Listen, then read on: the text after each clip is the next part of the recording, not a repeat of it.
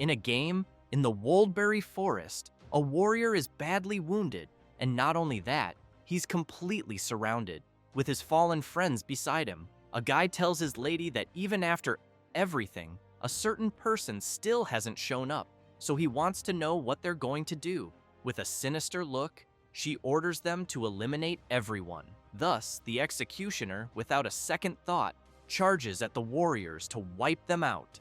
The warrior looks back, expecting the worst, but someone moves swiftly in the shadows and with incredible agility and power, intercepts the attacking executioner. The warriors get excited when they see it's Jaehyun.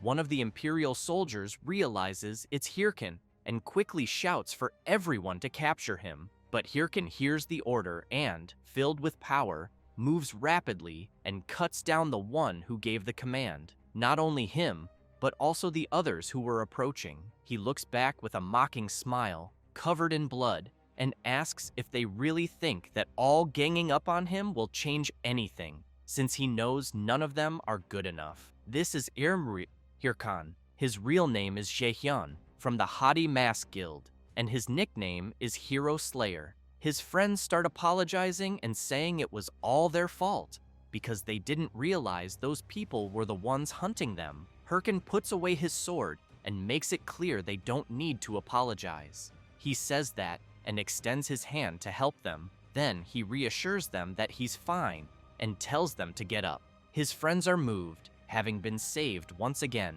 But Hirkan keeps emphasizing that, honestly, none of what's happening is their fault. And, looking at the person sitting and watching, he concludes that they're the real pathetic losers, since the real problem is people who can't fight fairly. With a sinister look, he asks the woman if he's wrong. She just smiles without saying a word, stands from her chair, and comments that it's all very exciting, but wants to know what's the point of their friendship. As she walks up to Hirkan with two people at her side, she makes it clear that trash coming together is still just a pile of trash.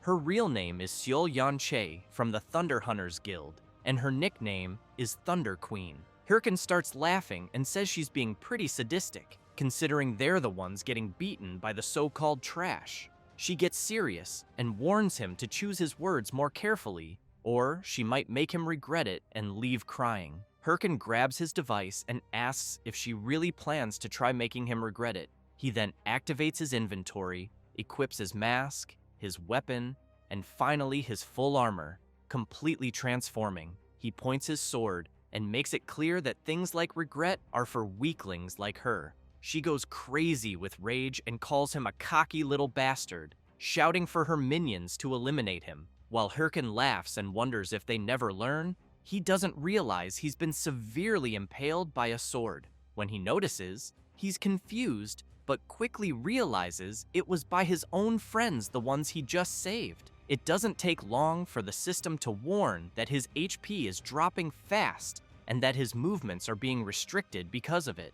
As he collapses to the ground, he wonders what the hell just happened. His friend, upset by what he did, apologizes and explains that everyone there has to put food on the table in real life and that they have nothing against him. Hirkan wonders why his friends betrayed him like that. Meanwhile, Sil starts laughing hard and, unable to hold back, keeps mocking him, saying he's such a fool for believing in their act of friendship, as if that mattered when money is involved. She then starts walking toward him. As she reaches his fallen body, she calls out to him and makes it clear she's kicking him out of the game. She also emphasizes that if she kills him every time he logs in, she bets he'll eventually quit playing. While Hirkan is lying on the ground, furious, he hears her say that she heard he's a full-time warlord player and that without the game, he's just a useless piece of trash in real life. With a completely mocking expression, she wants to know if he really looks like he's gone back to being just trash. He becomes restless, claws the dirt with his nails, and charges at her, screaming for her to shut the hell up.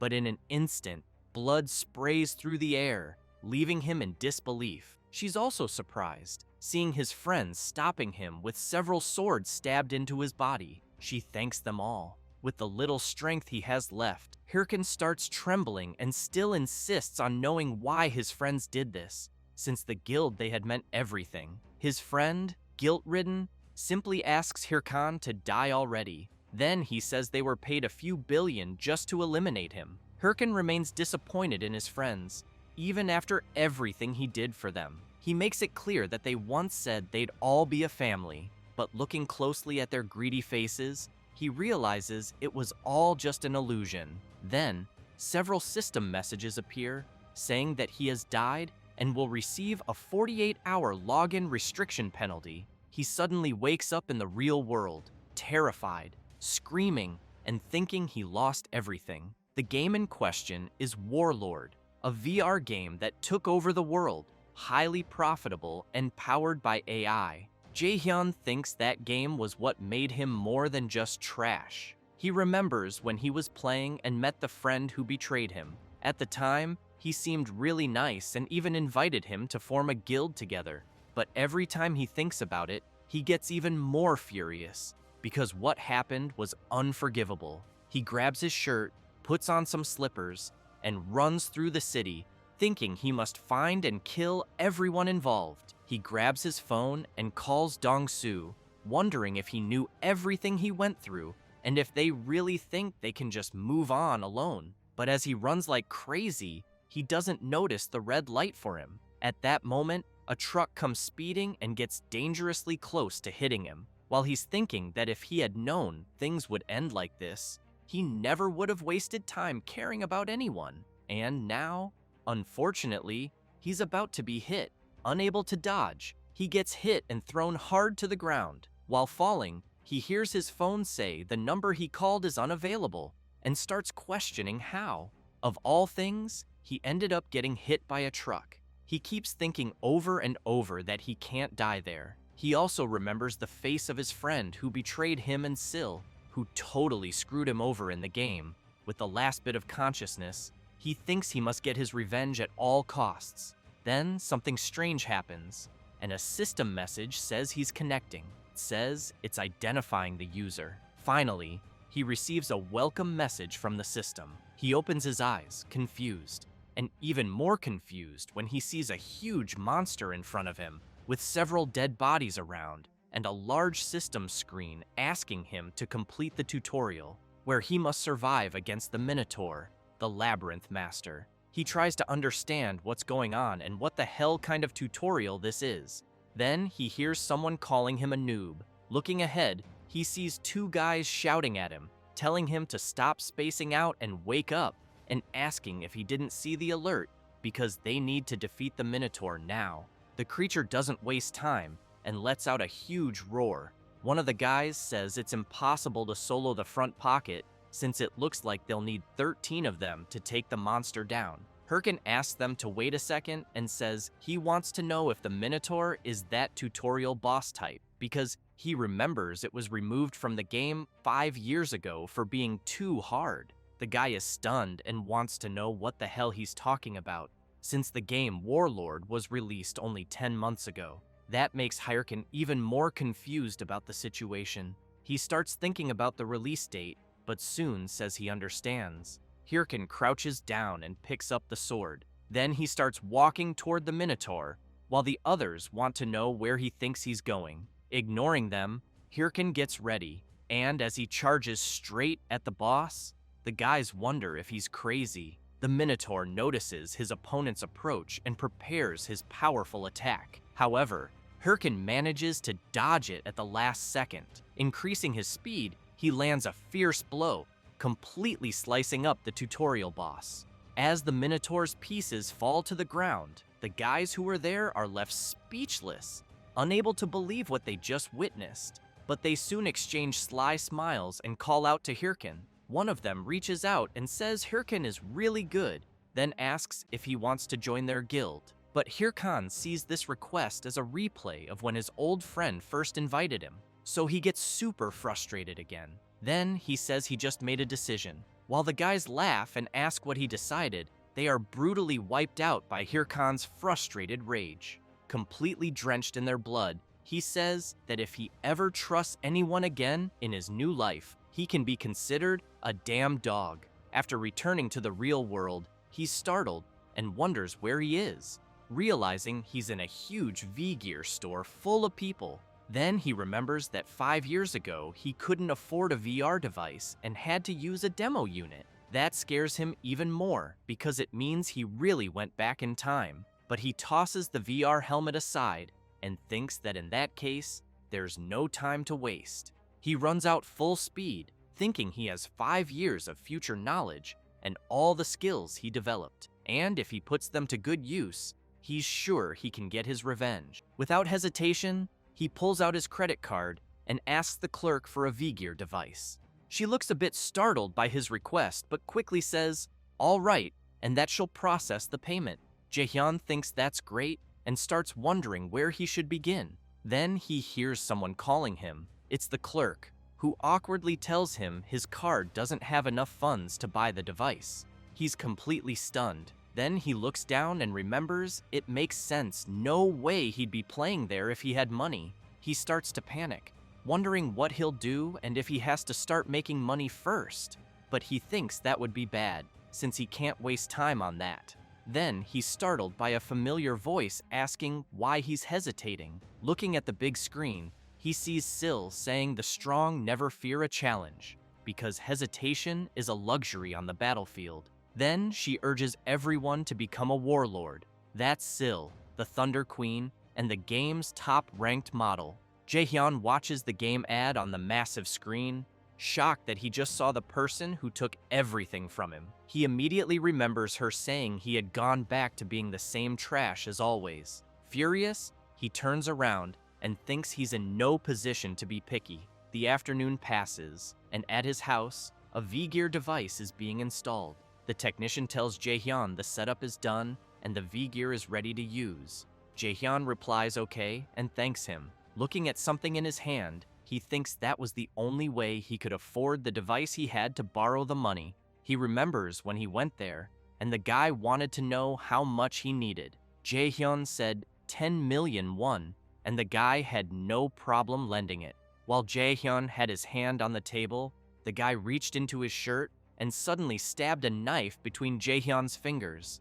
And with a sinister look, he made it very clear that if the protagonist couldn't pay, things would get really difficult. Jaehyun was a bit hesitant about that, but said it was fine and that he'd manage to pay. Remembering this, he thinks it doesn't matter. As he starts getting ready to log in, he thinks that even if he has to crawl through hell, as long as he can take down the people who betrayed him, he won't have a problem with it.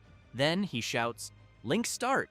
The system appears, notifying that user identification is in progress. Once identification is confirmed, the system welcomes Hirkin back to Warlord. He immediately thinks it's been a while since he was there and knows it's time for her to show up. But he wonders what was her name again. Then an entity appears and congratulates him on completing the tutorial. She introduces herself as Ariadne and says she's there to guide him through class selection. Ariadne begins using her power and explains that he must choose a basic class and that there are 3 options currently available. The skills he develops in his basic class will determine his advanced class later. A warrior is a fighter who uses close-range weapons in battle, and if he enjoys action-packed combat, this class is perfect. Hirkin becomes a little intrigued, thinking about the warrior class since he used it last time, and knows it allows for fast leveling, but he also knows that playing solo with it gets pretty tough later. So he replies that he doesn't want that class. Ariadne describes the priest class, which is a support role that heals and empowers allies with magic. But the protagonist also refuses and makes it clear he's not going to waste time helping others. With that, Ariadne says only one option remains and hopes the minister's play will be exciting. She then releases her power, which starts enveloping Hirkin, surprising him with the energy surrounding him. It doesn't take long for the system to announce he's chosen a basic class and will be teleported to his class tower. When he arrives, an old man sitting on a book welcomes him and calls him a young seeker of knowledge. He introduces himself as Golko and says he'll be the guide on the path of magic. He then asks what type of magic the protagonist wishes to learn. Without hesitation, Hirkin answers that he wants to learn dark magic. The room falls silent for a moment. The old man asks if the protagonist really said ancestral magic and apologizes, saying his ears aren't what they used to be. Hirkin replies no, and that he said he wants to learn dark magic. Shocked, the old man asks where he even heard of that, since dark magic is powerful but devours the user's soul. The protagonist confidently replies that he knows he's fully aware of it and is willing to bet everything. Gulko starts trembling and releases a black spring. Then his expression changes completely, and he says he hopes they can dive straight into this. He laughs, saying it's been a while since he saw a young person choose that path. After summoning a book of dark magic in front of the protagonist, he says that if he's ready, he should place his hand on the skill book, but warns again that this path is too treacherous for weak hearts.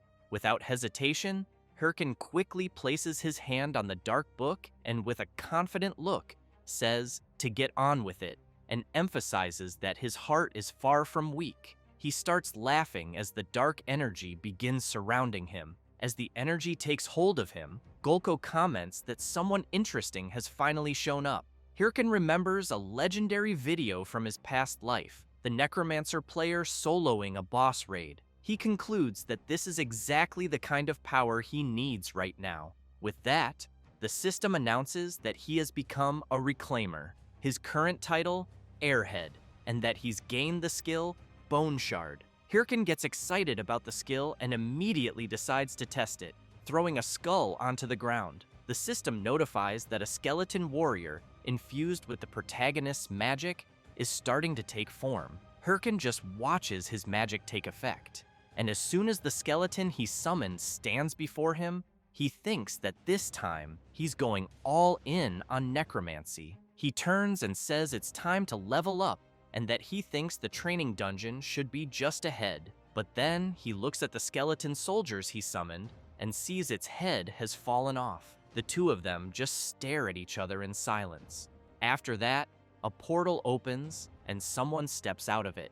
It's the protagonist, with the system announcing that he has entered the beginner training dungeon. He's quite frustrated because seeing his summoned skeleton lose its head so easily makes him think back to how the summons he saw in his past life weren't that fragile. So he doesn't get it and opens the status window of his summon. He sees his skill, Bone Shard, Proficiency F, Summoned Unit, Level 1 Warrior. Usage, creates a Bone Shard. Target, infuse it with mana to summon the skeleton. Hirkin wonders if maybe he overdid it a bit. That's why he thinks he needs to level up quickly. Then he hears a sound and quickly turns to see what it is. Several charcoal wolves are approaching. Hirkin gets excited. It's finally time to test his skill. Some say charcoal wolves aren't that strong, but they're very fast, making them perfect to test combat performance. So he casts his Bone Shard skill and commands it to go after the wolves. As soon as the skill hits the ground, the skeleton soldier is summoned. The system then notifies that the skeleton warrior has detected an enemy and assumed a combat stance. The wolves, upon seeing the summoned creature, seem a bit intimidated, but the protagonist simply tells his summon to eliminate them quickly. The skeleton soldier charges at the creatures. Hirkin is excited, thinking this looks better than he expected and that at this rate, he'll reach max level fast. But with just one of the wolves' attacks, his skeleton soldier is completely shredded. He's left extremely disappointed by what he just witnessed. The skeleton's skull is thrown to his feet, making him furious and confused at the same time. He quickly opens the system screen and asks it to wait because this can't be right, and he wants to check the skills again. Clicking for more information, he realizes he probably forgot to set the mode, so he switches to Defense Mode 1. But the result is the same, and this time, the wolves are just gnawing on his summon's bones. He switches to Mode 3, Special Action, but that mode makes the warrior do the dance of enthusiasm. Hirkin starts crying, thinking he's completely screwed. He sits down and thinks this is a nightmare he's going through. When he tries to delete his character, the system notifies that character selection is unavailable because newly created accounts can't delete a character for 3 months. Hirkin reflects that unfortunately, he can't delete the account, can't change classes, and to make things worse, his loan payments start next month. He starts wondering if he should find another way to fix this. He also questions why nothing is going his way, just when he thought he was finally getting somewhere. Looking at his summon, he knows that idiot doesn't help, so he asks his summon to just stand still, please. He wonders how the hell that necromancer from his past life endured so many battles. Then he remembers something. He looks at the status window and sees that it's possible to improve in combat. He recalls that when he defeated the charcoal wolves, his summon was watching him the whole time, as if it were learning the movements. Then he smiles, throws his club to the summon, and makes it clear that it's lucky to be his minion, because, even if it doesn't seem like it, they used to call him a genius he trained a whole life and turned them into rankers. And there's only one thing his summon needs to remember about combat. He says this as he charges forward to land a blow, emphasizing that if the summon doesn't dodge, it dies. After landing the punch, he throws his summon far away and immediately tells it to get up again. Then, the same thing. He keeps doing it over and over, landing multiple hits on his summon, always slamming it hard against the wall, until he yells, telling it not to just stand there like an idiot after getting hit. It's supposed to dodge first, then counterattack when there's an opening. The skeleton soldier wipes its face and prepares for combat again, but this time, it's against the charcoal wolves once more. This time, however, it manages to dodge the wolves' charge and then lands a counterattack right on the jaw, and finally, a powerful spinning strike. With that, it defeats all the charcoal wolves. The skeleton soldier then turns to its master with a grateful look, but the protagonist wants to know what his summon is looking at. He already said there should be no distractions in battle. Still, he smiles and comments that the last strike wasn't bad at all. Then, the system informs that his bone shard proficiency has increased multiple times. Hirkin smiles and tells his summon did a great job as they leveled up. Sometime later, in the starter village of Castle Fegus, the protagonist is walking through the city, hearing people say the legal guild is recruiting new members, and others talking about a forest raid. He thinks his little bone learns fast, but knows that with a few more days of training, it'll be able to solo dungeons. That's why he sees this as the crucial point first. He needs to reach level 10. Suddenly, someone calls out to him. It's a chubby guy with a dumb face, wanting to know if the protagonist doesn't know he's supposed to apologize after bumping into someone. Hirkin starts wondering who the hell these third-rate bullies are. While the guy keeps talking trash, Hirkin doesn't care at all and thinks he doesn't have time for this, and that it might be best to just kill them and move on.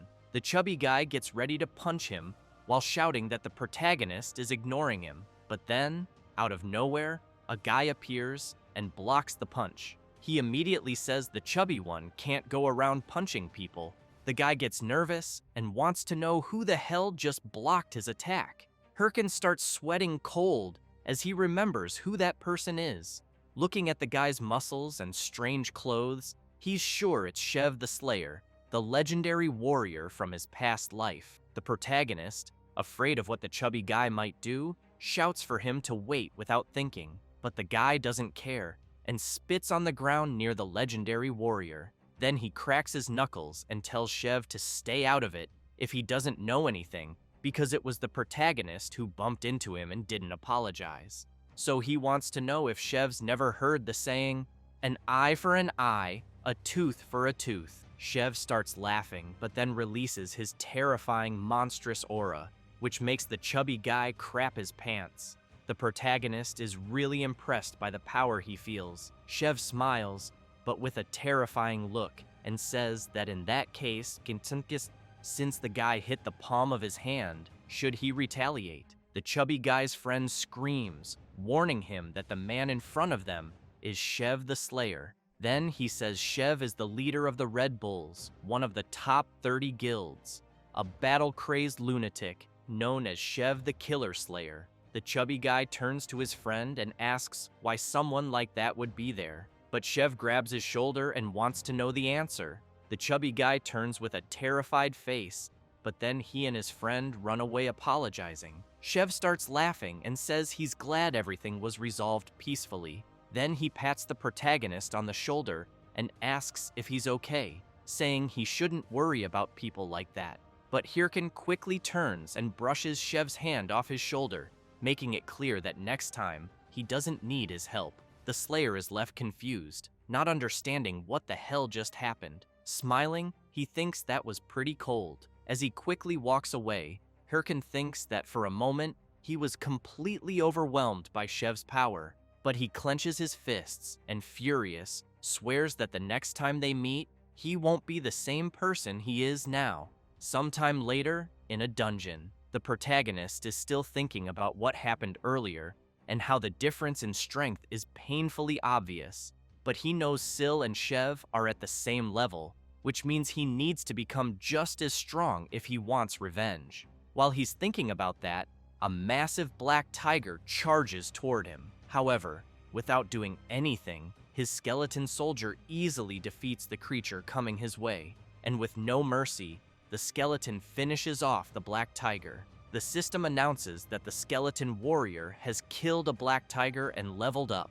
While his summon looks pleased, Hirkin takes a deep breath and wonders if it really took him 3 days to reach level 10, thinking that it took longer than expected. That leaves his summon a bit upset, but after a while, the system finally congratulates the protagonist for reaching level 10. It says, monsters will no longer appear in the training dungeon, his beginner mark has been removed, and his rewards will be processed. Hirkan gets excited he finally made it. The watch is an essential device with several functions: stats, quests, map, inventory, and messages. The protagonist thinks it's been a while since he used it. He quickly opens his status window and sees that he's level 10. His class is Necromancer, with 3 points in strength, 3 in stamina, 5 in intelligence, and 5 in magic. He thinks it's a shame that his stats, but then the system prompts him to allocate his available stat points. He reviews his stats to decide what would best support his goals. He knows this is just the first stat distribution, so he needs to be careful. As a necromancer, the obvious choice would be to increase intelligence or magic, but he decides this time will be different and puts all his points into strength. With that, the protagonist's strength stat increases by 50 points, bringing his total strength to 53. His summon looks extremely disappointed. Seeing it upset, Hirkin asks what the problem is. Then he knocks on its skull and makes it clear he hasn't given up on necromancy, he's doing this to train it. He explains that increasing intelligence or magic right now won't make much difference, but investing in strength will allow him to teach it every move he mastered at his peak. He's literally betting his life on his summon's learning. The skeleton soldier gets emotional at its master's words, which only makes Hirkin more irritated, telling it to just focus on training while he takes care of the rest. He then says there's another way to make up for the other stats. The next day, he goes to the Monster Hunting Association at the Castle Figus branch. The mission distributor grabs an item and shouts to everyone there that fresh missions just arrived. While the crowd starts fighting to grab missions first, the protagonist calmly walks through them, thinking that missions this time of year are usually bad, but the guys are still hyped, so he figures they're all noobs. When he gets to the counter with the old man who gives out missions, he says he wants one and asks to see the list. The old man agrees but warns him that all that's left are the ones no one wants, either too hard or with lousy rewards. As Hirkin scans the available missions, he thinks most of them are really boring, but he notices one that catches his attention. After picking it up, he thinks he's found his ace. It's the Baima Mountain Cave, a basic mission with low-level monsters.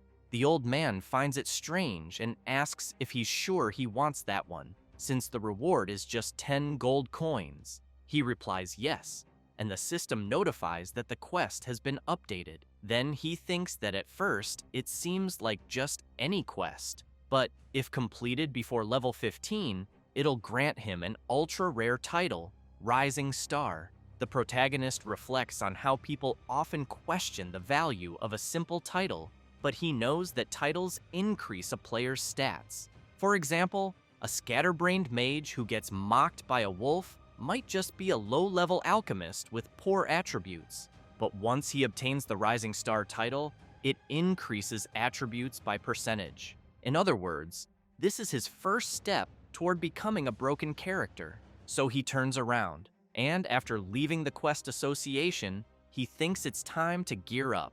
Sometime later, on Mount Bima, Hirkan isn't looking too pleased. He realizes he equipped himself with something ridiculous. He immediately starts complaining, wondering what the hell he just did, since after spending all his money on equipment for his summon, he only had enough left to afford cheap stuff, and now he looks like a fool. But he knows he just needs to finish the quest quickly and buy real clothes. So he runs off to complete the quest right away. Meanwhile, elsewhere in the forest, a bloodied hand rises. It's a man lying wounded among the plants, calling for help until he gets dragged back in. Sometime later, a warrior arrives at Mount Bima and declares that the grand adventure of the Great Multi is about to begin. He feels proud for being level 11 and thinks he might even become a top ranker in record time. Then he hears someone screaming for help, asking for someone to save their lost friend. The warrior rushes over and asks what happened. The priest says a monster started attacking them out of nowhere, but he barely escaped, and to make it worse, they ran out of healing potions. The warrior starts looking through his device and says he thinks he has some potions and tells them to hang in there. The priest starts crying and thanks the warrior, but it was a total setup. Another guy was ready to strike the warrior while he was off guard.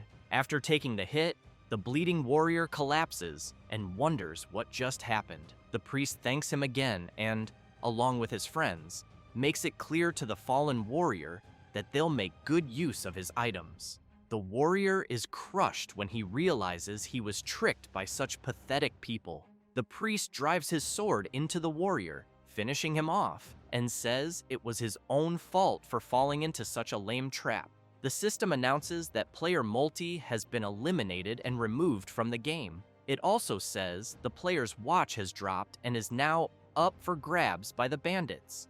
The bearded warrior laughs and says nothing beats messing with noobs. With several watches on his arm, the priest turns around with a sinister look and tells his friends to go find the next sucker. They are members of the Ralph family, part of the infamous player killer gang. Meanwhile, elsewhere in the forest, the protagonist's summon is ready to battle some fierce creatures that charge at it. Hirkan snaps his fingers and switches his summon to attack mode, making it rush at the creatures without hesitation. And with little effort, it completely obliterates them. The system reports that the skeleton warrior killed an ancient wolf and gained 375 experience. After another kill, 366 more. And finally, another 379. As Hirkan watches his summon handle the creatures, he thinks that now that he bought it a sword, it can defeat an entire pack of ancient wolves on its own. He also knows he made the right choice by prioritizing gear for the skeleton. Pleased, watching his creation grow stronger, he thinks that real gamers focus on performance, not appearance.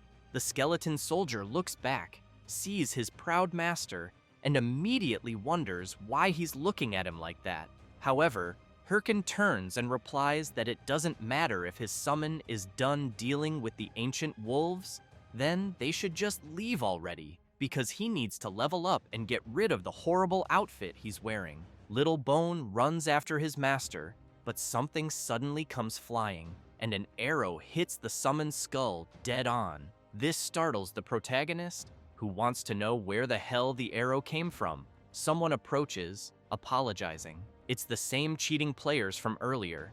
The priest says he's really sorry, and explains that he saw the protagonist's creature from afar and thought it was a monster. They keep insisting they're sorry. Hirkan was about to say it was fine, But then he notices the blood-stained watches on the priest's arm, as well as the warrior's sword. He quickly concludes they're scum, so he starts acting, smiling and saying it's fine, but asks if they happen to have a mana potion. The priest apologizes again and says unfortunately they don't, but offers to help him level up, since his mana will naturally recover with each level up. The protagonist keeps pretending he doesn't suspect anything and says that sounds good. The priest insists it was their fault, so they'd be happy to help. Looking at the monsters ahead, he calls his group to battle. He explains that they'll weaken the monsters and the protagonist can deliver the finishing blow.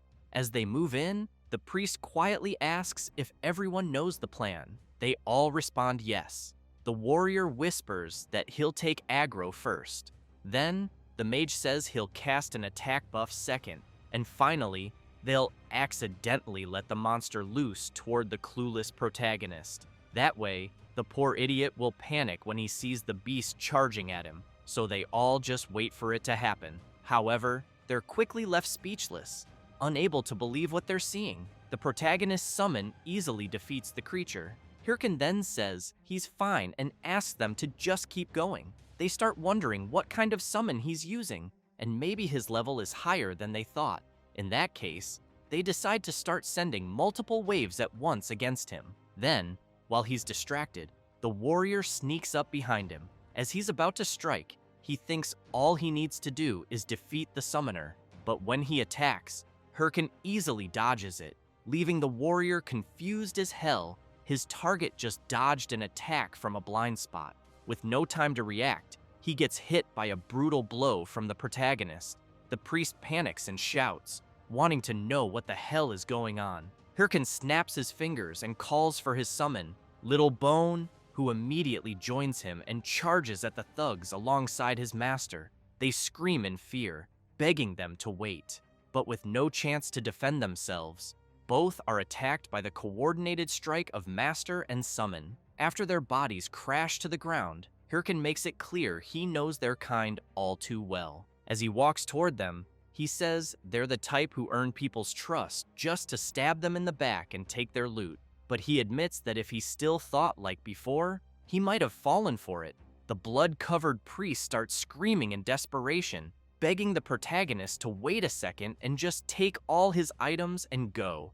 But sadly, Hirkin makes it clear it's too late. He no longer trusts anyone. He says that, then mercilessly finishes off his opponent. At that moment, the system announces that player Ralph has been eliminated and that the 8 watches he carried have been dropped. After seeing how many watches Ralph had, the protagonist becomes furious, thinking the guy really was a scumbag. But something about it also makes him happy. He knows he'll make good use of the drops. First, he's going to get himself some proper clothes, but as he turns around, he sees his summon kicking the already defeated warrior, so he calls out to him and asks if he wants any of the drops lying around. Then the protagonist extends his hand and starts healing the wound caused by the arrow his summon took. It doesn't take long for Little Bone to be fully healed. He then raises his sword and strikes a heroic pose.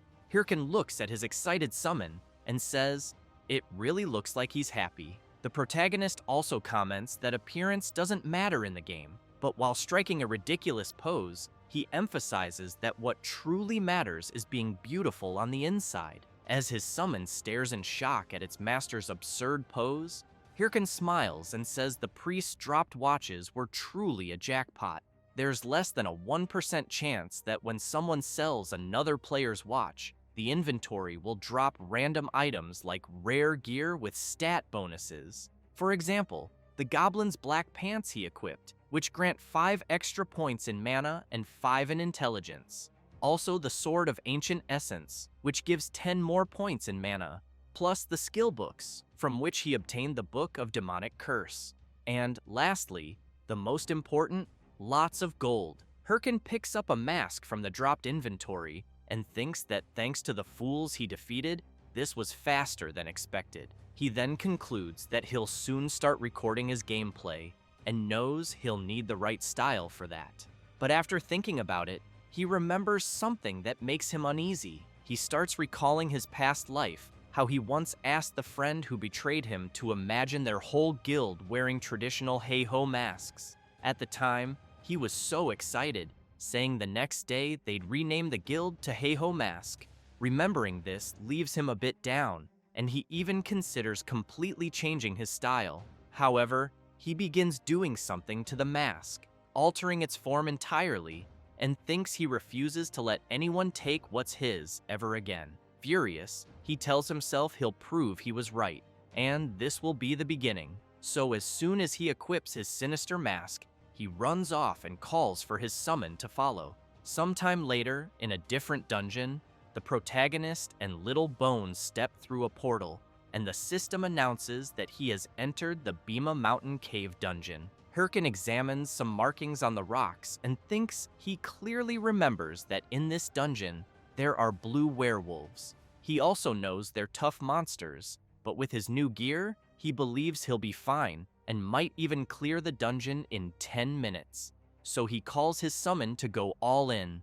A few hours later, Hirkan is in disbelief and yells, asking why there are no monsters around. He starts thinking this is driving him crazy because he knows if someone had already cleared the dungeon, the system would have sent a message. Then he sees his summon doing something near the rocks, and when he turns, he notices something that grabs his attention. So he heads over to where his summon is and sees something strange on the rocks. Suddenly, a massive dark energy begins to swell. The system announces that the protagonist has discovered an instance dungeon and asks if he wants to enter. He falls to the ground, startled, and says that must be why no monsters were spawning, because instance dungeons are random dungeons that appear inside another dungeon, and when they do, the normal dungeon shuts down until the instance one is completed. He also knows these dungeons are much harder, but give double the rewards. He starts wondering if it might be a trap because he knows once someone enters an instance dungeon,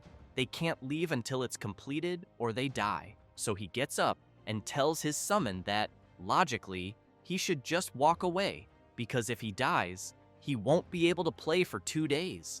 It would make much more sense to just farm easy missions, but he knows that's not what matters right now. With that, the system confirms he's entered. After stepping through the portal, he says that as long as he doesn't die, he should be fine. But soon, a bright light covers his face, and as he tries to look around, he wonders if the place he's in is an ancient arena, also feeling an intense atmosphere. Then he gets startled by a powerful tremor, which was caused by a massive, sinister werewolf standing before him. It's a corrupted werewolf of unknown level.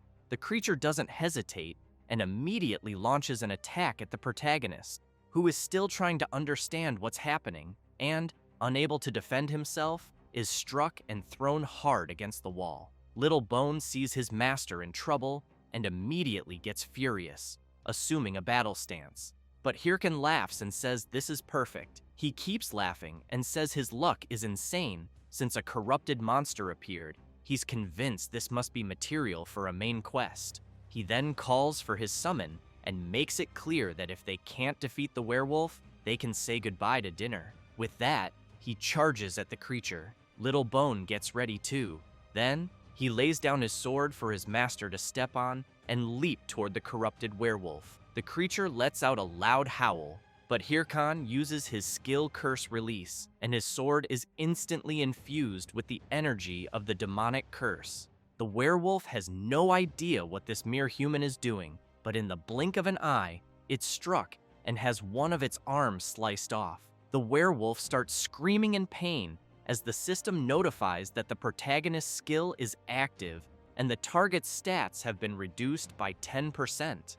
As the werewolf howls in agony, Hirkan looks at his sword and reflects on the demonic curse, thinking that for a first try, it wasn't bad at all. However, the werewolf starts releasing a bloody aura and, now extremely enraged, charges straight at the protagonist. At that moment, a system message appears, warning that the corrupted werewolf is enraged and all of its status effects have been nullified. Hirkan simply prepares for the worst, thinking he was already expecting at least this much from a dungeon boss.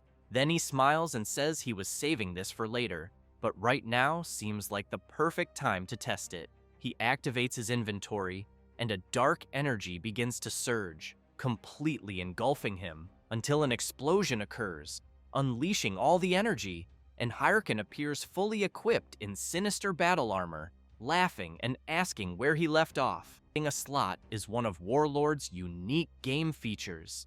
When activated, the slot channels pure energy from the world of Warlord, enhancing attributes and shaping the player's body. As for the form, it's completely unpredictable, as it varies for each player, which is why most players usually call it Supreme Mode. Hyrule calls out the corrupted werewolf to bring it on and show what it's got.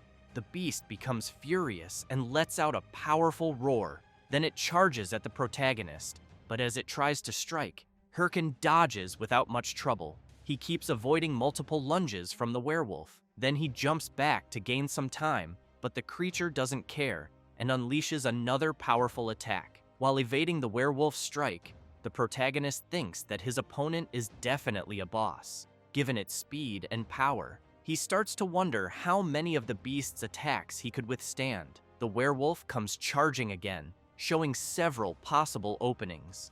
Noticing one of them, Hyrule, with his sword radiating energy, lands a powerful slash on the werewolf, making it scream in pain. He then smiles and says that this is why he finds the game so fun, but he's startled by a tremor, as the werewolf is still not defeated and is attacking again. Hyrule takes a deep breath and realizes his opponent is still enraged and that he can't afford to relax in battle. While airborne and the werewolf about to grab him with its claws, the protagonist looks to the side, wondering if his summon is just hiding something. Then, Little Bone jumps onto the werewolf and manages to cut off its other arm. Hyrule immediately shouts to his summon, saying it's time for the attack they practiced. The werewolf is left confused and helpless as it's hit by their combo attack. The attack was so fast that they managed to land several simultaneous strikes, slicing the enemy completely, and the system announces that they have defeated the corrupted werewolf. Hyrule then deactivates his slot and comments that it wasn't bad at all. Next, the mission card the protagonist selected starts spinning and glowing brightly. It reveals that the Mount Bima Cave mission, Defeat the Monsters, has been completed, and the protagonist received 10 gold coins as a reward. The system also announces that the skeleton warrior defeated a high-level monster, and the skill, Bone Shard, has been upgraded to rank E. Additionally, the protagonist also obtained the werewolf's skull and hide. While his summon celebrates, Hyrule notes that it seems like instant dungeons really do have the best drops. The system continues by announcing that the protagonist obtained the Corrupted Tracker's Necklace, a unique chronicle item. It boosts all class-related attributes, plus 18 to all stats. It's bound to the user, non-transferable, with only one requirement: the user must have the Corrupted Tracker title. Hyrule is quite surprised by this drop. He knows he can't sell it, but it's still a higher class item than any standard one. He gets even more surprised as he also earns 3 new titles. Rising Star, which grants plus 3% to intelligence and mana.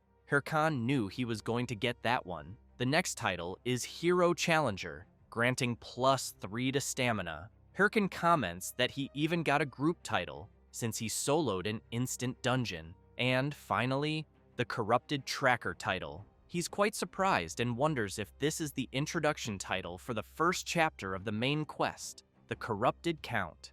Hyrule knows that the main quest is the foundation of the Warlord game world, being a crucial storyline, and because the rewards are insanely good, every player wants in no matter what. It's the core content of Warlord for players. While trembling from all the rewards he received, he thinks that even in his past life, he barely made it to Chapter 4. He gets excited and thinks that what he got wasn't luck, but a jackpot. So he yells to log out immediately. Back in real life, he sees a breaking news live stream, with a player announcing that his guild, Hydra, has officially entered the final phase of the Corrupted Count scenario, and that they aim to complete it within 3 months. Jaehyun pauses the live stream and feels really down, because what he thought was a jackpot in-game turns out to be nothing in the end. Then he gets furious and starts banging his head on the desk, since that player and his guild are already in the final phase. He considers that maybe he has no choice but to stay out and wait for the next chapter. But then he gets an idea. He goes back to his computer, thinking that maybe this is actually the perfect opportunity, since he knows the entire world is currently focused on the corrupted count, and the first main quest of Warlord is about to be completed. So he wonders if anything would change if he posted his video about the corrupted count, thinking it might go viral. Jaehyun thinks it was a great idea to have recorded everything, so he knows he needs to edit and upload it to WTube as fast as possible. However, he also knows that editing is the key, and he can't just leave that to anyone, meaning there's only one person for the job: the legendary editor from his past life, the filmmaker, Romeni. She sees the protagonist's request and wonders who this person named Hirkin could be. While checking the request, she questions what a level 15 could even accomplish.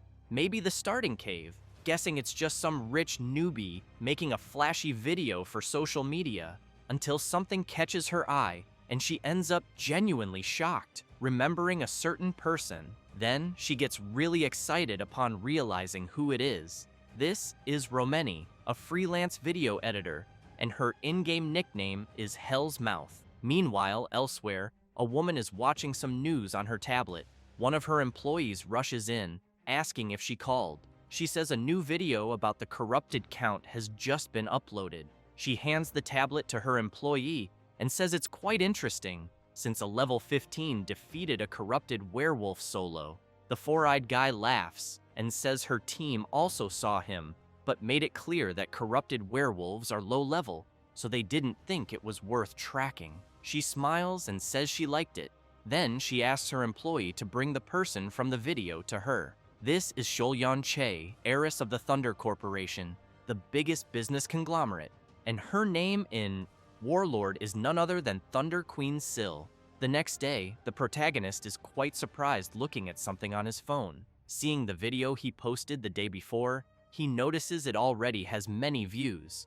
To be exact, over 6,000 views. He feels awkward, knowing it took him months to reach that many views in his past life. Looking at the message Romeni sent, asking if he saw the view count, he realizes something else has changed. She contacted him first. He knows that normally she never reaches out first, as she's supposedly a very mysterious person. Then she asks when he'll send the next video. Jaehyun lies back in his pod, takes a deep breath, and says he's wondering that too, since he has no idea what to do for the next video, and there's no way he's going to find another monster like that werewolf with the ear again. So he thinks it's better to start making videos only once he reaches level 50.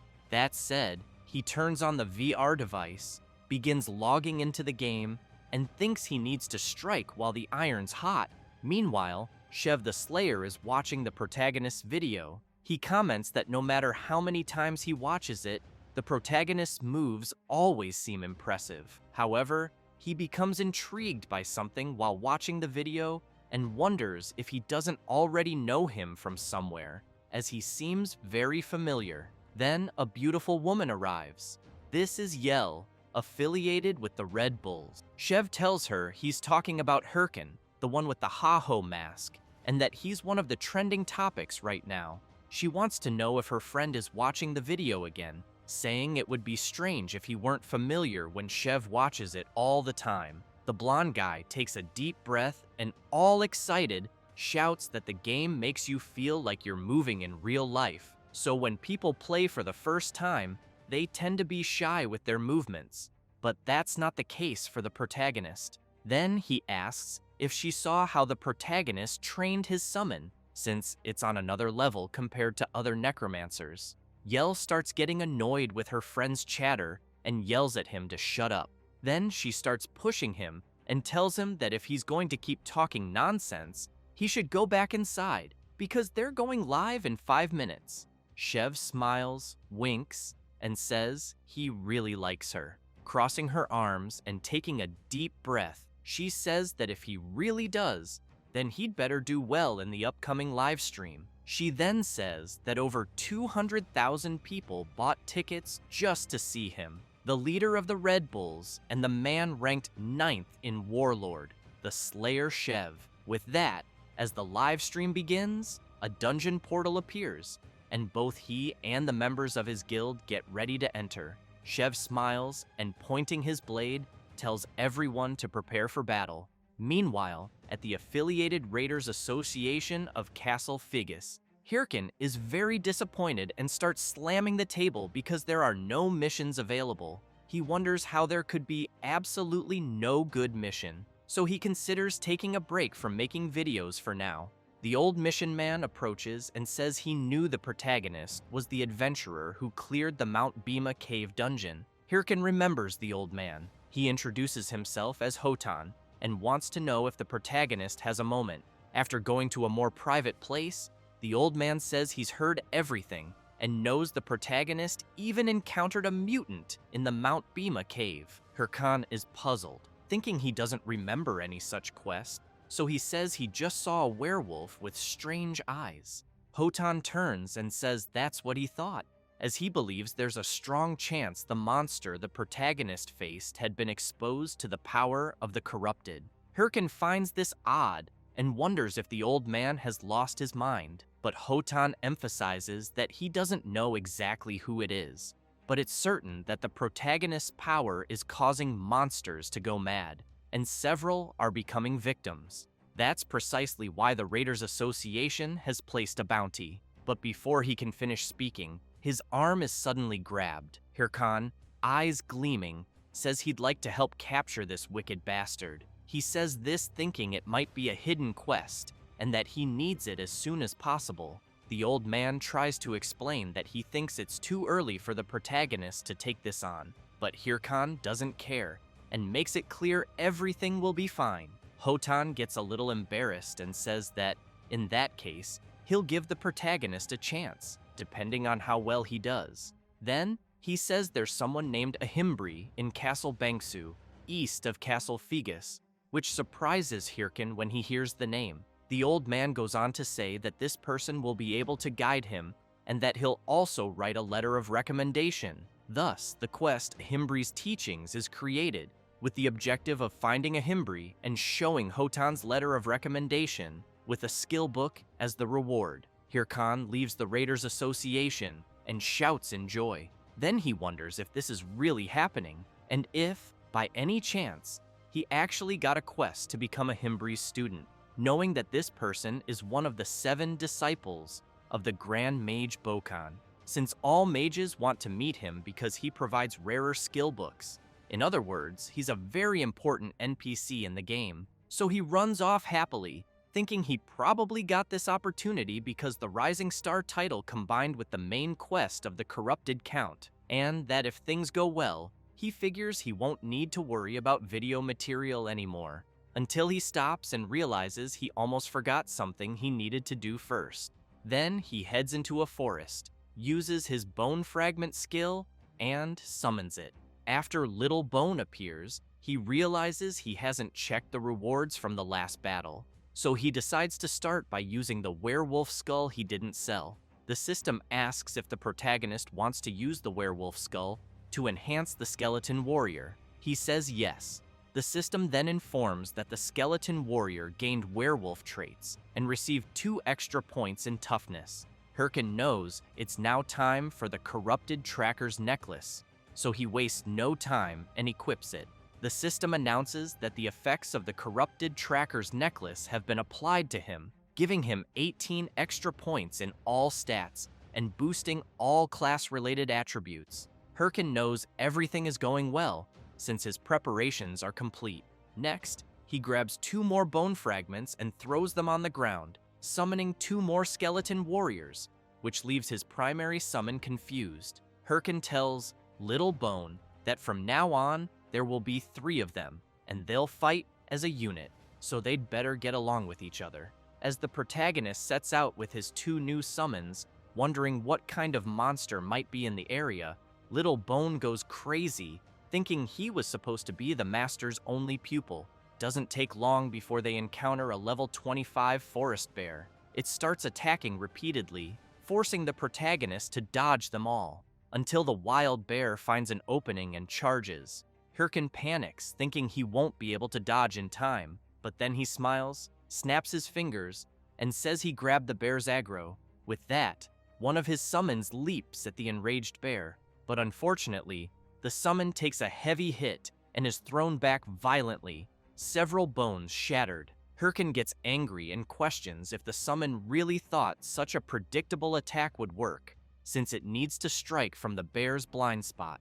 So he tells the summon to try again. It leaps at the beast once more, but again gets hit and slammed into the ground. Hirkin loses it and starts yelling, cursing his summon. Then he points out he already said to attack from the blind spot, and wants to know why the other summon did the exact same thing. However, the third summon walks forward and strikes a ridiculous pose, which actually makes its master smile, thinking maybe this one will do better.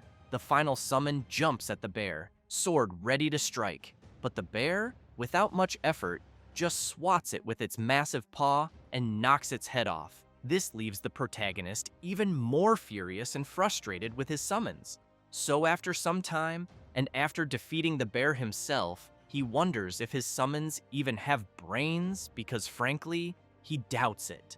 Then he tells them to put their heads back on.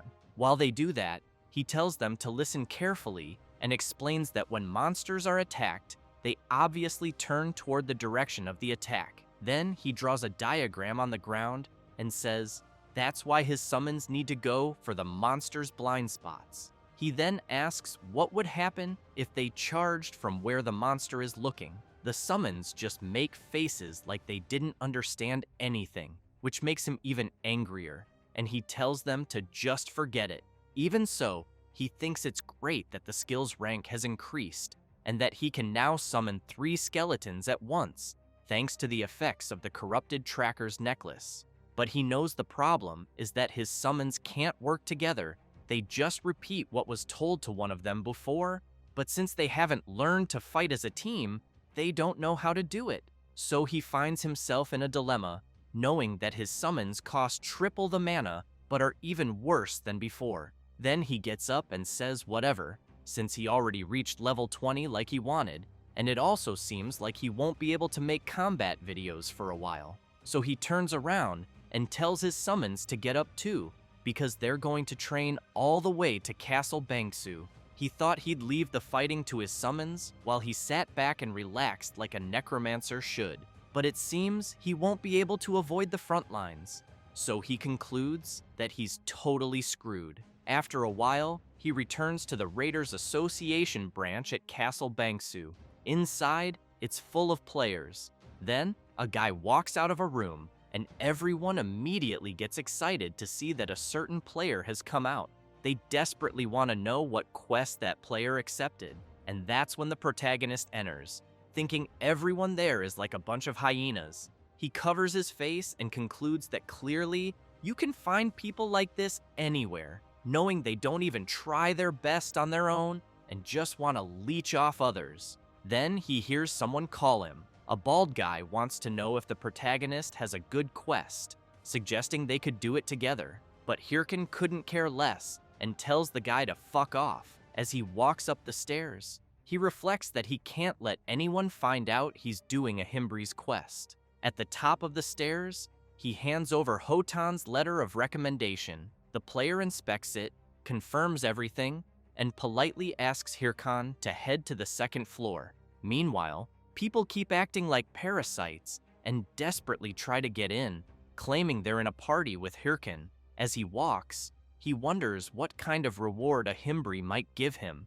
thinking it must be good, since it's a hidden quest, and that he'll try to build a long-term relationship with him. As soon as he walks through the door, he politely asks to come in, but is shocked to see tons of books and a huge mess. A person among the clutter wants to know who the protagonist is, since he doesn't remember scheduling anything. This is the NPC Ahimbri. Hirkin hands over the letter of recommendation, introduces himself, and says he's there on Hotan, the old man's recommendation.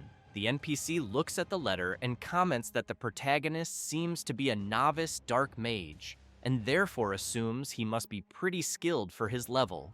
Hirkin laughs and says it was just luck, but he thinks it doesn't matter as long as he gets the reward. Ahimbri says he understands and proceeds to give the protagonist his rewards. Hirkin gets excited after receiving the Bone Armor Skill Book and the Helm of Madness book. Then he thanks Ahimbri for giving him 2 super rare books. Ahimbri says that's it for business and asks the protagonist to leave. The system then announces that the Ahimbri's Teachings quest has been completed. He tells Hirkin to be careful on the way back.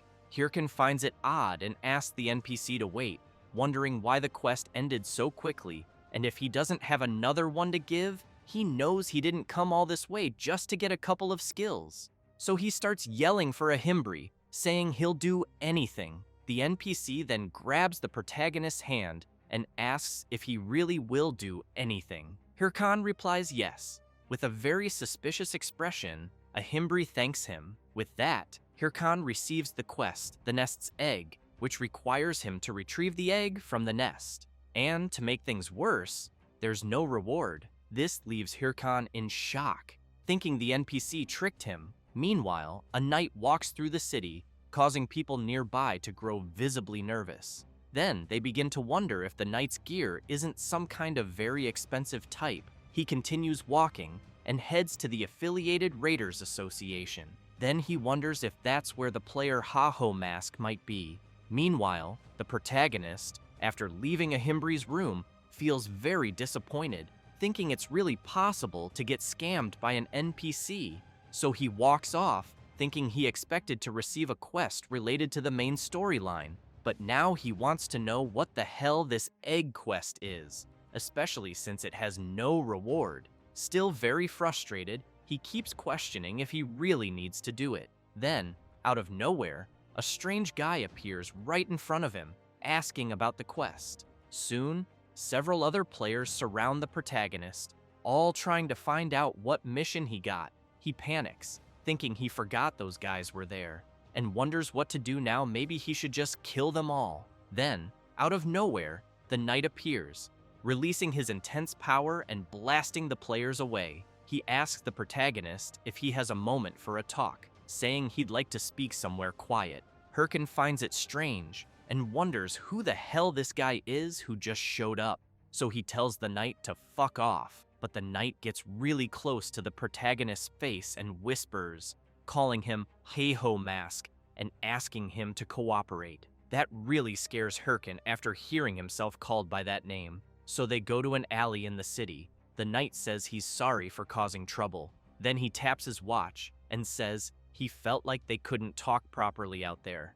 After unequipping his helmet, Hirkan is confused, thinking that based on the player's gear, he must be at least a ranker, but he doesn't recognize him. So he wonders who the player could be and how he knows the name Ha-Ho Mask. The knight asks if the protagonist really is Ha-Ho Mask.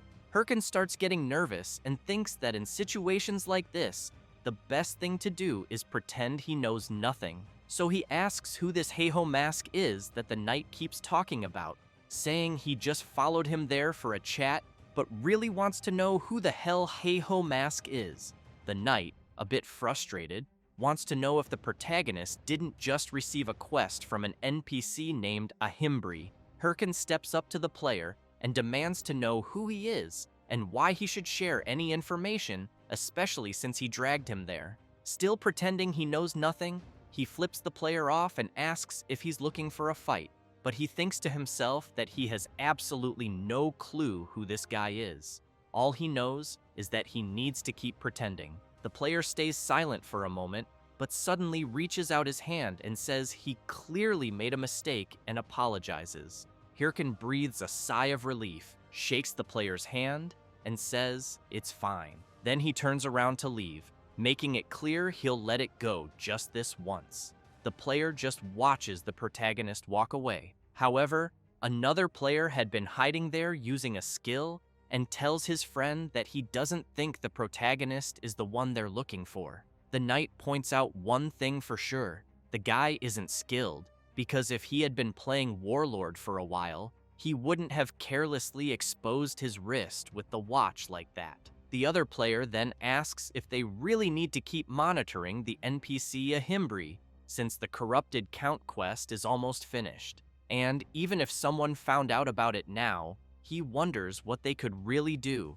The knight says that the nest's egg quest the protagonist received is the main quest, which is why he thinks they shouldn't take unnecessary risks. So the mage says he'll return to his position. The knight agrees and says goodbye. However, someone had been watching that conversation, Hirkin, who quickly realizes there were actually two players there. He thinks they're definitely part of an organization since they're working together, but he also believes that if they were from a normal guild, they would have made an offer after revealing who they were. With that, he concludes that those guys definitely aren't ordinary players, since they were testing him like that, but he remains curious, wondering who the hell those players were. The next day, Hirkin is still puzzled about what happened, thinking there must be something more to the nest's egg quest he received. He figures they probably saw his video and already knew the Heiho mask would receive Ahimbri's quest, especially since they let him go so easily. That's why he thinks they don't care who Heiho mask actually is. So he's stuck in a dilemma, unsure what's going on with the quest he got, but knowing that if he continues it as is, he'll likely run into them again, and if he wants to avoid that, he won't even be able to post videos for a while. He wonders why those damned lunatics keep ruining his life, especially since just dealing with Solyan alone is already too much. Meanwhile, Solyan has just logged out of the game, and her secretary, Park Suji, appears, commenting that she did a great job. She then hands her lady a water bottle and asks how things went with the guild entrance exam. Solyan takes the bottle and says they were all trash. She also wants to know how they can all be so useless, and if there are any updates about the Ha-Ho mask she mentioned. Suji hesitates a bit, but says he seems to have joined another guild, since he hasn't responded yet, which makes Solyan furious, demanding to know if that's true. Terrified, Suji says she doesn't think so and will investigate again. Solyan tells her not to come back until she's sure. While changing clothes, she asks what the chairman said. Suji replies that he hasn't said anything yet. Solyan smiles and explains that if he's staying quiet, it means Warlord is doing very well. Then, after getting dressed, she emphasizes that he tried to arrange a marriage by force when she told him about playing the game. While Suji is stunned by her boss's figure, Solyan tells her to gather a new batch of candidates and report to her the next morning. Suji is startled and asks if she really wants to hear about that the very next day, as it's quite sudden, but Solyan doesn't care and leaves the room, ignoring her secretary. Suji thinks her boss has a really nasty personality. Later, in a dungeon, Hirkin comments that it's been a while since he was there and that he barely remembers the lizard swamp. He figures that since Ahimbri is currently at Castle Bangsu, the quest must be somewhere around this region, especially because it involves finding an egg, so it's likely from some kind of bird, reptile, or insect. Filtering through places he can access at his current level, the lizard swamp was the only option. He then calls one of his summons and says the monsters here are high level, so he'll probably need to use the skill enhancement he received. Referring to the Helm of Madness, he knows he has to draw a mark and cast the proper spell. So he activates the helm, and his summon begins to change, its gaze now filled with a bloody energy. It quickly starts releasing a powerful aura that leaves the protagonist stunned. He gets really excited seeing his summon transforming into something incredible. He says they need to test it first, so he tells the summon to attack him, but he forgets the note in the skill that says there's a chance the summon might lose sanity. One of them takes a deep breath, eyes full of bloodlust, and charges at its master, who is now terrified. But Hirkin lands a solid punch to the summon's skull, launching it high into the air. As the skull crashes back to the ground, he demands to know how the summon dares to scream. Then he decides to review the skill more closely to check for a bug, but finds nothing. He figures maybe he got hit by his own skill somehow, but doesn't notice something emerging from the swamp behind him. A level 30 lizard man appears, ready to attack. Hirkin turns and says that, apparently, The test subjects arrived at just the right time. With that, he activates his skill again, and the system notifies that when the Helm of Madness is active, it increases the summon's attributes. And currently, the boost rate is 1.2x. Hirkin also activates Bone Armor, equipping his summon with armor, but for now, the only available piece is the chest plate. With that, all his summons are ready for battle, which makes the lizardmen a bit nervous. So Hirkan orders his summons to wipe out the monsters.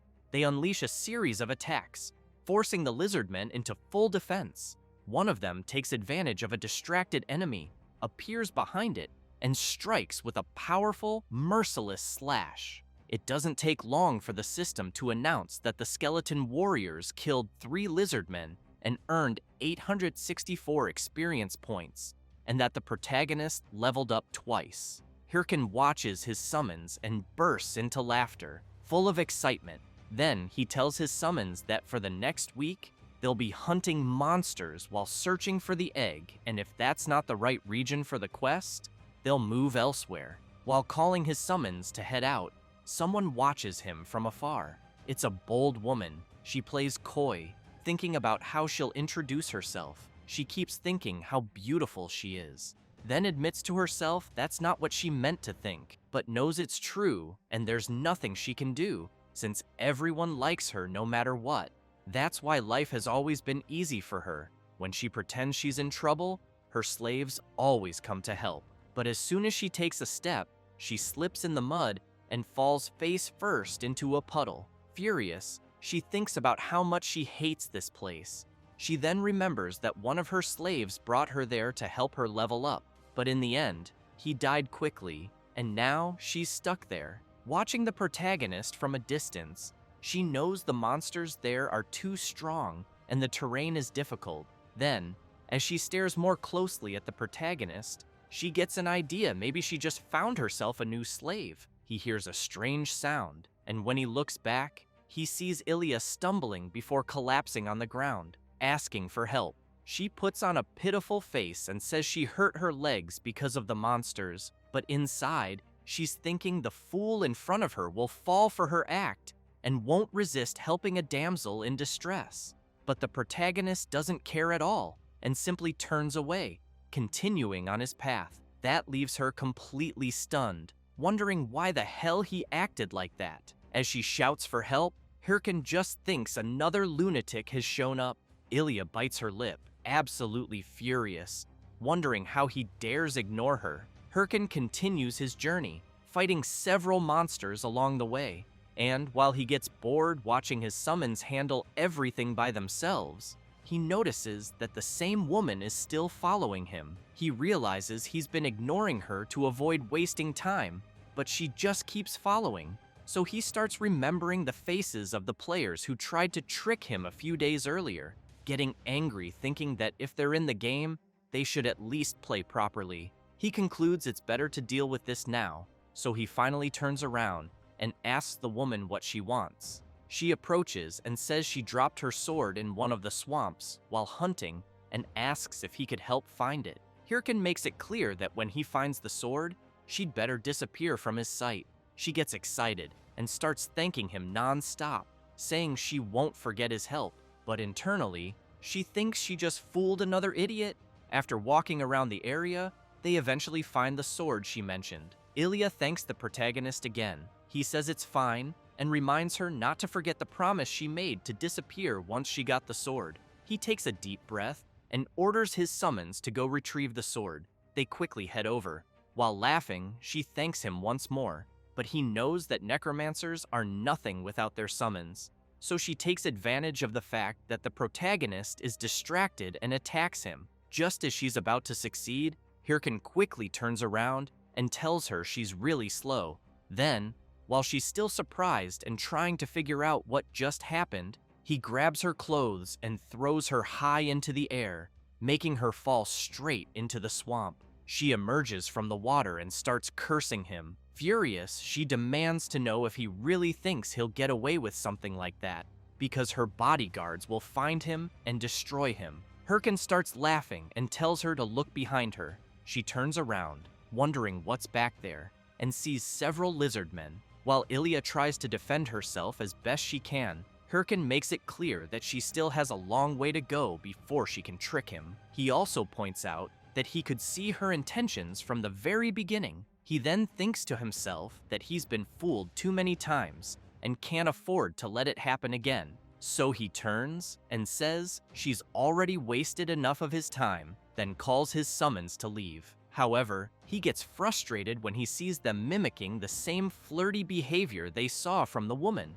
Hirkin gets angry and orders them to stop learning weird things, or he'll eliminate them completely. Then a system message pops up, informing that the player Ilya has been eliminated. The protagonist gets excited and says he wasn't expecting to earn points for that, since he didn't eliminate her himself. Then he remembers her yelling that her bodyguards would come after him, and figures they probably don't even exist. He'd even bet someone like her doesn't have anything like that. However, a group is watching the protagonist through a recording device, and they are furious. Sometime later, still in the swamp dungeon, someone is injured and has a sword pointed at them. Hirkin, while leaving his sword stuck in the player, tells the protagonist to screw off and calls him an enemy of Lady Ilya. Hirkan says he's going to ask a question, wanting to know why the player is going so far for her, since it's not like he gained anything from it, and that's why he really wants to know if he thinks she'll date him if he avenges her. The player suddenly starts smiling, which confuses the protagonist. Then the player laughs maniacally and yells that it's because he loves her. So Hirkin eliminates him mercilessly and thinks the whole thing is a joke. Then he starts thinking about the girl from earlier who tried to deceive him, which makes him remember her. He never thought what she said about having bodyguards would turn out to be true, but knows that because of it, he's been running into crazy bums like them every day. He gets excited, thinking he's pretty eager due to not finding any missions, especially now that there's a bunch of shameless people trying to get him. He then wonders if he should find that woman and kill her again, but concludes it's better not to, as it might cause even more problems. With that, the system informs him that he obtained another unowned watch, as well as 5,000 gold coins, goblin leather boots, and the rare quality promise necklace.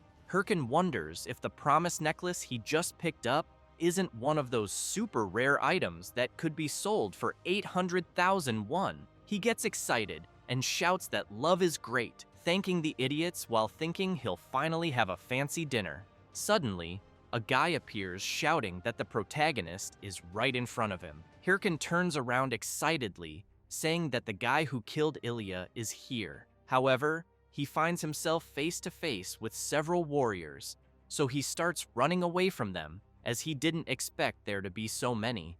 While running, he wonders how many there are, and if it's really possible for so many people to be obsessed with that woman. Then he decides to stop running and summons his minions. One of the players comments that those are the summoned skeletons they had heard about, and says he'll let his friend handle it like they agreed. He takes a deep breath and uses his love power skill, easily cutting through all the summons, while the protagonist screams that such a skill doesn't even exist. Then, he sees a system notification that his skeleton was destroyed, so he thinks they seem to be a higher level than him, and since there are so many, he doesn't think he can fight them head-on. So he boosts his speed even more, leaving them behind, and swears that once he levels up, he'll find and eliminate them. After running for a while, Hirkin stops to catch his breath. He soon thinks that it's hard to shake players off because his level is lower, and for now, he just needs to keep moving. Then he's surprised when he feels something strange in the air. He turns around and wonders where he is, knowing that the place is very different from the rest. He realizes he doesn't remember a place like this in the lizard swamp, and that he's been in the area for days but has never seen this kind of black swamp. After thinking a bit more, he concludes it must be what he suspects. Meanwhile, the players are searching for the protagonist, wondering where he went. Then, the chubby one yells that he might be ahead, since he sees a skeleton, but what they're actually seeing are the protagonist's summons dancing like they're in a club on top of something strange. They're stunned by the sight. The chubby one gets furious, curses the protagonist, and says that it wasn't enough to hurt Lady Ilia, now he dares to insult them like this. Without thinking twice, he charges straight at the summons. But at that moment, a huge creature emerges from the swamp and grabs the chubby guy, pulling him into its massive mouth. His friends are paralyzed with fear because of the enormous creature. This is the level 40 lizard dragon, the boss of the lizard swamp, which easily devours the chubby guy. Hirkin just hides, watching the players deal with the boss. He then thinks he never imagined the nest would be the lizard dragon's nest, since he knows it's a boss with huge defense, HP, and attack, requiring a group of 20 level 40 players just to barely defeat it. He also reflects that, from what he heard, the lizard dragon raid was completed some time ago, and normally, this boss shouldn't even be here. However, he considers that if someone with a related quest enters the area like his quest to take the egg from the nest, the monster will respawn. In other words, if the lizard dragon is here, this must be the location of Ahimbri's quest. That makes him even more curious, wondering if Ahimbri really sent him there to defeat that thing and take the egg back, even knowing he's only a level 20 player. He gets furious, thinking that NPC is a real scumbag, but he also knows that luckily, he managed to gather some good comrades, so he figures it should be fine. One of Ilya's love slaves yells that the lizard dragon is too much and they better retreat, but Hirkin shows up and says they can't do that. He then uses his bone fragment skill and summons his skeleton warriors. The players, seeing the protagonist's summons, comment that they're surrounded.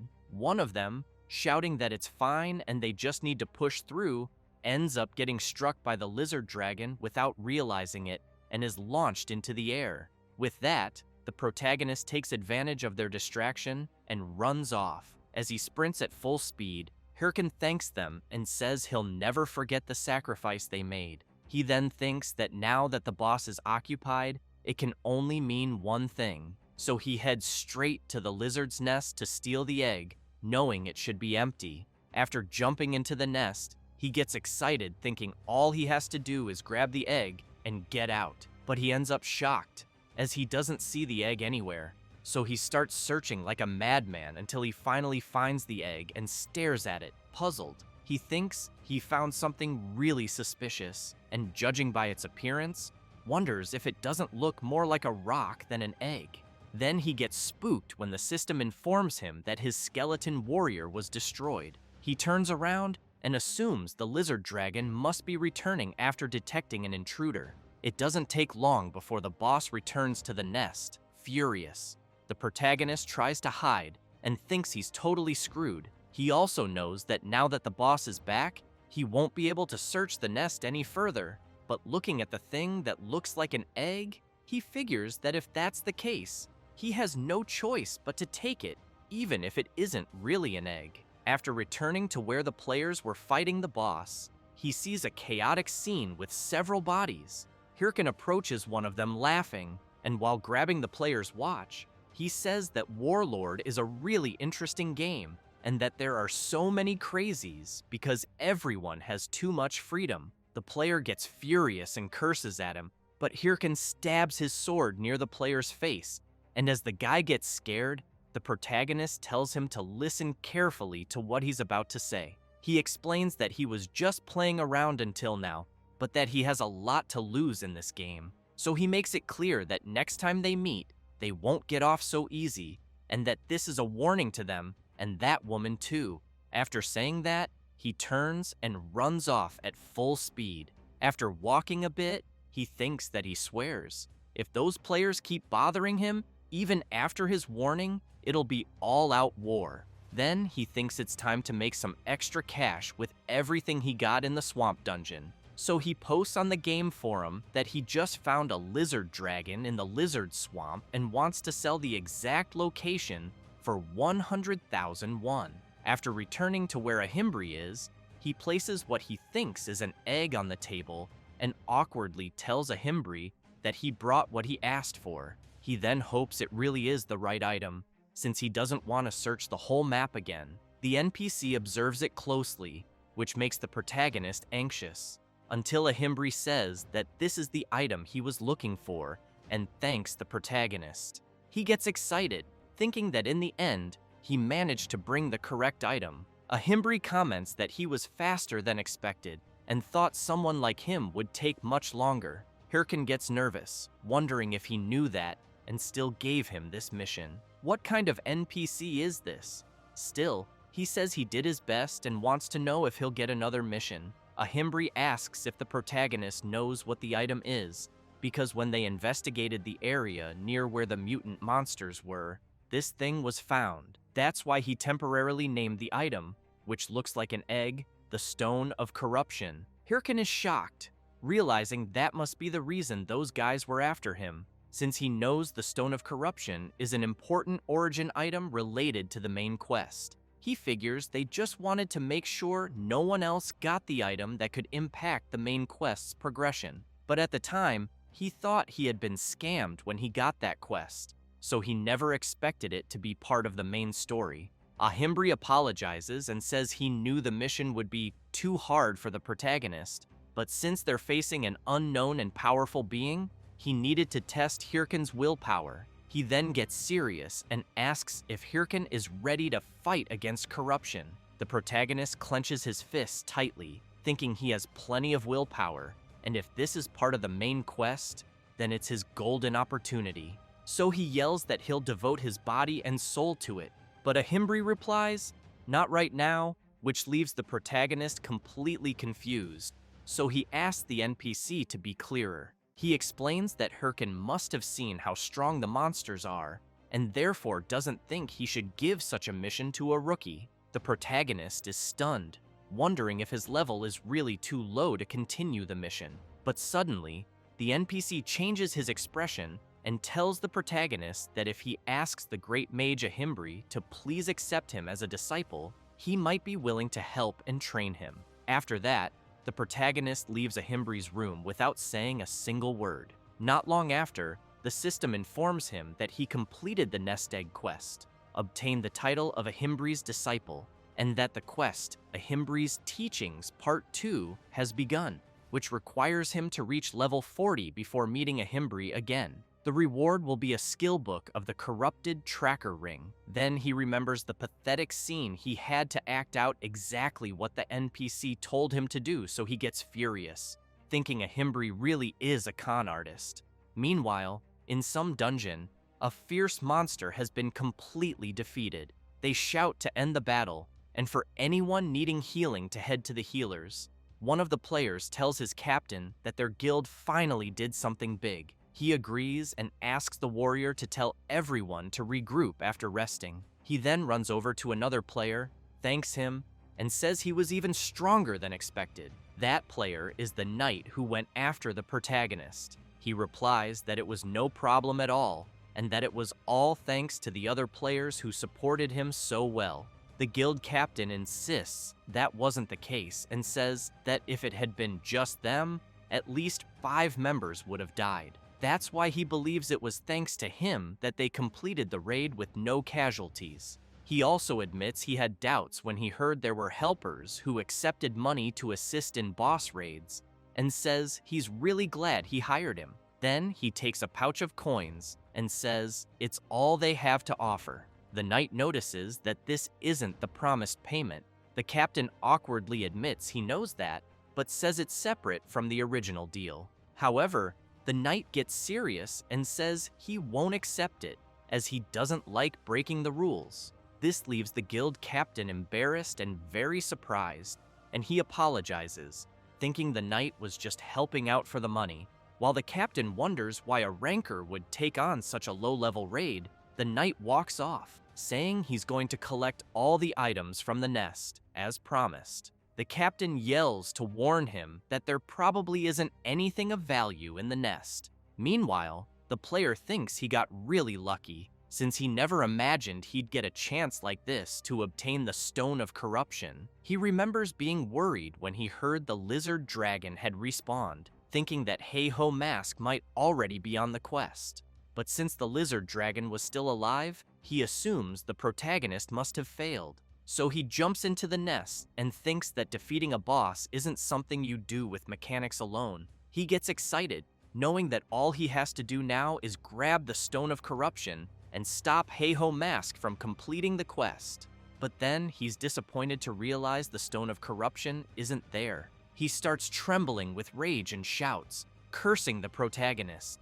Meanwhile, the protagonist is logged out, staring intently at his phone. He takes a deep breath and says it's time, since during all those tough days, he kept telling himself that if he endured a bit longer, things would get better.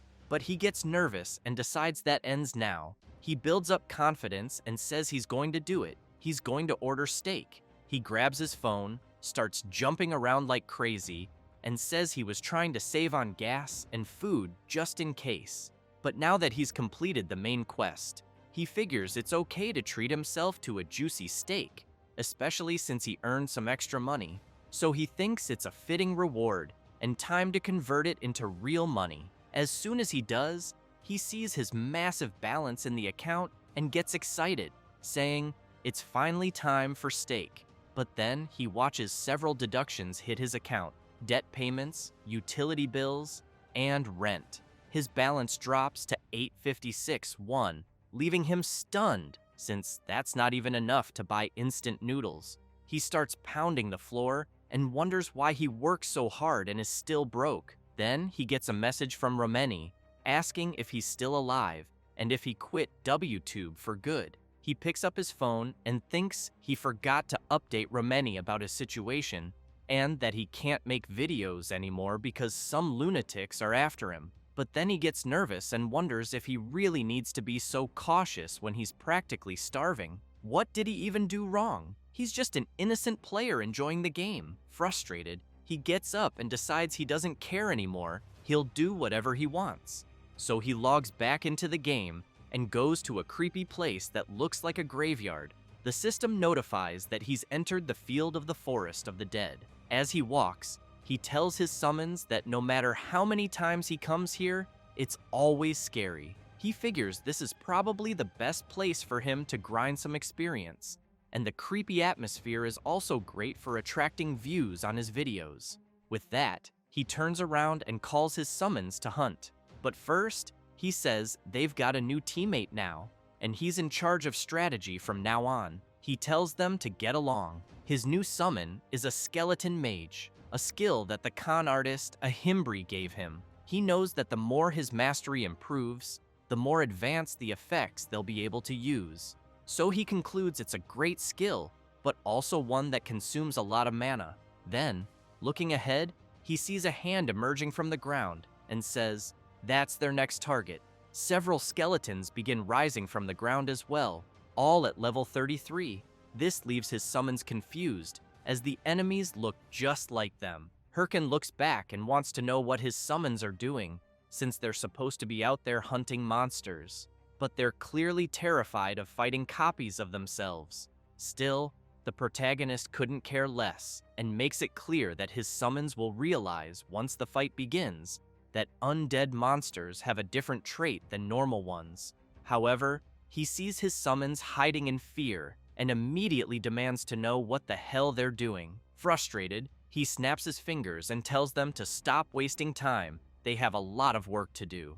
Boney wastes no time and charges forward, striking a skeleton with pity. He then watches the enemy stand still for a moment, but it soon keeps moving even after being hit, leaving Boney confused. Hirkin comments that, yes, that's right, normal attacks don't work. So he pulls a warhammer from his inventory, one that adds 35 strength and lands a simple hit on the skeleton, shattering it completely. He follows up with a blow to its skull, sending it flying, and thinks it was a perfect home run. He turns around and asks his summons if they saw what he just did. They just have to smash the skull. But what he sees instead is all of his summons holding their heads in fear of him, terrified that he might do the same to them. Hirkan then says the goal is to hunt 100 skeletons in 100 minutes, because he's recording a timed attack video. With a sinister smile, he makes it very clear that if they fail, he won't let them leave. That instantly makes them dash off at full speed to hunt. After some time, The system reports that the protagonist has eliminated several skeletons and leveled up. He compliments his summons on doing a great job and thinks he expected them to take longer to get used to a weapon they'd never used before, but in the end, they're doing better than expected.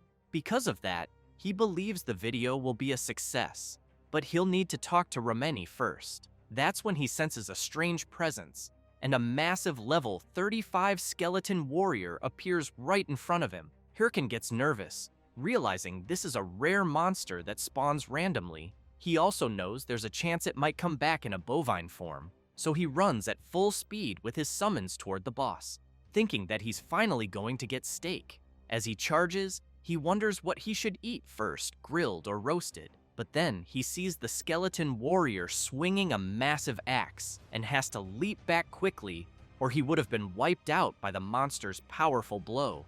After retreating to his summons, he thinks that was terrifying. He nearly died without even reacting. Thankfully, he aimed at the creature's arm, which only enraged it more, and it quickly follows up with another strike. But Hirkin anticipates it, and together with his summons, strikes the skeleton warrior in the pelvis, slamming it to the ground. He then checks if his summons are okay. While saying it was easier than expected, he doesn't notice the skeleton warrior charging at him again. Just before it hits him, he comments that the creature is quite impatient.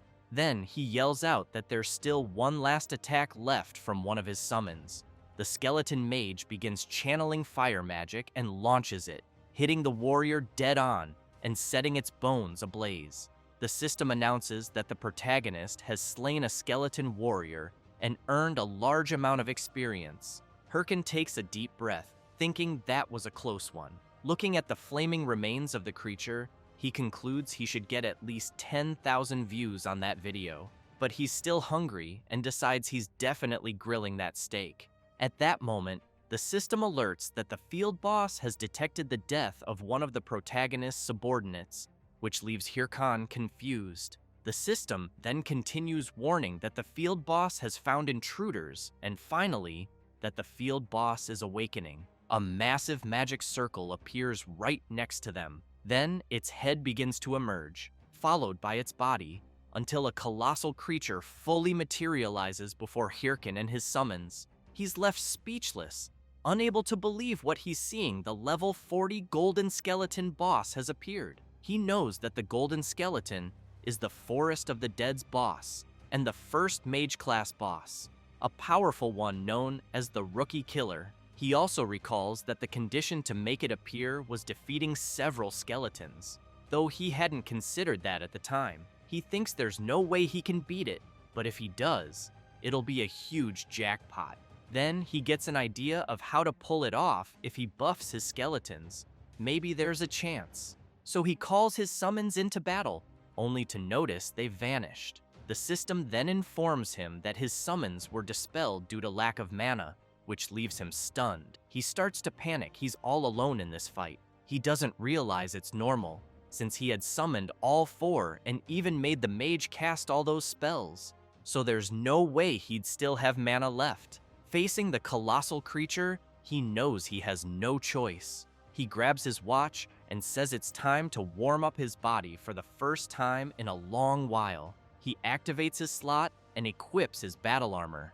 With that, he faces the boss and dares it to bring it on. Without hesitation, he takes the initiative and charges forward. The golden skeleton quickly begins channeling its skill, growing stronger, and once it's ready, it fires at the protagonist, who has to dodge the powerful attacks. Hirkin knows that a single hit would kill him, and yet the boss is launching multiple attacks. It's no wonder it's called the Rookie Killer. While the golden skeleton continues attacking, Hirkin realizes he has no chance of winning if he allows it to keep casting spells freely. He jumps, and just before striking, thinks that all he needs to do is stop it from casting. He delivers a powerful blow to one of the golden skeleton's palms, managing to delay its attack. Hirkin notices that the boss's hands are tied to its spells, so he figures he just needs to destroy all of them. At that moment, the golden skeleton begins to react strangely,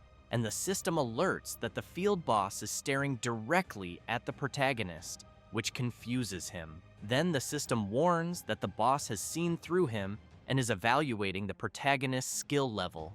After making several gestures with its hands, the golden skeleton releases an intense wave of dark, negative energy. Hirkin gets scared, wondering what the hell is happening. In a blink, he's bombarded by the boss's dark energy. While running from the attacks, he tries to understand what's going on until he sees he won't be able to dodge one of them. At the last second, he leaps to the side, causing the attack to crash into the ground, but the impact launches him violently across the area. Lying on the ground, he catches his breath and questions the boss's insane attack pattern. He doesn't remember it being like this. He wonders if he's misremembering, or if the golden skeleton had hidden patterns, or maybe it just got rebalanced in a patch, like the Minotaur in the tutorial mission. That thought discourages him, since, unfortunately, he can't recall clearly after all.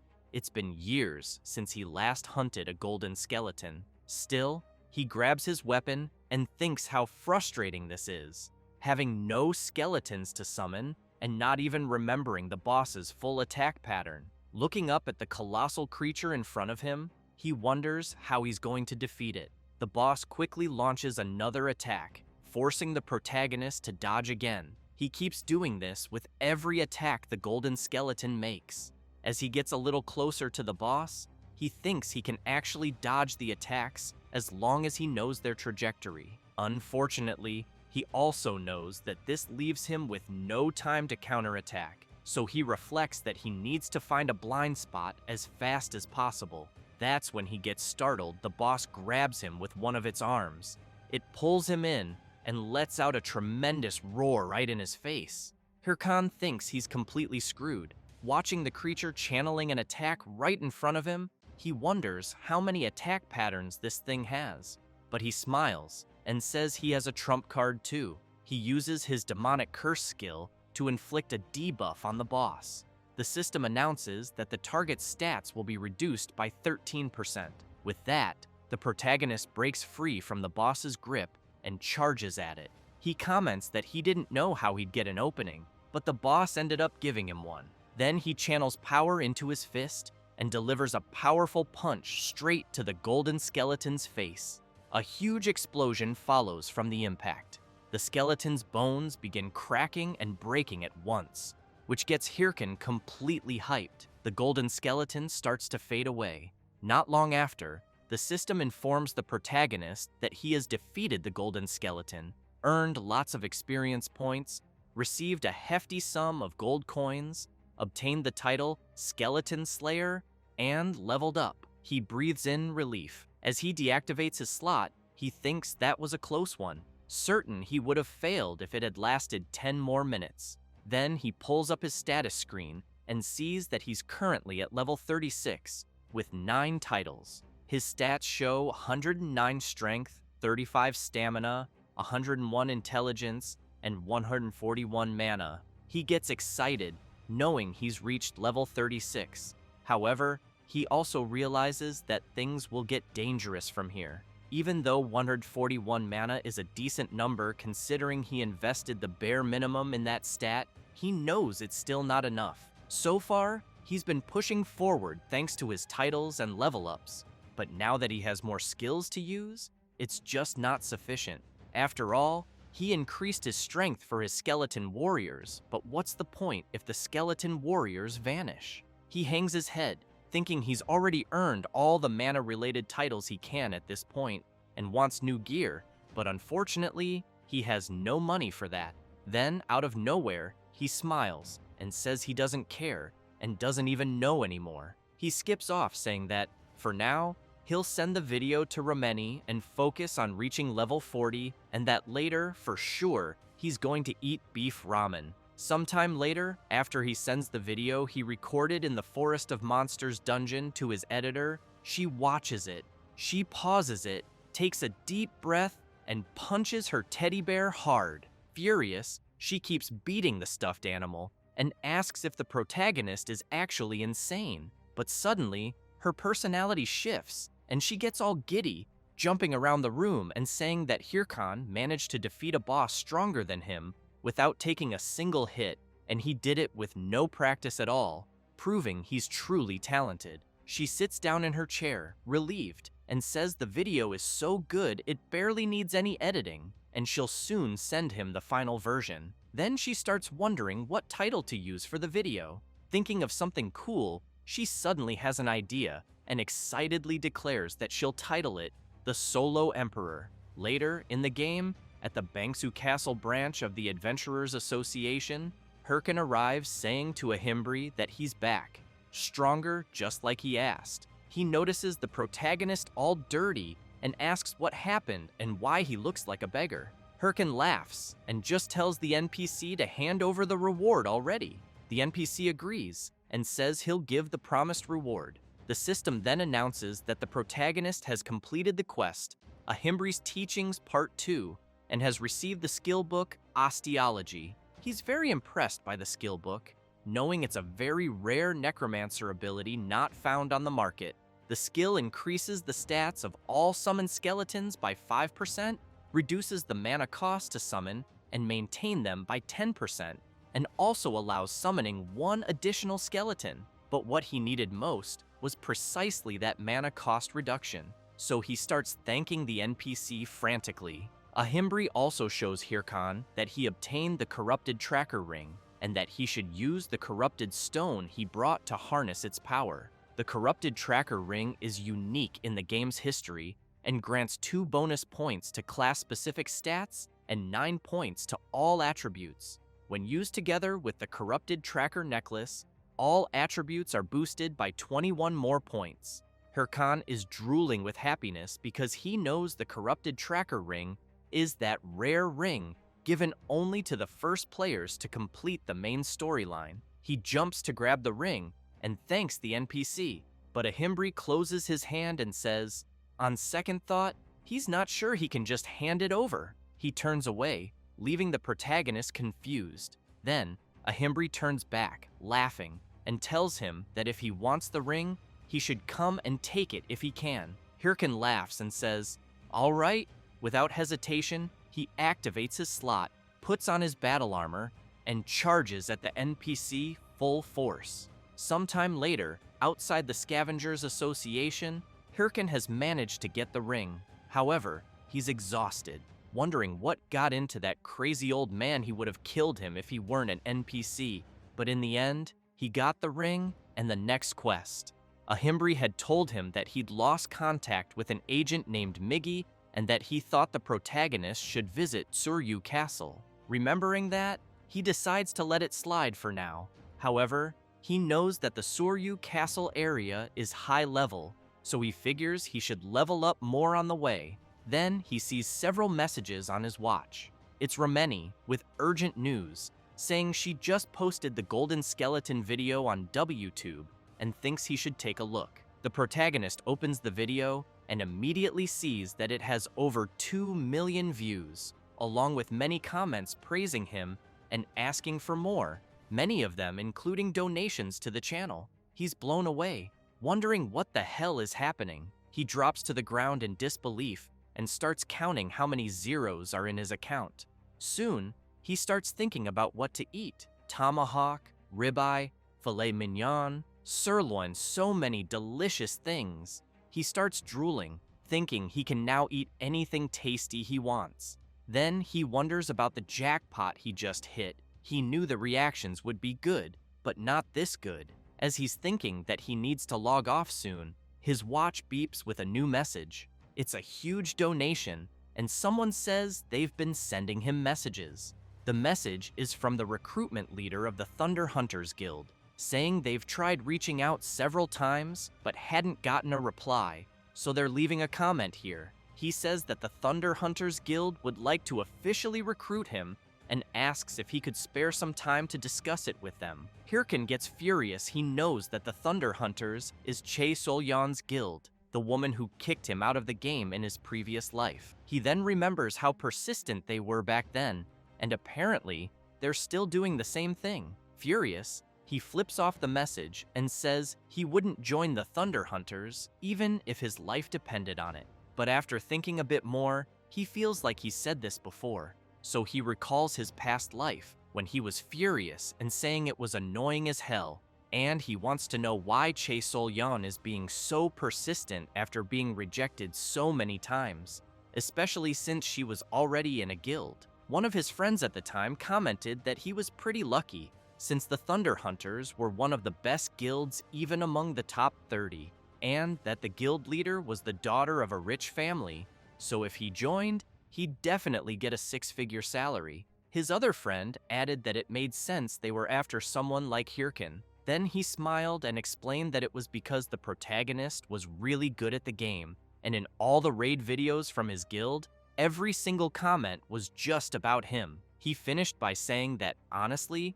Hirkan was way too good for them. Hirkan took a deep breath and quickly asked them to stop, making it clear he didn't care about the six-figure salary because he didn't want to join the Thunder Hunters, and the money would come once their own guild became the strongest. Plus, he preferred to keep playing with his current guild. His friend gave a fake little laugh and said he was right. So, after remembering all that, he feels even more frustrated now, but he knows they don't need to betray him again over it. He starts slapping his own face and thinks it's not time to get drunk on the money. He's got a lot of work to do, so he pulls out the skeleton fragments and throws them. As soon as he summons them all, he makes it clear to his minions that they know he was the one who did everything in the Golden Skeleton raid and that they did nothing. He explains that they're going to start training again because they need to move more efficiently and can't repeat what happened last time, so he asks if they're up for it. But he ends up seeing his old friends in his summons faces, then quickly realizes they're not them, and that makes him happy, thinking this time will be different. He calls his summons to become the strongest, then says their next destination is Suryu Castle, and asks if they should train along the way. All his summons nod, suggesting yes. With that, Hirkin summons his weapon and says the training will be simple, they're just going to run all the way there. And if any of them fall behind, they'll get punished. That makes them take off running at full speed, afraid of getting hit. And so, they head for Suryu Castle. Meanwhile, Syl is deep in thought. A mage approaches and asks what she's thinking about. She's standing over several defeated monsters.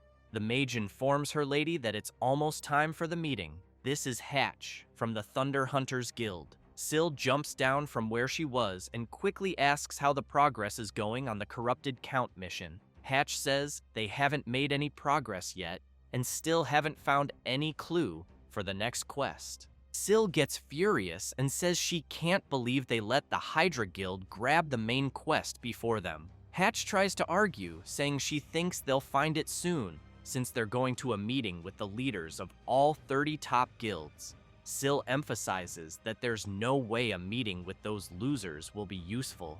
Even so, Hatch asks the guildmaster to be careful as she walks away.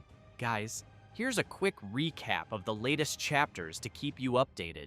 The protagonist's WTube video was a hit, and he made a lot of money overnight. He was also close to losing control, but thanks to the person responsible for everything he went through, the flames of his revenge were reignited, so he decided to walk the path of a hungry beast.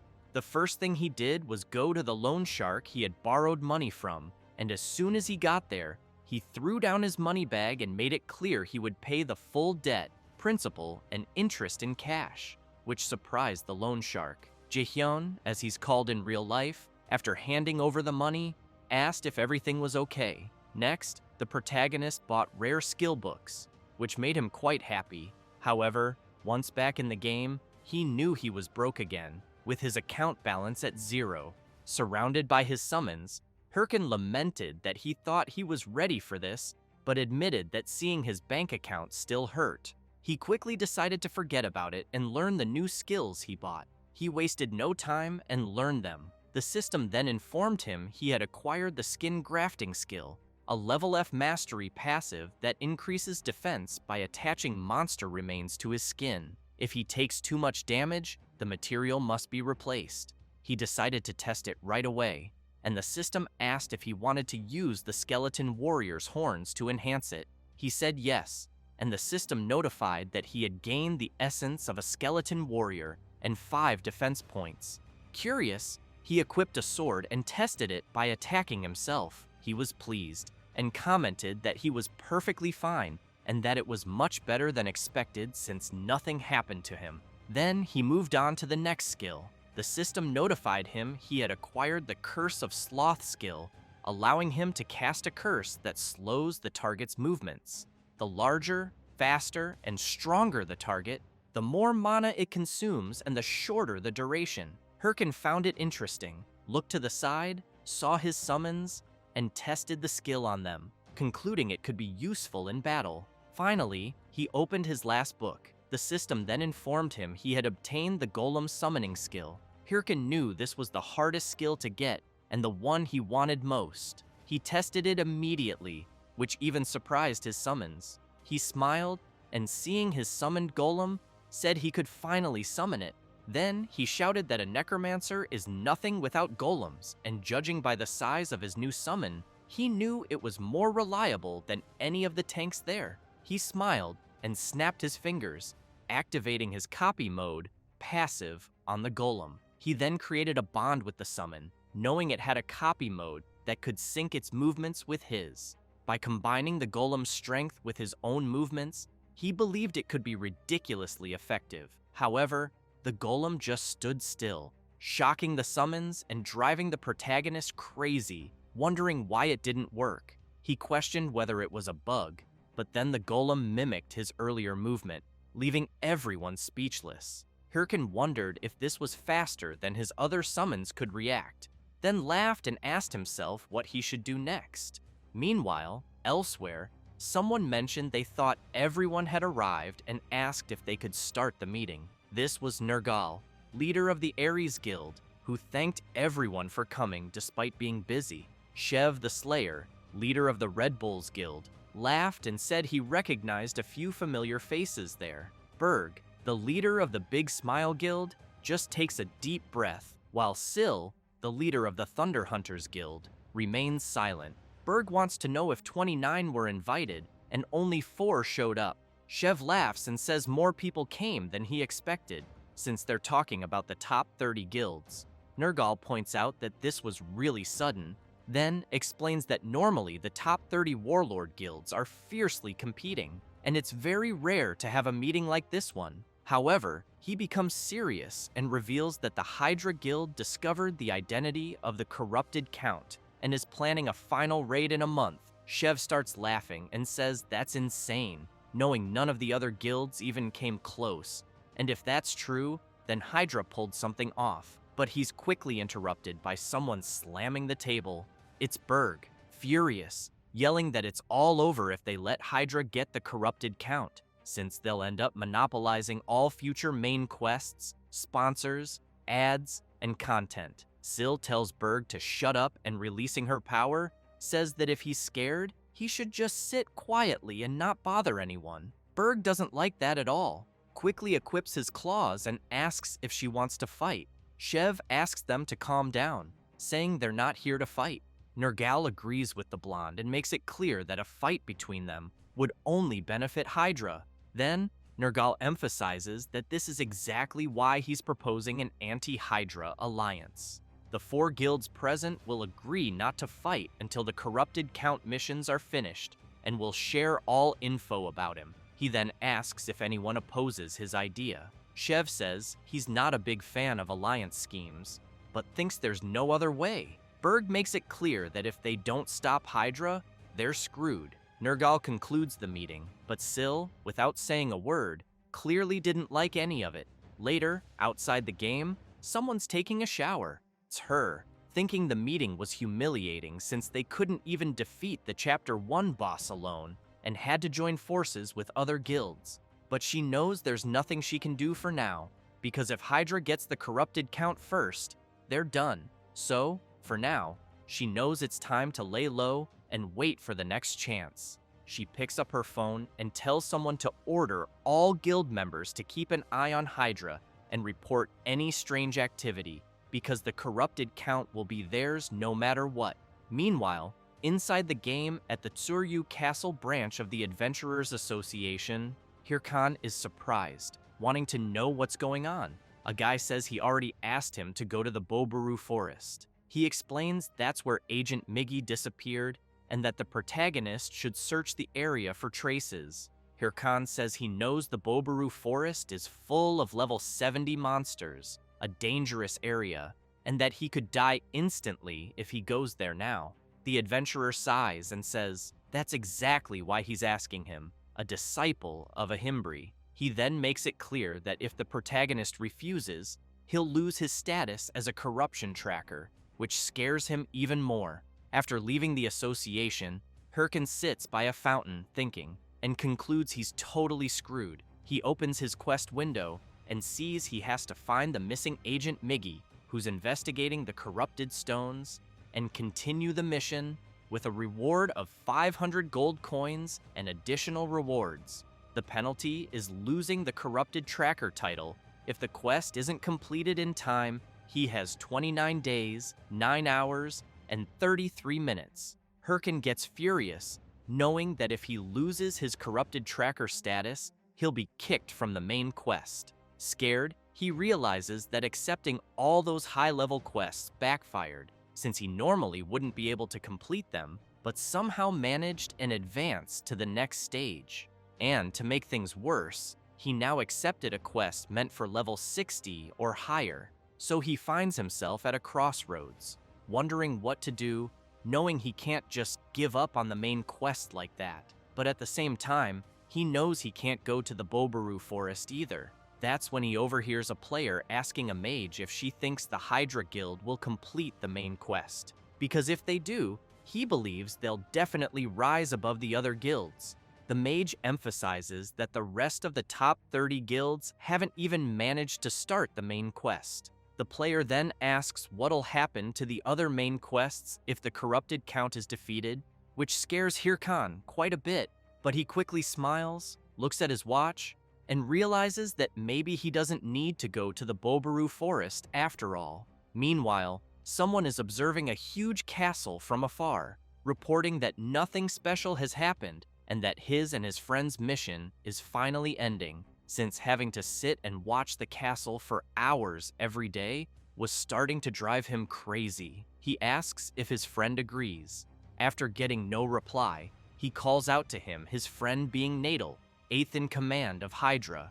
The guy wants to know what the reward for defeating the corrupted count will be, and if Hydra will definitely become the best guild. Nadal clearly says not to get ahead of themselves.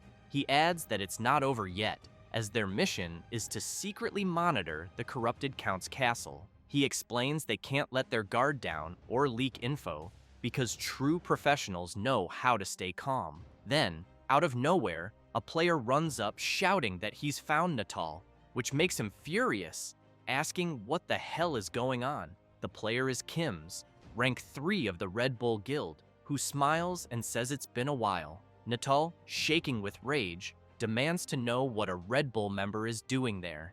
Kim says the boss on that mountain is high level, so he came to defeat it. He then asks if that's not what they're there for too. Natal looks at his friend, knowing they can't reveal their real mission, and replies that yes, that's exactly why. But Kim's walks up and asks why he looks like he's dying to take a dump, which enrages Natal even more, yelling that it's not true. Kim's turns and says he's leaving, and tells Natal to feel free to go relieve himself, making him even crazier with rage, screaming that he already said that's not it. So Kim's walks away while Natal yells at him to come back. After walking a bit, Kim's taps his watch and informs someone that the 8th in command of Hydra is there, and that it looks like the lead they got was true. Shev and Yel are listening as Kim's passes on the information. The leader says it's unbelievable that the anonymous lead about the corrupted count's location was accurate. Yel says she was sure it was a prank, but in the end, they sent Kim's just in case. So she points out that they were given such important information way too easily. She wonders what the motive is. Shev says he doesn't know, but maybe it's someone inside Hydra holding a grudge against their own guild. Kim's chimes in, saying they're not really in a position to be picky about things like that, since they were about to lose everything to Hydra, so he asks if he can start a fight to buy them some time. But Yell tells him no and says to fall back for now, since if that really is the corrupted Count's location, then most of Hydra's forces must be there, and they can't afford to lose one of their top members right now. Kim says the leader is being too soft on him, since it's not like the Red Bulls will fall apart if he's not around. But at that moment, someone charges at him and a massive explosion goes off. Chev and Yell are immediately concerned about their friend. As the dust settles, Kims finds a sword pointed at his face and realizes they weren't the only ones who got the anonymous tip. He then starts laughing and announces that the princess of the Thunder Hunters is there. She immediately demands that Kims tell her everything he knows or she'll eliminate him right there. This is the Thunder Princess, Hahui, from the Thunder Hunters Guild. Meanwhile, a bear growls fiercely as the protagonist's golem prepares for battle. The massive bear wastes no time and strikes the golem, which simply defends against the attacks. Eventually, it spots an opening and counterattacks, while the protagonist's summons watch the fight. The battle rages on, and the skeletons are enjoying the show while eating popcorn. Hirkan, however, is puzzled, checking his status and wondering why everything is so quiet, since he's sure the emails were sent and he should be getting replies. He knows the only way to solve this without going to Bobaru Forest is to force the mission to end. He's aware that Warlord's main story consists of many chapters. The current one is Chapter 1, The Corrupted Count. And when the Corrupted Count is defeated, the chapter ends and all related missions are forcefully concluded.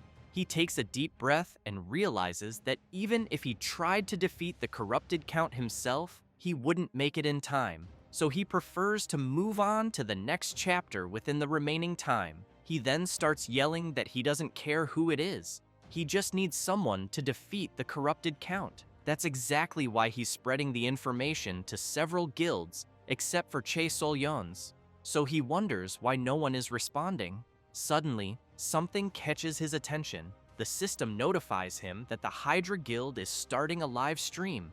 Meanwhile, his golem is being severely attacked, having its arms broken, and the giant bear doesn't stop, launching another powerful blow. But Hirkan shows up, punching the bear in the head and telling it to shut up and stay quiet while he's thinking. He makes it clear that he needs to watch a stream, so he wants peace. After sitting down to watch the live stream, a host greets all viewers and announces that the Hydra Guild was the first to discover the identity of the Corrupted Count and is planning to attempt a raid. The planned date for the raid is, Hirkan hopes it's sometime this month. Then the host says it'll be in 3 days, which really surprises the protagonist. The stream ends, and he comments that it's sooner than expected, but not shocking, just as he predicted. He starts laughing like a maniac and thinks this is perfect. He then orders his golem to resume fighting the bear. While they fight, he remarks that Hydra probably got nervous because he spread the info to other guilds. Since he knows that if it's Hydra, there's nothing to worry about. They're far ahead of the other guilds in terms of progress on the main quest, and have many skilled players.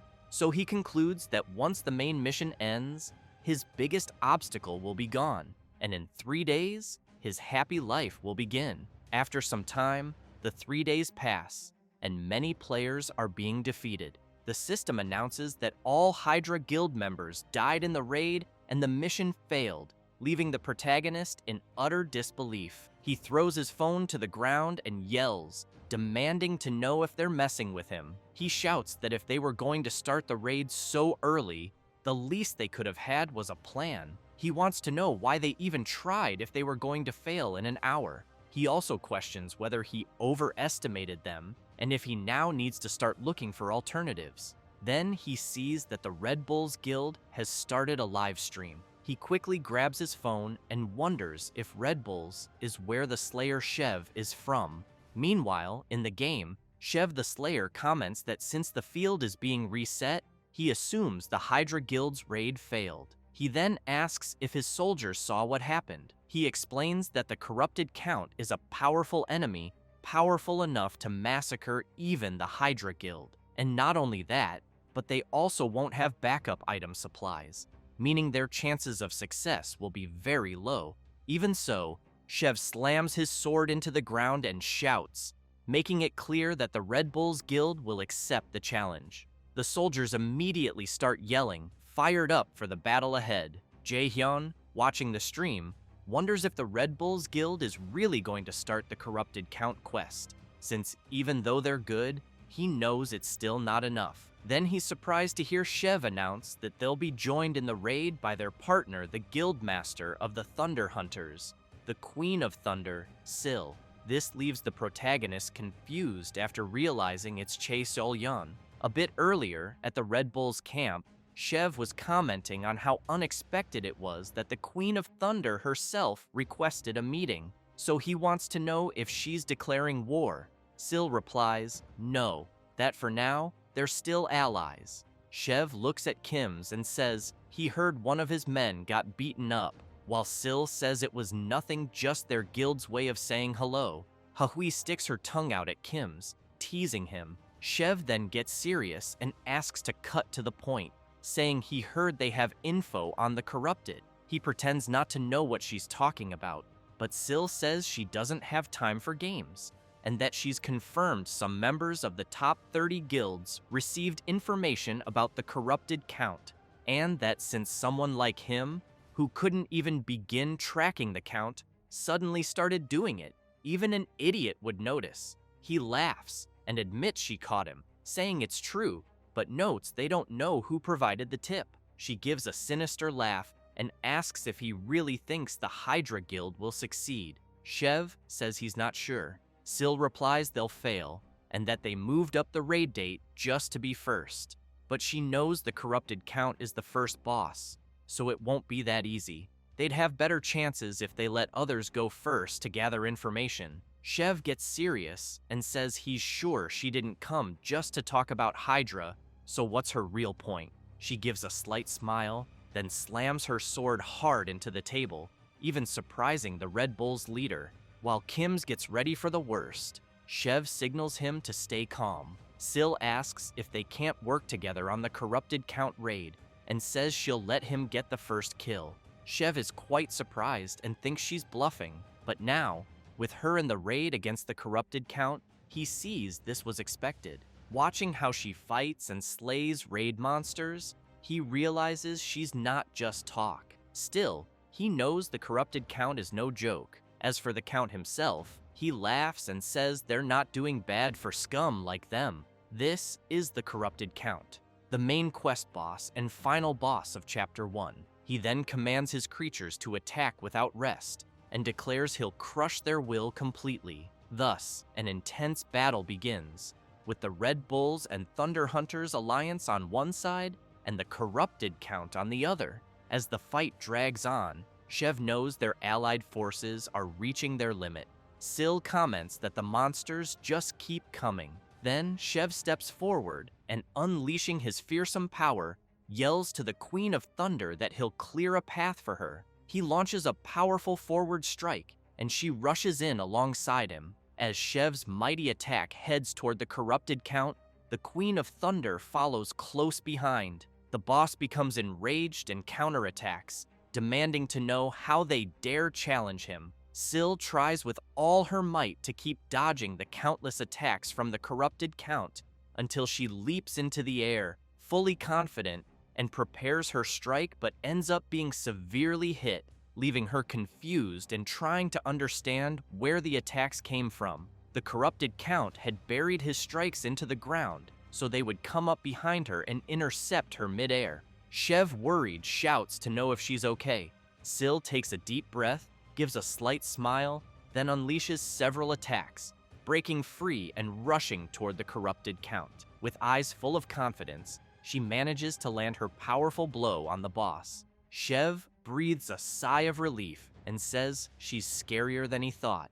And so, before the fallen body of the corrupted Count, Sil sees the system message confirming that the Red Bulls and Thunder Hunters guilds have defeated the corrupted Count. The protagonist is stunned upon hearing that Chae Sol-yeon defeated the boss of Chapter 1. He throws his phone to the ground and mutters that it doesn't matter, he only needed the corrupted Count to be defeated, and it didn't matter by whom. He then hopes Sil enjoys it while she can, because the corrupted count will be the last she gets. After all, he knows that in the end, the one who'll win will be him. Sometime later, in the dungeon of the Bulkus Mountains, the protagonist is with his summons, thinking that his real name is Jaehyun, and currently, in the game, he's Hirkan. He's a warlord player who somehow reincarnated. His dream is to become the strongest in the game, to get revenge on the bastards who betrayed him. As he reflects on all this, he suddenly hears a tremendous noise around him, and before he realizes it, a herd of wild boars is charging straight at him, and he has to run to avoid being trampled. A few hours earlier, the protagonist arrived at the entrance to the Bulkus Mountains and saw that the field was blocked. While Littlebone is confused by the barrier, Hirkan explains that it's a locked field until someone meets a certain condition. Since he hasn't met it yet, entry is restricted, but he knows that the Bulkus Mountains are the main stage of Chapter 2's storyline, and that when the main quest of Chapter 1 is completed, entry is automatically granted. So after crossing the barrier, the system notifies him that he has entered the Bulkus Mountains and received the title of first to set foot in the Bulkus Mountains, increasing all his stats by 2 points and class-related attributes by 1 point. He gets excited and thinks, just as expected, no one else had discovered it yet. He calls his summons and declares that it's his time to shine, but he quickly comes face to face with several monsters. The monsters in question are all wild boars, level 60, fierce beasts that roam in packs. Hirkan, being only level 41, is shocked to encounter them right away. Back in the present, the boars are enraged and charging after the protagonist, who keeps running and wondering how he got so unlucky and how the hell he ran into those boars as soon as he entered. He also thinks some people have probably already noticed the blocked field is now open, so he can't afford to waste any more time there. He knows his chances are low, but still, it looks like he has to try. So he shouts for his summons to activate their helms and charge at the boars. However, the creatures are so strong that they easily defeat the protagonist's summons. As Hirkan retreats, thinking his summons were wiped out in a single hit, the system notifies that the skeleton warrior has been destroyed after taking too much damage. The protagonist then smiles and says that was just bait. He activates his sloth curse skill on the massive wild boars. He approaches and tells them they won't be able to move for a while. Then, drawing his sword, he charges in and says it's time to pay for destroying his skeletons, until he steps on a banana peel and face plants right in front of the massive beasts. Then, another banana peel falls onto his head. Hirkan grows furious, demanding to know what the hell is going on and where the banana peel came from. Up on a tree branch, a monkey is laughing. It's a level 50 armored monkey, a monster known for playing tricks on humans. Hirkan gets even angrier, quickly stands up, and tells the monkey to wait because he's about to get beaten up. But then the system notifies him that the effect of the sloth curse has worn off. He turns around in a panic, thinking this is really bad. Just then, a bright flash comes from his direction and completely shatters the wild boar's head. Hirkan is startled, trying to understand what just happened. Up in a tree, someone is firing a crossbow, releasing countless arrows that, in a blink, brutally wipe out several wild boars. Hirkan, amazed by how easily the monsters were taken down, wonders how it's possible with just one shot. Then the mysterious person approaches and asks if the protagonist is hurt. Hirkan turns and sees an old man, wondering if it could really be who he's thinking. Meanwhile, at Suryu Castle, 2 adventurers are surprised by what they see ahead. One of them notices a knight leaning against the wall and asks if that's the White Mamba's armor set. The other responds that it looks like it, and then asks if the person they're seeing is a ranker. The knight, visibly impatient, adjusts his glasses and asks if his companion has found the identity of the informant. A mage steps out from the shadows and says no, that none of the guilds know who sent the information. He adds that it makes sense after all. We're talking about someone who knew the identity of the corrupted count and was willing to give that information away for free. So how are they supposed to find someone like that? The knight also wants to know about the Ha-Ho mask if his friend has any updates. The mage replies that he's just posting regular hunting videos, and that it seems to be something about giant bears. The knight begins to get angry while the mage continues, saying there's no way a newbie who just started the main storyline could be behind all this. He then asks where the knight's next assistant job will be. The knight says it'll be with the Sweepers Guild. The mage, frustrated, comments that it looks like they're going to be really busy again. The knight assures him he'll handle the assistant job and asks his friend to focus on finding the person who leaked the information. He emphasizes that they don't know who this person is, but swears he'll make sure they pay for destroying the balance of the world. Later, in a humble cabin in the Bulkus Mountains, the old man who saved the protagonist from the boars asks if he's really a disciple of the mage Ahimbri. All excited, Hirkan replies that he is, and thinks to himself how lucky he was. He never thought he'd run into Ma Wong, the main NPC from Chapter 2's central storyline. The old man says that luckily he found the protagonist in time while out on patrol. Hirkan knows that Ma Wong is skilled enough to have once been the prince's sword instructor, but was expelled due to an unfortunate event. After that, he became the captain of the guards who protect the Bulkus Mountains. That's why Hirkan knows for sure he had to find this NPC in Chapter 2 and feels incredibly lucky. Ma Wong tells the protagonist that he should go back, which confuses him, so he asks the old man to clarify. Ma Wong explains that he doesn't know what brought Hirkan here, but there's nothing in that place except monsters. So again, he urges him to go back before something worse happens. Hirkan smiles and says the corrupted count is dead. He thinks to himself that there's no point in the old man playing hard to get, since he already knows how to enter Chapter 2. He then adds that, even with the count's defeat, there are still corrupted monsters out there, and that he was tracking the source and ended up here. He then wants to know if the old man knows anything about it. The old man says he has something in mind, but no evidence yet, which is why he asks if the protagonist could help him gather some. With that, the system notifies that Hirkan has obtained the title of First to Contact a Bulkus Watchman, and also the title of Initiator, granting him an additional 14 attribute points. Hirkan gets excited after learning he received 2 rare titles and tells the old man that he can indeed help.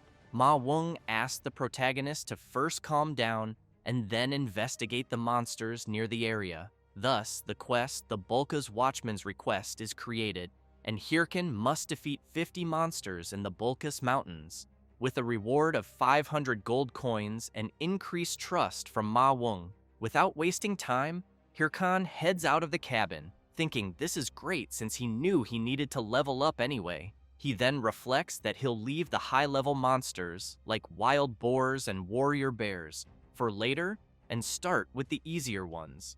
Until he remembers something. Recalling how the armored monkey mocked him, he decides he'll start with it and wonders how he's going to make it pay. Later, still in the Bulkus Mountains dungeon, a player slips on a banana peel, followed by another. This keeps happening for a while, and the armored monkey just laughs at the players. Then another player starts walking by, and the monkey immediately sets its sights on its next victim. It gets ready, but Hirkan suddenly appears behind it and says he finally found it. The monkey turns around awkwardly, and the protagonist, with a bizarre expression, says he's going to eliminate it.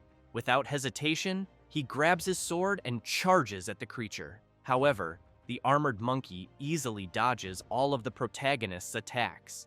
Hirkan tries everything to land a hit, but the monkey always evades. Then the monkey increases its speed and quickly flees. The protagonist chases after it, furious. While chasing the creature, he thinks about how annoying the monkey is so fast, and the trees keep getting in the way, making it hard to attack. So he stops on a tree branch, prepares an attack, and throws his sword at the monkey. The creature notices the attack coming and gets really scared. The protagonist's sword hits, but it lands right beside the monkey, scaring it even more. The creature starts laughing at the protagonist, but Hirkin makes it clear that the sword attack was just a distraction. Right then, his golem appears and delivers a powerful punch, causing massive destruction. Hirkin watches from afar, and it doesn't take long for the system to inform him that he has earned the title of being the first to hunt down and eliminate an armored monkey. Hirkin is pleased, and thinks it's time to start hunting more of them. Meanwhile, several cameras are snapping photos, as Shev the Slayer and Syl the Queen of Thunder are there. They shout out congratulations to the Red Bull Guild's Red Bull, and to Syl from the Thunder Hunters for completing the first chapter's boss raid. Then, a reporter player approaches the Queen of Thunder and asks if she'd like to say something. She gives a slight smile and says she thinks they were really lucky this time, but they'll keep working hard to bring good results in the future. However, off camera, she looks displeased. Hahui, walking with the Queen of Thunder, says she's the best. Then he admits he thought they were done for when the last wave of monsters came, but then she appeared, jumped in alone, and defeated the corrupted Count. Syl says she was lucky and emphasizes that they couldn't have done it without the Red Bulls. Still, she knows that to achieve a full victory, they need the skills of the player known as Heiho Mask. Disappointed, she asks Hahui to call Hatch. Shocked, he yells, wanting to know why the Queen of Thunder would need that loser. Syl becomes serious and makes it clear that there's something they need to hunt. Meanwhile, something is breaking, and the system soon informs that the protagonist's equipment durability has dropped to 0 and was destroyed. Hirkin looks at his sword in frustration and thinks it's time to look for new gear. But he knows the problem is that he has no money, so he concludes that his only option is to try for gems, since he knows they have a very low drop rate from monsters and are used to craft items. For example, the Green Goblin gem grants 1 extra point of dexterity. The Werewolf gem grants 2 extra points in the attack attribute. They also have additional effects depending on the monster they drop from. He then thinks that gems dropped by armored monkeys are great for making equipment. With that, he summons his creatures and shouts that they're going to hunt every last armored monkey. 9 hours later, Hirkin is devastated, as he had no success in getting any gem drops. And, looking at the pile of countless armored monkeys, he wonders if a drop should have happened by now. Then, with a crazed expression, he tells his summons that he'll try just one more, because he thinks maybe this time it will drop. Suddenly, someone approaches, calling out to the protagonist. A warrior in sinister armor says that Hirkin must be Heiho Mask. The protagonist is intrigued, wondering who this person appearing out of nowhere could be. Looking more closely, he notices the man is decked out in a full and expensive fire lizard set and wields a hero orc sword, meaning he's at least level 70. So he starts thinking maybe the guy is one of those players. The man introduces himself as Quixote. Then, he starts making some strange movements, and as soon as he stops in a completely ridiculous pose, he officially challenges the protagonist to a duel. Hirkin is confused, wondering what the hell the guy in front of him is doing, while Quixote comments that he heard the protagonist is getting popular on WTube, so he points out that beating him would make him popular too. Hirkin thinks that he must be just another attention-starved loser. He turns away and says he's busy and tells him to get lost. Quixote yells, asking the protagonist to wait. Hirkin, irritated, wonders why the gem isn't dropping, and now there's a crazy idiot bothering him on top of it. Quixote shouts that he'll pay 5,000 gold if the protagonist fights him. Hirkin stops when he hears that, quickly turns around and runs up to the player, saying he'll gladly accept the duel and welcomes him, calling him a customer, and thinking that he loves customers. A few hours earlier, Quixote was thinking about himself, believing he was the hero of justice, and that, thanks to his talent, he, Quixote, was a hero who was always the center of attention, no matter what game he played. Well, at least that's what he thought, because in Warlord, no one really paid much attention to him, since he always heard people saying it was much more fun to watch Heiho Mask, and as soon as he looked around, he saw that no one was paying attention to him. and he only heard people asking each other if they had seen the new video from Heiho Mask. That made him furious. He punched the ground and, thinking about Heiho Mask, began yelling that he was being buried by him because they started the game at the same time. Kyoto knew his opponent's level was lower than his, and that he didn't even have good items, so he wondered why everyone loved him. Then, upon realizing something, he questioned where he was, since he had run off without thinking and ended up there. And as he looked ahead, he saw a player surrounded by little creatures. But upon closer inspection, he realized it was Heiho Mask. However, he knew that was supposed to be a blocked field, so why was he hunting there? Then he had an idea. What if he posted a video of himself defeating Heiho Mask? If it worked, could he steal all his fame? So back to the present, Kyoto removes all his gear except his helmet and tells the protagonist that he'll give him 5,000 gold if he can beat him in a duel. Hirkin can't believe what he's seeing and yells, wanting to know why the hell he's stripping if he said he wanted to fight. Kyoto replies that it's to make it a fair fight and emphasizes that, from what he heard, it seems the protagonist's armor just broke. Hirkan doesn't like hearing that. He didn't expect his opponent to know about it. Kyoto insists that what he wants is a fair one-on-one battle and that he doesn't want anyone saying he only won because of his gear, which is why he asked the protagonist to give it his all. Still in disbelief, Hirkan wants to know if his opponent really thinks he'll take him seriously dressed like that. But as Kyoto charges at him without hesitation, he shouts for them to cut the chatter and just fight already.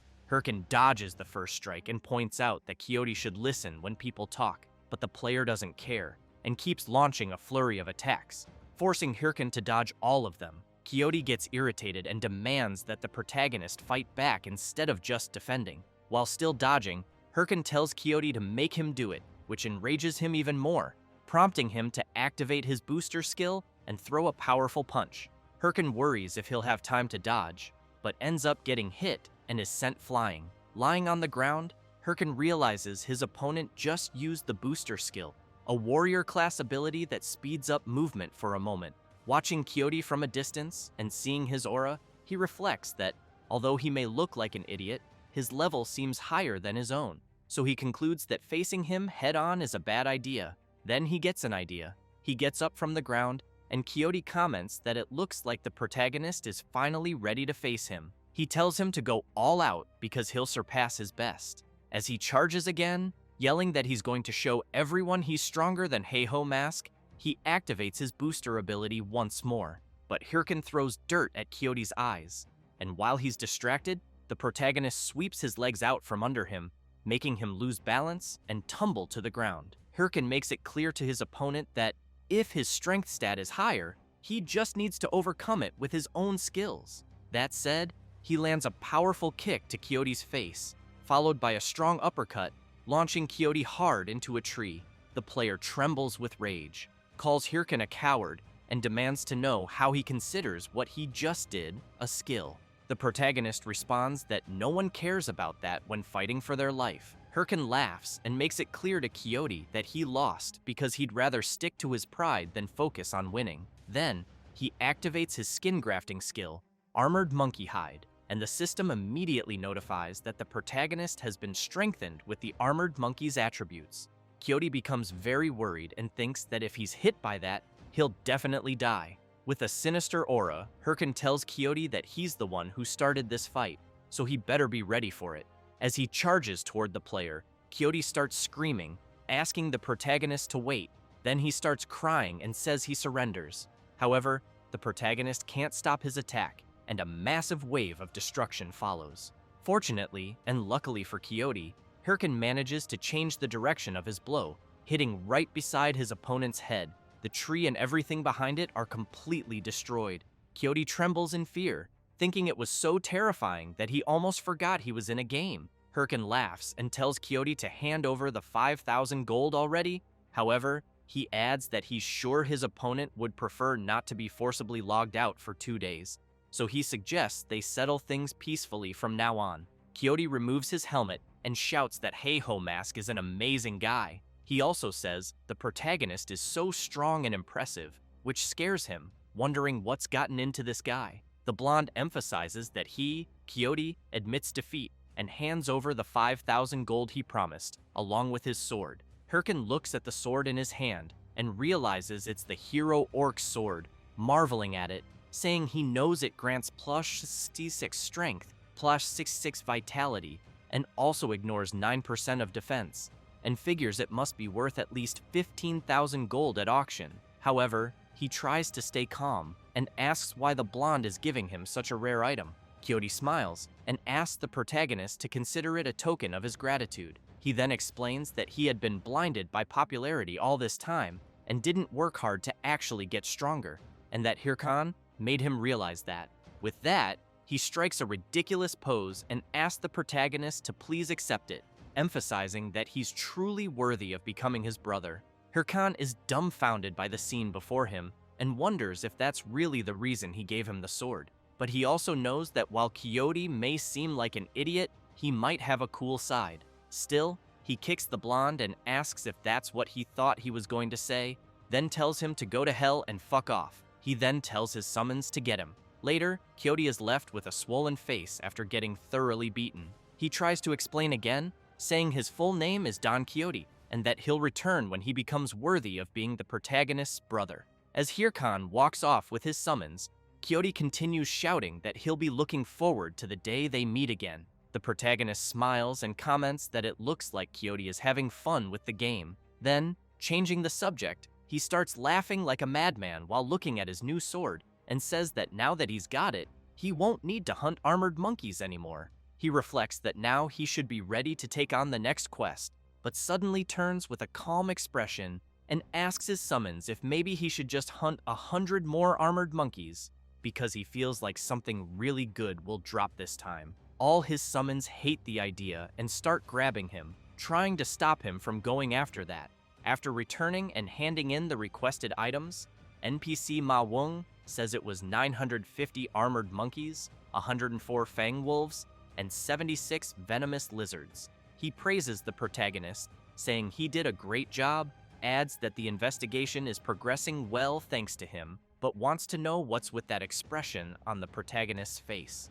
Hirkan gets embarrassed, apologizes, and says he was just thinking about how to spend the money he earned. Wung stands up and says that since the next quest will be especially dangerous, he points to the map and explains that near the mountain peak, a warrior bear has appeared. He adds that warrior bears are about 4 meters tall and are equipped with armor like human warriors. So he emphasizes that if the protagonist can find out where they're getting their weapons from, it would greatly help in discovering the identity of the corrupted one. Hirkan stands up from the chair and comments that, in other words, Wung wants him to defeat them and bring back one of their weapons. The NPC asks if the protagonist thinks he'll be okay going alone, since even guards have trouble dealing with them solo, and suggests he should look for someone else. But Hirkan makes it clear he'll be fine, and already knows how to handle warrior bears. Not long after, Hirkan arrives at a place near the mountain and thinks this must be the spot. He then calls his summons, and all excited, says it's time to spend a little. When he opens the auction window, the system informs him that he can now participate in auctions with other players. Hirkan has in mind that the best item he can buy at his current level is the skeletal snake set. He then buys the skeletal snake shoulder guard, followed by the boots, gloves, and helmet from the same set. The system informs him that his defense has increased by 70 points, mana by 34, and strength by 34 as well, and that his mana consumption will now be reduced by 10% when the full set is equipped. It also shows that he spent 37,996 gold. Hirkan tries to contain himself but can't, and starts spinning on the ground upside down, saying that, so this is what it feels like to have money, and that he'll buy all the skill books for his level with the gold he has left. Soon after, the system announces that he has bought the skill books for corrosive spirit, blindness, muscle modification, false heart, bone bomb, and hardening, and that the total for all those books was 17,593 gold. Even more excited, Hirkan says he knows he's still a bit below the warrior bear's level, but with all that, he thinks he'll be fine. Then one of his summons taps him on the shoulder, and when he turns to see what it is, he finds all his summons staring at him with a strange expression as if asking whether he's not going to give them anything. Hirkin turns back and admits he forgot about them and will look for something nice for them. However, the system informs him that he currently has insufficient funds, which makes him worried, wondering if he's already broke again. So, feeling awkward, he turns to them and says, "Looks like his money ran out." Hirkin immediately gets scared when he sees that the attitude of his summons has turned creepy. While he tries to explain that it wasn't on purpose, some creatures appear behind him. Without any warning or order, his summons charge at the creatures, while the protagonist shouts that maybe he'll get more money when they eliminate them. Hirkin feels a bit relieved watching his summons finish off the boars and thinks, thankfully, some wild creatures showed up at the perfect time. A few moments later, the last wild boar is tied up with a very sad face, and Boney is licking his sword with a very sinister look. Hirkin tells them to stop wasting time and finish off the boar already, as he'll equip them on the way. Then, out of nowhere, a powerful attack hits the big boar. The protagonist immediately turns to see who did that, and soon some players appear, demanding to know who he thinks he is, hunting there without permission, since that area belongs to the Apollo Guild. Hirkin pauses, and looking at the players in front of him, concludes that they're just another bunch of losers.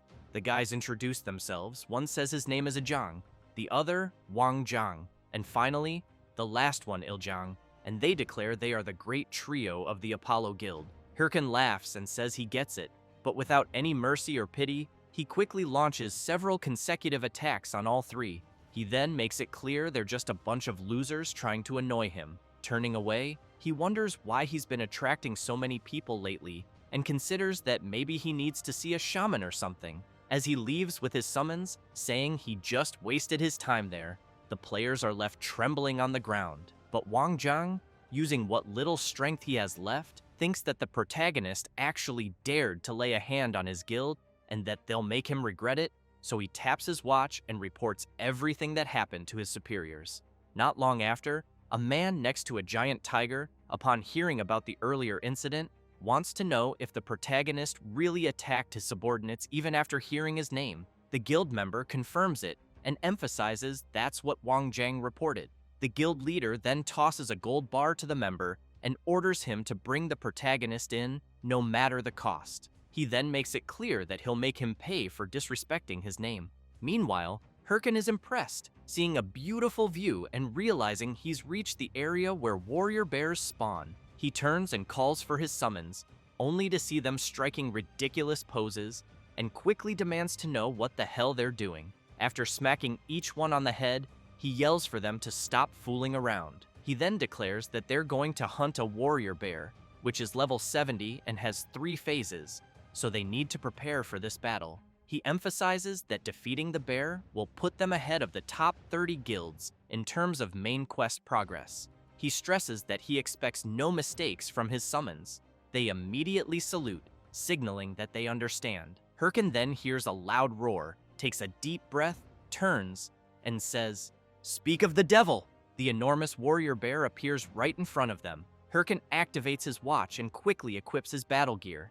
Confident, he declares that he's going to claim this main quest for himself. Meanwhile, a guy thinks that this must be the Bulka's Mountains and hopes that Heiho Mask is still around, since he came to the location right after watching the video about the armored monkey. He takes a deep breath, starts banging his head against a tree, and wonders why the hell he has to go to the ends of the earth, since he was supposed to be someone important and ended up being ordered to fetch a rookie. As he starts shouting, wondering how he'll even manage that because it feels like a crime, a wild boar king is about to attack him. He turns when he hears the noise, but without doing anything dramatic, simply conjures a magic circle and unleashes a powerful hellfire attack on the creature, burning it completely. This is Ballista Hatch of the Thunder Hunters Guild, also ranked 5th among all mages in Warlord, and he's just hoping Heiho Mask shows up soon. Back to the protagonist's battle, the massive bear lets out a loud roar, and Hirkin remembers that before his regression,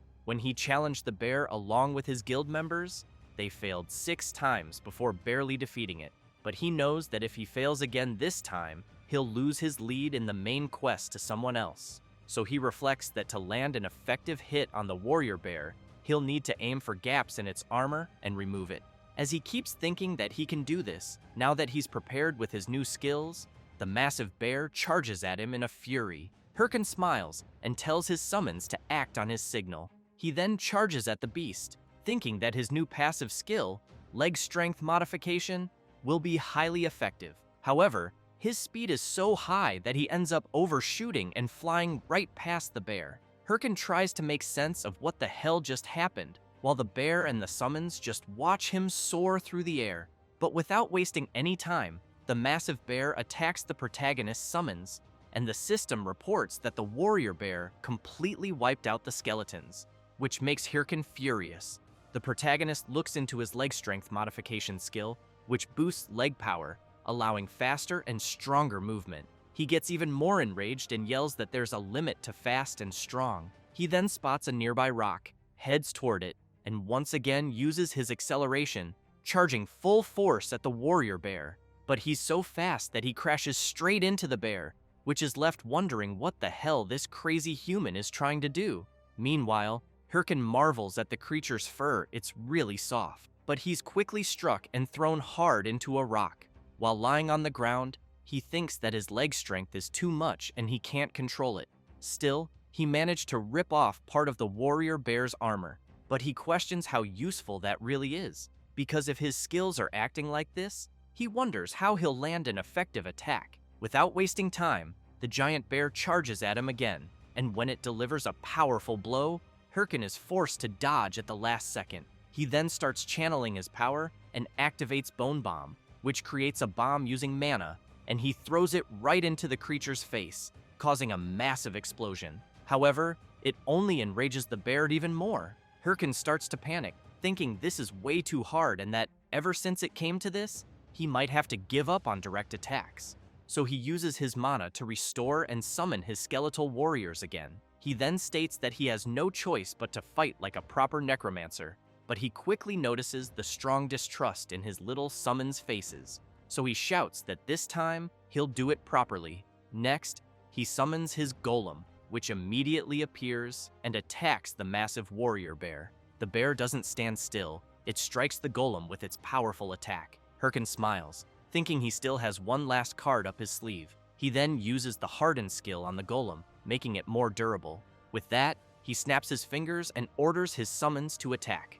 They quickly charge at the bear, whose sword is being held back by the golem. The skeletal warriors manage to land their hits, but this only serves to make the creature even angrier. However, Hirkin makes it clear the bear shouldn't be mad yet. There's still one big attack left. He then yells for his skeletal mage to finish it off, but both he and the warrior bear get caught in the flames of the skeleton mage's attack.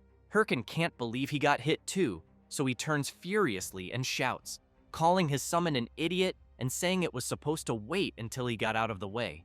At that moment, the warrior bear lets out a massive roar, and the system reports that the creature used its battle cry skill, allowing it to recover 50% of the damage taken, and it quickly charges at the protagonist, who's still distracted by his summon. Hirkin takes a deep breath, turns around laughing, and declares that he doesn't care about strategy. Brute force and numbers are always the best option. Then he throws multiple bone bombs at the bear, causing an overwhelming explosion visible from far away. The summons can't believe what their master is doing, but he doesn't care and continues bombing the warrior bear non-stop. Time passes. On top of the fallen creature, the system reports that he defeated the warrior bear and that the protagonist's experience increased. He also received 104 gold. Thus, the NPC Wung's judgment quest was completed. Hirkin looks at his trembling hand and thinks that the warrior bear was the one his entire guild struggled against before his regression. He then clenches his fist tightly, thinking that now he managed to defeat it alone, and that means he wasn't wrong after all. So he walks over to his summons and tells them they did a great job, and that now he can return to the NPC guard and proceed with the next quest. And, striking a ridiculous pose, he shouts that the extermination of the warrior bear is complete. But when he sees his summons talking among themselves, saying that he did it without fighting properly, Hirkin goes absolutely nuts and yells at them to shut up. Meanwhile, at the tavern in the western base of Bulkus, while a few warriors are laughing, the mage Ballista is sitting alone in the corner. He takes a deep breath and, on the verge of losing his sanity, thinks about how he still hasn't found Ha-Ho Mask. He also reflects that he's been combing the mountains for days, and the guy is nowhere to be found. To make things worse, Ha-Ho Mask's video has gone viral, which means the Bulka's Mountains will probably be crowded soon, making his mission even harder. He starts banging his head on the table and concludes that if he returns without the protagonist, Lady Sil will kill him. He then questions whether it's not a bit absurd for his lady to ask him to search an entire mountain alone looking for one man. The mage gets frustrated and curses the Thunder Hunters Guild, not noticing his watch making noise. Then he realizes he's in a call with Sil. He quickly jumps from his seat, trembling, and tries to apologize, saying that's not what he meant. But she replies that he's working hard, which makes him a little uneasy. Sil says she thinks the task she gave him was unreasonable after all. He's searching an entire mountain on his own, and that she understands how hard it must be, even for him. The mage is stunned by her words. He starts laughing, saying he's fine, that it's no problem at all, and asks if he can get back to the mission. Sil then tells him that she sent Hahui to help. Out of nowhere, an explosion goes off in the tavern, blasting a hole in the wall. As Hatch turns around startled, Sil makes it clear that the two will work together to find Ha-Ho Mask. Someone walks through the hole and yells at the mage, calling him an idiot. It's none other than the Princess of Thunder, Hahui of the Thunder Hunters Guild, who's furious and tells Hatch that it's his fault she had to come all the way there. Hatch is stunned, thinking she's one of the people who hate him. He screams that he hates this rotten world. Later, someone from above comments that Bulka seems to be getting pretty crowded and that even a village has formed. It's the protagonist, who also mentions that most players have probably realized this is now the main search area. He then takes off at full speed, leaping from tree to tree, thinking he has to hurry and reach NPC Wung, until he sees three guys coming his way and upon closer look, notices their clothes resemble those of the three guys he saw earlier. So he wonders if they're there to get revenge for their friends. He closes his eyes and tells them to attack already because he doesn't have time, but he doesn't realize they run right past him without paying any attention. He turns around, confused, trying to understand. They just shout for help. Hirkin is puzzled, saying he didn't do anything, but doesn't notice something approaching. In a blink, the three guys are brutally attacked, and Hirkin's face gets scratched in the process. He turns to see what's going on and sees two people. It's Hahui, the Princess of Thunder, and the Mage Hatch.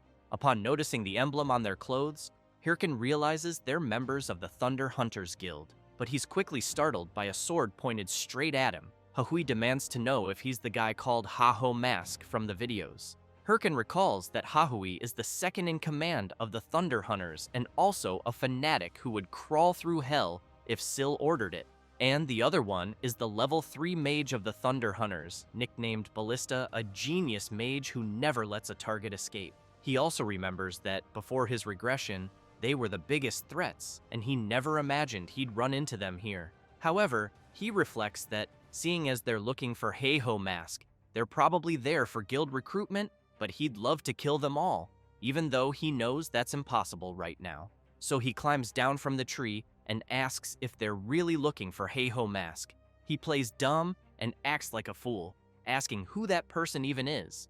While putting on a ridiculous act, he laughs internally, thinking he'll just keep playing dumb since they won't be able to do anything without proof. But Hahui suddenly approaches him with a sinister look and yells that he's lying. The Thunder Princess's gaze grows even more terrifying as she explains that there's no way someone could cross the Bulkas Mountains without hearing about Ha-Ho Mask, especially since that idiot's video hit 20 million views. She emphasizes that the hood the protagonist is wearing reminds her very much of Ha-Ho Mask, which is why she really wants to know if he's the one they're after. Hirkin gets nervous, realizing she's very sharp.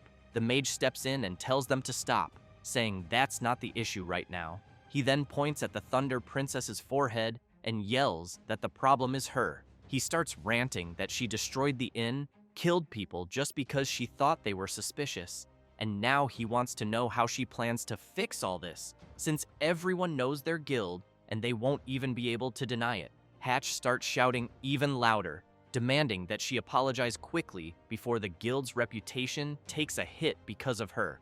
Hahui also gets flustered and yells back, asking why the hell she should have to apologize. Hirkin watches, stunned, wondering if they've always been like this.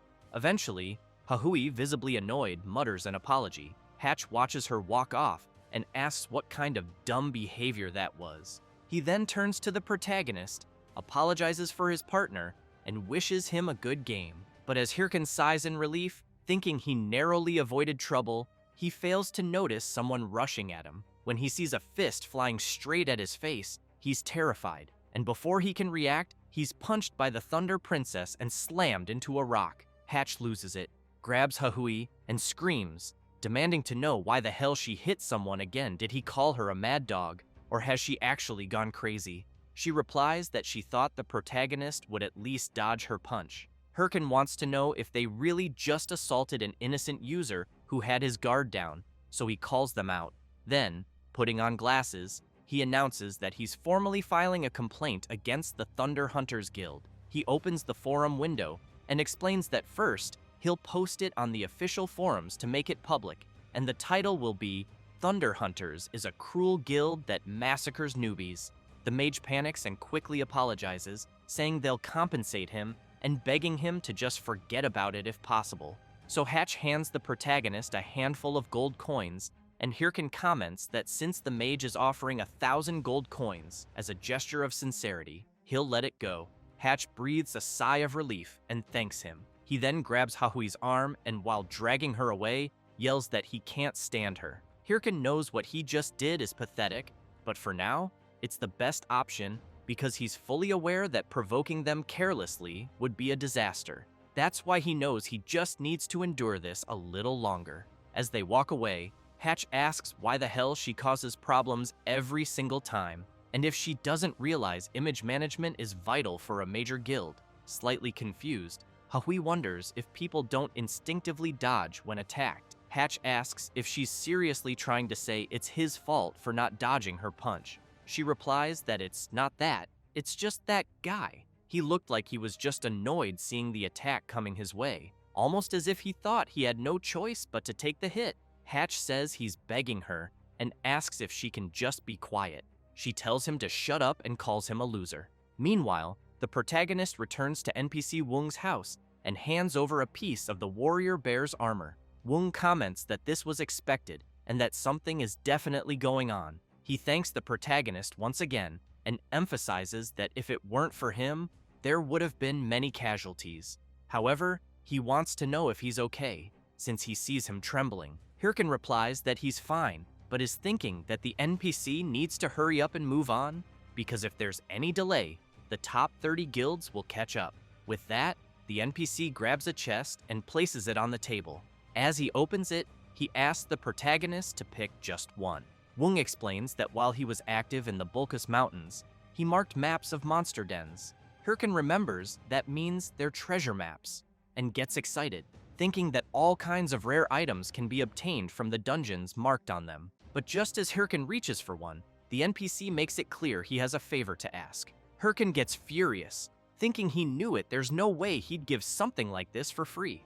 The NPC then explains that there have been reports of armed monsters appearing beyond the Bulkus Mountains too, and he wants the protagonist to go to those places and investigate, just like last time. Hirkin takes the map, says yes, and asks where the location is. Wung says it's the Perung Forest. The protagonist makes a face like he just sucked a lemon, and the NPC, noticing, asks if he has something to complain about. Hirkin says no. As he steps outside, he takes a deep breath and gets really annoyed, because he knows Perung Forest is a level 90 hunting zone, which means he'll need to level up separately on the way there. He then wonders if the perfect hunting ground right now is the Sura Canyon, since he knows there are level 75 demon worshippers there. But he gets excited and thinks that since he already defeated the warrior bear, a demon goat should be easy to hunt. However, as he walks a bit further, he gets really startled, and upon seeing Shev the Slayer ahead of him, wonders what the hell that guy is doing there. Shev, in turn, is surprised to see the protagonist. Meanwhile, Hatch is crying, calling Lady Syl through remote transmission. The mage says he can't work with such a barbaric person. Syl laughs and says it seems the two of them are struggling with the mission. Hatch tries to explain that it's not that he doesn't want to do it, but he heard that the Red Bulls Guild already took over the Sura Canyon, so he wants to know if they shouldn't start focusing on the main quest too. He then asks why they even have to beg a guy who doesn't want to join the Thunder Hunters Guild in the first place. Syl thinks for a moment.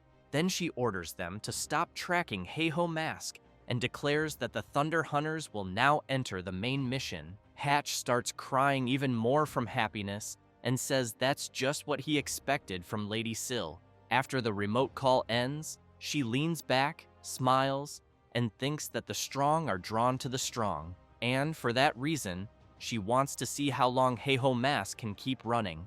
Before the MC met Shev, the Slayer, he was already in the Purung field and encountered his first level 75 creature. However, he eliminated it without much difficulty. His summons were not idle either and kept attacking. As a result, the MC managed to advance 2 levels. He became excited and remarked that he had finally reached level 62 and that everything was going well. While talking to his summons about leveling up a bit more before heading straight to the Purung Forest, some players were watching him from afar. Soon, they were all amazed to discover that the MC was the Heiho Mask. It didn't take long before several of them surrounded Hirkan, hugging and kissing him. As he heard players say they loved seeing him there, he began to get furious. He quickly ran off and called his summons to get out of there. While running, he wondered why this was happening. What made it possible was the success of his video against the furious warrior bear, which became a real jackpot. However, he knew this wasn't entirely good, since people began following him all the time. Because of that, he could barely hunt, as many people were always surrounding him. So, he called his summons and said they would change plans. They would head to the center of Sura Canyon now, since the level range there was high and people wouldn't be able to follow him easily. Then, while running, he came across Shev, just like before. He immediately stopped running. Shev smiled and said it had been a while since he'd seen the MC. Once again, Hirkan made a face like he had just sucked on a sour lemon. Shev gave Hirkan a big slap on the back and asked if he was the guy from the starting town, saying he was embarrassed when he left without saying anything. But he also commented that the MC's leveling speed was impressive, since he wouldn't have imagined that someone who had been in the starting town just a few months ago would now be hunting in Sura Canyon. A bit tired from all the running, Hirkan asked about Shev, as he knew Sura Canyon wasn't the kind of hunting ground a ranker like him would normally visit. Shev laughed and asked if the MC hadn't heard. The day before, his guild, Red Bulls, had decided to claim Sura Canyon, and they needed a nearby base to proceed with the main quest. Hirkan thought that in the end, even Red Bulls was also working on the main quest. Shev got excited and pointed out that he came there wondering if he might get the chance to meet the Heiho Mask. While the MC and his summons stood in shock, Shev asked if he had seen the video of the Heiho Mask against the warrior bear, since he had heard a rumor that the Heiho Mask was around there and was eager to meet him. Then, getting even more excited, he asked if the MC wasn't curious about this super rookie as well. Shev shouted, calling the MC to go find the Heiho Mask together. Without thinking twice, Hirkan took off running again with his summons, shouting apologies to Shev and saying he didn't even know who this so-called Heiho Mask was. After running for a while, Hirkan stopped and, furious, wondered why on earth everyone was chasing him. He thought about how Syl from the Thunderous Hunters Guild and now Shev from the Red Bulls Guild, 2 entire guilds were after him, and so he really wanted to understand what kind of bad situation this was. Hirkan began to feel like he was going crazy and stressed that, at this rate, he would have to forget about the main quest, since he wouldn't even be able to level up, and that maybe he should find a new hunting ground, but he knew this was the only decent hunting ground around. Then, he remembered some maps he got from Mr. Wung. As soon as he grabbed one, he said he was sure there was a rare dungeon somewhere around there. It didn't take long before he saw that dungeon marked on the map.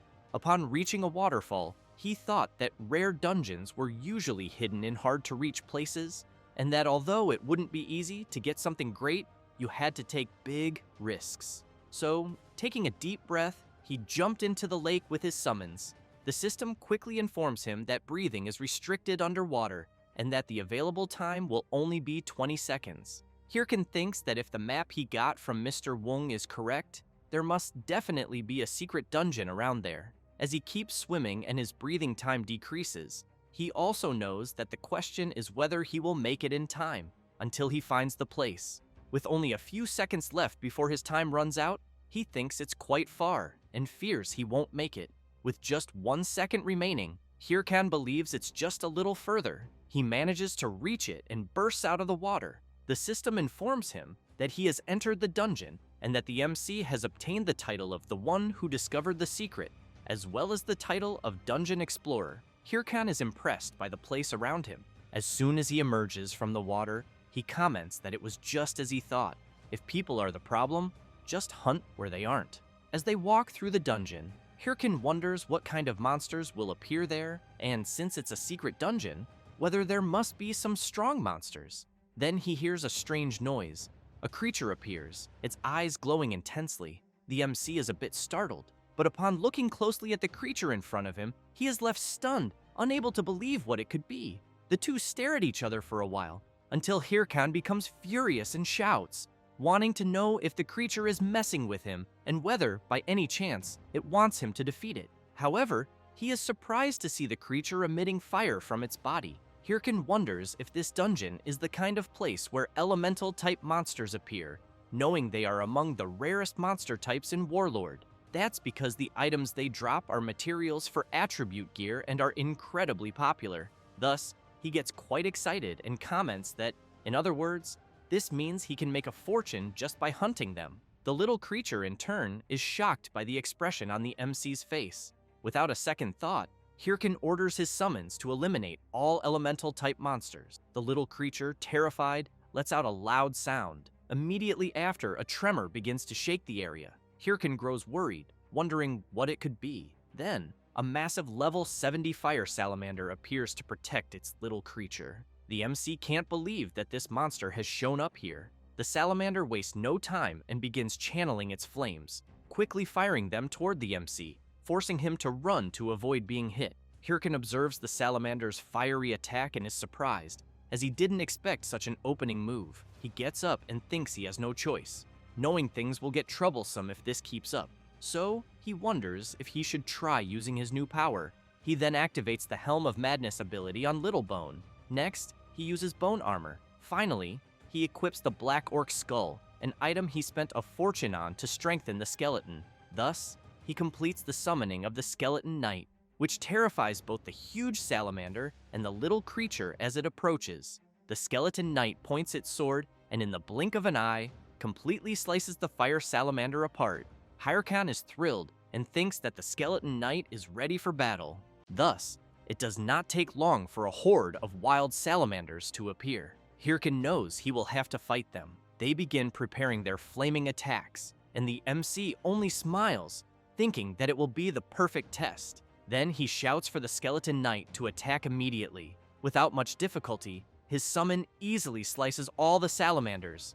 With their elimination, the system announces that the MC has defeated some salamanders and gained experience points. However, he keeps watching the Skeleton Knight showing off to the other summons, but he does not care and shouts saying that hunting on auto is really very good, since he has in mind that he has improved a skeleton and it can hunt alone automatically. Besides, the salamander essence is worth more than he expected, and it will be more than enough to offset the cost of the upgrade. Therefore, he comments that he just needs to keep going until he upgrades all the skeletons. Then he shouts to his summons that they will continue until they kill the boss, so they can go to the Parung Forest. However, an hour later, the MC is furious, thinking that he already knew something like this would happen, since the system is warning him that he has discovered the instant dungeon of the throne room.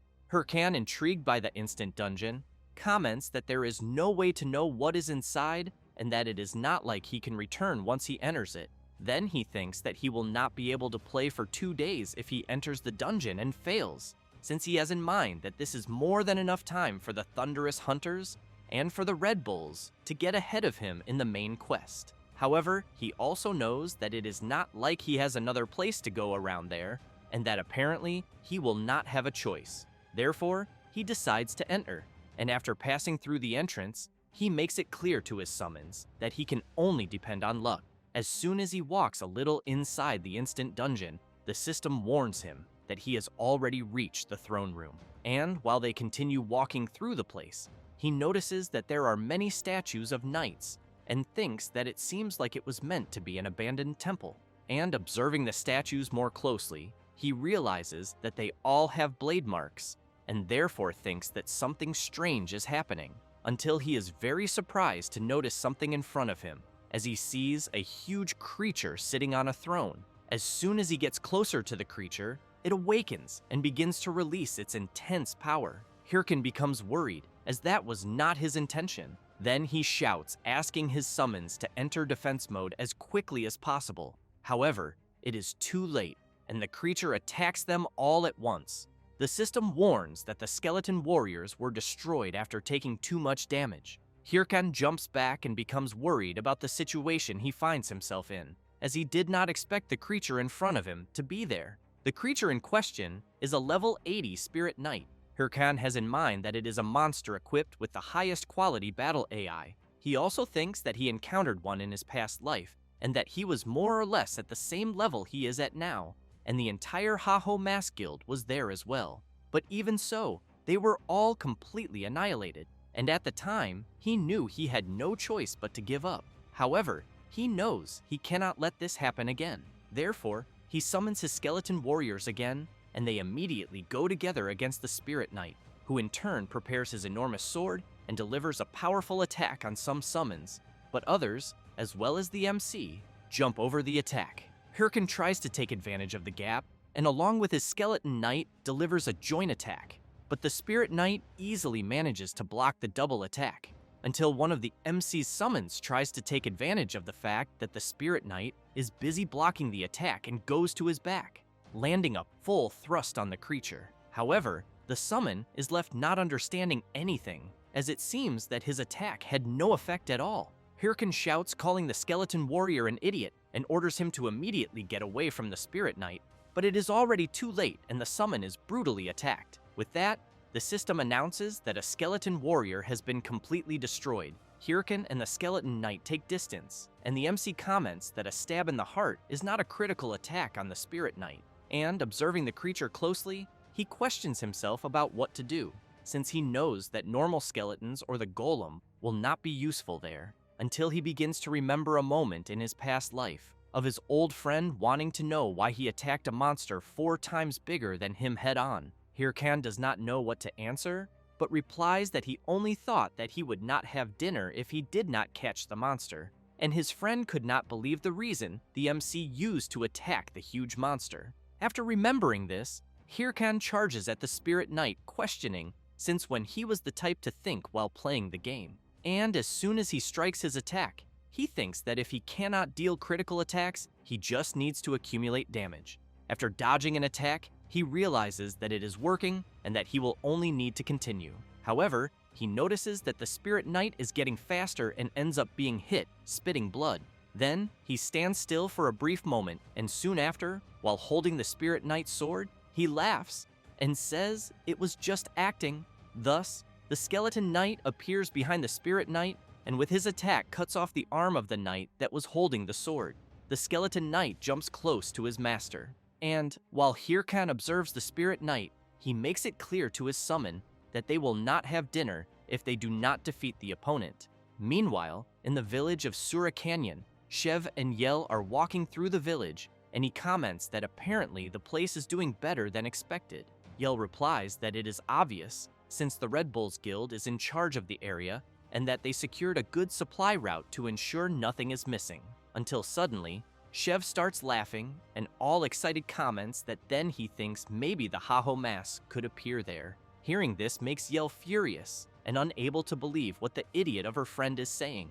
Thus, she emphasizes that he has been going crazy about this Haho Mask, and that she just does not understand it, since all this person did was hunt some low-level monsters. Shev makes it clear that the monsters may even be low-level for them, but for the Haho Mask, the monsters are high-level, since in the game they are in, where the person can feel pain, there are only two types of people who dare to challenge monsters stronger than themselves. That said, he becomes serious and says that they are either crazy or they are born warriors. And thinking about the Haho mask, he stresses that he is both types. Back to the fight between the MC and the Spirit Knight. The place where the creature had its arm cut begins to have a strange reaction, and it does not take long for a spiritual blade to be created in its place. Hirkan laughs and questions if the creature losing an arm means nothing, then calls it annoying. He then takes a deep breath and exhales, trying to stay calm. Thus, he charges at the Spirit Knight along with his summon.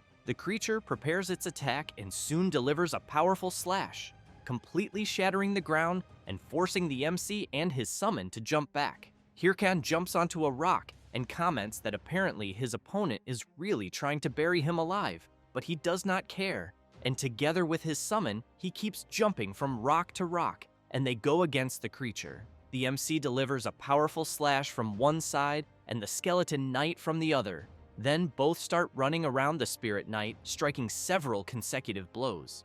Hirkan gets excited when he realizes that it is working, and that they only need to accumulate a little more damage the way they are doing, and thus they will be able to defeat the Spirit Knight. However, the creature begins to emit a strange power and then releases a wave of fire around itself, forcing the MC and his summon to retreat immediately. Hirkan is surprised, questioning if the Spirit Knight has become even stronger, who in turn leaps and strikes at the MC, who is frightened by the tremendous strength of the creature. Hirkan, while trying to withstand the attack, thinks that his opponent's attacks are completely different from before. Then he begins to get irritated with all of this and strikes the Spirit Knight. Next, he shouts, calling his summon to deliver the next blow together. However, he barely finishes saying this and is severely struck by a counterattack from the Spirit Knight, being thrown far away. While lying down, Hirkan thinks that he focused too much on controlling his summons and was careless with his defense. At that moment, the Spirit Knight advances to deliver his powerful attack, but something moves quickly. It is the MC's Skeleton Knight who steps in front of the attack to protect him. While Hirkan is surprised to see that his summon saved him, the system announces that the Skeleton Knight has been completely destroyed. Before vanishing, the summon looks back and gives an all-good sign to his master, and as soon as the Skeleton Knight disappears, Hirkan begins to tremble with rage and leaps toward the Spirit Knight using his Bone Bomb skill. The creature begins to be bombarded all over its body, but still manages to block the MC's assault. Hirkan tries to resist and thinks that just a little more is missing. Thus, more bone bombs surround the Spirit Knight, and a huge explosion happens. Hirkan thinks that he knows it is still not enough, as he needs to do this a few more times. However, the Spirit Knight bursts out of the smoke of the explosion and stands right in front of the MC, who is very frightened because he did not expect this. But he gives a smile and wants to know if the creature knew that Spirit-type monsters do not take much magic damage. But what he really wants to know is if his opponent thought he did not know that when he was using the Bone Bomb. Then, he says that he mixed some of the skeleton fragments into the previous bombs. Thus, he snaps his fingers and activates his ultimate summon, Skeleton Fragment skill, causing several summons to emerge, grabbing the Spirit Knight.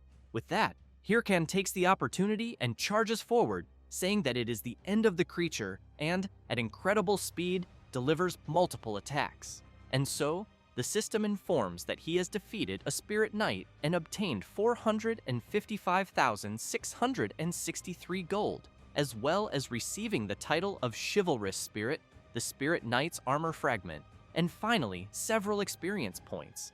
In this way, he manages to level up once again. Hirkan begins to remember something and thinks that in the past, the members of his guild said that there was no way they could defeat a Spirit Knight and that the MC had led them to their deaths. However, seeing his summons all gathered again, he also sees the Skeleton Knight making a gesture that everything is fine. Then he thinks that now it is very different from that damn time. Thus, he tells his summons that they did a great job, but as soon as he sees them putting on a ridiculous act, he turns back and questions why he is not able to leave the instant dungeon. And, while the summons surround him, he wonders if perhaps another boss could exist, but does not notice something emerging right behind him. And as soon as he hears a noise, he turns startled and sees a door opening, and questions if it could be a randomly appearing reward room. Then he runs excitedly, thanking several gods at once. As he approaches, he begins to wonder what rewards he might receive, if it could be gold, a weapon, or even a hidden skill book, but ends up devastated upon picking up an old book and noticing that it is a research record book of an ancient power. But he knows that this is related to the main quest, and that he has read it so many times in his past life that he has even memorized it. And while he starts shouting, wanting to know why he is receiving such a trash item in a reward room, something begins to shine intensely behind him, and as soon as he notices, he turns and is very surprised by what it is. After leaving the instant dungeon, he goes straight to the Parung forest and thinks that he must have leveled up enough and that now it is time to return to the main quest. Then he calls his summons, which at the moment are all equipped with incredible new armor. Hirkan, seeing his summons acting like idiots, thinks that they are always so excited, but he knows he cannot blame them, since he would never have imagined that what was in the reward room was a stolen skill that allows him to equip his own equipment on the summons. And because of that, he knows it means that now he can improve his summons regardless of their level. But it is obvious that it will cost a fortune to buy all the equipment. And while he shouts, making it clear to his summons that they better make it worth it, some people watch him from afar, and soon one of them starts clapping and saying that it is quite impressive and calls the MC Haho mask. And as soon as they come out of the forest, they comment that it is just as the rumors say. A hairy-chested guy starts saying that if the MC is wondering who they are, the other one with glasses adds that they live for romance, and the skinny one with a tuft finishes saying that they die for romance. Then, the three together say that they are the outlaw romantics, the R2 family. Hirkan cannot believe it, thinking that there are only weirdos in this game. Then he turns and walks away with his summons. But the R2 family group continues following the MC, and the hairy-chested guy comments that the Haho mask is walking too fast, but he thinks that is to be expected from someone as skilled as him. Hirkan begins to get furious, and the guys keep saying that they can barely reach the Haho mask's pace and ask him to go slower.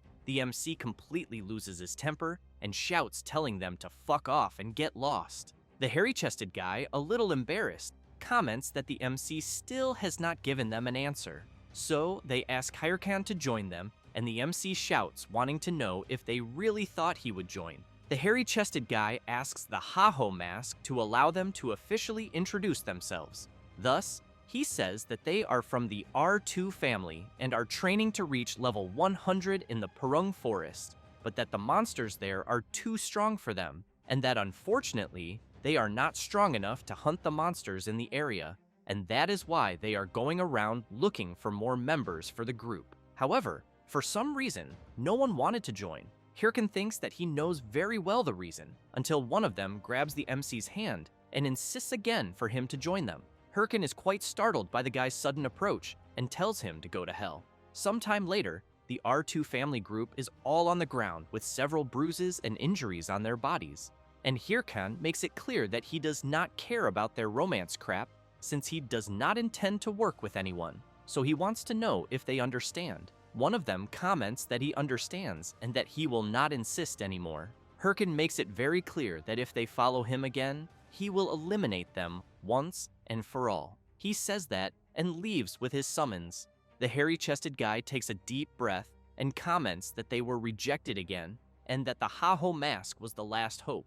The guy with the mustache and glasses wants to know if they should just give up on the Parung forest until the one with the tuft sees something on his watch and asks his captain if he remembers the musical family from last time. He wants to know if the tufted guy means the group that hung them on a tree for thinking they were creepy. His partner replies yes, and warns that they are asking for help. Meanwhile, the MC is facing a huge ogre with his summons and quickly asks them to prepare because they will all attack at once. Thus, Hirkan leaps, and together with his summons, they completely retaliate against the monster. With that, the system announces that he has defeated a black ogre and gained experience points. Hirkan deactivates his battle armor and, looking at the defeated creature, comments that with it, they have defeated 55 black ogres.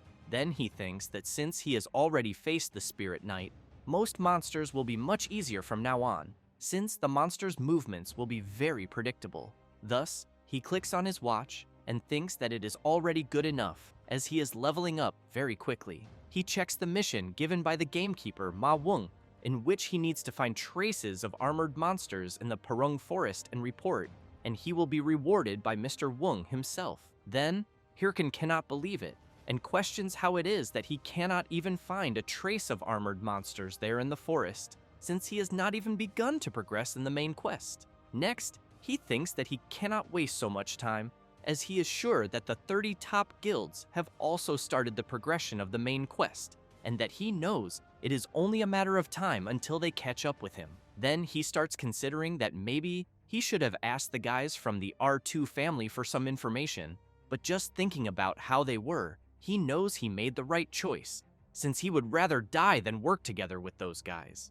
Until, out of nowhere, an explosion happens right in the middle of the forest. Then he turns startled and questions who the hell is blowing up the place and what kind of monster is causing so much trouble, until something comes to his mind and he gets excited, calling his summons. Meanwhile, one of the guys from the R2 family group is defending himself from an attack and, very frightened, questions who these monsters could be. Then he begins observing them and realizes that they are armored, and that is why he cannot attack them properly. And besides that, they have formed a battle formation, and it is not like he can simply attack directly. But the strangest thing is that he knows these guys were not supposed to be there, and he thinks that what is behind them all is their boss. Then he thinks that it is a monster intelligent enough to command a monstrous army, and that he thinks it is not something the R2 family can handle alone, until the skinny tufted guy arrives and uses his firewall skill, separating his captain from the black ogres.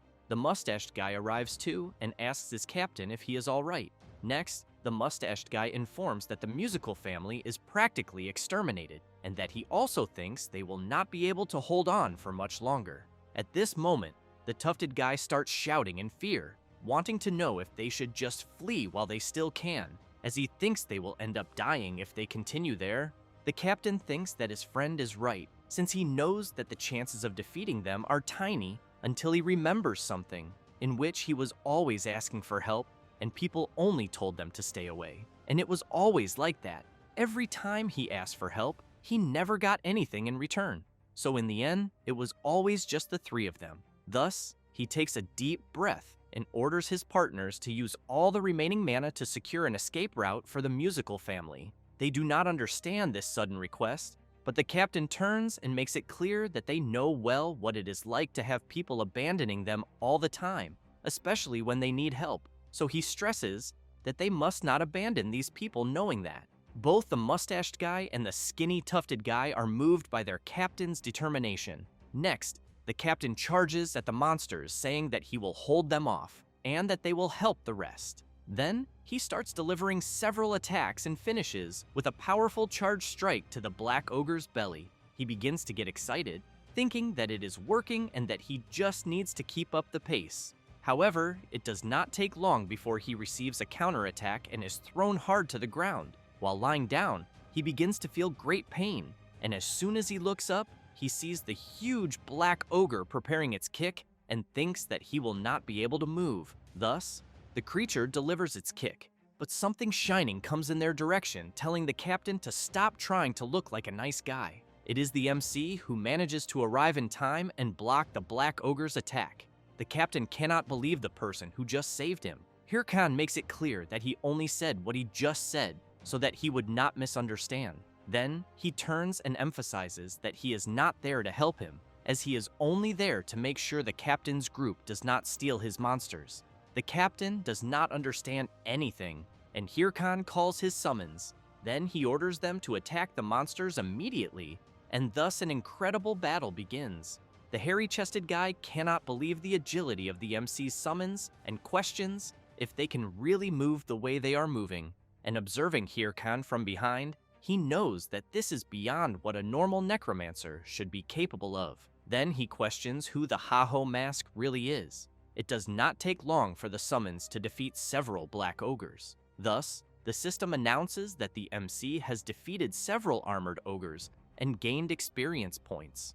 Hirkan breathes in relief and comments that now that he has finished with the small cockroaches, he points his sword at the ogre boss and calls him. Then he wants to know if he is sad for seeing his subordinates eliminated, but makes it clear that he should not worry, as soon he will be with them. Hearing this drives the boss mad with rage, but before that, the MC looks at the captain of the R2 family and asks his summons to take him out of his way, as he does not want any trash getting in his way in the battle against the boss, until the boss stomps on the ground with everything and makes the whole place shake. Then he stands before the MC and lets out a powerful roar. This is the level 80 Helmet Ogre.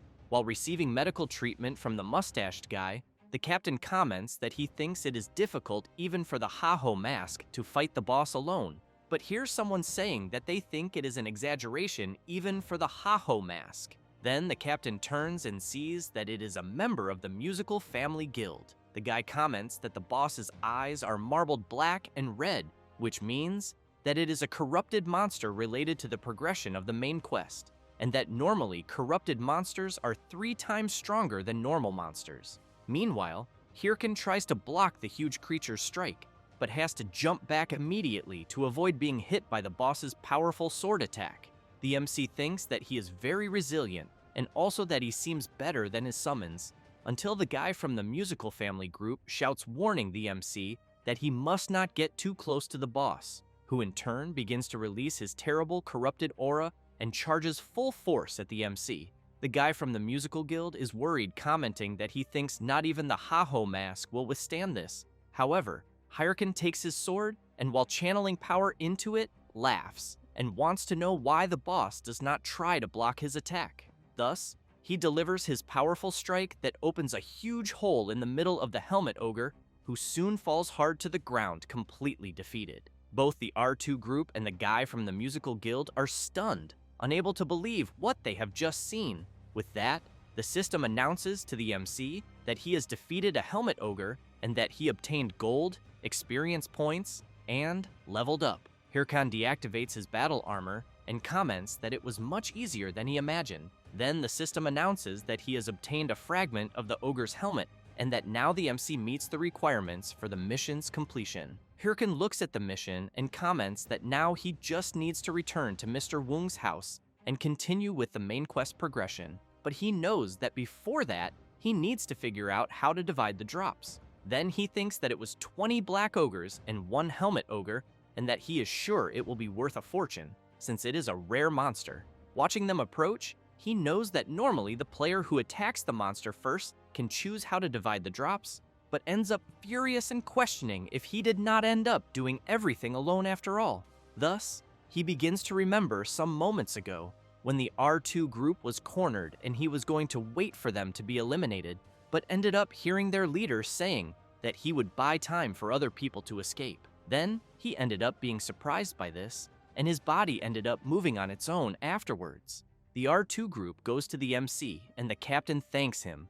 saying that they survived because of his help.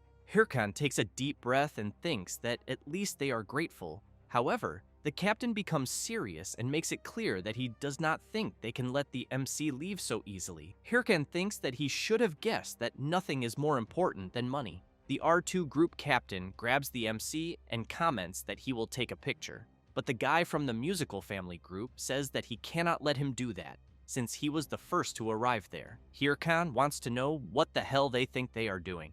The captain replies that they are trying to take pictures with him as proof that they were there during the attack, but Hirkan wants to know if they will not want to split the drops. This leaves the captain a little thoughtful, and then he asks the guy from the musical group if they will need any drop. He was about to answer yes, but the captain slaps his shoulder hard and with a sinister aura comments that he is sure he will not mind leaving the drops behind when they were all saved by the Ha-Ho mask. Embarrassed, he replies no, and that the MC can take everything. Thus, the R2 group captain gives Hirkan a thumbs up and says that he can take it all. Hirkan does not understand anything and thinks that he would ask himself what the hell romance means to these guys.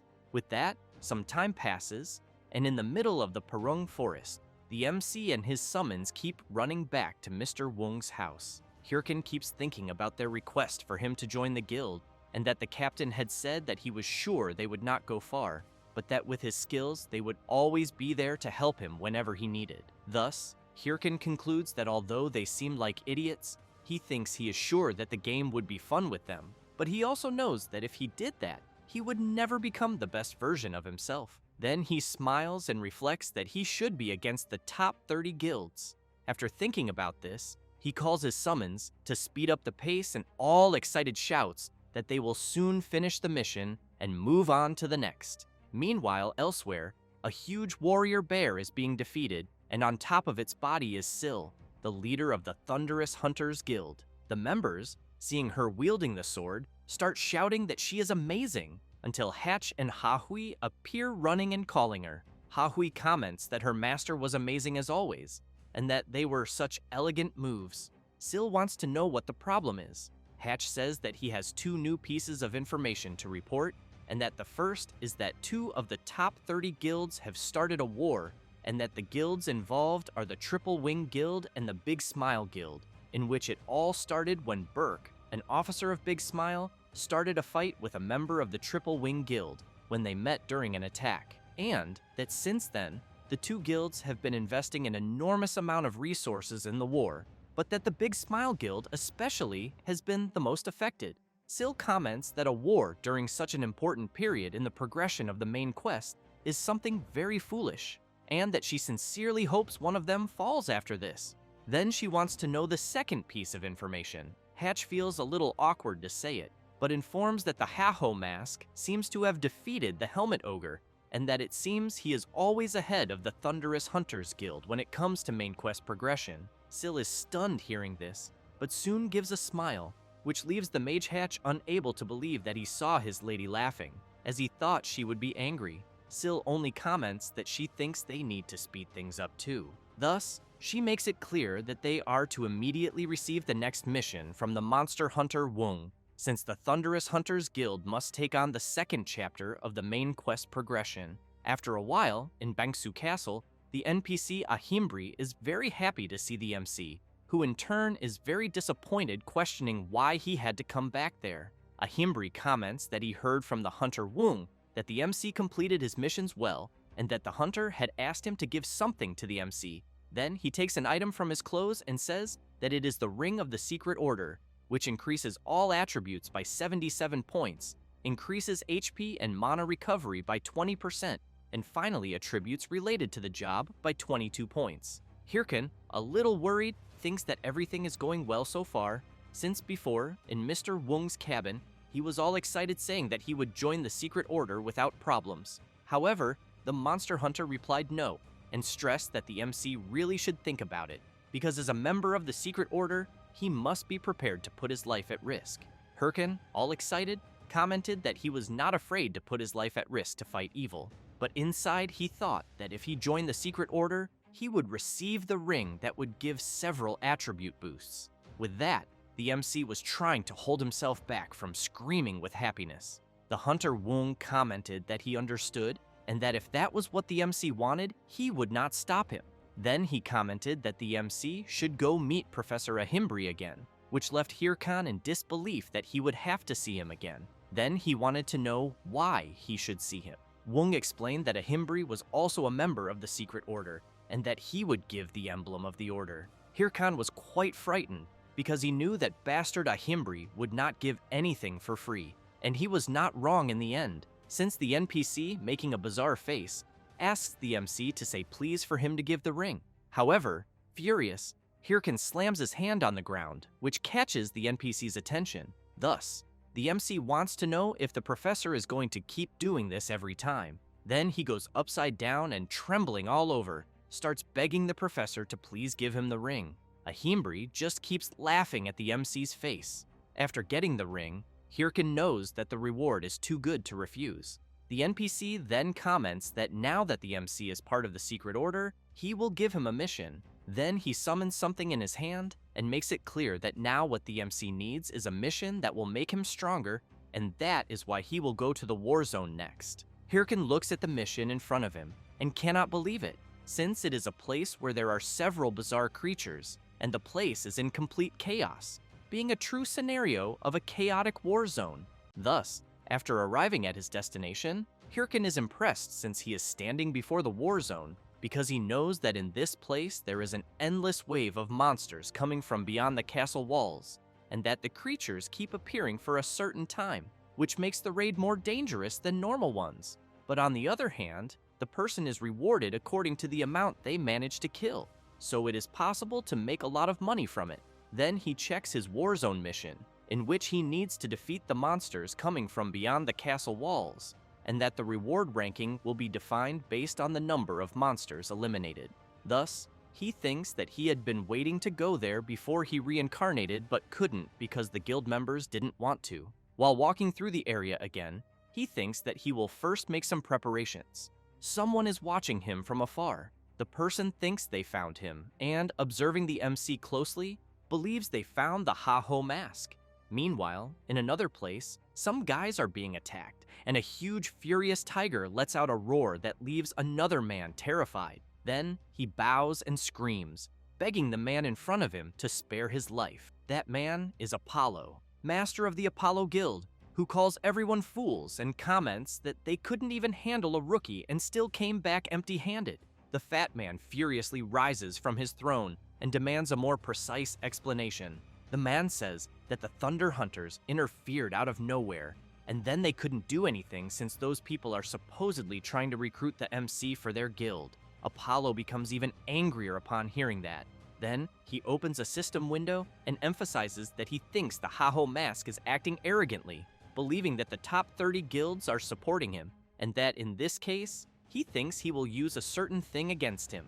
In another place, Heavybean, an officer of the Big Smile Guild, one of the top 30, receives a message from Apollo. He takes a deep breath and wonders what the fat man wants now, then answers the call and asks what he desires. Apollo says he has a favor to ask and requests that he teach the player Ha-Ho mask a lesson. Heavybean wants to know if it is that rookie who has been rising recently and why. The fat man grits his teeth and says that the Ha-Ho mask dared to touch his guards and did not apologize. Then he yells that, in other words, he made a fool out of him. Heavybean is surprised by that, and, furious inside, thinks that means it is nothing serious, but apologizes to Apollo and emphasizes that he thinks he cannot do that because a guild like Big Smile should not get involved in such matters. The fat man becomes serious and makes it clear that there is no other choice since, from now on, he will stop sponsoring the Big Smile Guild. Then he wants to know if it was not thanks to his sponsorship that the guild entered the top 30. Heavybean begins to get angry, while Apollo continues saying that if he cannot fulfill a simple favor, then it makes no sense to continue sponsoring him. The guild officer slams the table and calls out Apollo. With a completely different expression, he says that now that he thinks about it, the Ha-Ho mask is just a piece of trash, and that he will teach him a lesson. Then he makes it clear that he will contact him as soon as the matter is settled. After ending the call, he goes crazy and starts screaming that rejecting this request would cost the guild a lot. But on the other hand, he knows that attacking the Ha-Ho mask would ruin the guild's reputation. Then he wonders why the hell Apollo is trying to make his life harder than it already is, until someone approaches, wanting to know if he needs help. That is Cho Wurung, a reserve affiliate of the Big Smile Guild, who wants to know if she just needs to eliminate the MC. Heavybean thinks that if he leaves this matter to her, who is not an official member of the guild, he might avoid tarnishing the guild's reputation. Then he wants to know if she thinks she can handle the Ha-Ho mask. Cho Wurung asks Heavybean to leave the matter to her and emphasizes that she owes her life to him. With a sinister expression, she emphasizes that to reward him, she will definitely eliminate the Ha-Ho mask.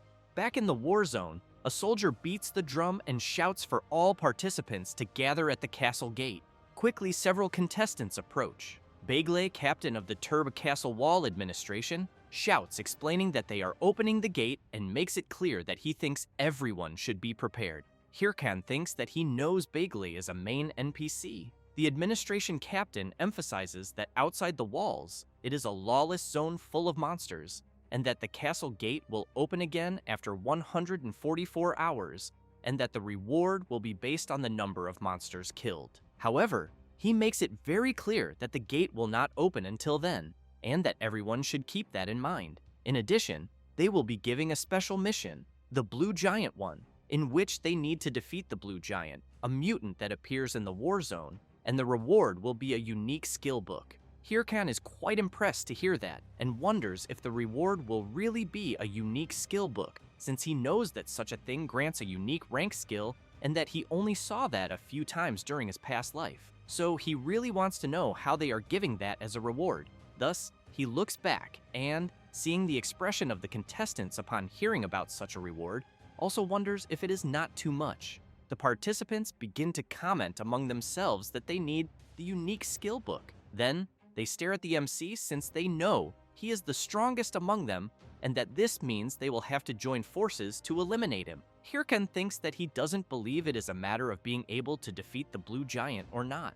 Then, while he prepares, Bagel shouts asking everyone to get ready and open the gate. As soon as the gate opens, the MC rushes forward at high speed ahead of everyone and thinks that he just needs to be the first. The contestants can't believe the incredible speed of the Ha-Ho mask and start shouting that they need to chase after him as fast as possible, until Cho Woo-rung, in the middle of everyone, comments that she has an idea and wants to know why they don't form a team among themselves. One of the contestants goes to Cho Woo-rung, who is just a rookie, and wants to know if she thinks she can say anything about what they should do. Then he puts his finger on her forehead and tells her to get out of there right away. With a simple move, she brutally attacks the guy, and as soon as he falls completely injured to the ground, Cho Woo-rung wants to know why everyone is so nervous. While the other participants are afraid of her, she comments that she thinks it must be because of the unique skill book, but emphasizes that she doesn't care about it since she just wants to kill the Ha-Ho mask. Then she turns and states that if everyone listens to her, she will give them the book since, after all, they won't be able to get it with the level they have. And that's why she thinks it's a good deal for everyone.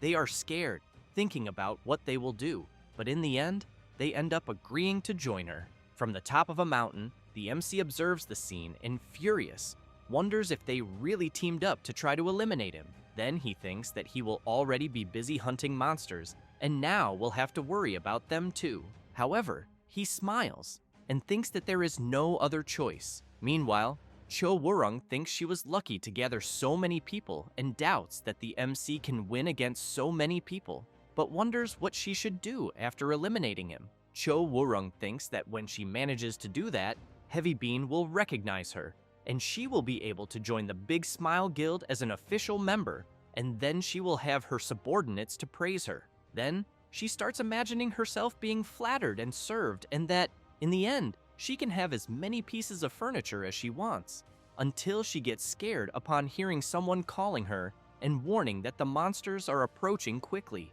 She gets ready and shouts for everyone to form up and deal with one at a time.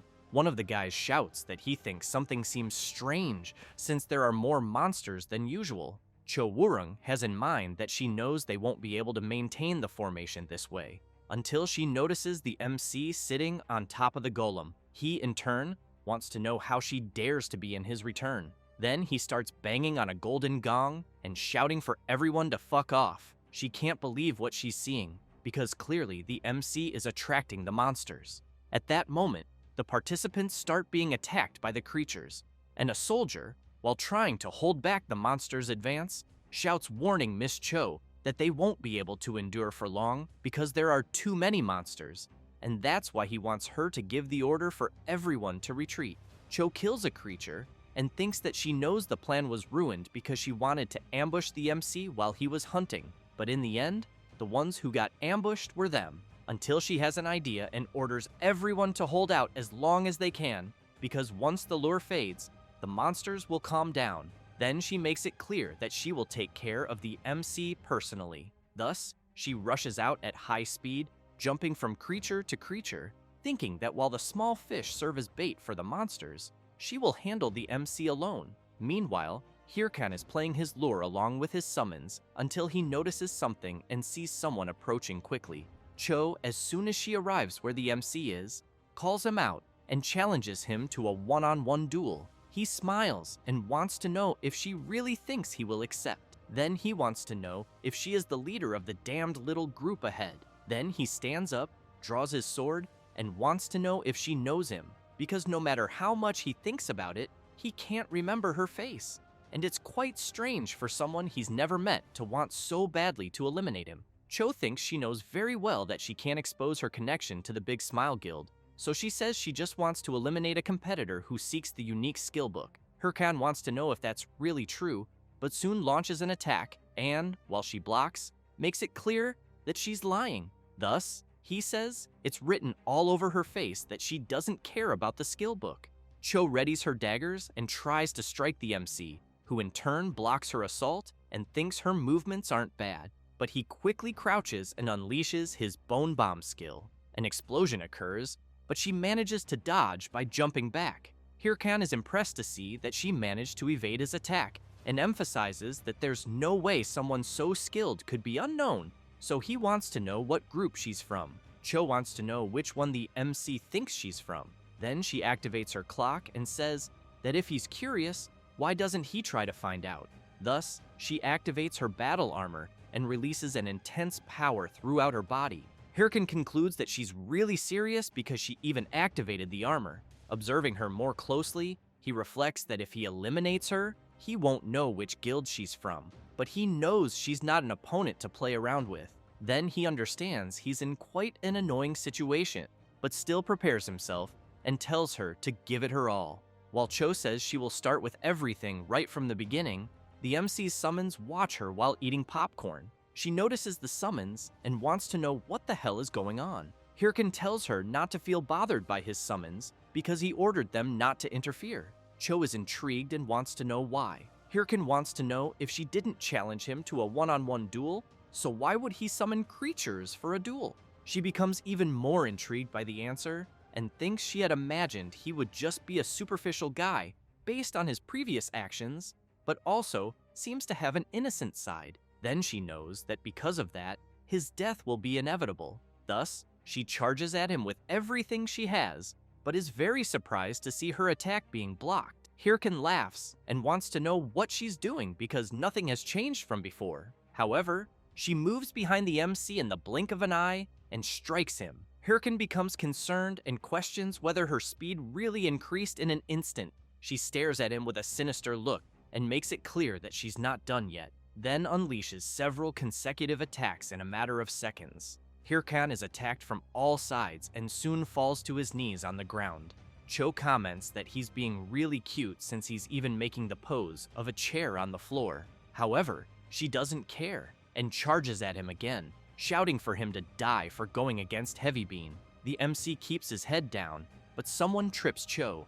It's one of the MC's summons. She is startled, trying to understand what the hell just happened. Hirkan smiles and, while preparing his attack, comments that she's from the Big Smile Guild then. She's frightened seeing the attack coming her way and thinks she won't be able to defend in time.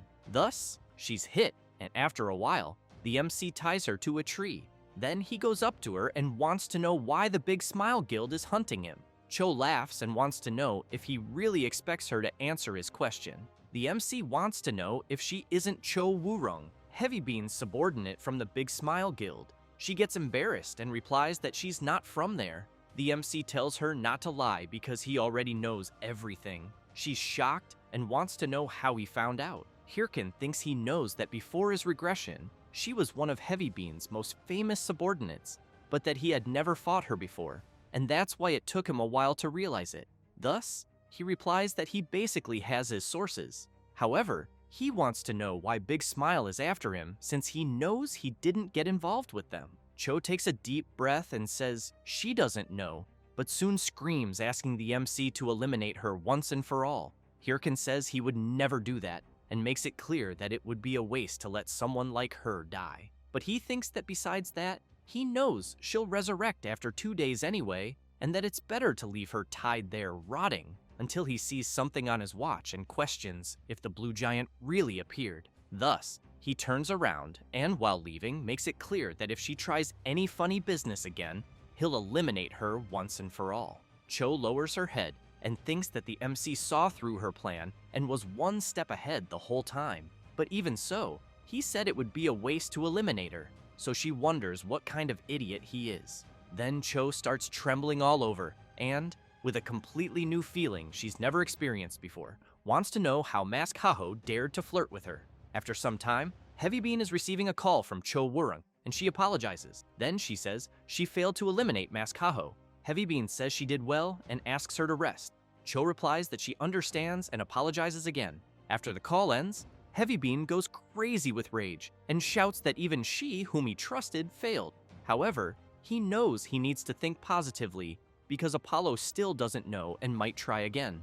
Then Apollo calls him and wants to know if Mask Haho has already been eliminated because he heard news that one of the top 30 guilds, Big Smile, was defeated by him. The chubby guy also points out that if this is made public, he wants to know what Heavy Bean thinks will happen. He's embarrassed, feels his soul leaving his own mouth, and thinks that everything happening is because of that damn Mask Haho. And while thinking about him, he keeps cursing him. Meanwhile, he wants to know why he's suddenly feeling an itch in his ear. Meanwhile, the MC arrives where the blue giant is, and, all excited, summons his invocations to deal with the creature as quickly as possible. However, it takes longer than the MC expected, and he is completely exhausted. On the ground, he comments to his invocations that he barely managed to defeat the level 85 blue giant. After unequipping his battle armor, he wants to know why the blue giant has the HP of a level 100 monster, since he didn't expect it to take 30 minutes to defeat it, even going all out. Hirkan thinks about some people and comments that he should thank those idiots who ended up killing themselves, as he believes that if it weren't for that, they would have stolen his monsters.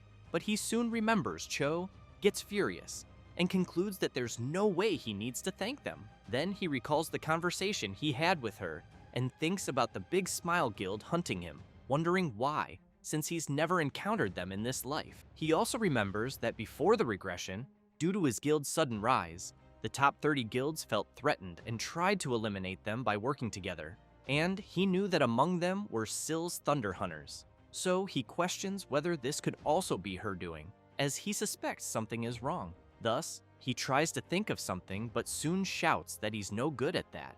Then he calls his invocations to make things clearer, because if anyone gets in his way, he will eliminate them. Next, he sees that there are 138 hours left until the event ends, and, all excited, comments that now they will start making money. 138 hours later, the castle gate opens and the participants return angry, saying that it was really difficult this time. One of them emphasizes that they shouldn't have messed with the Haho mask. His friend comments that it was all because he wanted to listen to that Cho Wurung. However, he gets nervous and yells, wanting to know how that was his fault. At that moment, the MC appears covered in cash and makes it clear to them that they don't need to fight since the day is beautiful. But upon noticing one of their faces, he quickly wants to know what's wrong. Then he starts mocking them, saying they're idiots who came back empty-handed. They don't like being mocked at all. But while the MC thinks it's just karma, Cho is once again watching from the shadows. She gets nervous and, observing the MC closely, swears that next time it will be different. But in her eyes, she's seeing the MC differently, wanting him for herself. Then she turns away all embarrassed and thinks she needs to eliminate him instead of fantasizing about him. At that moment, Beagle shouts that he will announce the mission's top contributor. Thus, he yells the MC's name and asks him to go to his office. Hirkan gets excited, thinking that he's finally been recognized. It doesn't take long for him to reach the office of the administrative captain, who comments that the MC was truly incredible since he defeated the most monsters and even the blue giant, so he thanks him for his efforts. However, he says that lately, more strange monsters have been appearing, blue-skinned monsters with ice energy, and some they had never seen before, like the blue giant that the MC defeated, and he firmly believes they are coming from the ice mountain. Then he emphasizes that if they had the opportunity, he would like to send an expedition to that mountain, but Bagley notices that the MC isn't paying any attention and quickly wants to know if he's listening. Hirkan replies yes, but thinks that he knows very well about the map of the Frozen Mountain Kingdom. As soon as Bagley mentions the mission reward and wants to send the MC, he gets all excited, and the administrative captain comments that he's quite predictable. However, he says that there's a letter from his master requesting that the MC go to the Urgel Mountains to begin the secret organization mission, and that he will need to speak with the blacksmith Wolf to receive the next mission. The reward itself is unknown. Hirkan keeps in mind that the Urgel Mountain is full of high-level monsters, and it's no wonder he was sent there. But he gets furious and considers that maybe they just want to mess with him. Bagley takes the unique skill book and gives it to the MC, saying it's his reward for winning. While Hirkan keeps kissing his reward non-stop, Bagel comments that he's giving him such a reward and hopes that the MC will take good care of it. Hirkan, all excited, wonders which skill he will get but knows that any unique skill is great. Then, he places his hand on the book and the system notifies that he used the unnamed skill book. It then informs him that he obtained clay creation. Hirkan gets confused, trying to understand what kind of skill that is. Meanwhile, elsewhere, the Thunder Queen wants to know who it was. Hatch asks her to calm down, but she is extremely furious and unleashes her attack, completely destroying everything in front of her. The mage can't believe the extent of her destructive power, and while he's terrified, dying of fear of his lady, she remains furious, thinking about some idiots who appeared out of nowhere and stole her monster from the main mission her guild was doing in the raid. Syl looks back with a terrifying expression and asks the mage who those bastards were who interfered with her plans. Hatch says they aren't part of the top 30 guilds, and, judging by how they escaped their investigation, he thinks they must be quite high-leveled. Syl clenches her teeth angrily and orders the mage to find out what they looked like and place a bounty on them, as well as ensure that no one is around when the monster respawns again. Then she grips her sword tightly and with a murderous instinct makes it clear that she doesn't know who they are, but she's sure that if they dare to appear again, she swears she will eliminate them with all her strength. Meanwhile, elsewhere, someone is playing chess and wants to know if it wasn't too cruel to steal the monster from the Thunder Hunters, since the mission was quite dangerous and almost went wrong. The other person emphasizes that there was no other choice, as the Thunder Hunters' speed was faster than they thought. The warrior laughs and wants to know if the next target will be the Hydra Guild. The mage asks him to calm down, as she thinks that if that happens and their identities are exposed, it will be very bad, until someone appears saying that they agree with what she said. Then he emphasizes that the purpose of everyone gathered there is to balance the game through darkness, and therefore asks them not to forget the purpose of the guild. This is Singlet from the Hands Guild. The warrior Richard, affiliated with the Hands Guild, says that he understands well, as does Mikkel. Weaver also fully agrees. However, someone raises her hand, calls Singlet, and asks about the Haho mask. Then she makes it clear that it was because of his failure that the MC is completing the main mission so quickly. This is Momo, a member of the Hands Guild. Singlet doesn't like hearing that, but emphasizes that the guild's most urgent goal is to stop the top 30 guilds and that he will take responsibility for the Haho mask later. Mikkel tells them to stop with the useless talk and says they should head straight to the next mission. Thus, they prepare and state that it's all for the master. Meanwhile, the MC is analyzing his new skill, clay creation, with which he can transform clay into monsters using monster drops. And as proficiency increases, the creation stats will become more similar to the target monsters, with the materials being consumed when used. Hirkan knows that basically, he can transform a golem into another monster, so he imagines that means he can create creatures that can fly or be used in battle. All excited, he thinks this skill is wonderful. Thus, he decides it's time to test it and grabs a tooth from the blue giant he defeated in the war zone. Pointing at the golem, he uses his clay creation skill. His summon quickly starts reacting, and Hirkan begins to get excited, thinking that an incredible monster will emerge, until the golem transforms into a very small version of the blue giant. Hirkan gets quite confused, trying to understand what the hell just happened. With that, the system notifies that the MC's skill rank is low, so it will be 50% less effective. Hirkan can't believe it and yells, cursing the game. After some time, he arrives at Urgel Village and still very furious, thinks it's his fault for getting his hopes up, since he knows pets are rare even in his past life, and there was no way to get one so easily. But he thinks he'll level up the skill rank slowly, and that, for now, he should focus on the main mission. As soon as he checks it in the system, he thinks about the blacksmith Wolf, as he knows him very well, since Wolf is part of the Secret Order and the most famous blacksmith NPC.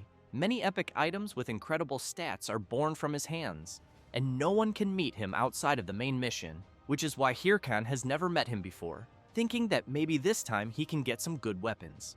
After walking a lot, he finally arrives at the place where Wolf is supposedly located and, without wasting time, opens the door and asks for permission to enter. However, he becomes confused when he sees everything is so quiet and no one is there. Then, someone moves quickly, and the MC notices it and immediately turns around but ends up taking a massive punch to the face, being thrown hard against the wall. The system repeatedly warns that the MC has lost HP. Hirkan tries to understand what's going on and questions who the hell is attacking in an NPC area. An old man shouts, wanting to know if that's all the MC has. Then he slams his huge hammer onto the ground and makes it clear that newcomers these days are all weak since they were stronger back in his time. This is the blacksmith NPC Wolf. Hirkan thinks about what to say and ends up asking if the old man is really the blacksmith Wolf. He replies yes, and the MC wants to know why he was attacked. Wolf answers that it was just a test for new members of the order, as they are not a secret order for nothing. Hirkan goes crazy with anger and questions if the old man is mocking him, since who would attack someone out of nowhere just for a test? However, he soon sees a system notification informing that he obtained the title, the first to speak with Wolf, and that his work-related stats increased by 25 points, as well as the title, the first to survive the blacksmith, increasing his HP by 25%. Hirkan is impressed and wonders if he really got 2 titles from this, as they are very good. Wolf wants to know if the boy is angry about it, since he knows that newcomers these days have no patience. Then the blacksmith sees the MC making a heart shape with his hands and saying that he loves him. Next, Hirkan grabs the blacksmith's leg and begs the old man to use him as he pleases.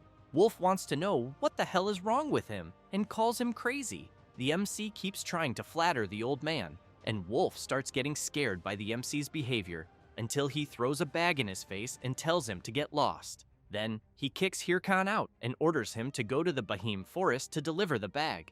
Hirkan stumbles down the stairs and falls face first onto the ground. The MC begins to get up and excited, thinks he'll endure being cursed at and attacked, since he knows that NPC gives out titles easily, and he'll do whatever it takes to make it happen again. At that moment, a system notification arrives informing that a new mission has been registered, being the request of NPC Wolf, in which the MC must deliver the bag to those who reside in the Bahim forest, and the reward will be being recognized by the blacksmith. Hirkan gets excited, knowing that those who live in the Bahim forest are elves. However, he thinks there's a problem, since he knows elves are generally hostile toward humans, live hidden in the forest, and are even harder to find because they move around frequently.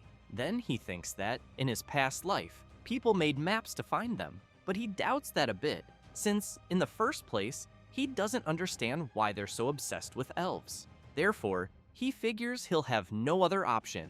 Thus, he goes to the city square, where there are several players, and starts banging his golden gong, shouting that he's buying information about the Bahim forest and offering up to 100,000 gold depending on the information. People start whispering to each other, wondering if that's the Haho mask and why he's there. Hirkan knows it's a bit embarrassing, but for now, it's the best he can do, since if he posted saying he was buying information, he'd risk the top 30 guilds recognizing him. So, he prefers to endure some embarrassment rather than spend the whole day in the mountains. Then, someone approaches, and everyone, including the MC, becomes startled as they see a man carrying a huge, completely defeated creature. This man says to the MC that he must be the so-called Haho mask. Hirkan is shocked, as he knows that the man in front of him is Pitbull Singh. As soon as the surrounding players realize who's there, they start asking if it's really one of the top 100 ranked players and why he's there. They quickly begin speculating that maybe Singh came because he plans to fight the Haho mask, who in turn knows he fought Singh in his past life and back then managed to defeat him, though he also knew that Singh was a very skilled fighter. However, he thinks he can't guarantee victory this time. One of the players asks if the Haho mask isn't strong enough to defeat Pitbull Singh. Another comments that Singh got the nickname Pitbull because of the cruel way he defeats his enemies, and that his level is much higher than the Haho masks.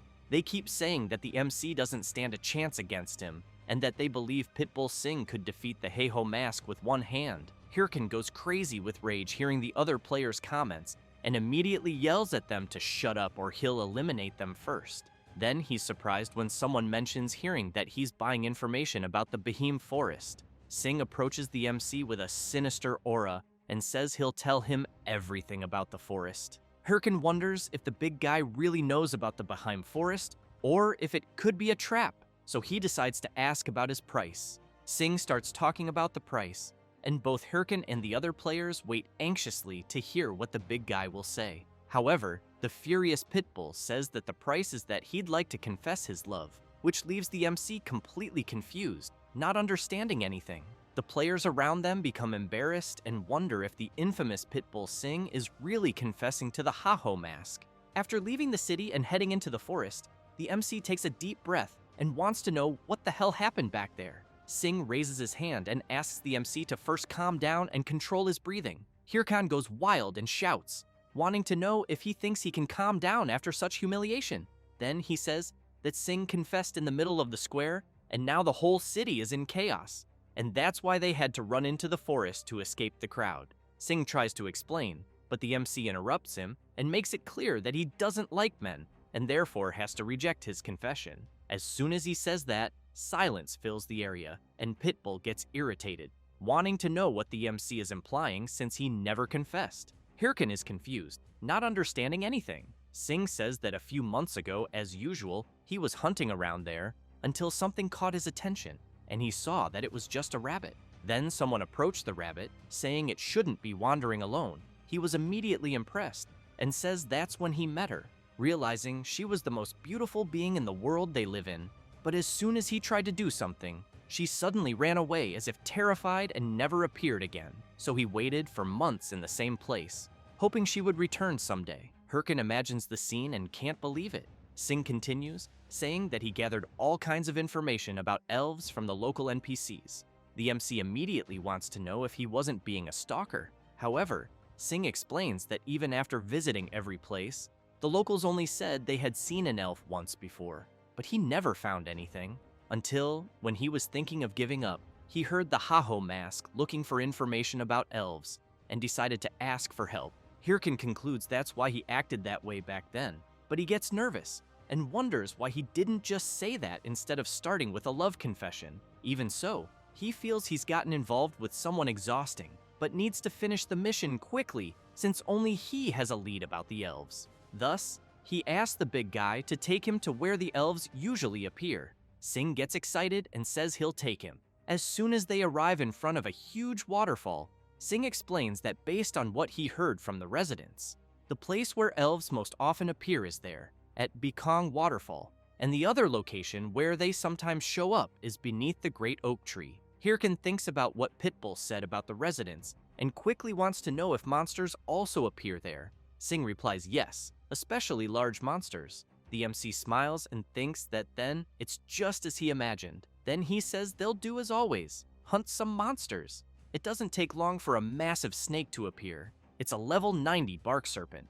Singh says he'll handle it quickly, but Hirkin tells him to wait and says he'll take care of it alone. Singh asks if the MC is sure about that since the creature's level is quite high and it won't be easy. Hirkin asks who he thinks he's talking to and then dashes forward at high speed, shouting that he's the Heiho mask.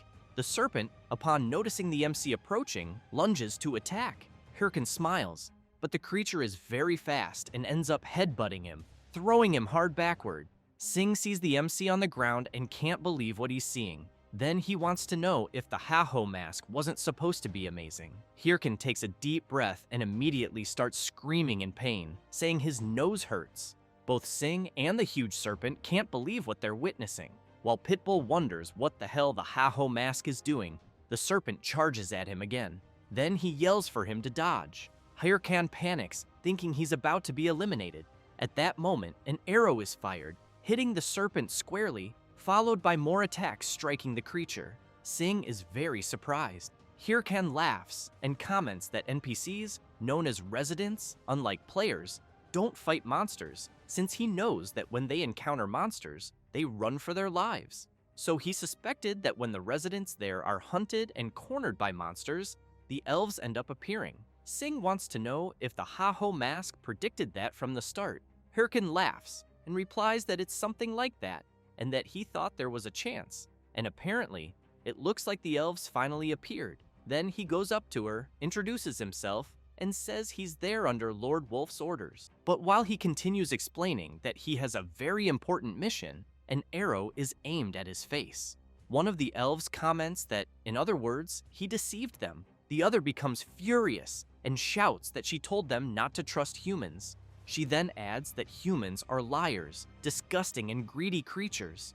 Hirkin feels all those insults are directed at him. Soon after, one of the elves says there's no way Lord Wolf would entrust a task to a lying scoundrel like the MC, who begins to get nervous, wondering what to do and if he should try convincing them by force. Then Sing kneels down, which makes the MC curious to know what he's doing. Sing apologizes for deceiving them, but makes it clear that he needed to meet one of them since they had met before right there in the forest. She is surprised, and Sing continues, saying that back then, he fell in love with her at first sight. Then he extends his hand and gently asks the elf to give him a chance to get to know her. Hirkan can't believe what he's seeing since he knows the elves already hate humans, and now he's revealing that he's a stalker. However, the elf replies that it's fine, leaving the MC even more confused. They start talking and laughing, saying that Selene ended up charming a human. Thus, they begin taking Sing to their village, leaving the MC standing there speechless, still shocked and not understanding what the hell the game is doing. However, in the end, the Ha-Ho mask completed the mission of finding the elves. Thus, Hirkan and Sing go after the elves. However, the MC is furious, wanting to know if this was supposed to be a dating simulation and why the hell everything is unfolding this way. Sing, a little embarrassed, calls Hirkan and comments that he feels like he could die of happiness. The MC gets even angrier and tells Pitbull to go to hell since they were almost killed by one of them. Then, he wants to know if he is going to keep walking around with the elf he fell in love with just because his confession was accepted. Next, he makes it clear to Sing that the prettier they are, the crazier people get, as he knows someone even more beautiful and completely nuts. Sing points out that he doesn't like elves just because they are beautiful and emphasizes that elves are symbols of fantasy. Hirkin is intrigued by this and soon thinks that Pitbull is actually a pervert, but Sing quickly explains that it's not the way the MC is thinking. Then he tells him that when he was younger, in all the games, novels, and comics he read and played, elves, especially dark elves, were essential icons of fantasy, and that adventuring through magical worlds alongside them had always been his dream. Hirkin becomes even more confused and questions what the hell he's talking about and what that has to do with confessing. However, he is surprised to hear Sing asking if he doesn't feel the same. Then Pitbull wants to know if the MC isn't in this game to fulfill his dreams. Hirkan takes a deep breath and says that he doesn't have stupid dreams like that. Then he laughs and says that his dream is to become the strongest in the game and destroy any idiot who looks at him the wrong way. Sing listens to the MC say that it's just about imagining their faces because he'll be thrilled when that day comes. So Pitbull asks the MC if that doesn't make him the same as those who looked at him the wrong way. That question leaves Hirkan completely surprised since he hadn't thought of it that way. However, he smiles and, showing his middle fingers to Pitbull, wants to know what's wrong with that since he knows that the strong always devour the weak, and that's how the world works. Sing comments that if it's natural for the weak to be devoured, then he wants to know if what happened to the MC wasn't natural. Hirkan starts getting angry, and while Pitbull was about to say something else, he punches him. A huge explosion happens, drawing the attention of even the elves. Hirkan grabs Sing by the collar and asks what the hell he knows. Then he emphasizes that dreams and happiness, that kind of thing, are for people who already have something. Next, he wants to know if Sing knows what it's like to fight to survive day after day, and if he also knows what it's like to lose the little he had in an instant. Hirkan grips Sing's clothes tighter, and as he starts equipping his battle armor, becomes even angrier, and says that he knows Sing is trying to give him a sermon, but makes it clear that he doesn't want to hear it anymore. Sing is very surprised by the MC's words until the elves shout that humans are always picking fights for no reason. However, one of them turns and says that they have arrived in Behaim, their village. Hirkin steps forward and asks them to show the way. One of them says that the village elder is in the largest tree, and while the MC walks ahead alone, one of the elves wants to know if Sing really got into a fight with his companion. Sing just stays quiet. As soon as they reach the largest tree in the village, the elf calls for the elder and says that she brought a human who said he was there at Lord Wolf's request. The MC takes a deep breath and thinks that Sing started the fight and ended up losing his composure. So he thinks it's better to let it go since he knows it won't lead anywhere and that he needs to focus on the main mission. The village elder appears and says that since it's a message from Lord Wolf, it must be from the secret order. This is the elder elf of the Behaim tribe. The NPC Dadre Hirkan takes a package and says that's exactly what the elder said, and as soon as he delivers it to the elder, the system informs that Hirkan has delivered Wolf's package to the Behaim tribe and that the Wolf's message mission has been completed. Dra begins to untie the package, and the MC is soon very surprised by what he sees, since he realizes it is an epic item that removes all negative effects and status penalties, being the Bracelet of Purification. Then he becomes nervous upon realizing what he was delivering and understands why Wolf didn't let him see what was inside the package, until he remembers something and reflects that the next mission is to purify the corrupted elf and find out who was behind the main quest. Thus, he becomes excited because he knows the reward for completing the mission will be the Bracelet of Purification. However, the Elven Elder turns and asks the MC to leave. Hirkin shouts for him to wait and asks if there isn't still something he's supposed to do, like using the item to save someone. Dra replies that there isn't and that there's nothing else for the MC to do because he knows that currently he is too weak. Hirkin goes crazy with anger, questioning whether there really is some level restriction.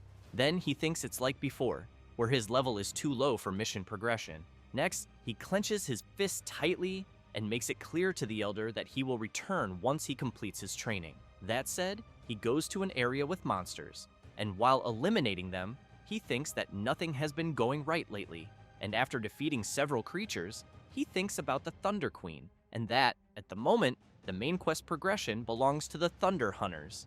And as more creatures rush toward him, he reflects that they recently defeated the ogre and must be in the Urgal Mountains, and will not need to go to the battle zones.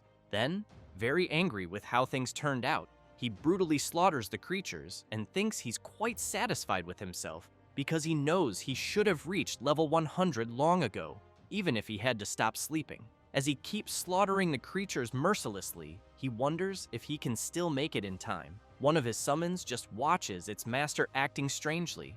Hirkin thinks about what Sing said earlier, then gets even angrier and shouts, wanting to know why he has to listen to such crap. However, he accidentally drops his sword, and several monstrous creatures rush toward him. Hirkan just looks to the side and thinks he's really tired. The creatures keep advancing, and the MC just stands still, doing nothing. Meanwhile, in another place, the elf is showing a strange rabbit, and after Sing tells her what happened, she says that so that's what happened between him and the MC. Sing emphasizes that he knows he overreacted and meddled, but he takes a deep breath, and the elf smiles and asks why he doesn't just apologize honestly, as she thinks it might not be as hard as he believes. Sing is surprised by her attitude, and she asks if that's not what friends do. Back at the MC's battle, the creatures are very close to attacking him until Pitbull appears and lands a tremendous punch on the beast, leaving even Hirkan surprised. Sing turns and says he's there to apologize, and that, apparently, he arrived just in time. Hirkan remains very surprised and confused. After the creature falls hard to the ground, Pitbull turns and says he has something to ask. Hirkan wants to know what he wants showing up out of nowhere, full of himself. Then, while summoning his summons, he makes it clear that if he's there to pick a fight, he should get lost. The skeletons rush towards Sing, who just stands there silently. However, he apologizes, and the MC is quite surprised, immediately raising his arm to stop his summons from attacking him. With the swords pointed at his neck, Sing emphasizes that he said that out of concern. Hirkan listens to what he has to say, and Sing further explains that when the MC mentioned things he knew nothing about, it was nothing more than a lecture, which is why he's apologizing.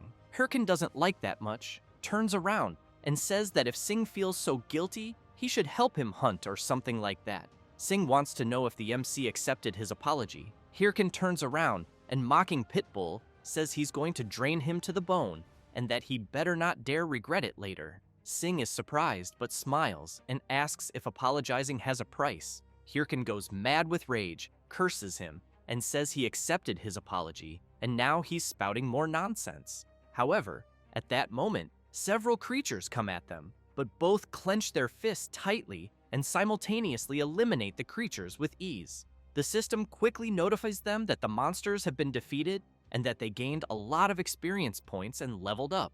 After a while, the MC sees another system notification saying he leveled up and, completely exhausted on the ground, he thinks that he finally reached level 100. Then he sees that he currently has 34 titles. His strength is almost 10,000, his endurance 445 points, intelligence 658, and mana 755 points. Sing, also very tired after defeating several monsters, comments that it was all insane.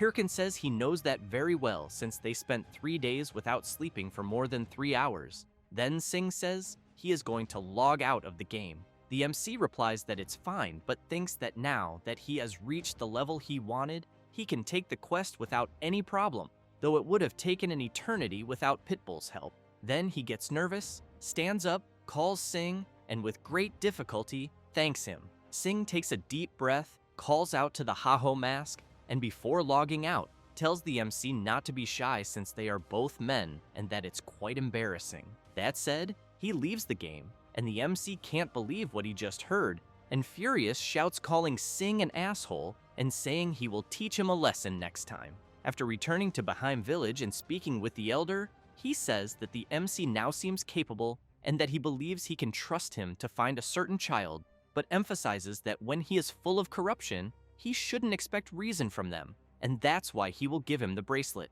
However, the Elder sees the MC with a sinister and distracted look and immediately wants to know if he's listening. Then the MC receives a system notification informing him that he obtained the Bracelet of Purification and that the quest, Corruption of the Elf, has begun. While Hirkan is amazed by his reward, the indignant Elder comments that apparently the bracelet's effect seems truly solid. However, he makes it clear that he's counting on the MC for such a mission. Hirkan replies that yes, he can rest assured, but thinks that he will finish the quest soon and keep the bracelet. Then asks the Elder where he should go. Dra replies that he has no idea, which leaves the MC in disbelief. The Elder emphasizes that if he knew the place, he would have already taken Hirkan there. Then he turns and asks the MC to handle it himself. Hirkan starts shouting, asking the Elder to wait and at least give him a clue, but he just leaves without saying another word. Hirkan can't believe he will have to do a quest without any information. As soon as he goes outside, he heads to a cliff and shouts, wanting to know how he's supposed to find a corrupted elf that spawned randomly in such a huge area. Then he sits and thinks that he thought the level problem had been solved, but more problems keep appearing one after another, and apparently, he'll have no choice but to exchange information again. So he keeps thinking about what to do, but soon remembers the last time, and concludes that public trades are quite difficult, since he knows that if he reveals the main parts of the corrupted elf quest, everyone will go crazy over it. That's why he knows he can't make it easy, as he has his own methods. Besides, he knows it's not confirmed yet, but that in reality, the corrupted elf's role is to raise a monster army, meaning that many monsters will appear near a corrupted elf. With that in mind, he plans that if he goes after buying information about newly spawned monsters, some idiots will bring him reports. Then, he'll gather all of them and use that to deduce where the corrupted elf from his quest is. But while he shouts, boasting that he's the greatest genius of all time, someone slowly approaches, wanting to know if he's looking for information about monsters. Hirkan immediately turns around, thinking the first idiot has arrived, and says yes. However, he's left very surprised since the person he's seeing is Shev the Slayer. Moments earlier at the Red Bull's advance base, Yell was calling for Shev, and he wanted to know what she wanted. Yell asked if he remembered the anonymous tip about the location of the elf's corruption. Shev said he did, and she told him that a new message had just arrived from the same sender, which surprised him a lot. The message said that a certain person was buying information about where monsters were spawning. Thus, Yell emphasized that this person was offering money for information about recently spawned monsters and wanted to know why out of nowhere. Chev said it could only be a smokescreen where someone who knew an important piece of information about the corrupted elf was trying to throw people off, and that it wouldn't be something useless at this point. Yell said that made perfect sense. Chev pointed out that someone saying they're hunting monsters is just an excuse because they're after something else. Yell got excited and, while grabbing Chev, asked what he thought about monopolizing the information. He smiled and said he'd be back soon, but that he'd be with the goose that laid the golden eggs, saying that while thinking about the MC. Back in the present, Hirkin remained very surprised because he had been thinking of finding some random garbage guild where they'd throw the information at his chest and then take off. But seeing the overwhelming presence of Chev, the Slayer, right in front of him, he wondered why the hell it had to be such a big, overpowered fish. Then he stood up, thinking that for now, the plan was canceled, and he would act silently without leaving any trace of suspicion. But he soon felt crushing pressure since the leader of the Red Bulls Guild was right in front of him, wanting to know if he was thinking about running away. Hirkin quickly summoned his summons, which immediately surrounded Chev. He laughed and remarked that the MC made a smart move, because if he had ordered the summons to attack, he believed the MC would already be dead. Hirkin became worried, thinking it was quite humiliating. Since he knew Chev was right, he wouldn't be able to defeat him. Chev got serious and asked the Heiho mask to respond, but emphasized that he had a physical ability well above a novice's and an information-gathering capacity that surpassed intermediate guilds, so he wanted to know who the Heiho mask really was. Hirkin was very surprised, but tried to take a deep breath and say something, but Chev didn't understand and asked him to be clearer. Hirkin began shouting that everyone. Then he started acting crazy, fell to the ground, and screamed that he was just a stupid novice, and that, on top of that, a bad guy from the Red Bulls Guild was threatening him. Hirkin paused briefly, making a crying face, but soon went back to flailing and shouting that he was only trying to find information about monsters. Chev just remained silent without saying a word, and the MC wondered if his plan to play the fool had worked, and if Chev had fallen for it. Chev took a deep breath and then said that apparently there had been a misunderstanding since he didn't think the MC was the same person from the report. Hirkin stood up, thinking it worked, and said that it was just a misunderstanding and that next time he'd make sure it wouldn't happen again. However, he was completely shocked when he heard Chev mentioning a 5 billion bonus. Thus, while the MC started fantasizing about that amount, Chev made it clear that he heard correctly and that they would give those 5 billion, along with salary, benefits, and incentives. But the leader of the Red Bulls turned and said that if the MC wasn't the person he was looking for, there was nothing he could do. Hirkin ran after him and said that it had always been his dream to join his guild, but he stopped for a moment to think, drooling with the urge to accept the offer, and then shouted for Chev to stop thinking he could buy people with money. Chev commented that the MC's actions didn't match his words. Hirkin said that with that amount of money, he could buy a lot of meat to eat. However, Chev wants to know what the Heiho mask thinks about them offering him the same contract to join the Red Bulls Guild.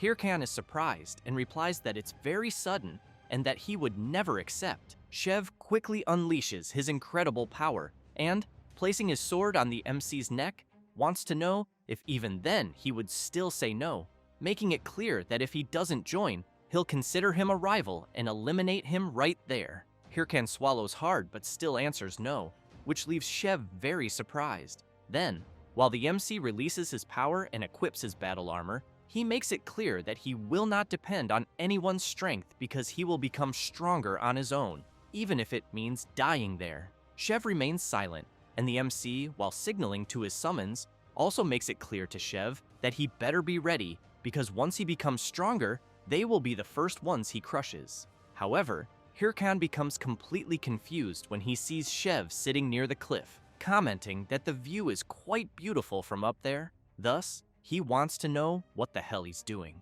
Chev says something about the Red Lake, which confuses Hirkin even more, Chev tells him that his guild confirmed it's true that there has been an explosive increase in monsters spawning nearby. Hirkin wants to know why he's telling him that since they're supposed to be rivals. Chev laughs and wants to know if the MC really thinks he considers him a rival. Hirkin is surprised, and the blonde guy turns around laughing and tells him not to get so full of himself because the Red Bulls are the strongest and bow to no one. That said, he stands up and emphasizes that they were only giving the MC this information because they admire his solo playing spirit, nothing more. Then he says he's leaving. Hirkin stays silent for a moment and then shouts, "Salt Mountain!" Chev turns around surprised, and the MC says that if they're staying away from the elves' territories, then yes, the Red Bulls must be progressing through the dwarves' tower of the main quest, which means they're at Salt Mountain.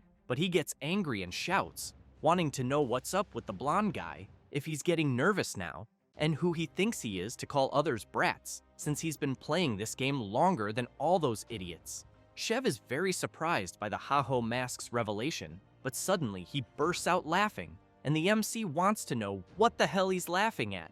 The blonde guy replies that the reason is the MC himself, who is a complete idiot all the time. Hearing that makes Hirkan even angrier, and he immediately shouts, wanting to know who the blonde guy thinks he's calling an idiot. Then he turns and leaves with his summons. Chev immediately contacts Yell through the system and informs her that his recruitment failed. He also says that the goose seemed like it was about to kill itself before joining the guild and might have died if he had pushed further. However, he smiles and, thinking about the MC, tells Yell that he's very curious to see how far the Ha-Ho Mask will go playing solo. She hears all that and immediately gets furious, then starts cursing the blonde guy with several names and scolding him. He drops to his knees on the ground, completely embarrassed, and tries to argue, but knew that once he got back, he'd be hearing it non-stop.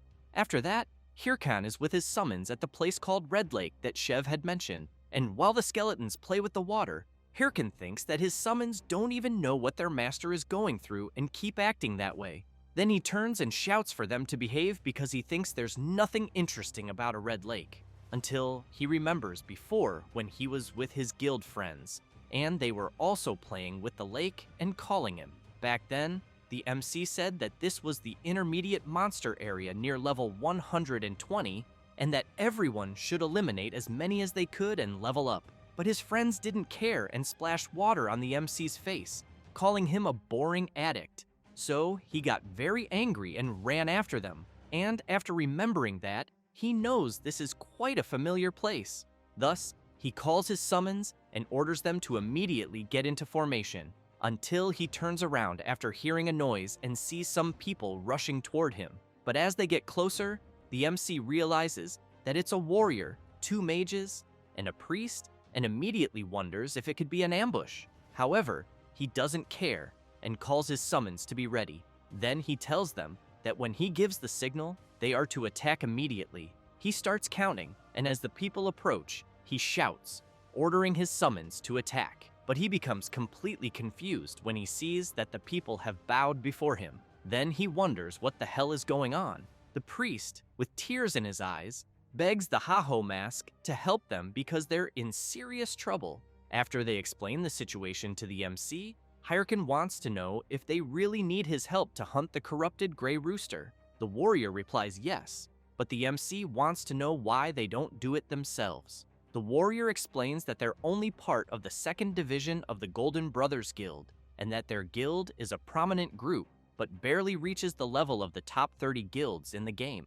And since they're only from the 2nd division, they're just a bunch of nobodies. Hirkan tells them to summarize it in less than 3 sentences. So the warrior says that if they fail the hunt, they'll be expelled from the guild and want the MC to help them. Hirkan says he refuses, and that's the end of it. All of them immediately start crying and begging the Ha-Ho Mask to help them, or they'll really be screwed. Then they grab the MC and say they'll pay him. Hirkan gets curious and asks how much they're willing to pay. The warrior says around 20,000.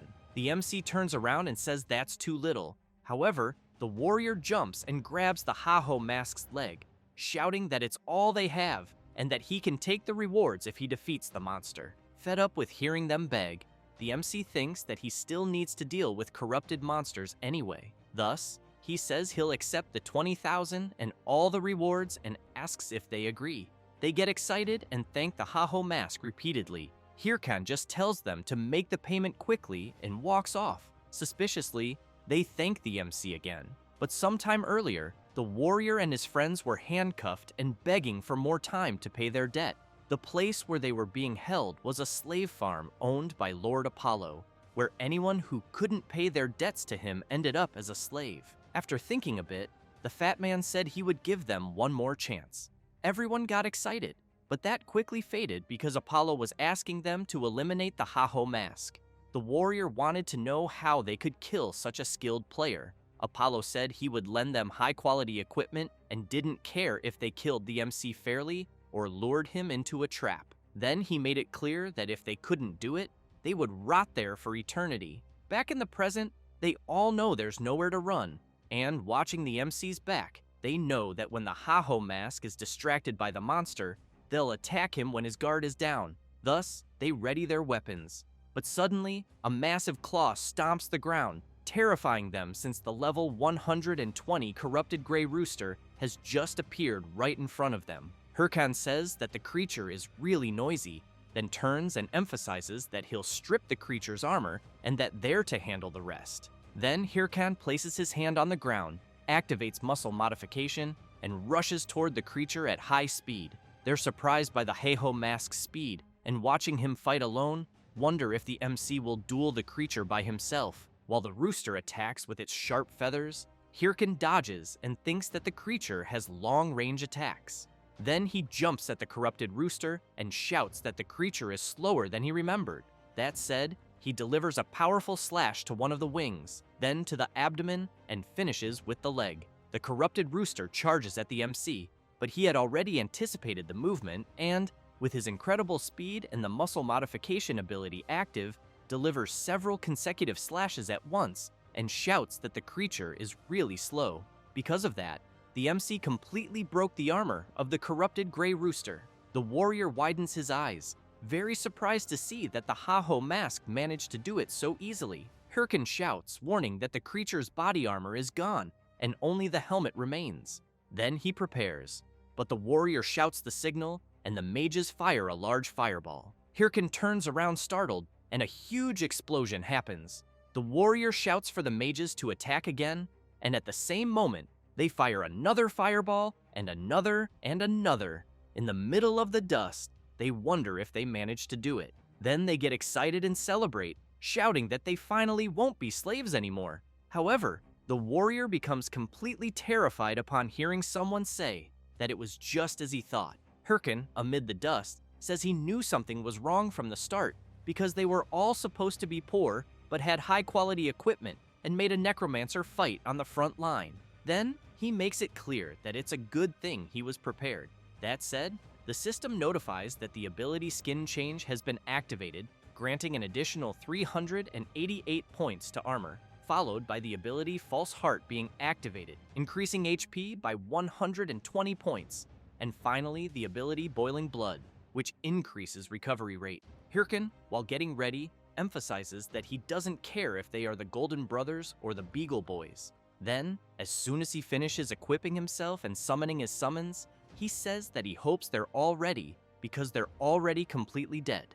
The warrior, very scared, yells for the mages in his group to use magic immediately, but the cockatrice appears behind the MC and his summons, and he wants to know if the warrior's group is sure they want to continue, and they become very scared when they see that even the cockatrice is on the MC's side, who in turn wants to know if they realize they are screwed, until the system informs the MC that a corrupted elf is nearby, which leaves him very surprised, and the elf appears to be furious and soon runs off, and the system warns that he is fleeing, and that the MC will have 3 minutes to capture him, and Hirkan wonders if the elf was after the cockatrice, and why at that exact moment, then calls the warrior's group a bunch of trash, and, while going after the corrupted elf, asks them to at least distract the cockatrice until he returns.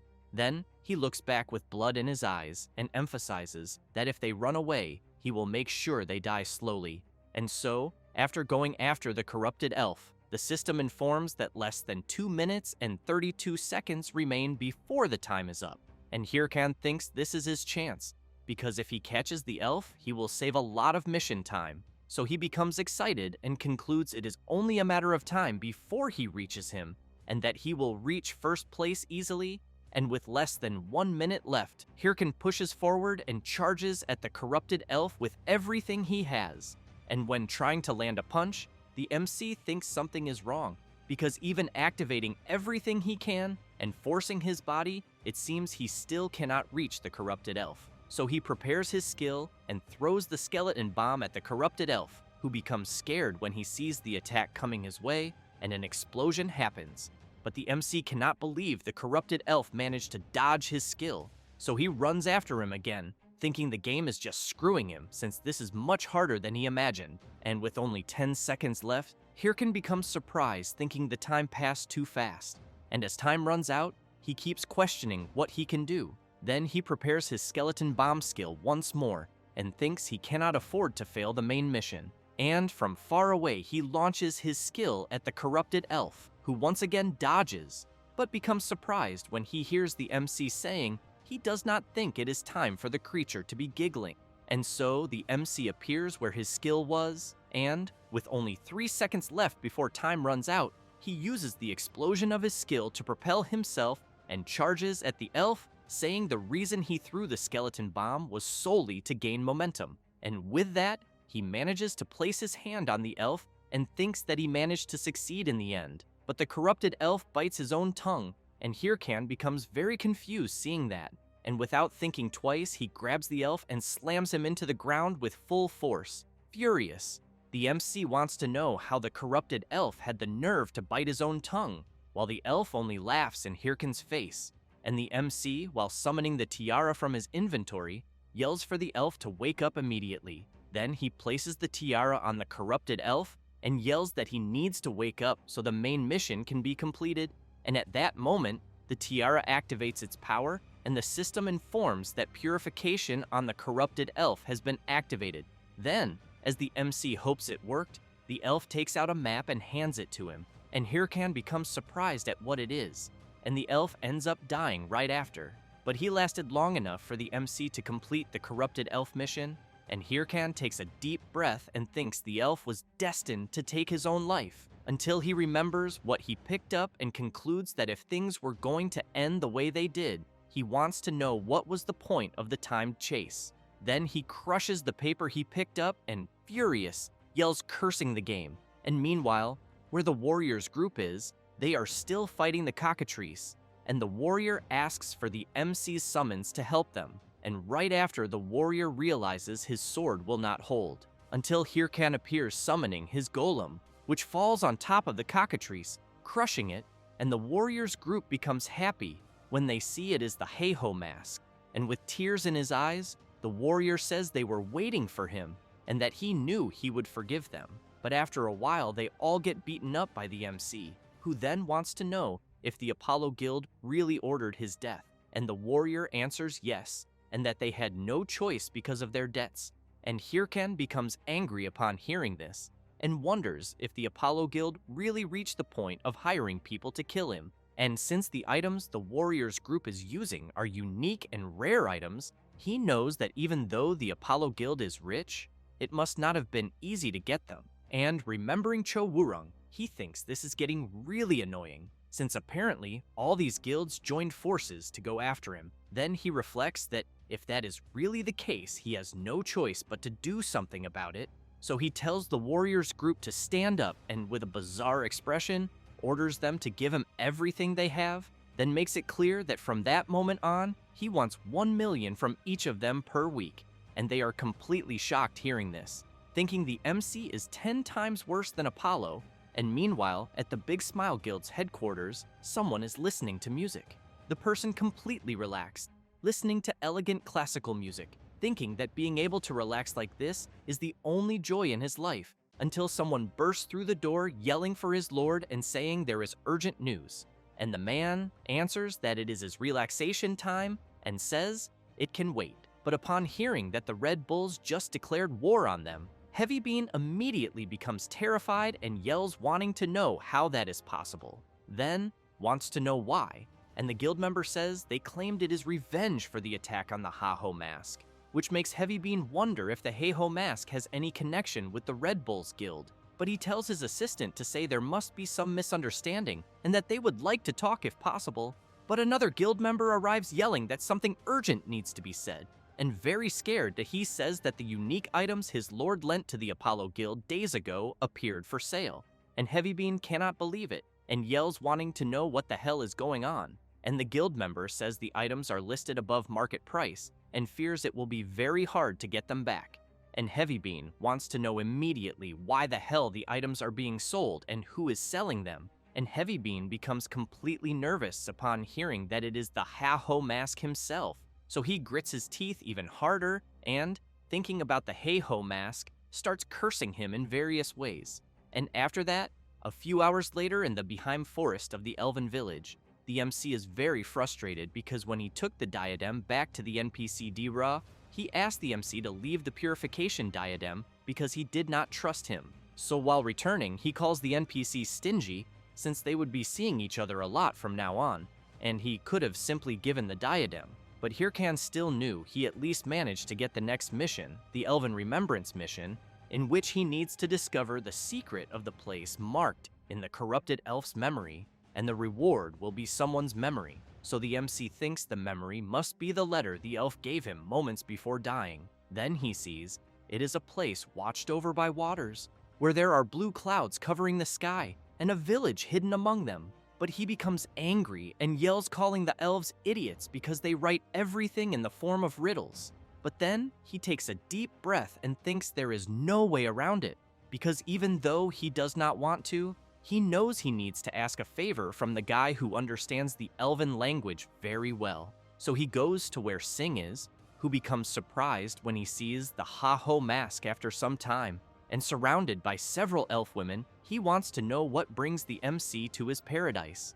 And Hirkan becomes furious with what he sees and yells telling Sing to die. After that, one of the elf women asks Sing to eat a delicious apple, but her friend becomes jealous and says she knew Aisha was Sing's favorite, and he holds her chin and says it is not quite like that, then approaches her warmly and emphasizes that they are all important, which makes all the elf women there completely in love with him, while the MC goes to Sing, grabs his hair, and asks what the hell is wrong with him, and if he is messing around with the elf women, and Sing answers no and says that to stay in the elven village as long as possible, he needed the residents to admire him, then emphasizes that he simply did his best, and Hirkan wants to know if what he is saying is all part of a mission, until the elf women become nervous and, pointing arrows at the MC, tell him to stay away, and want to know how he dares to touch Sing with dirty hands. And the pit bull asks them to calm down because they need to avoid violence.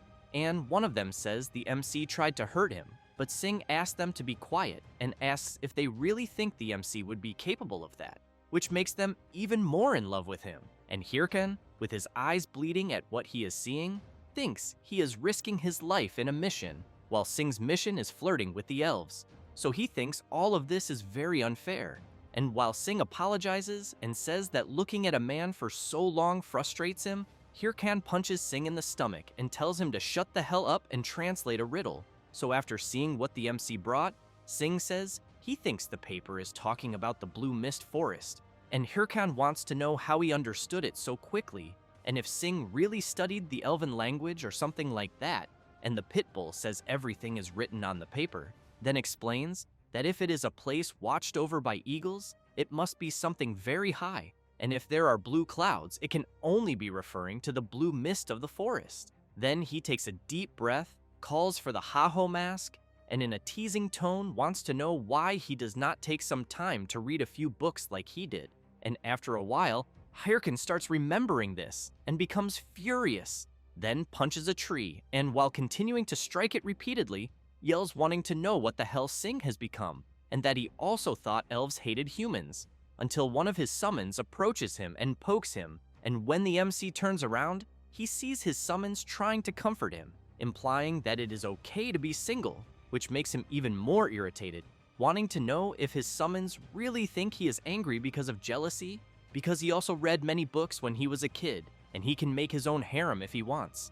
And at that moment, a huge creature approaches. A level 110 Smogrian with many terrible sharp teeth, which charges with everything at the MC, biting the ground powerfully, and then the creature looks up and notices something as Hirkan is counterattacking with everything together with his summons and wanting to know why everyone insists on treating him like an idiot. And after defeating the Smogrian, Hirkan levels up, and while he cleans himself from the creature's blood, he wants to know if he is in the right place because so far he has only seen Smogrians. Then he remembers Sing telling him to be careful because one of the 30 largest guilds, the Sweepers, controls the area where the MC was heading. And after remembering this, Hirkan thinks he prepared well to be there, but in the end has not seen a single sign of a human. So he becomes angry and yells wanting to know if Sing lied just to act like a badass, until a creature begins emerging from the mist between the trees, wanting to know who the MC is and to whom he belongs. And Hirkan watches the creature coming out of the forest with a sinister aura and thinks it must be who Sing mentioned earlier, then answers that he is not associated with anyone, and the creature with an iron mask on its face says the MC must be an intruder, and after saying that, it releases its terrible power, and Hirkan immediately notices that the field around him has changed completely, and as the creature walks, it makes clear that intruders must be eliminated, and this is a corrupted comrade Avon of unknown level. Hirkan becomes excited upon learning that the creature is connected to the main mission, but does not notice he is being attacked, yet he quickly draws his sword and blocks Avon's charge, and the MC realizes his opponent is full of energy, then jumps back and launches an attack and tells his summons to take the opportunity, but they all receive a powerful blow and are completely destroyed, and Hirkan does not stand still and rushes forward wanting to know how his opponent dares destroy his summons. Then, with his incredible speed, he delivers several consecutive strikes to Avon, then looks back and calls him a weak piece of crap, but becomes very surprised when he sees Avon healing rapidly and the system warning that physical attacks do not work. And Hirkan becomes worried wanting to know what kind of monster cannot be harmed by physical attacks. So he yells for the skeleton mage to attack, but Avon quickly turns and charges at the skeleton mage, and with a single strike destroys another of the MC's summons, and Hirkan smiles knowing physical attacks do not work on his opponent, and that he also dodges all magic, and he wants to know how he will defeat him.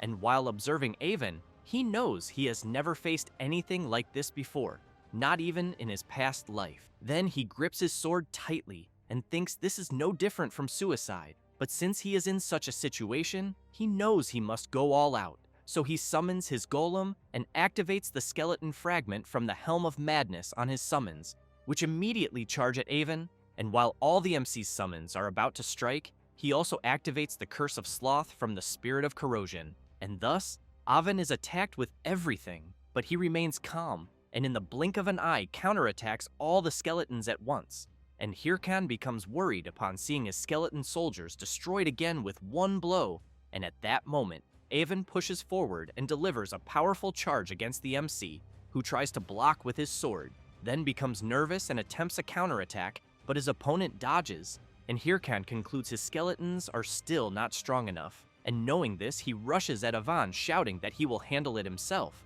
and while fighting intensely, he analyzes his opponent and thinks he only needs to land one hit, but Avon lifts his leg and lands a powerful kick on the MC, throwing him far away, and Hirkan tries to brace himself on the ground, and furious, charges at his opponent again, but this time, he yells for his golem, which grabs Avon, and Hirkan takes the chance and prepares his attack, but before he can finish it, he is counterattacked with everything by his opponent, and Hirkan spits a lot of blood, but ends up smiling and, while holding Avon's sword that is stuck in his stomach, says he won because due to his curse skill, his opponent's movements were temporarily restricted. So Hirkan summons his skeleton mages and orders them to attack with everything. Then Hirkan points his finger at Avon and yells, "Boom!"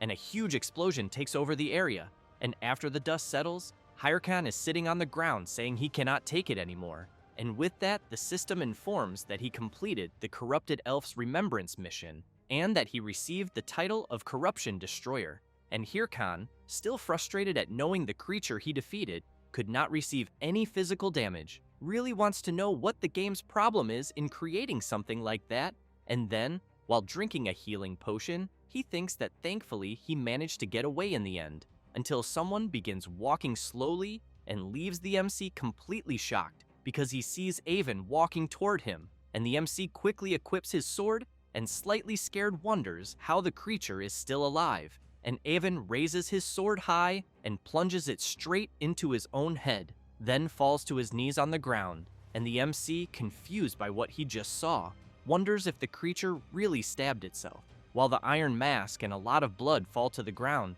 Avon asks Hirkan to eliminate him before the power of corruption returns and dominates him again, then says he used to be a member of the secret order like the MC, but during a mission was captured by the founder of corruption, and after being severely tortured, he was indoctrinated, and he also says he became a monster and killed countless humans, then begins screaming that he only wanted to protect everyone, and that is why he wants the MC to eliminate a man without honor, until he realizes Hirkan is already right in front of him, and the MC calls Ivan and says he has never fought someone as strong as him, and thinks he was probably very strong when he was still human, but emphasizes that what he means is that the ones responsible for the corruption are the real culprits, then wants to know if he only needs to kill them, and also thinks that if he uses purification, he might cure him, and Avon becomes surprised hearing this, and soon says the MC is a good person, then grabs Hirkan's sword and drives it into himself while leaving the MC very shocked by what just happened,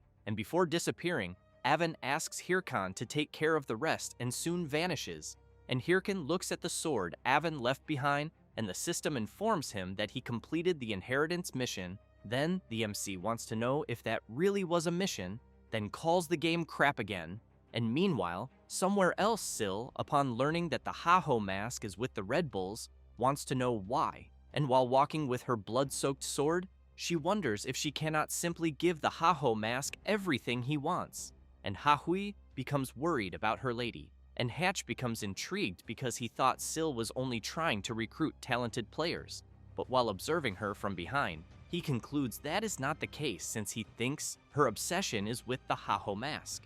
Then he calls her and suggests they return quickly, but is interrupted because Singlet has just arrived and wants to talk to Syl, and Hatch and Ha-Hui quickly prepare for confrontation because they did not see Singlet arrive, and by observing him carefully, they notice his presence is undetectable, and the Thunder Queen wants to know why she should talk to a stranger, and he kneels and quietly asks the Thunder Queen if she does not want to eliminate the Ha-Ho mask. And Syl smiles and becomes very excited by Singlet's question, and after that, a few hours later, the MC takes Avon's sword to the hunter Ma Wung, who as soon as he touches the sword, starts trembling, then says he was a good friend and thinks that is why he stopped giving news. And Hirkan only watches the NPC lament, but he soon thanks the MC and says that thanks to him, he can stop worrying, then asks Hirkan to keep the sword. And while looking up information in his system about the sword, the MC thinks it is strange to use someone else's memory, but upon seeing Avon's sword and that it is a unique type that grants plus 77 strength, plus 66 vitality, plus 55 intelligence, and plus 44 magic power, in addition to ignoring 15% of the defense of all monsters, the MC becomes completely shocked, saying the sword is insanely good, so he takes it, and emphasizes that if it is from veteran Avon, he will gladly accept it, then celebrates like a madman saying it is like winning the lottery, and when leaving the hunter's cabin, he thanks veteran Avon because he knows with this sword he will not need to buy another for a while. Then, still drooling over the sword, he wonders what he will buy with his savings, until several people in front of him begin calling for him, and immediately rush toward the MC, while shouting that the Ha-Ho mask needs to be eliminated. And while dodging attacks, Hirkan wants to know who the hell they all are, and how they know he is the Ha-Ho mask, until the MC hears Romani wanting to know through the watch if he is alive. Then, she says he is extremely screwed because there is a bounty on his head on the dark web totaling 100 million gold, and Hirkan cannot believe the amount and wonders what the hell is going on. Moments earlier, where the Thunder Queen was with Singlet, she wanted to know why he had offered help to eliminate the Ha-Ho mask, and Singlet answered that it was because the Hey-Ho mask is a variable, then said he would compare what he meant to chess, in which the Heiho mask is an uncontrollable pawn, an illegal piece breaking the rules, then emphasized that a being like that must be eliminated quickly since many guilds have already agreed, but it will be easier with the help of the Thunder Hunters.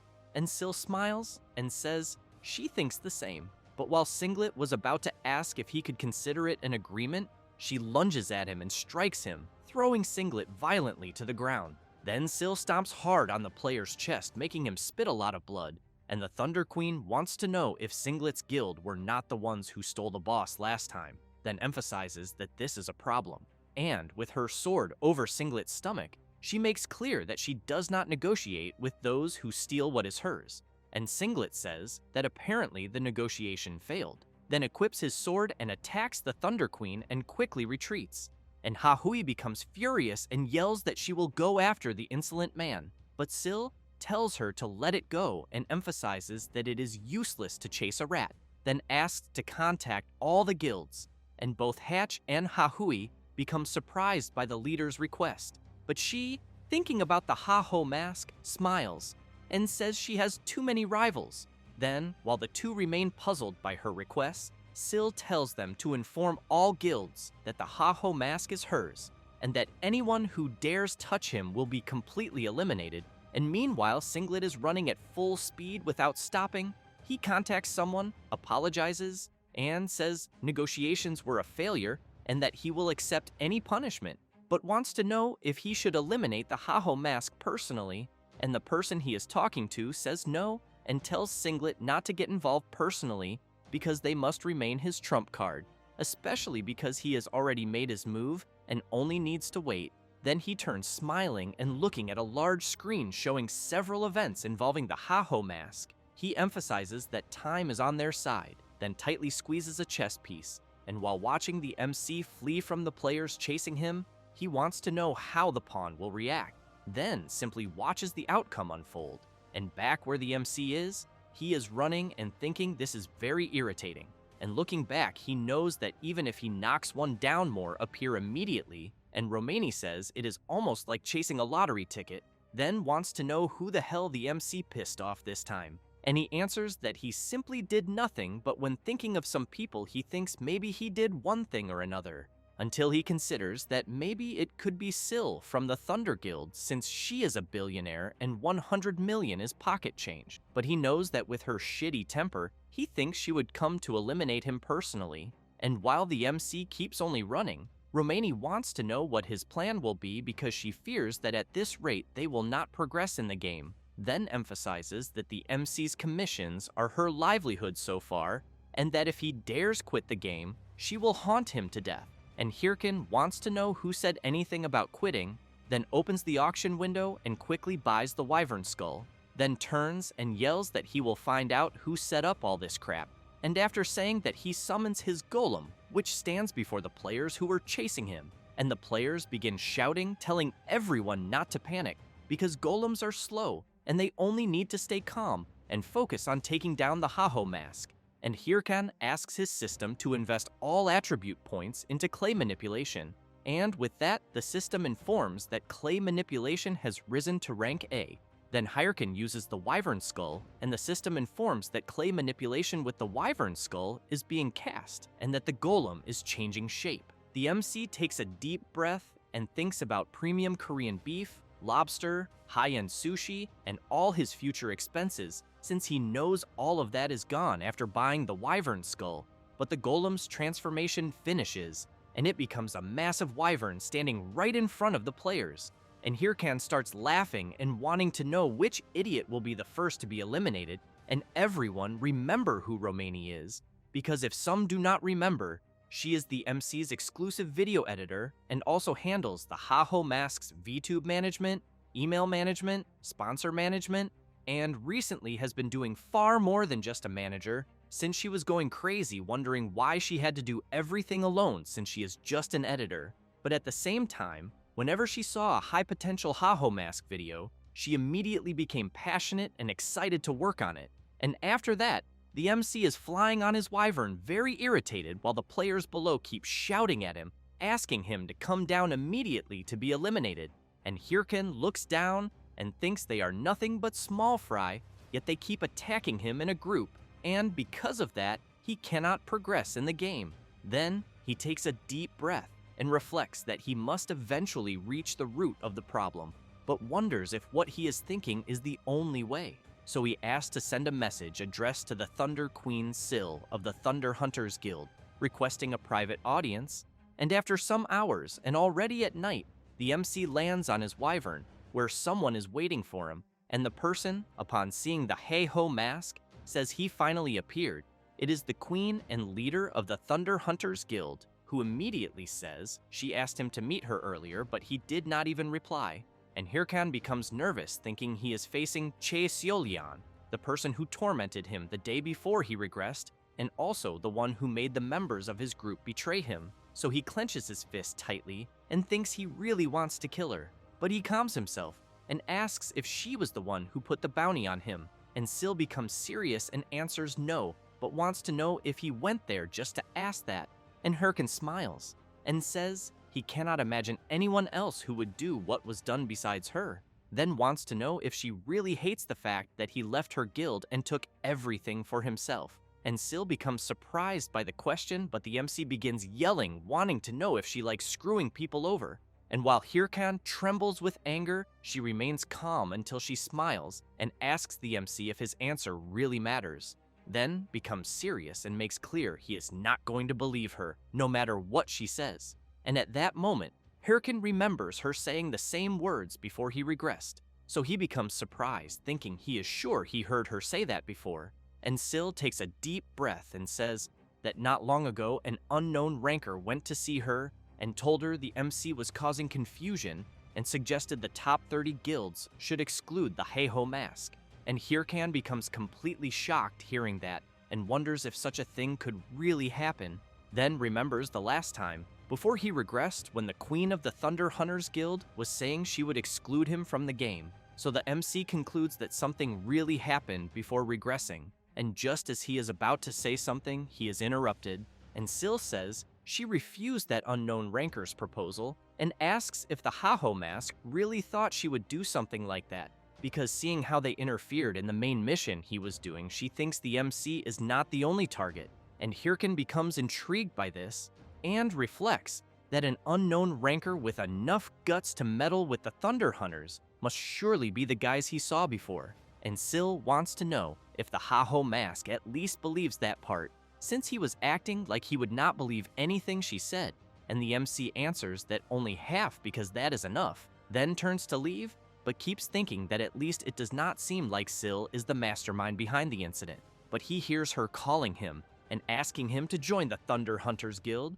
and Hirkan quickly turns and yells that she is already getting on his nerves because when someone refuses something, she should learn not to insist. And Syl interrupts the Haho mask, saying that apparently he does not like her, then emphasizes that she does not know why, but has always felt that many people hate her for no reason. And Hirkan becomes surprised by her words. And Syl also emphasizes that she is saying this for the Haho mask's own good, then wants to know if he really thinks he will endure alone when he has a 100 million gold target on his head, then emphasizes that he must trust her so she can officially protect him, and also promises she will not force him to do anything. And Hirkan thinks about it, but soon turns and says he would rather die than join her guild. And Syl says it is not the time for him to be annoying, but Hirkan yells that he does not want to join any guild and makes clear he will become the strongest with his own ability because he promised that to himself. And she becomes very surprised by his promise, but says it is very childish, then wants to know if he is really saying he will become the strongest alone. And Hirkan becomes nervous and yells, wanting to know what is so wrong about that. And Syl smiles and asks him to do his best because she will be one of his strongest competitors.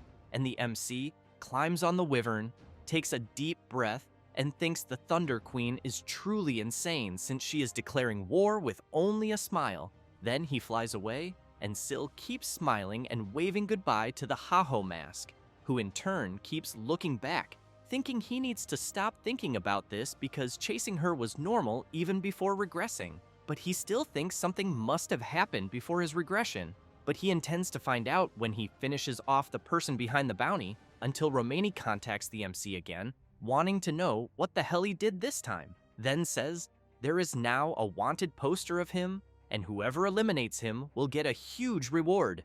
And while the MC cannot believe it, Romani keeps yelling that this will make everyone busy hunting him, then wants to know if he found a sponsor or something like that. And Hirkin takes a deep breath and replies that it is not a sponsor but something else, then thinks he still has to deal with this crazy woman. And the next day in Missandra's castle, someone is taking a direct blow, and a guy, while kicking the boy, asks him to hand over the request already since he will not be able to complete it anyway. And the boy trembles with fear and says he will just steal from him again. But as soon as he finishes saying that, he takes a kick right to the chest, and the warrior, while preparing his punch, says he thinks the kid needs more beating to start thinking again, until someone grabs the man's arm and he wants to know what the hell is going on. And the MC looks at the boy and wants to know if he is the guy called Git from the missions. And very scared, the blonde boy introduces himself and says his name is indeed Git, but he knows nothing about that mission guy. And Hirkan says he understands and thinks that means it has not happened yet, then calls the boy to come with him, which makes the other guys nervous. And the warrior immediately charges at the MC, wanting to know who the hell he thinks he is to meddle in other people's business out of nowhere. And with no difficulty, Hirkan takes all of them down in a single hit, and after they all fall to the ground, Git becomes very surprised to see that the MC knocked down all three guys at once, and Hirkan wants to know if the boy is curious to know who he is, then says he is just a good person who passed by at the right moment. Then, Hirkan shakes the dust off his clothes and then hears a choked voice. It is Git, who quickly thanks the MC for saving him, but starts trembling with anger and saying that he had already given up on everything. As he starts crying, he emphasizes that if it were not for the MC, he thinks those guys would have robbed him. Then, crying even more, he thanks the MC again. Hirkan wants to know if the mission they almost stole from him moments earlier was the exploration of the ruins dungeon, because once it is completed, the blocking field will be undone. Git gets a little embarrassed and wants to know how the MC knows that. Hirkan smiles, and taking advantage of the chance of having saved the boy, asks him to hand over the mission. Git keeps thinking that once again, he will have to go through this, and that, in the end, the MC is just another bastard. After that, Hirkan receives a system notice informing him that he has entered the Misandra Ruins dungeon and that he now has one more member. However, if a party member dies or leaves the dungeon, the mission will be invalidated. The MC, knowing this, becomes furious. While carrying Git in his arms, the boy keeps saying that he thought he would finally complete a mission, and that, in the end, he ended up finding out that this is how they are stolen. Hirkan gets even more nervous and shouts for the boy to shut up. Then, while Git keeps crying, the MC wants to know how long he is going to keep whining, and points out that if he hates having his things stolen, he needs to be braver and less fearful. Git tries to explain himself. However, the MC ends up hearing that it is useless, which makes his ear almost burst from hearing such nonsense. So he goes crazy with anger and asks if the boy is kidding. He replies that he always tried and it never worked. Hirkan is surprised to hear that. Git continues saying that he knows he is pathetic, then starts crying even more and wants to know what he will do when even resisting does not work, because he is very weak. Then he says that when he goes exploring, he only gets in the way and is insulted, and that even when he goes out alone into the field, he ends up being killed, until he eventually gave up and kept wandering around doing the village NPC's silly missions. After some time, the system informed him that it had found the hidden conditions of a mission. Git points out that this is how he got the mission they are doing at the moment, a mission that dissipates the blocking field. Because of that, he was very happy, and, for the first time, it seemed that the game was telling him that he could be worth something. The MC hears the boy ask if he really thinks the mission would be stolen from him. Git continues saying that he is the kind of guy who gets beaten by anyone and cannot defeat anyone. Hirkan starts getting irritated again, hearing the boy whining. Then, he drops him to the ground, and as he walks away, tells the boy to keep living the way he is, crying about everything, because he will clean up the dungeon's mess. However, he suddenly stops and makes it clear that just because the boy has lived like a weakling up to now, does not mean he has to continue like that forever. Having said that, he walks away, and Git is confused by the MC's words. Then he starts thinking that until moments earlier, the MC looked like he would kill him if he did not hand over the mission, and, out of nowhere, he changed, giving advice, until he realizes that he really left. Then he starts questioning whether he will need to log out of the game, but decides not to because he does not know what shit the MC might do afterward. So he decides to get up, thinking that he will stay at the dungeon entrance doing nothing, but he does not notice a large insect right in front of him. As soon as the creature makes a noise, Git cannot believe what he is seeing right before his eyes. Hirkan, from afar, manages to hear the boy's screams, who quickly arrives hugging the MC. Hirkan tries to push the boy away, while several creatures quickly approach them. A huge scorpion appears and ends up grabbing the boy, who starts screaming, saying that the creatures are going to eat him. The MC eliminates one of the monsters and frees Git, who in turn runs away screaming that he does not want to die. The boy is very desperate, begging to be saved. 1 hour later, after the MC defeats the creatures that were there, both of them are exhausted. Hirkan grabs Git and shouts, wanting to know if he did it on purpose and if he was trying to mess with him. The boy apologizes and says that monsters are too scary. Hirkan lets him go and says he does not care at all. Then he leaves, telling the boy to stay right there and pointing out that if he gets in the way when he is fighting the boss, he will eliminate him. Git thinks that the room ahead is already the boss room and that he ran so much he did not even notice. But he asks the MC if he will be fine alone, since he knows that the room ahead is the lair of the giant spider and that it is famous for being very difficult, besides the fact that the smaller spiders that respawn explode as soon as they touch someone, and that the boss, the giant spider, has a shell hard as metal. Hirkan comments that he does not care, and asks if he manages to defeat it, the boy will want to enter. He replies that he will not, apologizes, and wishes him good luck. The MC turns around and tells the boy to stop being dramatic, and while equipping his sword, makes it clear that as long as he does not waste time with the smaller spiders, he thinks he can solo the boss spider easily. Having said that, he runs off at full speed. He quickly arrives in front of the boss spider. The boy is very surprised to see that the MC managed to reach the boss without even touching a single web.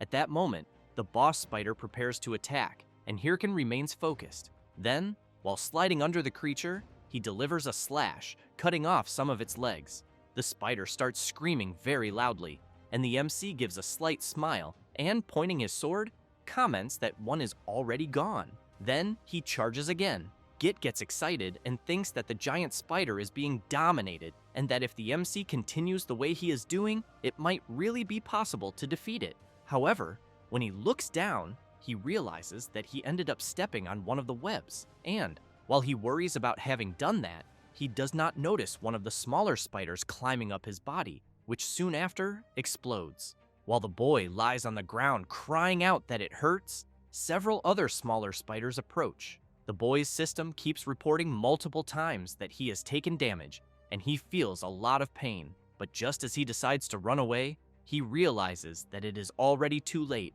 and that he is completely surrounded by several smaller spiders. Then he becomes desperate, since he knows that it will be his end, and several chain explosions begin to happen. After the dust settles, Hirkan is badly injured in front of the boy, saying that he is really completely useless. Git gets up surprised and wants to know why the MC protected him. While more spiders start crawling all over the MC's body, he tells the boy to shut the fuck up and run to the entrance, because after all this is over, if the mission fails because of him, he will really kill him. Having said that, the smaller spiders start to self-destruct, which leaves Git unable to believe what he is seeing right before his eyes. However, he decides to do what the MC asked and runs to the dungeon entrance. While running, he keeps questioning why he is so pathetic, because all he does is cause trouble for others, and, even so, he only manages to run away, until he trips over a stone and falls face first to the ground. As he tries to get up, he starts crying and questioning why, even in the situation he is in, he can only run, but he knows that he has no choice, since there is nothing he can do. Then, he starts remembering some events in which people wanted to know why he did not quit the game, and in one of those memories, there was a guy telling him to acknowledge his place and live according to it. After remembering that, Git crouches down and keeps apologizing over and over again, but soon remembers the MC saying that he should keep living the way he was, crying about everything, and that just because he had lived like a weakling did not mean he had to continue like that forever. Git keeps thinking about what he heard. Meanwhile, the MC is trapped in a cocoon made by the spiders, and as soon as a smaller spider walks over the cocoon, Hirkan eliminates it and then cuts the cocoon with his sword and jumps out from inside. He comments that if the boy had died, the mission would have ended immediately, and that is why he had no choice, but concludes that this no longer matters, and that he will summon his skeletons, until he is surprised to hear someone shouting. It is Git, who starts yelling while waving a torch to draw the attention of the smaller spiders. He is trembling with fear, but even so, he keeps doing it. Hirkan wants to know what the boy is doing. He shouts, saying that he will draw the smaller spiders and that the MC should focus on killing the boss. Hirkan comments that he does not need his help and tells him to get the hell out or he will end up getting killed. But Git shouts, saying that he will not die, and while holding the torch, says that he is good at running away. Then he points out that if the MC eliminates the boss, they will be even. Hirkan takes a deep breath, turns around and says that the boy really has a lot of courage and calls him a bastard, but wants to know how many times he saved him for him to think that this makes up for everything. Although in the end, he thinks this is very good, since it is better than seeing him crying and lamenting. Having said that, he charges at the boss. Git shouts, telling the MC to leave it to him, but while watching the MC fight the boss, he thinks that honestly, he feels his whole body trembling, because monsters are still scary and he is still weak, until a smaller spider explodes very close to his face. But Git tries to endure it, and while thinking that it is the first time the trembling he is feeling does not seem bad, he starts setting fire to the smaller spiders surrounding him. After some time, Git drops to his knees on the ground, very tired, and realizes that they have finally cleared the dungeon, since the system is notifying that they have completed the Misandra Ruins dungeon. Git is happy, thinking that he managed it, and that it is even a bit embarrassing to call this clearing, since he did not kill the boss in the end. But even so, he thinks that maybe he has grown a little. However, someone appears right behind him, with a malicious look. Hirkan hears the boys scream. The guy who just arrived puts a dagger to Git's neck and comments that he did not think it would be possible for the MC and the boy to clear the dungeon. Then, together with several lackeys, he laughs and comments that apparently they even have some skill. Hirkan wants to know what the hell the guy thinks he is doing. He replies that if they have good stuff, he wants to know if they should not share. Having said that, he shouts, demanding that the MC hand over the title that dissipates the blocking field. Hirkan wants to know if he is refusing to do that. The guy licks his own lips and shouts, saying that if they do not do what he is asking, both of them will be killed. Git shouts, asking Hirkan not to hand it over, because both of them worked so hard to complete the mission. But as soon as he finishes saying that, he ends up taking a punch right in the middle of the face, and, while falling to the ground, is called pathetic trash.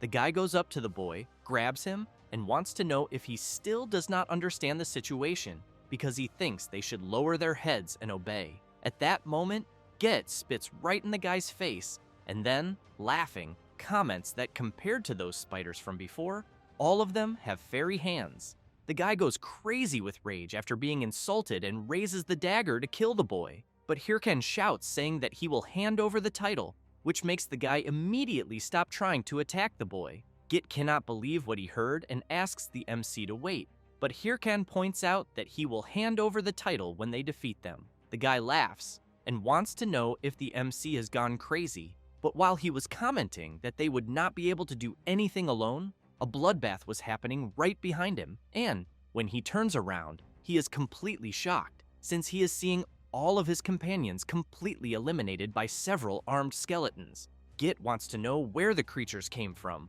until he hears the guy shouting for Heiho Mask, and while Hirkan walks toward him, the guy continues saying that there are no more doubts, since the MC is the Heiho Mask, the only solo player who uses skeleton summons, the one they say has guild-level combat power by himself. However, the guy wonders why he would be there. Hirkin goes up to him and replies that it is none of his business and tells the guy to hand over everything he has. Seeing himself with no way out, the guy starts shouting loudly because he ended up getting himself into a mess. After that, Hirkan obtains the guy's ownerless war watch, and while they leave the dungeon, he comments that those guys who appear out of nowhere always like to act tough. Git keeps watching the MC and thinking that he had imagined he was just a slightly stronger player, but that in the end, he is a named player. Hirkan turns around when he hears the boy call him, and Git thanks him for saving him once again, and for helping him clear the dungeon as well.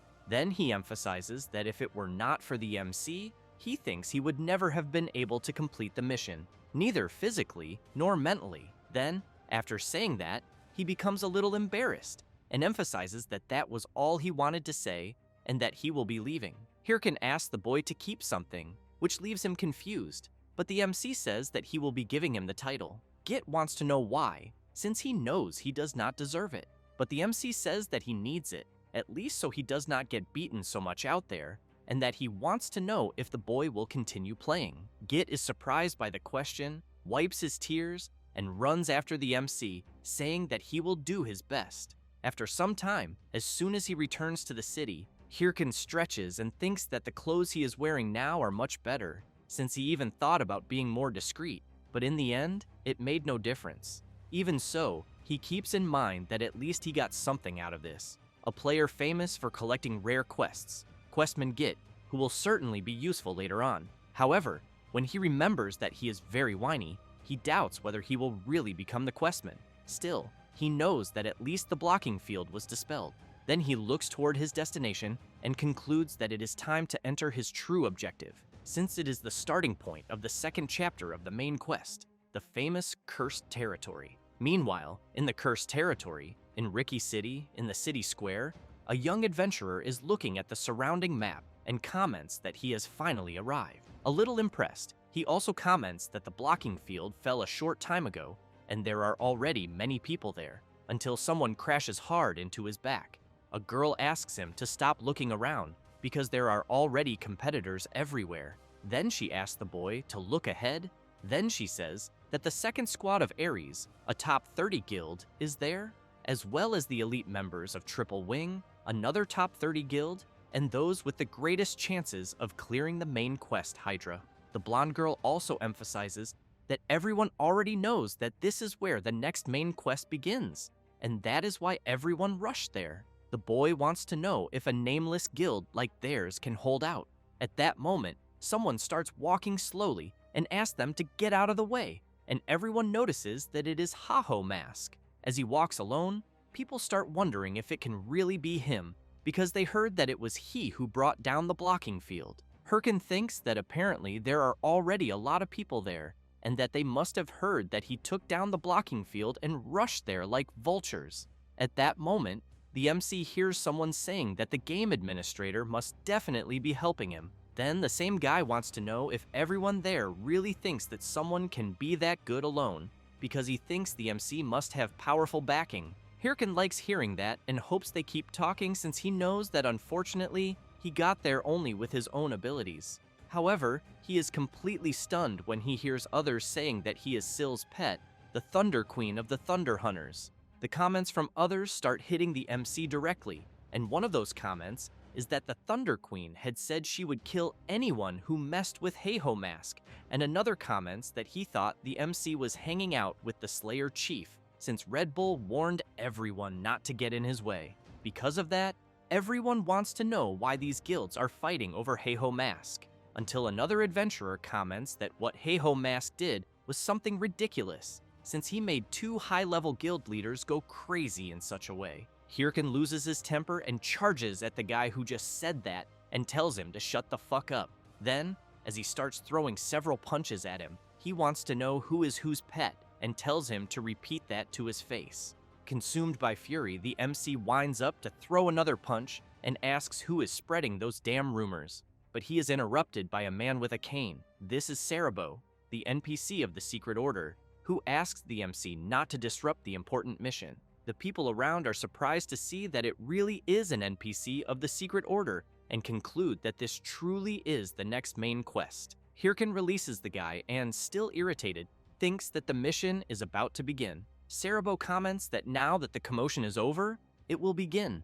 Thus, he explains that the cursed territory, where they are all gathered, is the place where a corrupted existence carried out experiments, and that because of this, the surrounding monsters and several areas of the territory were cursed, which is precisely why they need to break this curse. Hirkin thinks that it is exactly like before his regression, when, to study this curse, everyone had to capture the goat-headed chimera, and he knows it is a treacherous monster, but not impossible to deal with, and that fortunately, he knows where it appears and how it fights. Cerebro begins to say what they need to capture, and Hirkan grows apprehensive, waiting for the NPC to say chimera. However, Cerebro says that what they need to capture is the evil eye. This leaves Hirkan completely surprised, since he was expecting the NPC to say it was the chimera. While the MC freezes, one of the adventurers comments that the evil eye is level 150 and even has an area curse passive skill. A girl asks how they are going to defeat that. At that moment, the NPC asks for everyone's attention and informs them that it is not necessary for everyone there to bring one back. Thus, he makes it clear that only 4 teams need to bring one, since only these 4 will have the chance to bring back a captured chimera. The competitors cannot believe this, and one of them raises his hand and asks about those who are not on one of these 4 teams. Cerebro replies that those who are not on any of these teams simply will no longer be part of their plans from then on. At that moment, one of the competitors gets nervous and shouts, wanting to know how they are supposed to complete the main quest. Cerebro makes it clear that only those who want to participate will do so and wishes everyone good luck. Some competitors look at each other briefly, turn around, and run off to do the main quest. The place turns into chaos, some telling others to get out of the way because they will go first, until a guy bumps into the MC and is immediately startled since he is seeing his terrible, unfriendly expression. Hirkin, in turn, is still intrigued by what happened and questions why the future changed and where it went wrong.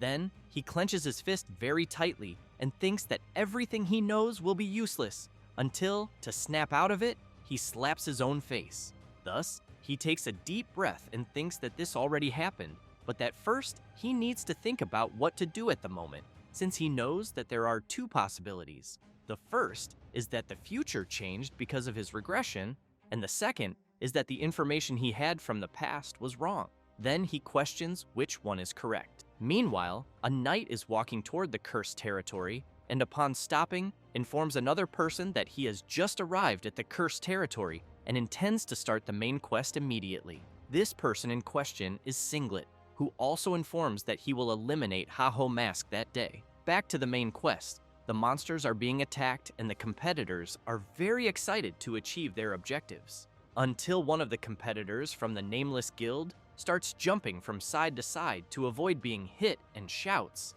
asking if the magic team is taking much longer. The girl, while channeling the magic, replies that it will only take a little more. As the chimera is about to unleash its attack, the competitor becomes frightened because he is going to be hit. However, before being attacked, the magic team manages to charge the attack and fires the charged lightning skill at the chimera, and thus they manage to defeat the creature. Their team receives the system notice informing them that they have successfully eliminated the goat-headed chimera. The blonde comments that everyone did a good job and that they should return to formation and prepare for the next one. However, the boy grabs her and starts shouting, wanting to know if they cannot leave already because he is scared shitless of the chimeras there. Then he comments that just thinking about the main quest gives him chills, and because of that, he wants to know how they will compete with the other guilds. The girl covers his mouth and comments that if he is going to keep complaining, he should at least look to the side and see what is happening,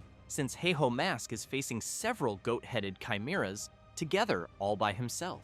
Hirkin leaps and with his incredible speed and power, manages to deliver several attacks on one of the chimeras. Then he moves to the next one and cuts the creature's throat. When he returns to the ground, in the blink of an eye, he has managed to defeat all of those that were there. The boy, seeing this from afar, is very surprised, thinking that Heiho Mask managed to defeat the 3 chimeras alone. The blonde grabs her friend and comments that there are people doing the mission alone and tells him to stop crying. And as they leave, the boy looks back and thinks that he is even a little jealous of Heiho Mask, since he wanted to play calmly like him.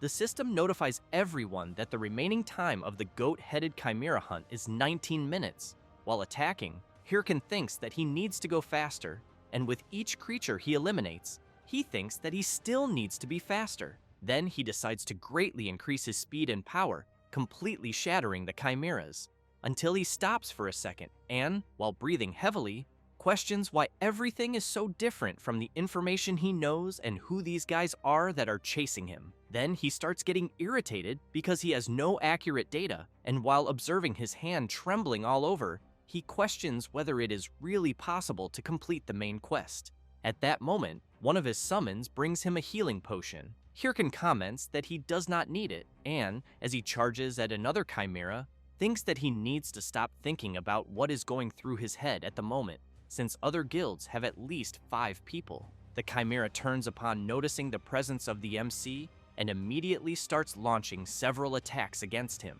Hirkan narrowly dodges one of the attacks, but ends up having one of his legs hit. Even so, he prepares his skill, sends his summons at the chimera, and also charges forward, thinking that he needs to be faster. It does not take long before the system informs that the time is up.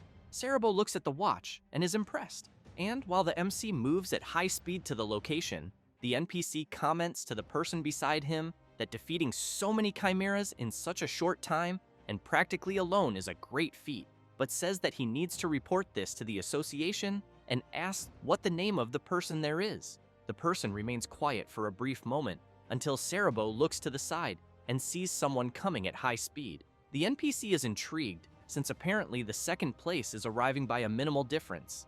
It is the MC, completely exhausted, who soon starts questioning whether he really finished in second place. But since he is tired, he can barely see ahead, so he wants to know who arrived first, whether it could have been the Ares Guild, Hydra, or some other strong guild.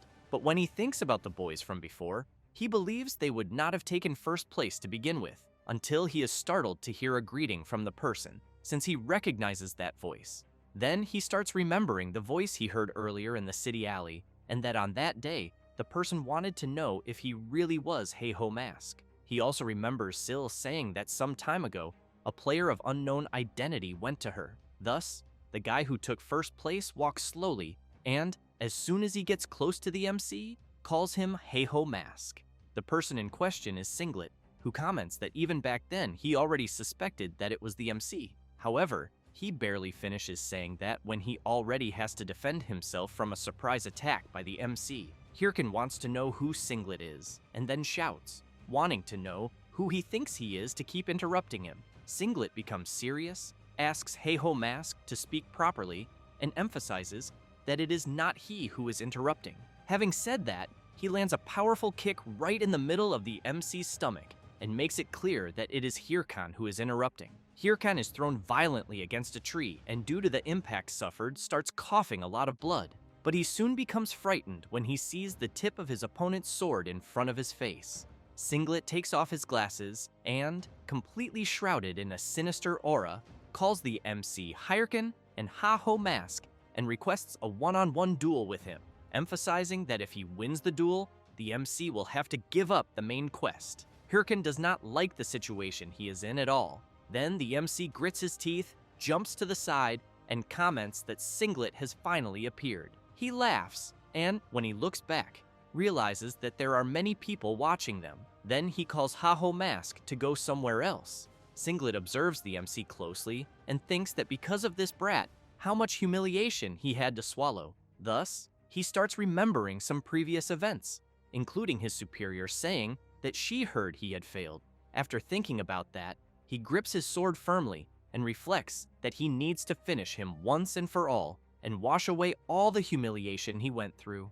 At that moment, the MC is taking off his clothes, and Singlet immediately wants to know what the hell he is doing. Hirkan asks if Singlet is blind and says that he is preparing to fight. Singlet goes crazy with rage and shouts, wanting to know if Heiho Mask is going to fight naked. Hirkan wants to know if he does not know the armed pointer style. Then he explains that the armed pointer style only allows the use of a watch, and that is why it is called that, being a barbaric form that gives up defense and focuses only on attack. Singlet comments that he has never heard of such a pornographic technique. However, the MC shouts, drawing his attention, and tells him not to dare insult a sacred technique with such arrogant words. Then he emphasizes that this style does not depend on equipment or attributes, since only pure talent is used. Thus, he reinforces that he is accepting death if he loses. Having said that, he wants to know if Singlet asked for a duel without determination, or if he is insecure about fighting without equipment. Singlet goes crazy with rage upon hearing this, since he considers it a great barbarity. Then he removes all of his equipment and emphasizes that he is very confident. Hirkin comments that then it will be for real, and both stare at each other for a brief moment, but Singlet soon asks to begin. Then both move, cross their swords, and stare at each other. Hirkin realizes that his opponent is quite strong. Singlet exerts more force and breaks Haho Mask's defense, but the MC does not give up and tries to counterattack. However, Singlet appears behind Heiho Mask's back and, laughing, says that he is very slow. Then he delivers a powerful attack that causes a huge explosion. Then Singlet walks over to where the MC is lying, and upon seeing him on the ground, comments that it seems he only barks and does not bite, but wants to know where all that previous determination went. Hirkin does not like this very much, and thinks that this guy is not strong only in level or attributes, since he realized that his combat sense is absurd, and that all of his movements were read, and that the last time he felt this pressure was with Shev, the Slayer, and with Syl, the Thunder Queen. Then he thinks that he will not be able to defeat Singlet the way he is now. Then he grabs his sword, and while trying to attack Singlet, tells him to shut up. Singlet ends up with several cuts all over his body, and Hirkan thinks that it is working and advances again. But with a simple hand movement, Singlet slams the MC's head hard into the ground. After that, he comments that the fight is being quite boring, and asks if Heiho Mask thought he could face him with that. Hirkan coughs a lot of blood because of the impact, and Singlet points his huge sword at the MC and makes it clear that it is over for him. But Hirkan grabs his opponent's foot, and while holding a bone bomb in his hand, laughs and says that it is not over yet. A huge explosion happens. Singlet waits for the dust to settle and thinks it was a desperate trick. Then he knows it is quite obvious that Heiho Mask will take advantage of this chance to try to attack him from another place. However, he keeps looking around and wonders from where the MC will attack him, until he suspects something and charges forward, but ends up seeing an armed skeleton of the MC, which puts on a little act and soon disappears. Singlet is confused by what he just saw and wonders what the hell just happened, until a call through his watch starts and the person wants to know what he is doing. Singlet says that he is fighting Heiho Mask. The person says that the MC tricked him and asks him to look at Heiho Mask's channel. Thus, Singlet opens Heiho Mask's channel and sees a completely mocked video of himself, where the MC is asking where his determination is and saying that he is acting all tough while wearing only a pair of underwear. Moreover, he did not even notice the MC's summons taking his equipment and running away. And to make it worse, Singlet realizes that Heiho Mask is doing a live broadcast titled "Educating the Man in His Underwear," and many people are watching and commenting. Singlet cannot believe what he is seeing and wonders since when Heiho Mask started doing this. In the live, the MC laughs and says that he has been doing this from the beginning, then wants to know if Singlet thinks he is crazy enough to face him head on. Singlet becomes even more nervous and comments that both of them had agreed on the armed pointer fighting style. Hirkan laughs, makes a face, and says that he invented that style on the spot. Then he ends the live and waves goodbye. Singlet stays quiet for a brief moment, but soon starts shouting, extremely furious, saying that he will kill Haho Mask no matter what. A few hours later, while watching the live stream of the Underwear Man scream, Romani is laughing a lot, and, on a call with the MC, comments that the guy from the stream is an idiot, because who would fall for such a cheap trick? She adds that when he suddenly told her to enter the live stream, she became curious about the reason, but that she almost had a heart attack from laughing so much. Hirkan laughs, and says he did not think it would work, but he had in mind that a duel offered by someone with a much higher level and skill could be dangerous.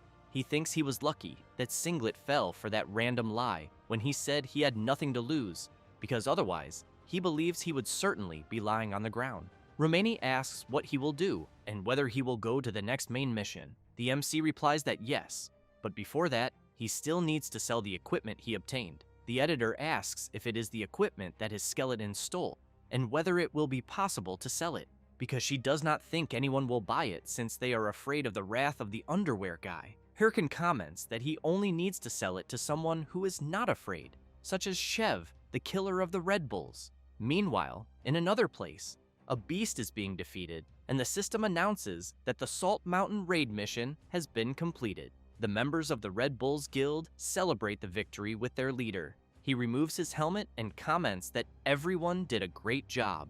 Yell says that they will finally be able to leave the exhausting Salt Mountain. Then she comments that the trades with Ha-Ho Mask have been completed. Shev thanks her and emphasizes that he needs equipment and that because of that, it could not have been better. However, Yell asks if he really needed that equipment because she thinks that maybe it would put him into an unnecessary problem.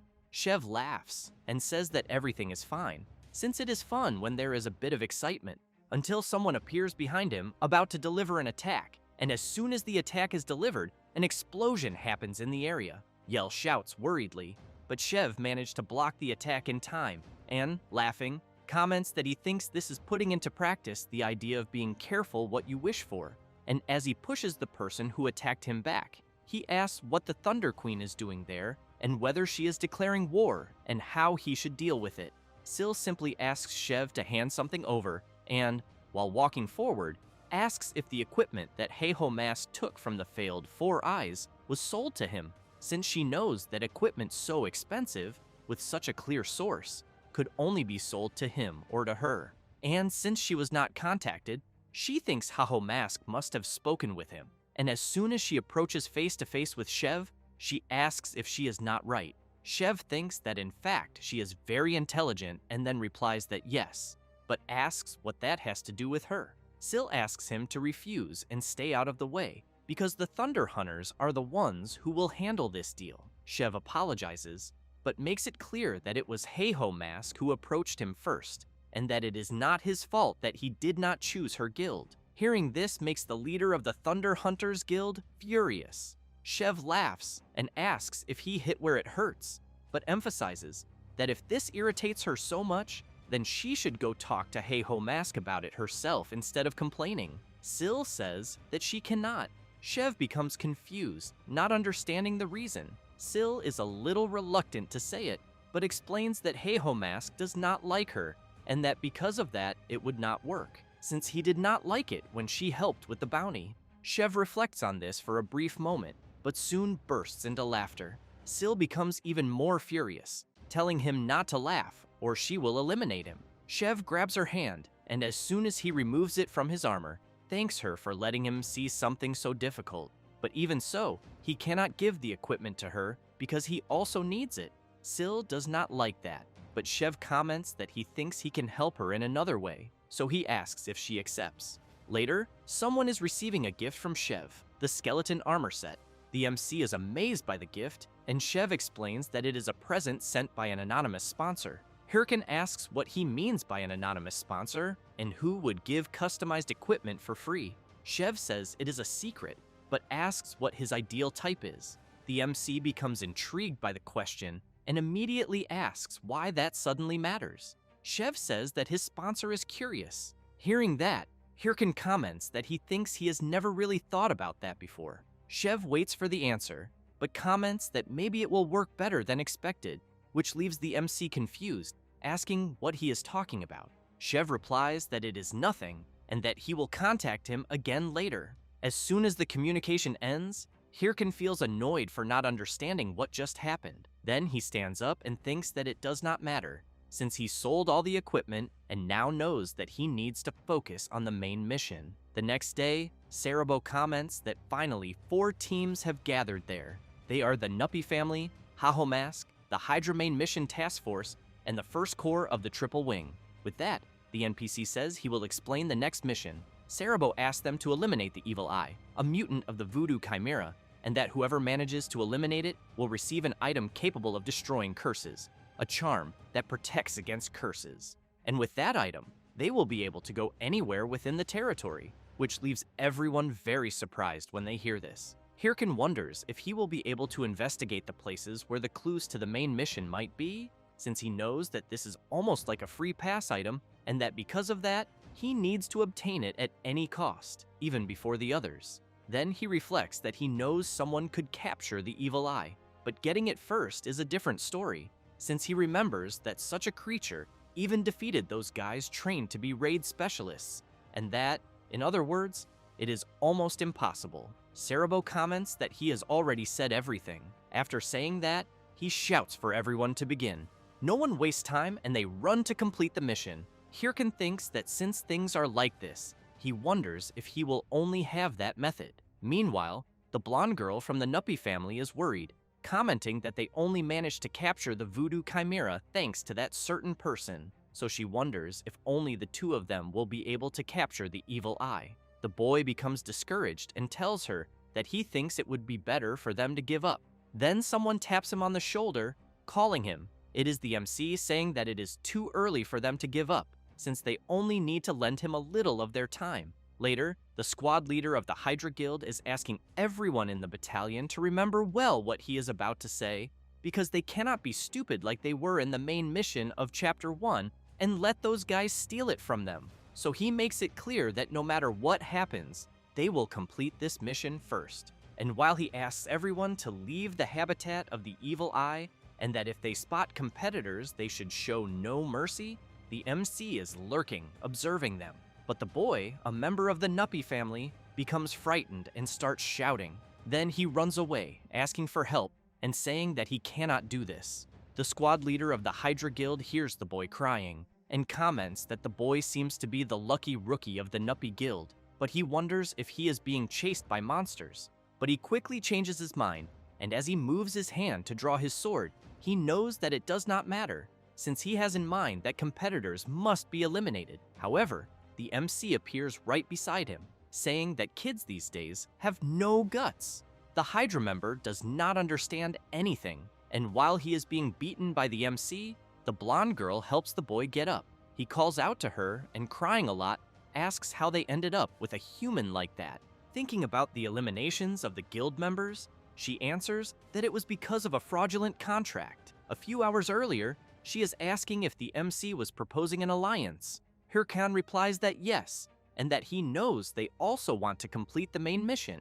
After saying that, he makes it clear that they do not have the strength to defeat the evil eye on their own, and that, because of that, he can defeat the creature, but emphasizes that the other competitors will be a pain. Therefore, he explains that if they help him get rid of the other competitors, he will defeat the evil eye for them. Nuppy asks how they can trust him. Hirkan asks what they are going to do, or if they happen to have a better option. They think about it for a brief moment until the blonde girl agrees and comments that, as the MC had said, they will have no other choice. But she becomes serious and makes it clear that he had better not betray them. Hirkan points out that she should say that to herself. Nuppy asks how he wants them to help eliminate the competitors, since they will not be a great force. Hirkan picks up a piece of branch and says that they do not need to worry about that.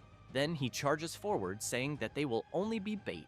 Everyone becomes frightened without understanding anything. Back to the present, the system informs the MC that he has entered the field of the cursed altar, and it does not take long for the evil eye to appear. Hirkan thinks that he finally found the creature's habitat, but even so, he thinks he found it faster than he expected. And while looking at the members of the Nuppy Guild lying on the ground exhausted, he asks if they do not agree. Then he asks why the atmosphere is so gloomy. Nuppy shouts that it is because of him. Then she explains that he suddenly rushed forward and defeated a lot of people and made them serve as bait with their lives on the line. After that, he made everyone run away while throwing bombs from atop a golem. So she asks what that has to do with eliminating competitors. Hirkan becomes thoughtful and comments that he thinks it has nothing to do with it, but asks if it was not fun, since as a bonus, they even defeated all the other guilds. Nuppy is held back by her friends so that she does not rush at the MC. The boy asks her to calm down because he thinks everything is already over since there are no more competitors. As they climb onto the hand of the MC's golem, the boy continues saying that if they wait for Heiho Mask to defeat the evil eye, they will be fine. However, the golem throws them all toward the center of the cursed altar field. They hit the ground hard and cry out in pain. Nuppy loses her patience and shouts, asking what the hell Heiho Mask thinks he is doing, since they already did what they promised, and now it is his turn to keep his promise. Hirkin pretends not to understand, which makes the blonde girl even more furious, shouting that she swears she will eliminate him. At that moment, the evil eye appears behind them, about to deliver an attack. Nuppy becomes very frightened, but the MC simply laughs and tells them to go to the left. So everyone moves in the direction the MC asked and manages to dodge the creature's attack. But they become confused. The boy, not understanding what the hell just happened, asks what that was because his body moved on its own. One of the members comments that his body also moved on its own, and that for a moment it felt just like their previous training. Nuppy becomes worried, reflecting that it cannot be what she is thinking. However, she calls everyone and says that they will defeat the monster ahead. After saying that, while charging forward, she asks everyone to simply follow her. But she is very intrigued by something since she knows this is very strange. Then she remembers when Heiho Mask attacked her with a piece of branch and later commented that at her level she should at least be able to dodge something like that, and also asked why she kept getting beaten. At that moment, she had become furious, saying that he had not even explained anything. Heiho Mask had said that she was getting beaten because she panicked and kept running around like a coward. So once again, he attacked and asked her to carefully watch the attack until the end, and then dodge. Back to the fight against the evil eye, they dodge another attack from the creature. And as soon as they jump upward, Nuppy fills with fury and shouts for everyone to attack at once. And as they fall onto the evil eye, they deliver several simultaneous attacks. The creature cannot withstand it and soon collapses heavily onto the ground. The boy becomes surprised and asks if they really managed to defeat an evil eye. Heiho Mask walks over to them and says that he had already said they would succeed if they at least tried. Nuppy becomes intrigued and asks if he had planned this from the beginning. Hirkin emphasizes that just by reaching that place, it already means they are skilled, but that he did not even think it would actually work. The blonde girl begins to want to cry, but thanks him and points out that they did not know and complained the whole time. However, she walks up to the MC, grabs his clothes, and furious, asks if he thought she would say that, and who the hell would say that to him, since it was he who had said he would defeat the evil eye. Hirkin laughs and comments that he never broke his promise. Nuppy does not understand, and, even more nervous, makes it clear that they already defeated the evil eye. However, at that moment, the system announces that the smell of sacrificial blood has begun to spread. Soon the cursed altar field becomes surrounded by a dark aura. After that, several roots begin to emerge from the ground. Nuppy and the others become frightened, asking what is happening. The roots wrap around a pillar that reaches the top of a statue of a bizarre creature. Hirkin places his hand on the blonde girl's shoulder and, stepping forward, makes it clear that he said he had not broken his promise, since what is about to appear is his true opponent. Then, finally, the true evil eye of unknown level appears. Nuppy, terribly frightened, asks what they defeated earlier. The evil eye opens its book and, releasing its dark power, the system warns about the outbreak of the demonic curse, the outbreak of the sloth curse, the outbreak of spirit corrosion curse, and finally the outbreak of fear. Nuppy and the others begin to panic because of the effects of the curse outbreaks. The blonde girl tries to resist and thinks they need to run away immediately, but while the evil eye launches its attack, she realizes her body cannot move. Hirkin steps in front of them, completely repelling all the tentacles that were heading toward them. Then, while observing the outbreak alerts, he makes it clear to the boss that his curse ability is so weak that it does not even work on him. The evil eye becomes confused when he sees that his ability is not affecting the MC, who in turn smiles and calls the boss to come at him. After saying that, he begins his transformation, and as soon as he enters battle mode, he comments that since the evil eye will not come at him, he will go instead. The creature launches its tentacles to attack the MC, but he dodges the first, cuts the second, and advances toward the evil eye. The creature recites a chant in an ancient language, but the MC tells him to shut up and asks if the creature really thinks a simple attack will stop him. However, he soon feels his body becoming strange, and when he looks down, he sees one of his legs trapped by a magic circle.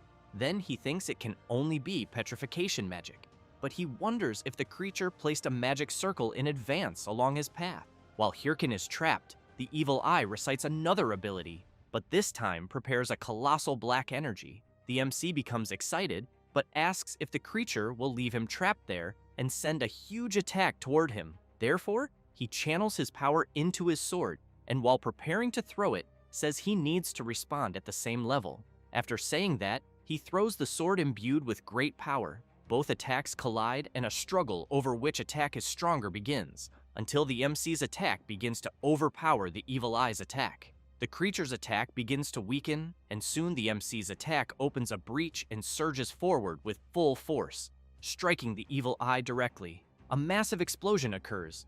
Nuppy and the others are surprised, wondering if Heiho Mask is really going to fight the evil eye alone. Then the blonde girl asks who Heiho Mask really is in the end. After the dust settles, the system announces that the MC defeated the evil eye, and that he obtained a lot of experience and leveled up, and that the evil eye's subjugation mission has been completed. Hirkin opens and closes his fist several times and comments that the skeleton armor he is wearing is better than he thought, since it even seems to recreate at least 70% of his movements from before his regression.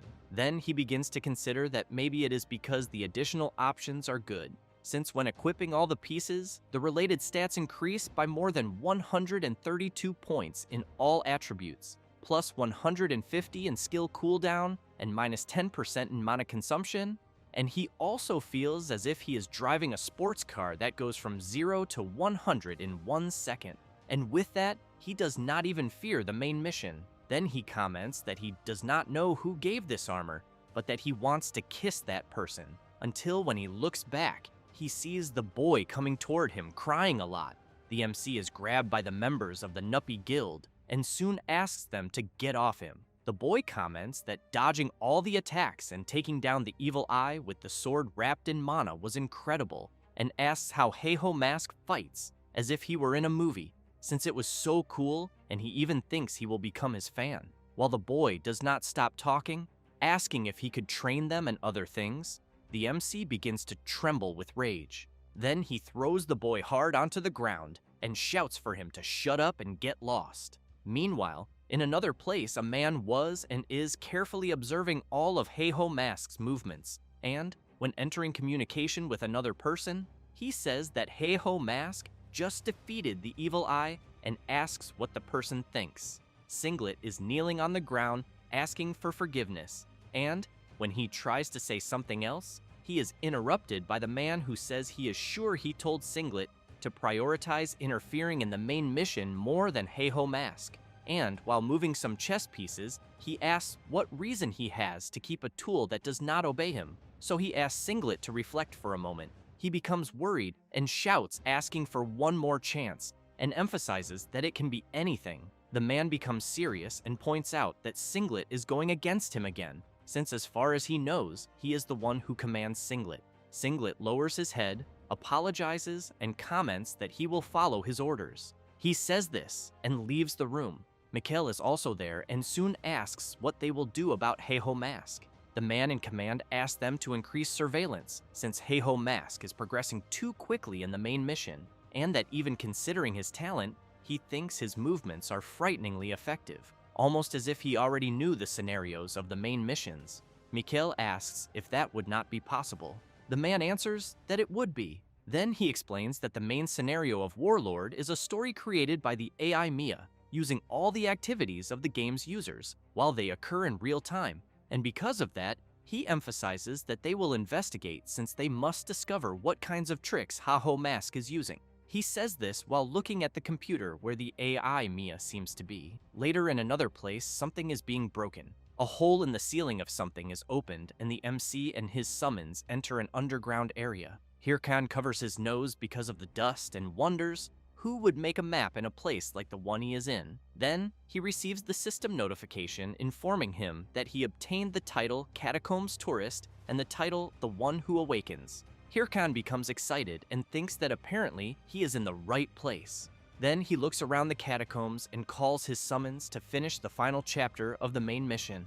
A few moments earlier, Cerebro was delivering the promised reward for eliminating the evil eye. The reward in question is Cerebro's anti-curse amulet, which allows the person who uses it to safely pass through cursed territories. Hirkan internally was very happy, celebrating like never before, but outwardly, he only thanks the NPC. Cerebro emphasizes that thanks to the MC's work defeating the evil eye, they were able to obtain that. However, he becomes serious and points out that even so, the danger persists, and that as explained before the place, there is where various experiments were conducted by the corrupt one, and in other words, his traces probably remain, and perhaps those things may reveal his identity. Therefore, the NPC delivers the mission of the Cursed Land, the investigation of Hoban Castle, where the MC will need to investigate that land, discover traces related to the corrupt one, and return. The reward will be the trust of the NPC Cerebro.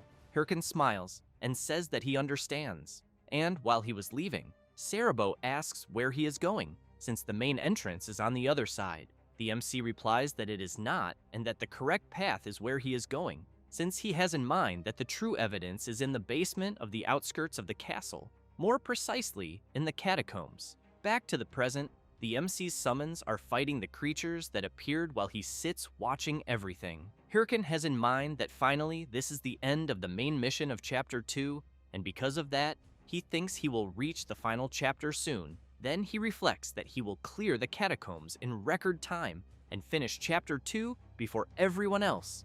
After that, he knows that no one will even be able to aim for his position. After a while, one of the summons defeats a skeleton wolf. The MC likes the good work. Then another summon eliminates 2 more skeleton wolves with a simple attack. Hirkan becomes excited by the beautiful movements of his summons. Then they all gather and eliminate several creatures at once. The MC cannot hide his happiness when he sees that his summons are doing an excellent job. The summons, when they realize that they are being praised by their master, become very satisfied and soon make a face suggesting that the MC should praise them more. He walks over to them and says that if they learn from him, then they should know that there is always room for improvement, and that because of that, they should keep advancing. Therefore, the summons run off deeper into the catacombs. The MC laughs and thinks that at this rate he will clear the place very quickly. Then, he begins laughing even more and says that it will be very easy. However, 30 minutes later, he was thinking that he should not have said that, since while walking, he was becoming confused and wondering why the path was complicated and if they had already passed through there before. 1 hour later, the MC was nervous, running from side to side and thinking that he was sure it was that way. 3 hours later, he was furious, punching the wall several times and asking why he cannot find the correct path. Then, he begins to wonder how many hours he has already been there, because he fears that at this rate, all the other guilds will catch up to him. Hirkan begins to feel like he is going crazy, since he formed an alliance earlier, precisely to speed up the completion of the main mission. Then, he begins to reflect that maybe he should have brought them, because with a mage there, he could use detection magic. At that moment, one of the summons taps the MC on the shoulder, and as soon as he turns to see what it is, he sees his summons forming a path with the armor pieces they removed. Hirkan becomes furious and orders them to pick up the armor immediately because it cost a fortune, since he bought it with his hard-earned money and by going hungry to be able to buy it. While the summons put the armor back on, the MC takes a deep breath to try to calm down. Then he thinks that it is not as if getting angry would solve anything. Then the system informs that he obtained a new title. Hirkan becomes surprised by that because he knows there was nothing to obtain. The system also informs that the MC's disorientation stamina increased by 2 more points, which makes him even more furious.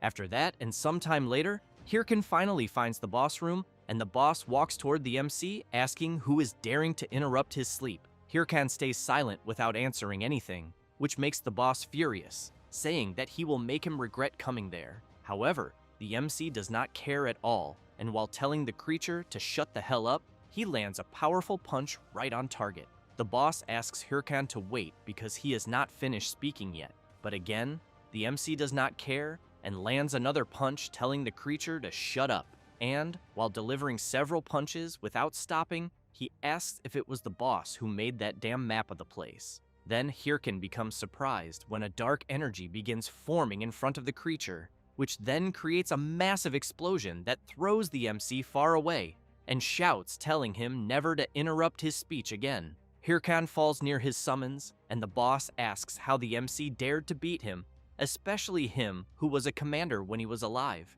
After saying that, he releases his power and orders the dead to rise. Then he laughs and asks what the MC thinks of his army, saying that he must be scared to death. Hirkan simply pretends that he does not care, which makes the creature even more furious, asking if he is not going to show any reaction. The MC replies that he thought he would use some awesome ability, but apparently he only summoned a bunch of trash. Therefore, Hirkan summons his own summons and says that he can also play this game. After saying that, he orders his summons to run over the army of trash in front of them. A few moments after the battle begins, the boss is in shock. And while he watches his army being easily destroyed by the MC's summons, he comments that this is impossible. Hirkan replies that it isn't, and explains that all of his little skeletons are simply replicating his own movements, and that, in other words, they learned the attacks of a former ranker-level warrior, and that, because of that, his summons are on a completely different level from the boss's army, which are just numbers.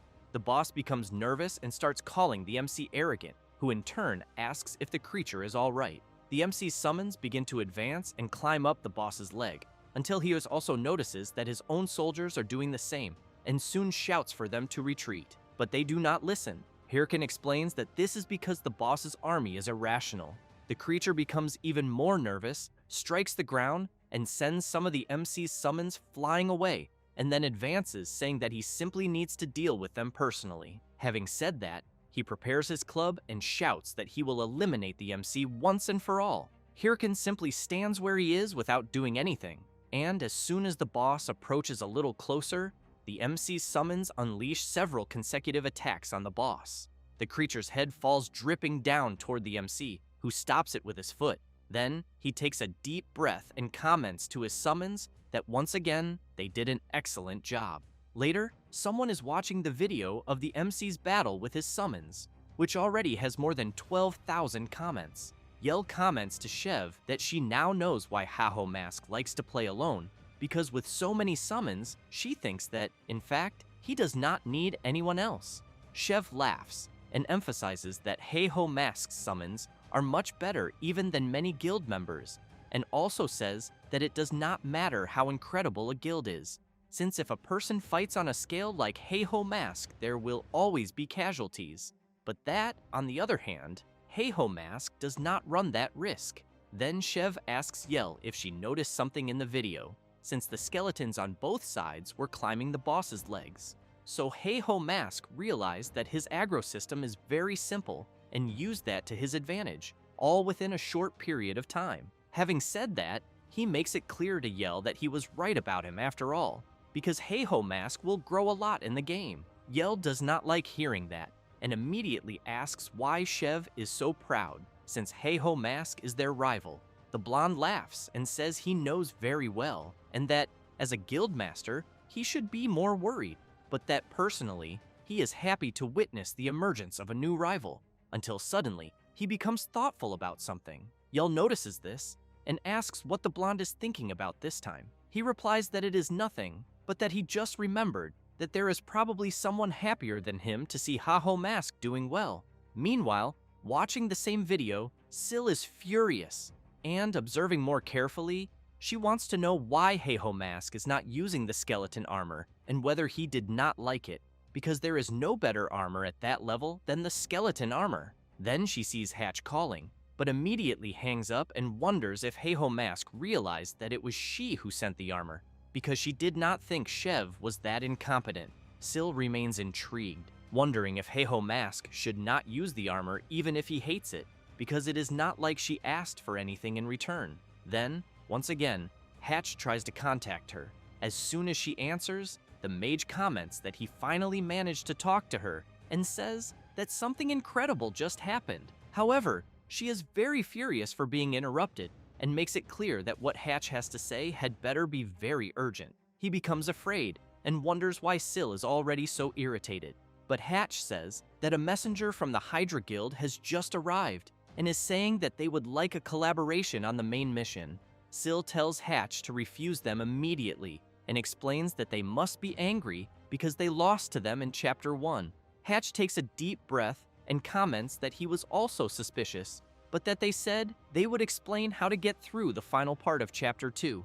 This leaves the leader of the Thunder Hunters Guild very surprised, asking what exactly she just heard. But she emphasizes to Hatch that this part has not even been officially released yet, so she wants to know how they would know such a thing, and whether they are saying that they have already reached the final part. Hatch looks at the messenger and replies that he does not know, since they will not say anything else, but that, in fact, they mentioned that the 30 best guilds will have to unite for the final part, and that they have already talked with the other 28 guilds as well. Syl does not like hearing this very much, but comments that it is fine and asks Hatch to tell them that they will want a meeting immediately. Thus, after the messenger who went to the Mage Hatch reports the response of the leader of the Thunder Hunters Guild to his superior in one of the hideouts of the Hydra Guild, and with several members gathered there, one of the members informs that he was told that the Thunder Queen agreed to meet with them. Another member comments that apparently this was easy, since he knows that the Thunder Queen is always so skeptical. Another member laughs and says that this will be perfect for them, because he thinks that at this rate they will be able to repay the humiliation of having the main mission stolen right in front of them. Having said that, he turns around and comments that he would like to thank a certain person, since thanks to his information, they will have a chance. Richard comments that it was nothing and emphasizes that it is good that he chose their guild, but he smiles, and, thinking about his former guild, comments that he really wants to see how this revenge will unfold. Meanwhile, somewhere else, the MC is holding an artifact in his hand, wondering if this was what Cerebro was looking for. He becomes very surprised by the dark emblem he is seeing, and immediately shouts, asking where the MC found it. The MC says that it was in the catacombs, and that there was also a monster that was wearing armor with the emblem he just showed on it. The NPC grabs the MC's hand and shouts, asking him not to tell anyone about this emblem, and asks if he understood clearly.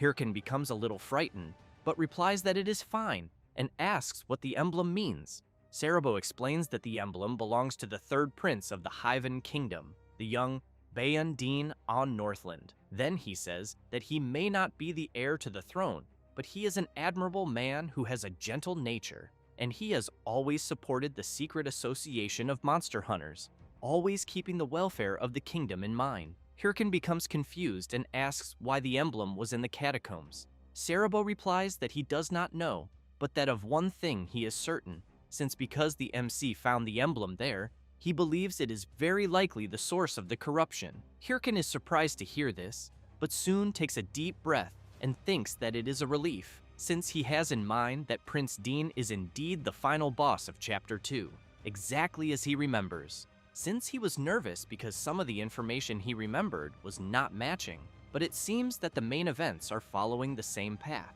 Thus, he clenches his fist tightly and concludes that he will continue moving forward, and this time, he will finish the final part of the main mission alone and become the strongest. However, he hears Cerebro asking him to go see Ahimbri, which leaves him very discouraged, asking if Cerebro is sure about that. The NPC replies that yes, and explains that Ahimbri, the Great Mage, is also part of the Secret Order, and that he would like to hear his opinion about the matter. Hirkin, already knowing how Ahimbri is, asks Cerebro to wait a moment and asks if there are not many other members they could ask instead. However, he ends up receiving the mission to visit Ahimbri and deliver Cerebro's letter and meet the master whom the MC loves and respects. The reward will be the love of Master Ahimbri. Hirkan begins to tremble and then becomes desperate, thinking that Ahimbri may indeed be a great mage, but that he never wanted to see him again. After some time,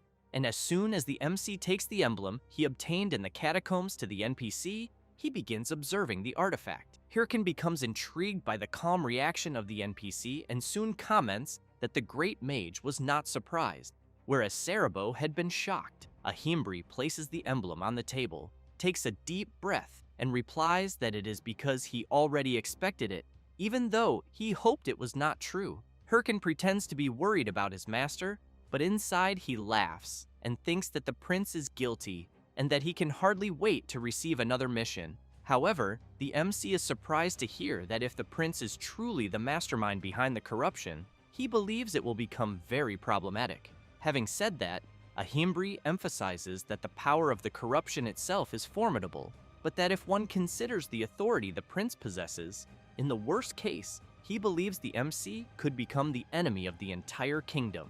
Hirkin comments that he just needs to become stronger as quickly as possible. Ahimbri says that it is exactly as the MC is saying. Then, while handing a book to him, he comments that this is why he prepared something.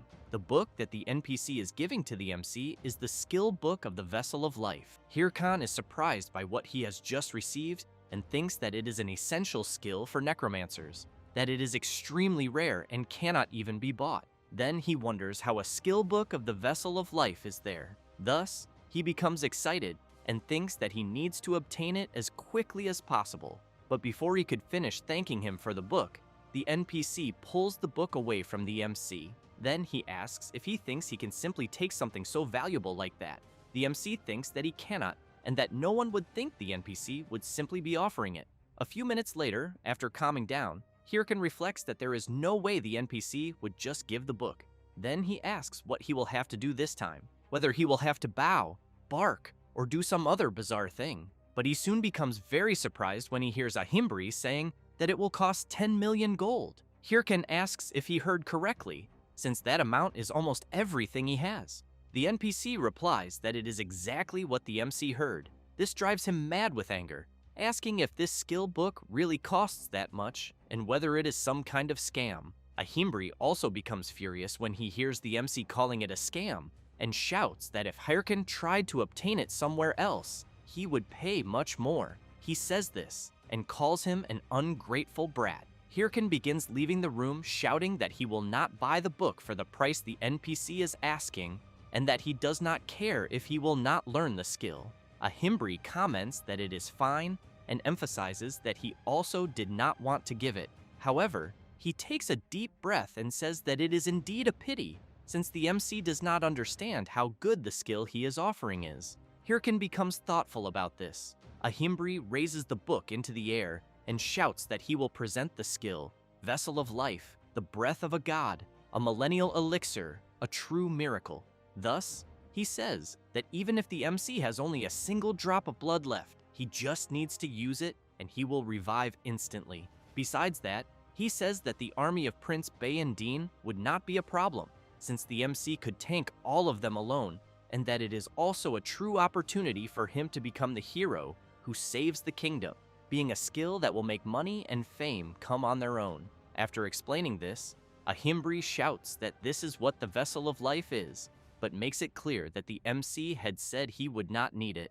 Then, he takes a deep breath and emphasizes that for 10 million gold, the skill is practically free, but since the MC does not want it, there is simply nothing to be done, as he will be the one losing out.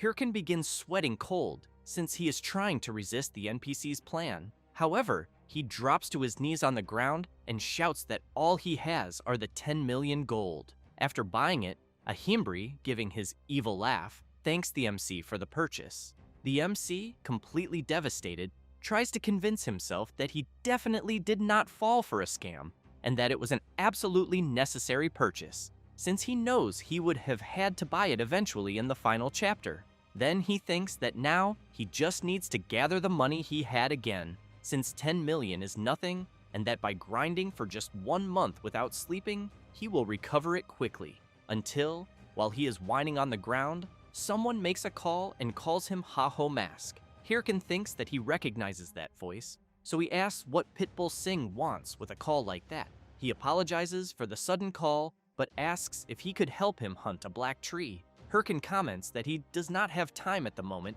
and that he will refuse, but he soon hears Singh saying that he will give all the mission rewards to him. Thus, he tries to disguise it by whistling and asks what the reward will be. Sing says that it is a very rare reward, a purification diagram. This leaves the MC very surprised to hear about the reward. Sing says that if the MC puts the item up for auction, he can set whatever price he wants. But since he is busy, he will ask someone else. However, Hirken, interested as always, says that he has always hated black trees and that he is going to smash some immediately.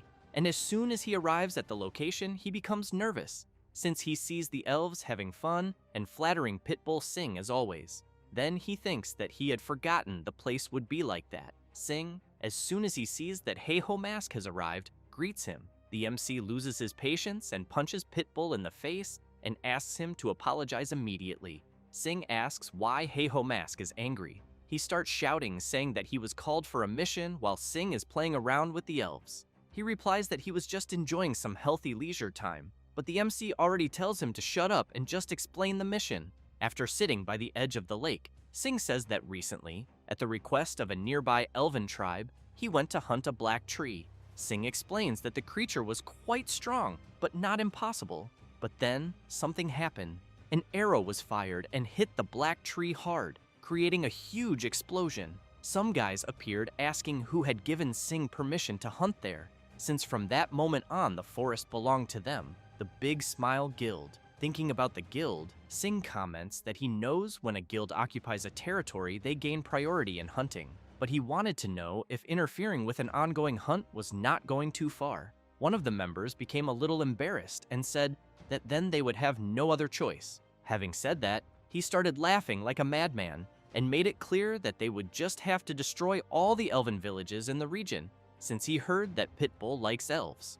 Sing continues saying that he kept listening to the guild members talk a lot of nonsense and even became angry. But in the end, he retreated because a top 30 guild really can do what it says. Thus, he says that afterward he formally asked for permission to hunt, but they refused, and he thinks they were probably laughing at him. Having said that, he emphasizes that this is exactly why he called the MC there, because he thinks that if he borrows his reputation, they might reconsider. Hirken lowers his head, starts laughing, and asks if Big Smile is occupying the forest where the black tree is. Sing replies that yes, but asks what is so funny for him to be laughing. Hirken says that he'd already found the Big Smile Guild quite annoying before, but now he will have a justification. Thus, he makes it clear to Pitbull that he will help him.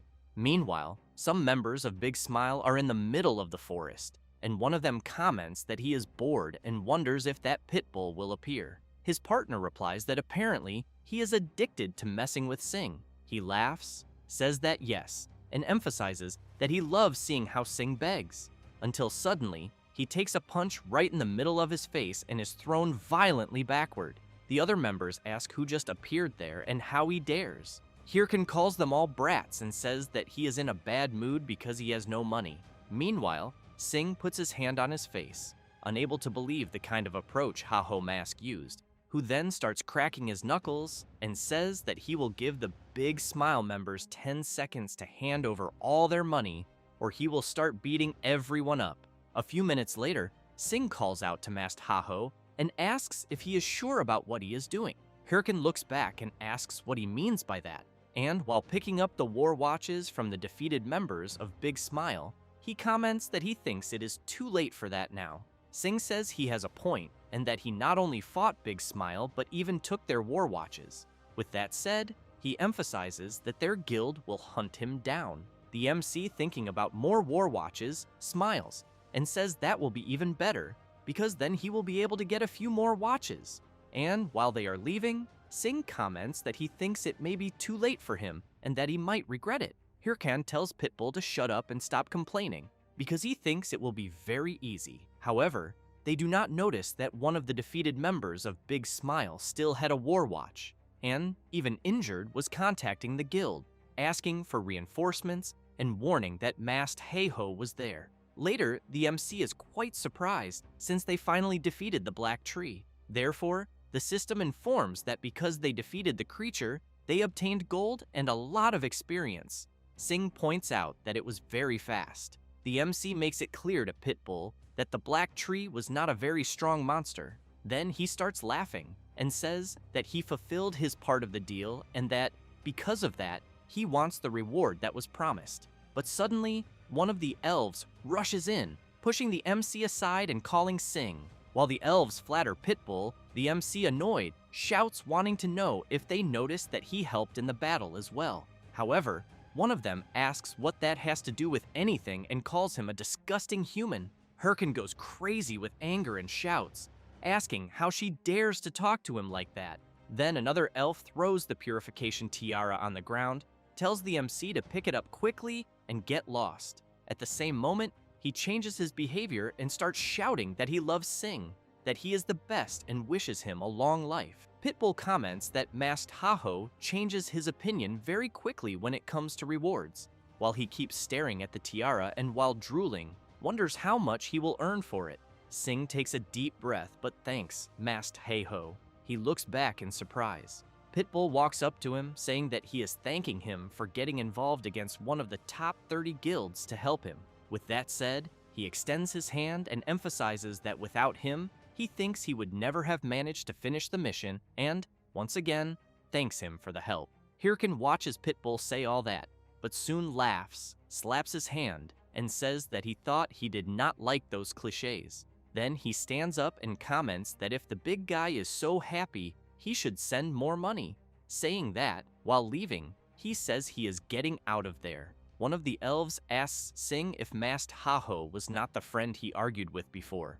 Sing replies that they are not friends, but that yes, he is also happy. While walking through the forest, the MC thinks that this was great, because now he has many war watches and a purification tiara, and because of that, he knows he does not need to worry about money for a while, until he becomes confused when he sees Pitbull Sing calling. As soon as he answers, he asks what it is, but is surprised when he hears several screams. Sing tries to warn Masked Haho, asking him not to come back, but someone interrupts, tells him to shut up, and emphasizes that he had told Sing that they would not let him live unless he called Masked Haho. Hirkin becomes nervous, wanting to know what the hell is going on.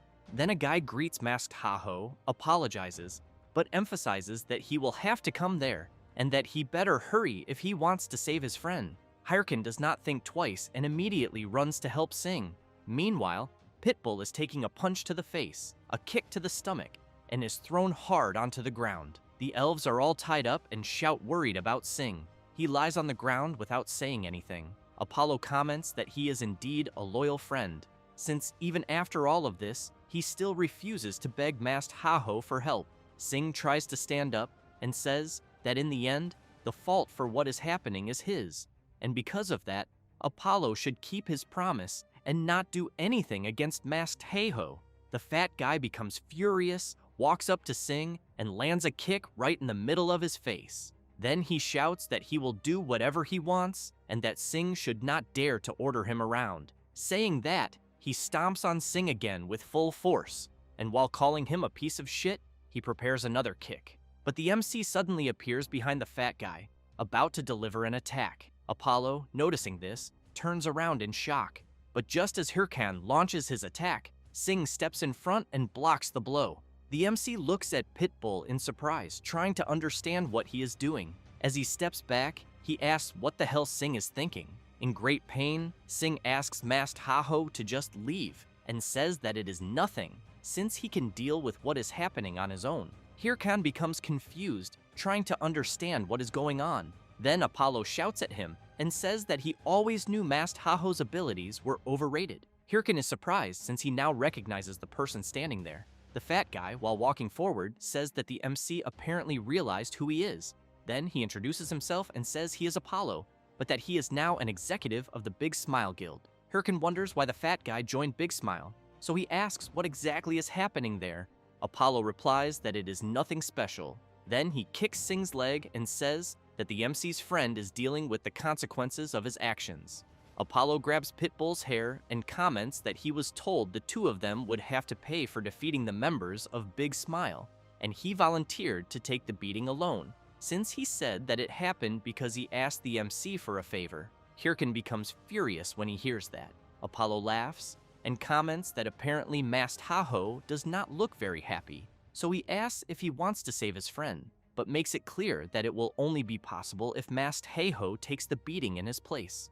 Only then will he accept the exchange. Apollo tells the MC that he was a guy born with his luck shining, money, power, and fame. He had all of that. In other words, everyone feared him. After all, he could change their futures with a simple snap of his fingers. Well, until a certain day, because Masked Heiho posted a video showing that he was beating up his guild. And to make things worse, people in the comments were supporting the idea, which made him furious when he found out.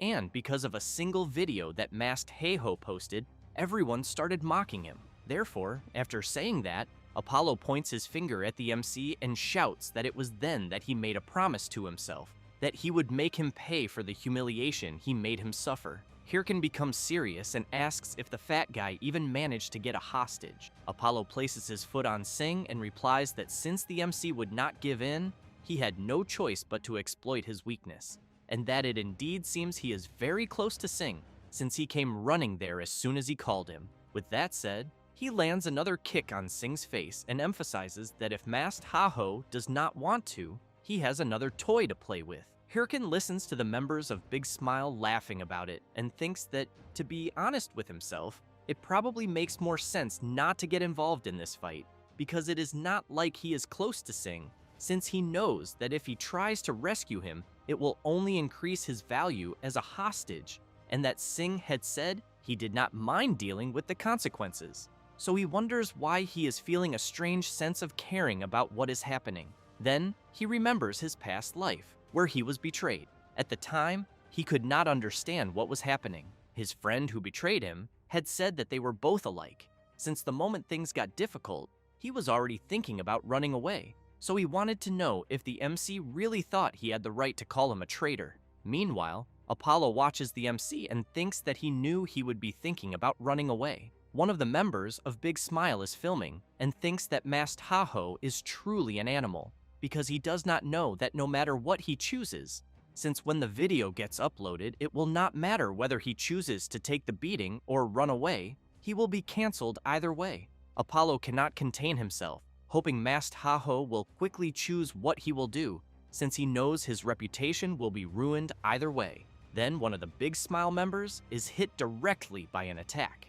Hirkan comments that he stopped for a moment to think, so he wants to know why he has to listen to him, since he simply knows he can eliminate them all at once. Apollo becomes furious and shouts, warning that if Masked Heiho dares to do what he said, that will definitely leave him marked, and that every time he enters the game, Big Smile will send a mercenary to eliminate him. Hirkan begins walking toward the fat guy, asking if he knows why he tried to become stronger, sacrificing sleep and barely eating. Apollo does not care at all and shouts, ordering the members of Big Smile to eliminate Masked Heiho immediately. Hirkan receives the first attack, the second, and several others, but keeps walking toward Apollo. But as soon as he summons his skeletons, he eliminates the guild members who attacked him and says that it is because he never wanted to bow to trash like Apollo. Seeing Masked Heiho getting closer and closer, Apollo becomes scared, wondering if Masked Heiho is really thinking about becoming an enemy of Big Smile.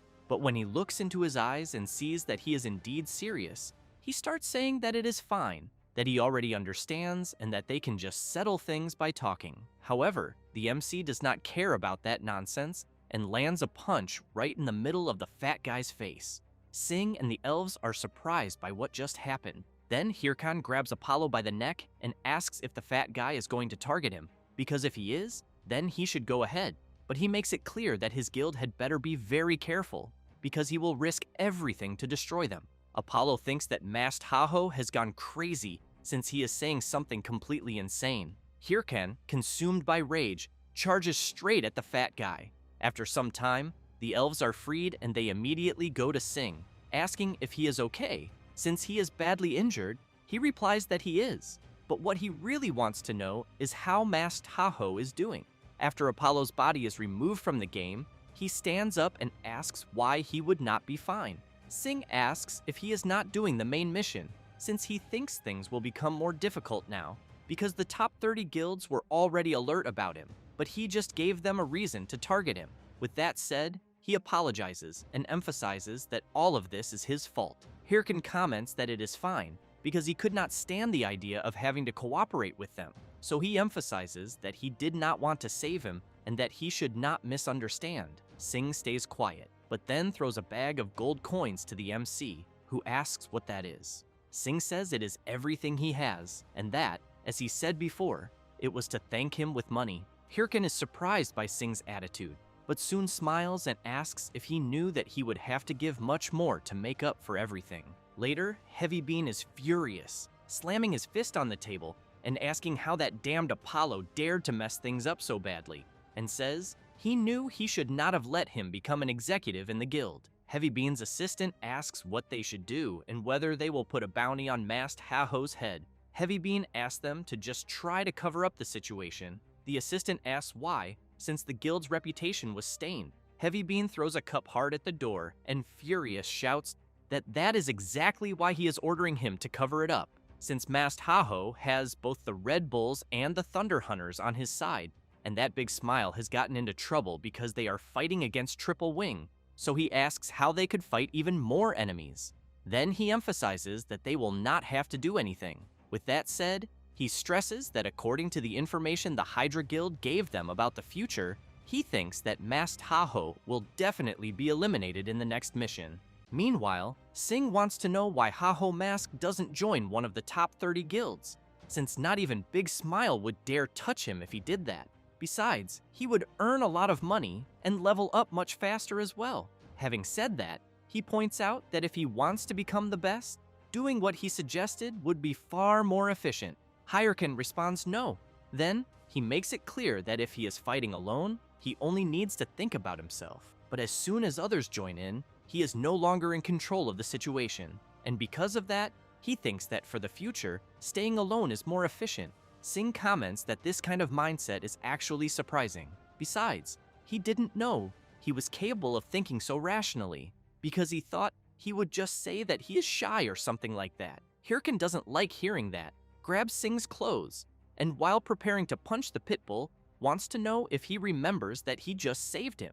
Sing replies that he already gave him everything he had in return. However, he emphasizes that even so, Ha-Ho Mask should think carefully because he may be very skilled, but sometimes he will need other people's help. Hirkin tells Sing to shut up and once again makes it clear that he intends to stay completely alone. At that moment, the MC's war clock receives a notification. Sing wants to know if it could be an urgent message. Hirkin, upon seeing the message, stays quiet for a brief moment, but shortly after, he starts running at full speed, and while doing that, he questions who the bastard was that started the final chapter of the main quest before him, because the message he received was a notice from Cerebro asking him to return, since Prince Dean had started a rebellion. After that, and later, at Huvan Castle, Cerebro is in a frantic battle, but after dodging the attack, he counterattacks his opponent and cuts off one of the creature's arms, which is thrown far away. Cerebro becomes intrigued, thinking that he already feared this. But after carefully looking at the things in front of him, he concludes that they are truly no longer human. Then, he fears that at this pace, he will not be able to get out of there, until the MC appears, eliminating several enemies at once. Cerebro is surprised to see that Ha-Ho Mask has already returned, who in turn comments that he will explain everything later, because first, he will clear the way. Thus, both of them head into battle. A few minutes later, the two manage to enter the castle, and while they continue running and eliminating enemies along the way, Cerebro informs the MC that the army he is seeing appeared out of nowhere and took over the royal palace. Besides that, he thinks Prince Dean must have realized what they were doing, so he went there as soon as he received the message, but he couldn't contact anyone who was inside. Having said that, he comments that he is certain Prince Dean wants to seize the throne by force. However, he thanks Ha-Ho Mask for arriving so quickly. Otherwise, he fears he would not have been able to enter the palace. Hirkin becomes intrigued, since he has in mind that Prince Dean conquering the palace is the beginning of the second chapter of the main quest. But the fact that this happened at this moment can only mean that someone already started the quest. And as he opens the door, he questions who it could be. Inside, there are several players. Hirkin, after observing them, questions whether they could be from the Hydra Guild. Then he becomes worried, because he knew they were far behind during the Evil Eye raid. At that moment, Prince Dean slashes Begley, who soon collapses to the ground. The captain of the castle wall administration, while trembling in pain, begs Prince Dean not to do what he is about to do because he never imagined he would do something so ridiculous. He laughs and, while walking closer to Begley, wants to know how ridiculous it is for a prince with power to take the throne. And as soon as he kneels down, he emphasizes that the fact he was the third son eliminated his chances. Then, he wants to know if no matter how hard he tries, it still doesn't matter. Afterward, he asks Begley not to worry, because he will make sure the world that fails to recognize talent is destroyed soon. Besides that, he already ordered his monster armies to attack all the castles. Begley cannot believe what he is hearing, but Dean points out that soon the kingdom will be in ruins and that he will make everyone regret not choosing him. Begley becomes desperate and screams, asking the prince to reconsider this. But Cerebro grabs him and runs away from there. Begley asks Cerebro to let him go, because he cannot just run away. Cerebro replies no, and explains that as long as Suragardo, the kingdom's greatest knight, is there, they will not be able to win. Then, he thinks that if Prince Dean is telling the truth, they will have to hurry and contact all the fortresses as quickly as possible, since they will need to tell everyone to prepare for the monster armies. Thus, Cerebro, Begley, some Hydra members, and the MC retreat, until Hyrcan looks to the side after being called. The girl wants to know if Haho Mask really managed to come this far alone, because she thinks he is truly as good as she heard. Having said that, she points out that she would like to duel him someday. This is Sohank, the vice leader of the Hydra Guild. Hyrcan keeps thinking that she is one of the commanders of the Great Hydra Guild and that he had never met her in person before. However, Natal calls out to Sohank and says that she cannot, asking if she perhaps forgot their priority. She replies that obviously not, but even so, it is still a shame that she cannot duel against Haho Mask. Then, Sohank takes a deep breath and comments that if they were in a battle against Prince Dean, she would like to fight alongside Haho Mask. Hyrcan in turn looks at her with intrigue and says that this way she would not be helping in the main battle. Sohank replies that that is exactly it, because she does not care. Natal shouts, telling her to shut up and stop talking, but she reveals that Hydra will not participate in the battle against Prince Dean, and that, to tell the truth, none of the top 30 guilds will participate either. Then, while she was commenting that they had been told the reason, something crashes hard against the wall. It was the MC who furiously shouts, wanting to know if it is really true that the top 30 guilds will not participate in the battle. Meanwhile, at one of the Thunder Hunters Guild's bases, Hahui wants to know why they will not participate in the battle. Hatch comments that, according to the Hydra Guild, this battle ends in a great loss for the players, since Prince Dean's final boss raid only begins after this, because participating in this means casualties, and that it is much better to use their time preparing for the final raid. Hahui wants to know how they can be sure, because the Hydra Guild's Vipers might be lying. Hatch emphasizes that, as he already said, everything indicates that it is true. Syl, on the other hand, has in mind that she knows it is difficult to trust Hydra because they do not say where this information comes from or why they are sharing it. Then, she remembers when one of their members commented that if they worked together, they would provide information about future main quests. Syl tries to understand why the Hydra members need the help of the top 30 guilds so badly, because she thinks this is far too big to be a mere planned betrayal. So, she would really like to know where they are obtaining this future information from. But at the same time, she knows that she agreed to cooperate because she knows that no matter their reasons, it is good to observe them closely. And for now, they will pretend to be on their side. At that moment, Hahui and Hatch suddenly begin arguing and fighting, but Syl shouts, telling them to stop and gather all the guild members because they are going out to hunt. Hatch wants to know if she is talking about the main quest raid. She replies no and emphasizes that they are going to hunt Vipers. Back to where the MC is, he is thinking about the siege battle, which is a type of event where a person has to defend a castle from attacking monsters. Waves of monsters attack all the castles on the continent, and if half of them are still standing after a certain amount of time, the final boss raid begins. He knows that it may even seem like a fun event for everyone, but there is always a catch. where the monster waves keep getting stronger. And by the fourth wave, most players can no longer deal with the monsters. Because of this, in the past, these events could only be won with all the top 30 guilds participating. Thus, he once again asks Sohank why the top 30 guilds are staying out of it and whether everyone wants to be eliminated. She becomes confused and comments that she does not know why Haho Mask is angry and taking out his fury on her. Hirkan becomes even more furious and tries to punch Sohank, but she blocks his attack. Afterward, she laughs and comments that since he attacked first, now they can finally fight. He replies that she can try. Having said that, both of them begin exchanging countless blows against each other until they distance themselves, and Sohank comments that this is wonderful since she has been so frustrated from not being able to fight much because of a certain prophet.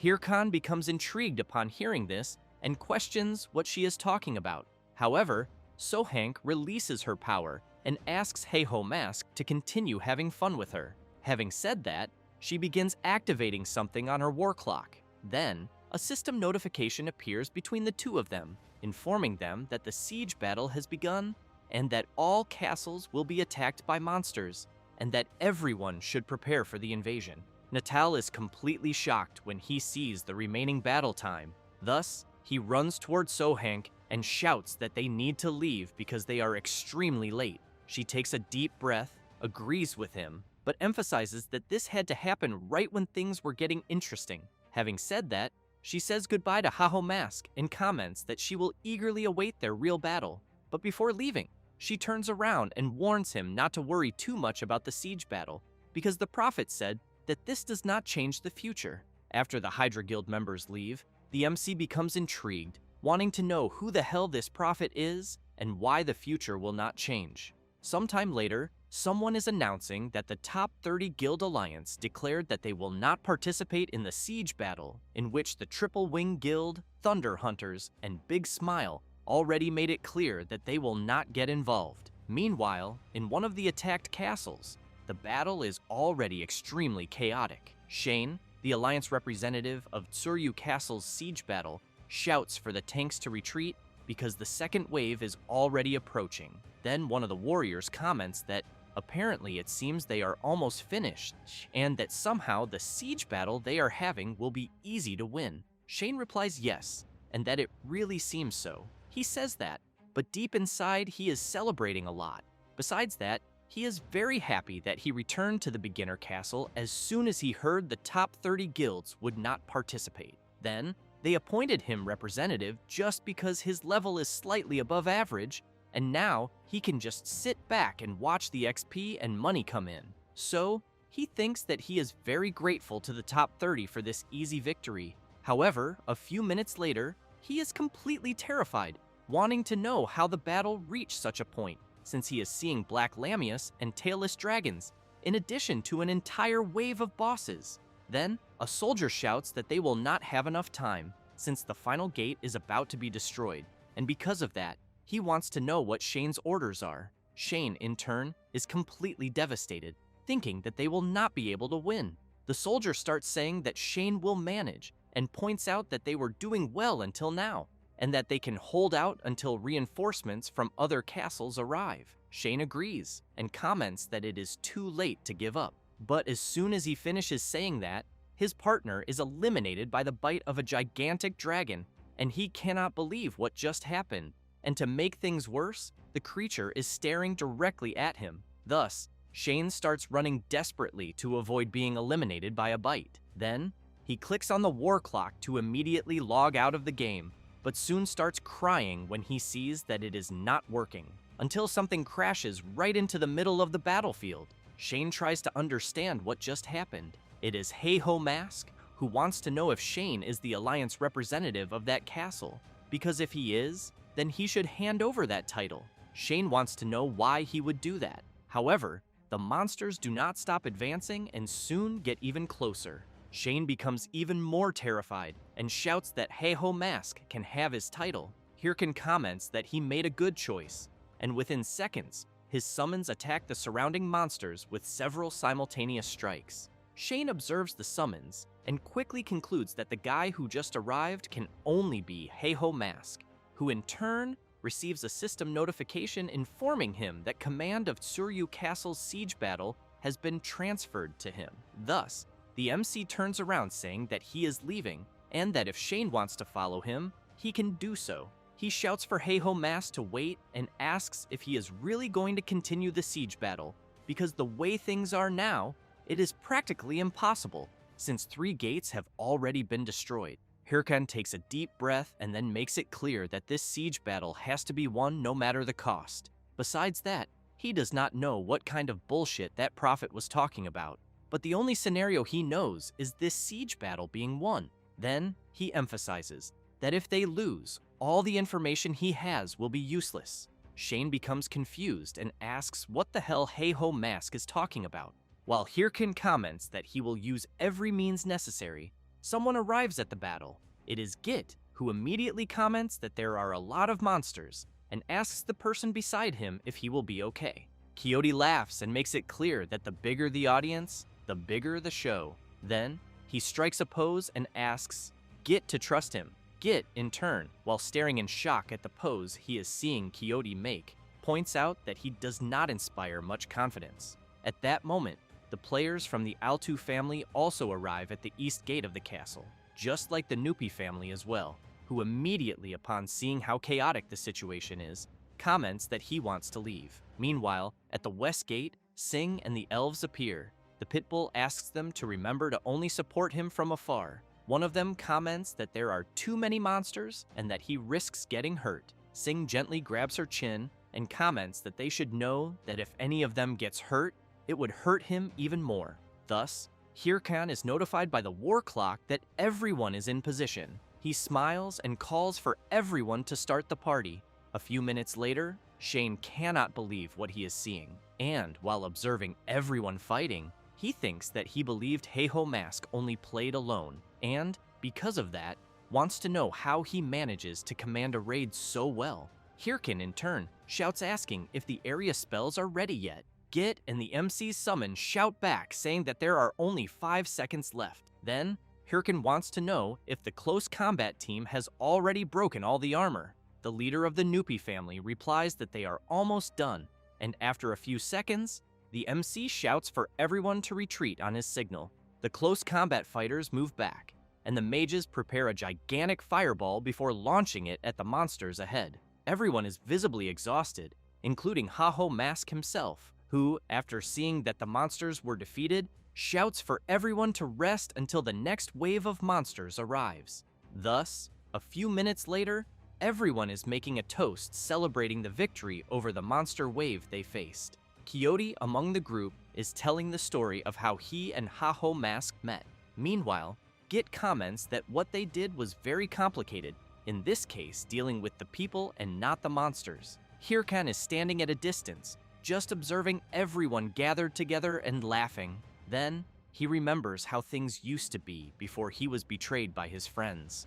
Afterward, he thinks that it has been a long time since he did something like this, until Shane appears, thanking him and saying that he did not do that much. But even so, the MC split the gold and experience equally among everyone. Hirkan comments that it is fine, and points out that, as he said before, they need to win the siege battle, and that all help is welcome at the moment. Shane comments that now that Heiho Mask mentioned it, he wants to know if he does not have to protect most of the castles during the siege, because he knows he is strong, but he thinks he will not be able to protect all of them alone. Then, he wants to know what he plans to do. Hirkan laughs and replies that he will have to make other people take care of it, such as some guilds he has in mind. Meanwhile, somewhere else, a meeting between the Red Bulls and the Thunder Hunters is taking place. Shev comments that he never imagined Syl would talk to him first. Then, he wants to know if he can consider this a sign that their friendship is blossoming.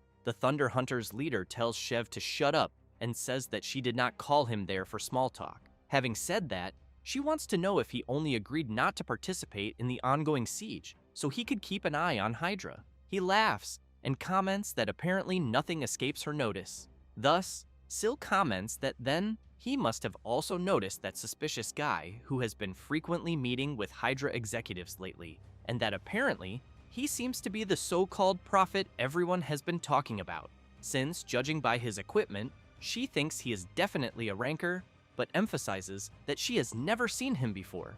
Chev comments that someone at the level of a guy claiming to be a prophet should be very well known. Sil agrees with that, but points out that in fact, she has already seen someone like that before. Someone who was at least a ranker, but who was a complete stranger to her. And that person came looking for her, wanting to know if she wanted him to eliminate Heiho Mask for her. Chev comments that this sounds very familiar. The Thunder Hunters leader thinks the same, but wants to know if they are after Heiho Mask again, because she thinks that if the top 30 guilds do not participate in the siege, individual players will have a much harder time. However, Sil asks Chev to forget about that and asks who he thinks is the person behind all of this. He becomes thoughtful, then smiles, and says that when it comes to Warlord's main quests, it is impossible to predict what will happen, because the main quest scenario is created in real time by an AI based on the user's actions. Having said that, he emphasizes that if someone knew what was going to happen, it would have to be someone in a position to control the AI, such as the game operator, Toby Gwyn. But Chev points out that this would be an absurd theory, although it does not hurt to be careful. Sil comments that in a way, Chev is right. Hatch, upon hearing that, takes a deep breath and thinks that he was so afraid that his leader would want to get involved in this mess just because Heiho Mask is involved. However, Sil ends up seeing that the MC just posted a video. Chev laughs and asks if she perhaps has an alert for when that happens. Sil, slightly embarrassed, tells Chev to shut the hell up. As for the video itself, Heiho Mask introduces himself and says that the reason he is posting the video is to recruit volunteers, which leaves both the Red Bulls leader and the Thunder Hunters leader very surprised upon hearing this, since they know that Heiho Mask only plays alone. He, in turn, explains that with the siege underway, the security where he is has become very loose, and there are some miserable people targeting other users instead of the monsters or hoarding potions to sell at absurd prices. Having said that, he points out that it is already difficult enough to deal with these monster hordes, but that those game users he mentioned are even worse. Because of this, even if people do not want to participate in the siege battle, they should know that he is looking for people to maintain order. The guy recording the video wants to know if he will receive any reward for being a volunteer.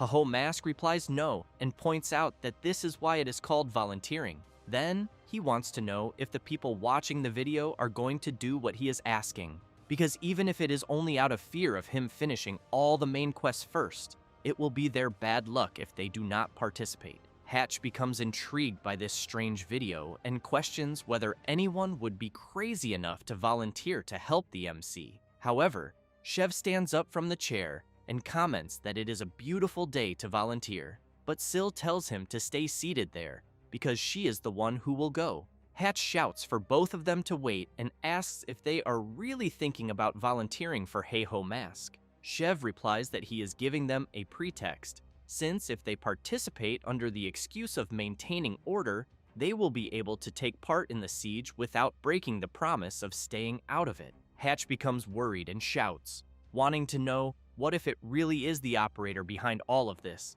Sil becomes serious and asks him since when the Thunder Hunters Guild cares about what other people think. Having said that, she makes it clear that she does not care whether the operator is involved or not, because all they want is to become the best through their own merit. Thus, she calls everyone to participate in the siege battle, which drives Hatch crazy, thinking that he feared this would happen somehow.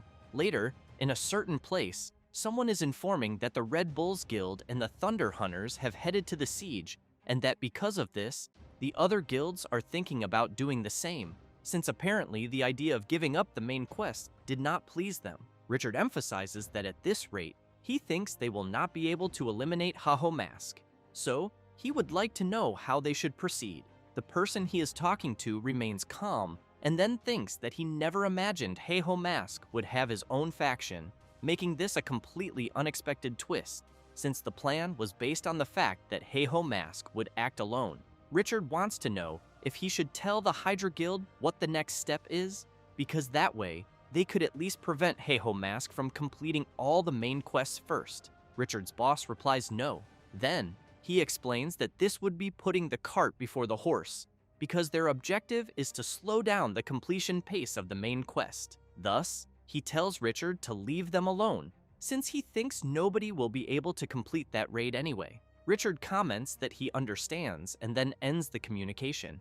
Afterward, his boss walks toward a huge screen where everything Heiho Mask has done so far is recorded. And while thinking about him, Richard's boss wants to see whether the MC's streak of good luck will continue.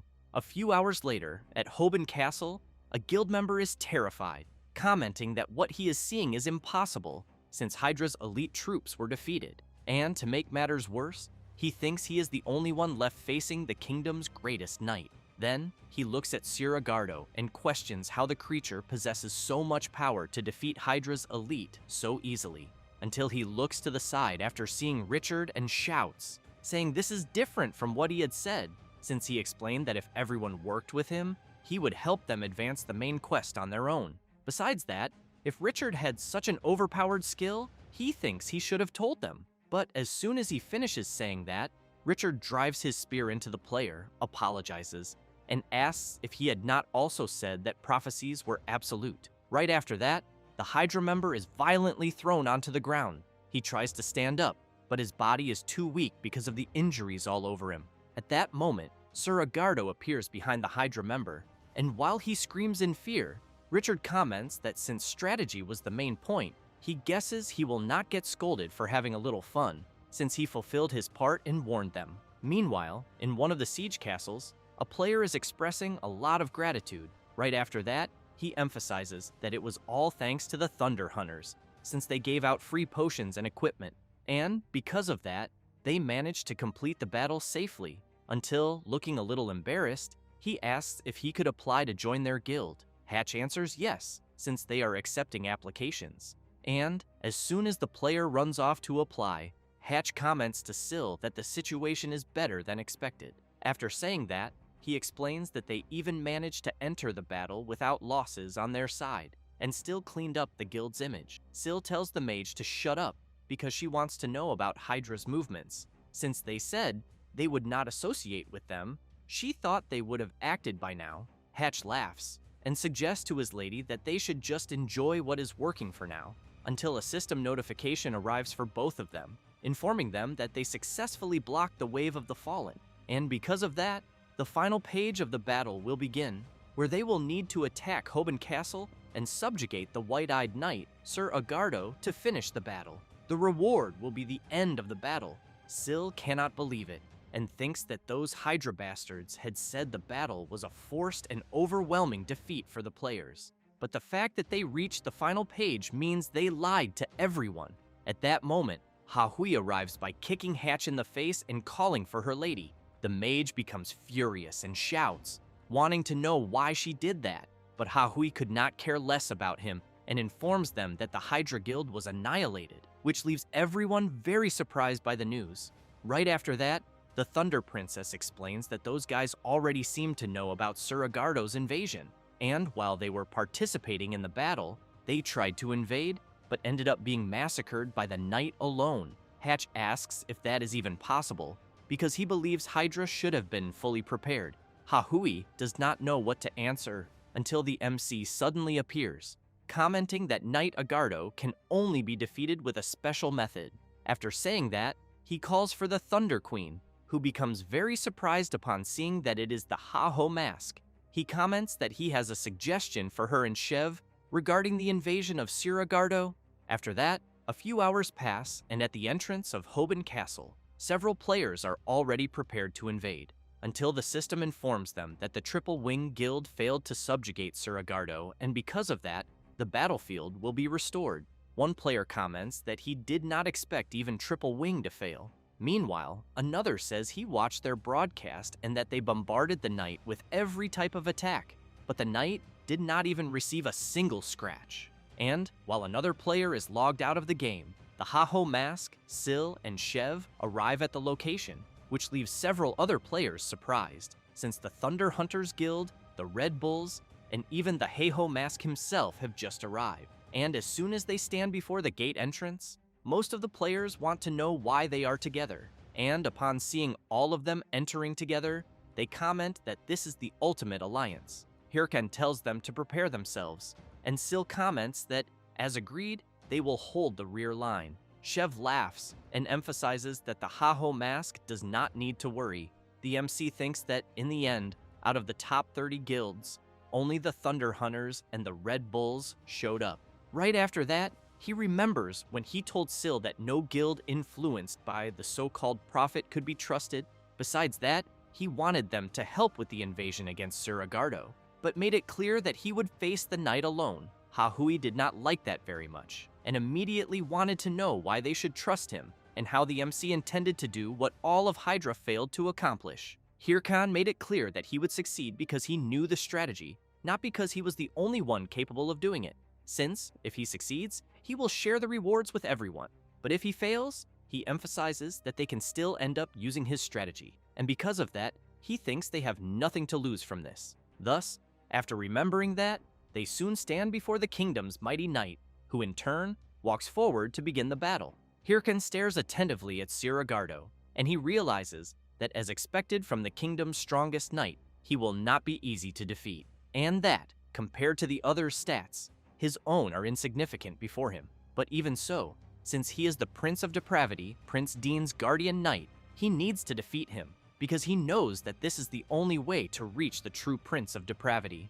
At that moment, Suragardo releases his terrifying power, and Shev comments that the battle seems about to begin. Right after that, he asks if, were she the Thunder Queen, how she would face a creature covered in armor, since he heard that physical, magical, and holy attacks do nothing against the knight. Sil warns the MC that he will be caught off guard if he charges in without thinking, and suggests that the right move would first be to observe from afar. But the Haho mask could not care less, and charges straight at the knight with full force. Both Sil and Shev cannot believe it, wanting to know if the Haho mask has gone crazy for attacking the creature head-on. Suragardo prepares to unleash his powerful slash, but the MC is faster and lands his attack on the knight. Right after that, Hirkan jumps back and watches Suragardo to see what he will do.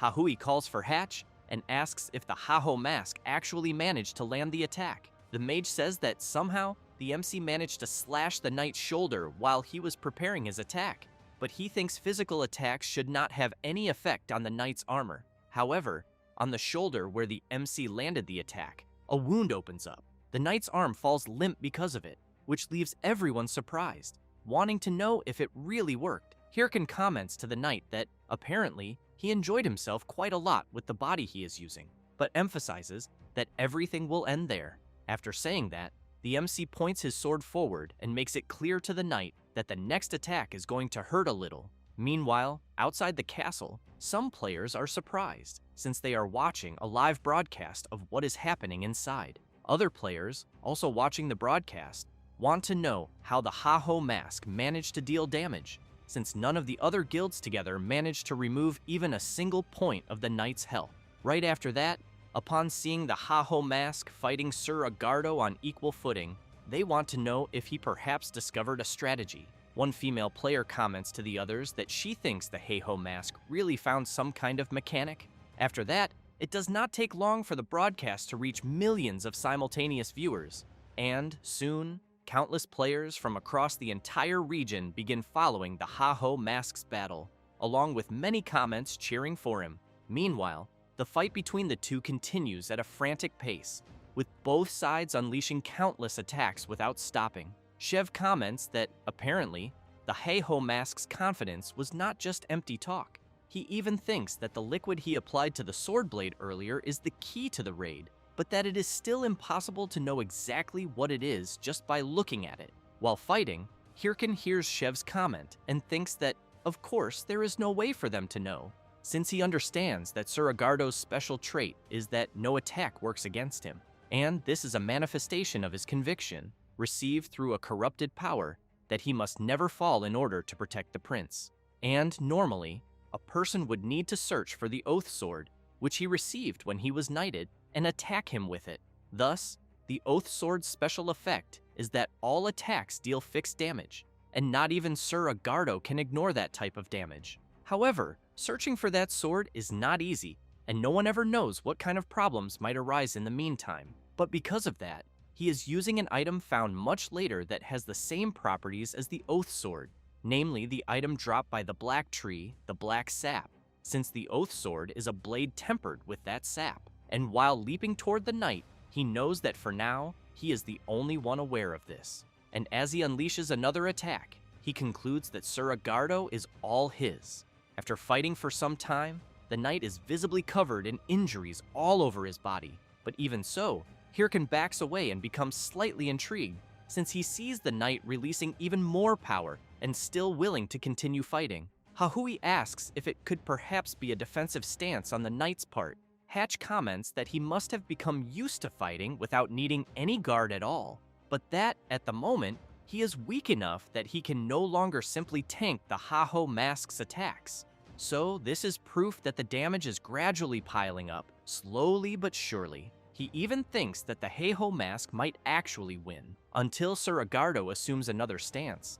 And the MC, while preparing himself, thinks that what he is seeing is not exactly a good sign, because he believes that the fact the knight has taken a defensive stance means there are fewer openings to attack. Thus, he laughs and asks if Sir Agardo has perhaps become afraid, and whether he thinks that just because he took a defensive stance, he still will not be hit. Then, the MC tells the knight to block what he is about to do. After saying that, Hirken summons his summons and then enhances them with the armament skill, causing the skeleton soldiers to wield the weapon chosen by the player. Right after that, the Haho Mask makes it clear to the knight that he is still going to win. The summons immediately charge forward, but the knight blocks their attack and then counterattacks all of them at once with several consecutive strikes. However, more summons rush toward the knight, who refuses to give up and unleashes a powerful circular slash that hits the entire area around him. Hirken takes advantage of the opportunity and leaps forward, but Sir Agardo notices this and quickly turns around. The MC comments that it is too late, but the knight drops his sword onto the ground and grabs the MC's sword with his bare hands. While Sir Agardo's sword falls far away, Hirken becomes very surprised by what happened, since the creature gave up its own sword just to grab his and block the attack. Right after that, the knight pulls the sword backward and then lands a direct blow on the MC's chest, who immediately feels the impact he received. Everyone around becomes worried upon seeing the Haho Mask being struck, just like the other players watching the broadcast. However, the knight becomes confused about one thing, since the MC is holding onto his arm and asking if Sir Agardo thought he had already won. Thus, Hirken grips the knight's arm even tighter and says that his real trump card will be what he is about to do. After saying that, he activates the skin stitching skill together with the black tree bark item. The system informs that the MC has acquired the properties of the black tree, and any target that comes into contact with his blood will receive fixed damage from the black sap. Sir Agardo quickly pulls his arm away and creates distance from the Haho Mask, but it is already too late. The knight realizes that he is taking damage every second. Kims, upon seeing that, becomes very surprised, wanting to know how the Haho Mask was able to think of that. But Yell wants to know if, even so, the Heiho Mask will not end up being eliminated as well. Hirken, in turn, picks up his sword from the ground and then activates the Vessel of Life, having his HP fully restored. Right after that, he activates the Diadem of Purification, which removes all status effects and debuffs. Then, Hirken reflects that he has done everything he could, and, while watching the knight wither away, he concludes that, at the moment, all that remains is to endure until the knight finally falls. At that moment, Shev calls for the Thunder Queen and asks if she is feeling the same thing as him. She becomes confused by the question and asks him to be clearer. Shev says that it is that pure desire to fight that both of them lost a long time ago. And, while remembering the Haho Mask's frantic battle, he wonders how long it has been since he last gave it his all the same way the MC did, just for fun, because he thinks he has not done something like that even once since becoming a guildmaster. After saying that, he emphasizes that he is even a little jealous of the Haho Mask, who has nothing to lose. Sil points out that it is not because the Haho Mask has nothing to lose that he can act like this, but rather because he currently has so much to lose. Then she becomes serious and emphasizes that what sets the Haho mask apart from them is that even while risking losing everything, he has an absurd desire to conquer everything. Right after that, Syl thinks that this is something she herself needs. However, while everyone thought everything was already over, Suragardo activates his power and lets out a loud roar. With that, one of the castle gates opens, and many of his soldiers begin entering. And, while more and more soldiers appear, Shev comments that this is why the Haho mask asked them to hold the line while he fights the knight, since the Order of the Fallen Knights that follows Suragardo was guarding Hoban Castle. After saying that, he equips his massive sword and calls for the Thunder Queen to do their best as well. Thus, both Syl and Shev charge into battle, and soon the remaining members of both guilds join the fight too. The battle continues frantically, while the MC comments to the knight that his supposedly mighty subordinates are immobilized. So he wants to know what he is going to do now. Suragardo hears this silently, but soon becomes filled with fury and charges recklessly at the Haho mask, who in turn blocks the knight's assault. And then, while laughing, he becomes excited, telling Suragardo to keep going, since he understands that, unlike before, the knight has started attacking without thinking. And because of that, he knows it is obvious that the knight's mana has reached its limit.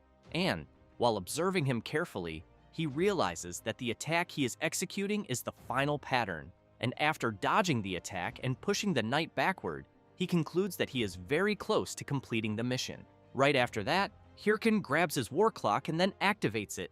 And, as soon as he equips his new battle armor, he charges toward the knight.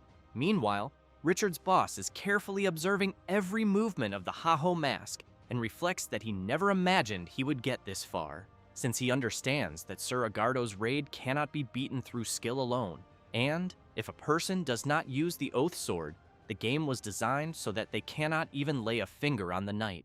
But time after time, the Haho mask keeps breaking the game's rules in an absurd way. Thus, the man picks up his phone and immediately calls someone, wanting to know if the person confirmed it. Mikhail replies yes, and informs him that the liquid the Haho mask applied to the sword is indeed black tree sap. Right after that, she explains that even though it has the same constant damage property as the Oath Sword, the damage itself is low, and since there are no monsters that require it, it ends up being treated like a trash item. But it is very impressive how the Haho mask managed to think of that in such a short amount of time. Her boss does not like hearing that, and comments that the Haho mask is always like this, but he thinks it is possible that he already knew about it from the very beginning. Mikhail wants to know what they are going to do with the obstacles they placed around the Oath Sword. Her boss tells her to get rid of them, since they are no longer useful for anything. After ending the call, the man thinks that no matter how much he observes, he cannot understand what makes the Haho mask so different, and that this guy is definitely a lawbreaker, being a completely irregular person, since he knows there was no way for him to have discovered the black tree sap. Besides that, this kind of development is truly a huge problem. Thus, he becomes nervous and then concludes that, for the sake of the future, he needs to get rid of the Haho mask no matter the cost. Back on the battlefield, Richard is watching everything that is happening. He thinks that, seeing how things are, there is no way for him to interfere, since he knows the battle is his responsibility, and, because of that, if he lets the Haho mask win, his boss would definitely give him a massive scolding.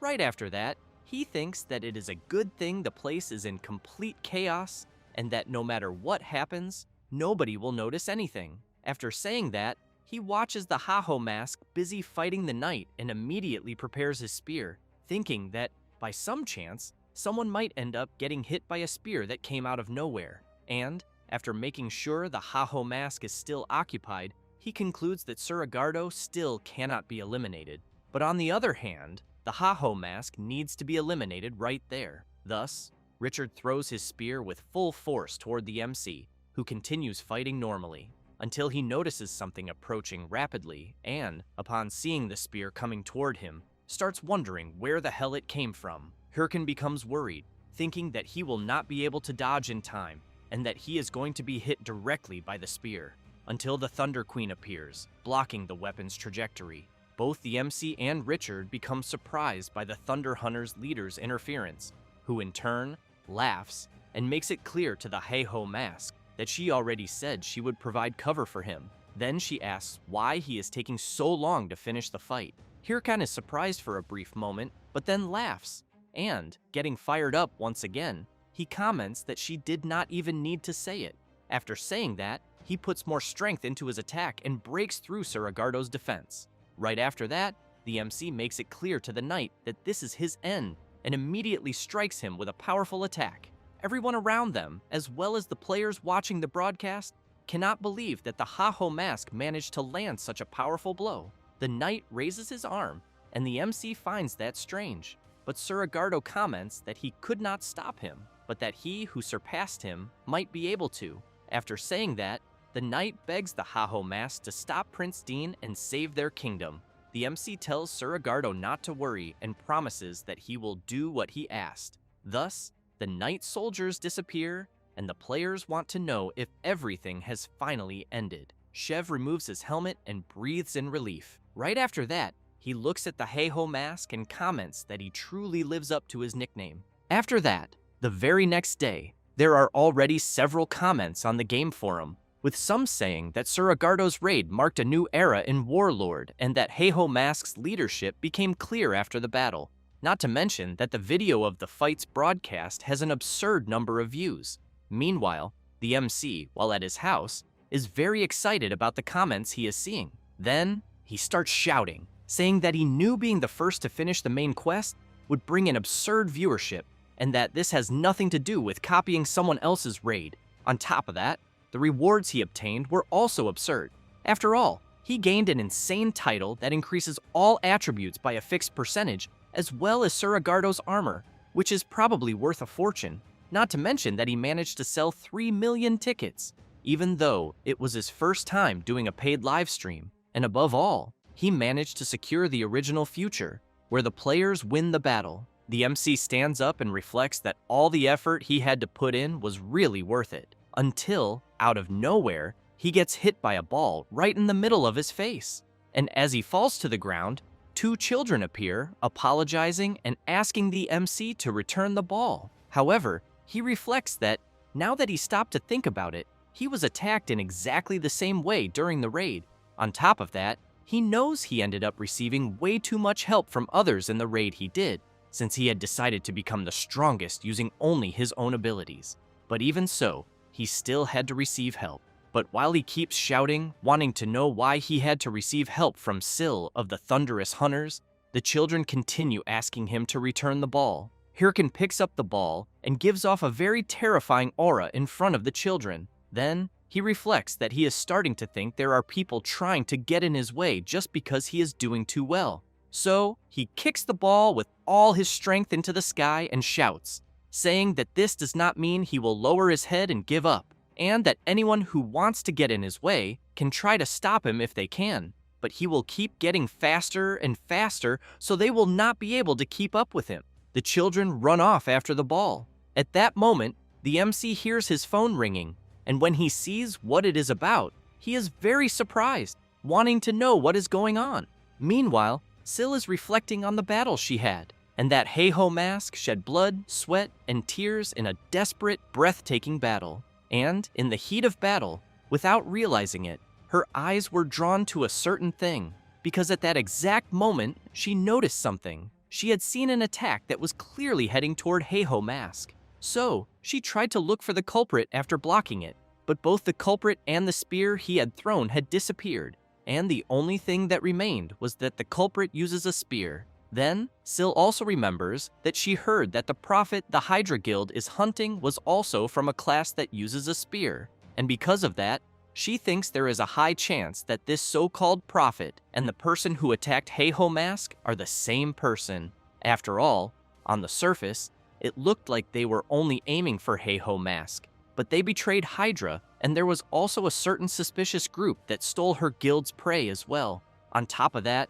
that same group spread misinformation to throw all the guilds into chaos and hindered the progress of the main mission. So, she questions who the hell these people are and why they are doing this. At that moment, Hatch and Hahui call for the leader of the Thunderous Hunters. Then, the Thunder Princess informs her that the preparations are complete and that they will gather everyone. Hatch also says that the broadcast is ready. Sil replies that it is fine and thinks that she is certain their paths will cross, and eventually, they will find out, because she will not stand still while Heiho Mask surpasses her, since she will go beyond and surpass him. As soon as she steps outside the tent, Sil announces that, from that moment on, following the corrupt count, the Thunder Hunters Guild will aim for the first victory against the boss of the second chapter of the main mission, the Prince of Depravity. While some members get excited after hearing this, Hatch thinks this is madness, since it has not even been that long since Sir Agardo was defeated. Sil calls everyone to move out, since they will prove once again that the Thunder Hunters are the strongest. A few hours later, on Mount Patagonia, at the final castle, the Thunder Hunters arrive at the location, and as soon as they enter the castle, a man laughs, welcomes them, and asks if the guild is there to try to stop him. This is the Prince of Depravity, the final boss of Chapter 2 of the main mission. Some members of the Thunder Hunters get scared, wanting to know if the person standing before them is really the final boss. Hahui asks them to stay calm and focused, and to prepare for the confrontation. Accompanied by two more bizarre things, the Prince of Depravity emphasizes that they may have stopped his monster army and defeated the White-Eyed Knight, but they cannot stop him. That said, he makes it clear that they will disappear along with this false kingdom, and that after that, he will raise the Kingdom of Ruin. Then, the prince orders his creatures to launch the attack. Sil grabs her sword and tells everyone to prepare for battle. Meanwhile, Hirken was watching what was happening where Sil and the members of her guild were. Then, he is completely shocked, thinking that he imagined that, with Sir Agardo's defeat and the end of the battle, everyone would be busy reorganizing. On top of that, he thought this should take at least an entire week of dedicated preparation. And as he watches the leader of the Thunderous Hunters charging forward with everything she has, he wonders if she is really going to advance like that. Then, Hirken thinks that, first, he will dislike the video and then go straight into the game. However, he notices something strange and wonders if something is wrong. Back at the battle, Sil has just landed a slash on the Prince of Depravity. Then, she is pleased to see that she is performing well in the battle, until something happens to the creatures that are together with the prince. After that, a dark power goes straight into him, leaving Sil very worried as she tries to understand what is happening. But she soon realizes that somehow the prince's wounds are healing. With that, the Prince of Depravity quickly launches a powerful attack at the leader of the Thunder Hunters, forcing her to retreat so she will not be caught by the attack. Then, she shouts, informing everyone that the golems with the prince are very strange, but emphasizes that she will face him and that the others should take care of the golems. Hirken, while watching the broadcast, thinks that the Prince of Depravity found 3 artifacts from the Kingdom of Ruin, where all corrupt power originates, and gained an immortal body because of them. So, he knows that because of that, to defeat the Prince of Depravity, a person must first eliminate the 3 guardians around him. But as he watches the others fighting, he finds something strange and wonders why he is seeing only 2 artifacts, since he knows there should be 3. On top of that, there are also only 2 guardians. However, in another part of the castle, Richard is standing right on top of the 3rd guardian. He gets excited and thinks it is time to see how things will unfold. And as he looks at the creature on the ground, he reflects that 3 artifact guardians appear together with the Prince of Depravity. And from those artifacts, the prince receives an infinite supply of corrupt power. And to subdue the prince, a person needs to destroy all the artifacts and the guardians that possess them. And as soon as he opens the broadcast window, he knows that this means that even if a person defeats the 2 guardians together with the Prince of Depravity and defeats the prince himself, as long as he hides one of the guardians there, nothing will happen. Back at the battle, Sil is about to be hit, but she jumps backward and puts some distance between them. Hatch and Hahui shout, worried about their lady. Visibly tired and injured, Sil watches the Prince of Depravity healing again and thinks that, at this rate, they will never be able to finish the raid. Richard, seeing this through the broadcast, thinks that she should have let him attack Heiho Mask during Sir Agardo's raid, and that this is the price for getting in his way. Then, He laughs and hopes she keeps struggling and gets eliminated without even understanding why. Meanwhile, at the MC's house, he is watching the broadcast and thinking that he already knew it. After all, even after eliminating the Guardians, the prince is still immortal, but he really wants to know why the hell the third Guardian did not appear, or whether some bug happened. On top of that, he knows that normally he would be laughing at the Thunder Queen's face because of what is happening. But at the same time, he knows that with everything that happened in this final part of the second chapter and that incident, he has the feeling that the same people are behind everything. Because of that, he is at an impasse. But seeing Syl struggling in the raid and remembering her asking him to end the battle quickly, he gets nervous and shouts, wanting to know why he has to rack his brain because of her. However, he looks at the VR machine and concludes that he will have no other choice. Back at the battle, while the Prince of Depravity walks toward the Thunder Queen, he comments that everyone there is foolish, and that they do not understand that no matter what they do, everything will be useless, since as long as he has the artifacts of the Kingdom of Ruin, he will never be defeated. That said, he prepares to deliver a final attack, but Syl notices an opening and quickly strikes the Prince of Depravity. However, it does not take long for him to regenerate the damage he took, and as he charges at Syl, he makes it clear that he already said everything is useless. At that moment, a little blood runs over one of her eyes, and seeing the Prince of Depravity coming toward her, she thinks that she will not be able to defeat him, until an explosion happens on the prince's body. Syl looks back and sees that it was the work of her guild members. While preparing another skill, Hatch shouts for everyone to advance and help the leader. Hahui delivers a diagonal slash with her skill, as do the rest of the guild members. Syl watches everyone attack the Prince of Depravity with everything they have, until Hatch goes to his lady, wanting to know if she is okay. Syl replies that she is, but while watching the others fight, she thinks about the artifacts of the Kingdom of Ruin, and that, from what Prince Dean had said, she thinks that must be the key to the raid. But even after they defeated the golems, nothing changed, and because of that, she considers that the artifact may not be related to them. So, she wants to know where the real artifact is, and whether they need to pressure him even more to find out. Until Hatch calls her and suggests that she consider retreating, Syl does not understand and asks him to be clearer. The mage comments that attempting the main mission boss raid without any alliance or information was extremely reckless. On top of that,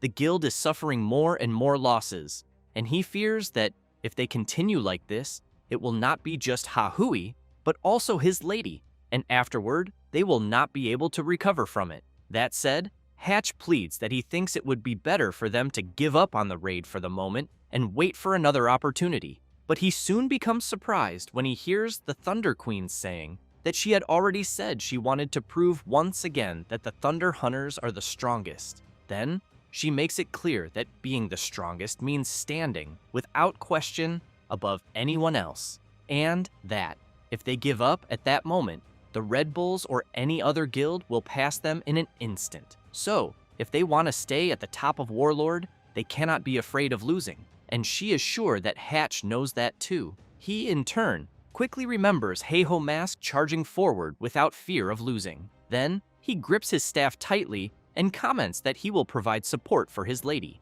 That said, he casts several support skills on Syl, who charges at the Prince of Depravity. And, while going to help his guildmates, he thinks that this raid was made to be possible to win, and that they simply will not discover how without trying everything they have. On top of that, he will give it his all too. However, a few minutes later, several guild members were defeated, as were Hahui and Hatch. Only the Thunder Queen remains. But she is not in a good situation either, since she is about to be hit by an attack from the Prince of Depravity. She lowers her head and thinks that she could not find even a single clue. Then she wonders, if it were Heiho Mask, what would he have discovered? At that moment, the Prince of Depravity continues releasing his evil power and tells Syl to disappear already. On the broadcast, several people are wondering if the leader of the Thunderous Hunters is really going to be eliminated. Meanwhile, Richard is very excited as he watches this. However, as soon as the prince unleashes his attack, Heiho Mask appears and blocks it, leaving the Prince of Depravity unable to understand where he came from. The same goes for Richard, who is completely shocked. Then, the MC comments that he is saying this only so Sil does not misunderstand, and that he is not doing this because he likes her, but because he is only paying back the debt he owes her for the last time. That said, he makes it clear that he is the type who cannot rest while he owes something to someone. Sil is surprised and immediately wants to know how Hey-Ho Mask ended up there. He says that he saw the live stream and that things looked bad, so he decided to run there as if there were no tomorrow. The Prince of Depravity gets irritated by the interference and shouts, saying that one worm after another keeps appearing, insisting on getting in his way. Hirkin comments that the prince has misunderstood, because he is there precisely to eliminate him. So, he summons his dragon-shaped golem, which immediately charges at the prince and attacks him with everything it has. Sil stands up, thanks Hey-Ho Mask, but emphasizes that this alone will not be enough to defeat the Prince of Depravity. Then, she says that even with all the Thunder Hunters attacking together, they still have not discovered a way to beat him, and that if they do not stop his regeneration, they will never be able to defeat him. At that moment, the prince unleashes several consecutive slashes, which catches the MC's attention, since he is seeing the prince looking even more bizarre, and, on top of that, he easily tore his dragon apart. Even so, the MC comments that Sil only stated the obvious, but he tells her not to worry, because he has already figured out what the prince's deal is. Sil is surprised and immediately wants to know how. Hirkin comments that there is no reason to tell her, since they are still competitors, but that she should trust him just this once. That said, the MC emphasizes that she can relax, because he will carry her through this quest. Sil gives a faint, hidden smile, and then she comments that Hey-Ho Mask is the first person who has the courage to tell the master of the Thunder Hunters that he will carry her. Hirkin tells her to shut up and pay attention, because the Prince of Depravity is heading toward them. Both of them need to dodge the attack to avoid being hit, but the MC thinks that he does not know why the artifact did not appear, but if it exists, it has to be somewhere inside the castle. Meanwhile, somewhere in the castle, the MC's summons are hunting for the missing artifact at high speed, and all the summons are very committed to the search, kicking doors open with everything they have to see if they can find it, and interrogating anything that moves. Meanwhile, Richard is seeing several comments from players cheering for Hey-Ho Mask after seeing that he joined forces with the Thunder Queen. So, he becomes furious and thinks that first it was the Thunder Queen, and now Hey-Ho Mask, and that both of them keep getting in his way. However, he wonders if this situation is not even better, since the Guardian artifact is in his hands. And even if Hey-Ho Mask has appeared, nothing will change. In fact, he thinks he should use this chance to eliminate both of them and make up for his mistake from last time. But he soon becomes intrigued when he hears something hitting the door. Something keeps hitting the door more and more. Richard, intrigued, knows that there should not be any monsters outside, until an explosion happens and scares the player, since he is seeing the MC's skeleton legion, which immediately spots a creature chained to the ground, and they give a signal, informing him that they found what they were looking for. Richard shouts, wanting to know what is going on and why Hey-Ho Mask's summons are there. They are not interested in talking much and charge at him. Richard also advances and attacks several summons at once with his spear. However, he is intrigued, wanting to know if Hey-Ho Mask knew there were more Guardian artifacts. But considering who he is, he concludes that this is entirely possible. But either way, he knows it is a good thing he stayed there, since simple skeleton warriors will not be able to defeat him, until he is surprised to see an attack approaching very quickly. And when he blocks the attack, he becomes very intrigued by what he is seeing, since one of the summons is wearing Sir Agardo's armor. Then, he wants to know how Hey-Ho Mask had the ability to give such equipment to a simple summon. However, he ends up being caught off guard and sent flying backward by the summon. Richard gets even more nervous and shouts, calling the MC's summons pieces of shit, until he notices the summon wearing Sir Agardo's armor about to attack the Guardian artifact. And, to make matters worse, the other summons prepare to attack as well. Richard gets worried and shouts, asking them to wait and stop what they are about to do. But as they charge forward, the summons do not care at all and attack the Guardian artifact. At the same time, Hirkin realizes that his summons managed to do what he asked. So, the MC concludes that this is the signal he had been waiting for, since he knows that before going there, he ordered his summons to search for and destroy the guardian artifact inside the castle, and that the cancellation of their summon means it worked. At that moment, the Prince of Depravity is wounded in the shoulder and soon realizes that he is not regenerating, and he shouts, wanting to know why. Syl and the MC put some distance between themselves and him, and Hirkin shouts, asking the Thunder Queen to act now, because he thinks that this time she will be able to do it. She, in turn, is surprised by Heiho Mask's request, but the Prince of Depravity becomes even more furious, saying that the MC really did a lot of damage. And as he releases his tentacles, he makes it clear that even so, even without the power of the artifacts, as the destined king, insects like them will never be able to eliminate him. That said, he launches an attack with his tentacles. Both Syl and the MC charge forward with everything they have and deliver a powerful joint attack on the Prince of Depravity,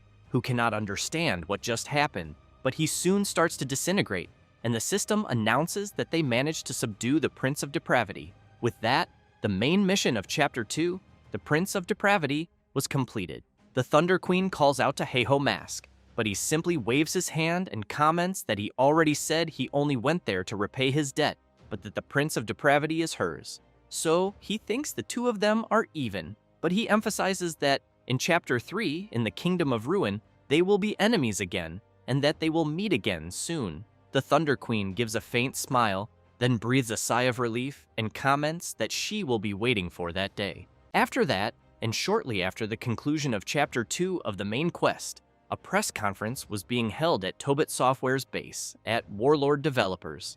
One reporter comments that an urgent press conference from Tobit Software has never happened before. The other reporter beside him comments that he thinks they decided the incident with the last raid was important to that extent. And just as one of them was about to say that this was why someone famous for never appearing in the media was there, a man gets out of the car and is photographed a lot. It is Toby Gwyn, the operator of Warlord, and after he goes up to the podium, he explains that he requested a press conference to explain and apologize for what happened in the Prince of Depravity raid. Having said that, he says that one of the artifact guardians did not appear, and because of that, the prince could not be subdued for a long time. Since it was only a simple bug, however, he emphasizes that Warlord is one of the best games, loved by everyone, and that, until now, they have pursued fair and reasonable gameplay. One of the reporters comments that the game operator is only stating the obvious, but Toby Gwyn continues, saying that,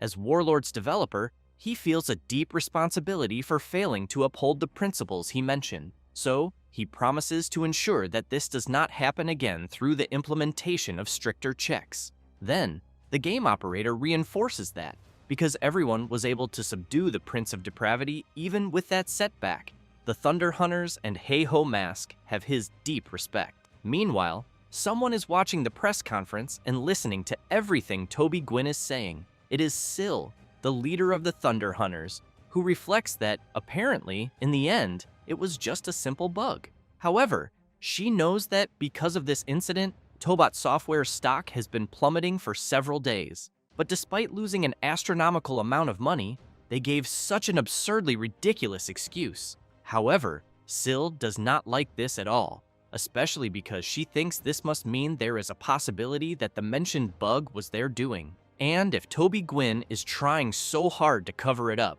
she thinks everything fits. Therefore, she calls Susie and asks how the investigation into the prophet is going. She is surprised and answers that they still have not discovered anything in particular and that they failed to find any trace of him after what happened. With that, Syl tells Susie to end the investigation and investigate Toby Gwyn and Tobit Software instead. She is quite shocked by the request, but comments that she will do it as quickly as possible. Syl remains intrigued, thinking that there may be a need to confirm what the operator of Warlord is really doing behind the scenes. Later, he himself walks through the base, loosens his tie, passes through a room, and goes to the VR device for his game. He soon puts on the helmet, and the system identifies the user as the first one before welcoming him. As soon as he enters the game, Toby Gwyn hears someone comment that he finally appeared. It is Mikkel, along with the others. And, while keeping Richard restrained, Mikkel comments that they were all waiting for the Master's arrival.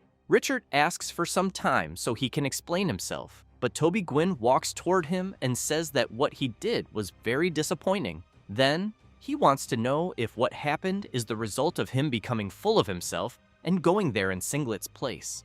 Because, as far as he knows, he is sure he warned him repeatedly, since, with great responsibility, Richard should have moved with a greater sense of caution, and even if the kind of interference he made had been successful, it would have created great distrust toward Warlord itself. Richard shouts, saying that if he had not done what he did, they would never have been able to stop them. Besides, everything he did was for his master. Toby Gwynn, with a completely intimidating presence, wants to know if Richard managed to stop the person he wanted. He turns his face away and comments that he could not because of Heiho Mask. The game operator makes it clear that Richard went too far. Because of that, at the moment, Hydra, the Red Bulls, and from that moment on, the Thunder Hunters will be after him. Richard shouts that he will fix things and that if his boss gives him just one more chance, he will not disappoint him. Toby Gwynn raises his hand, answers no, and says that he will strip him of his authority. Richard becomes very worried and shouts for his boss several times.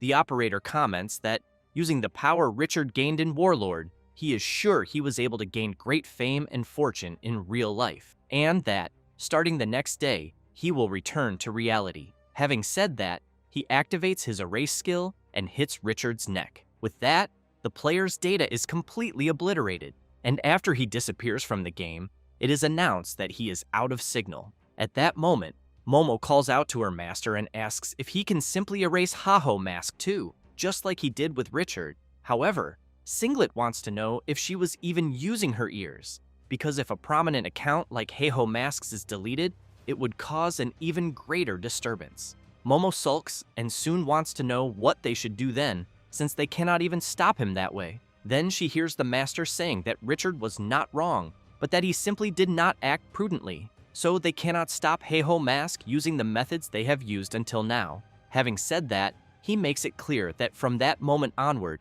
the Hands Guild must change its policies for the better. In other words, they will no longer hide in the shadows. They will walk toward the light and use everything they can. Then, Toby Gwynn says that their guild's new name will be Checkmate, and the guild's highest priority will be the annihilation of Heiho Mask for the sake of the future, since everything in Warlord depends on the Matrix superintelligence MIA. Therefore, they cannot allow Heiho Mask to cause any more damage to it and tarnish Warlord. Meanwhile, the MC is scratching his ear and thinking that apparently someone must be talking shit about him again, but he knows it is not as if they are the first ones to do that.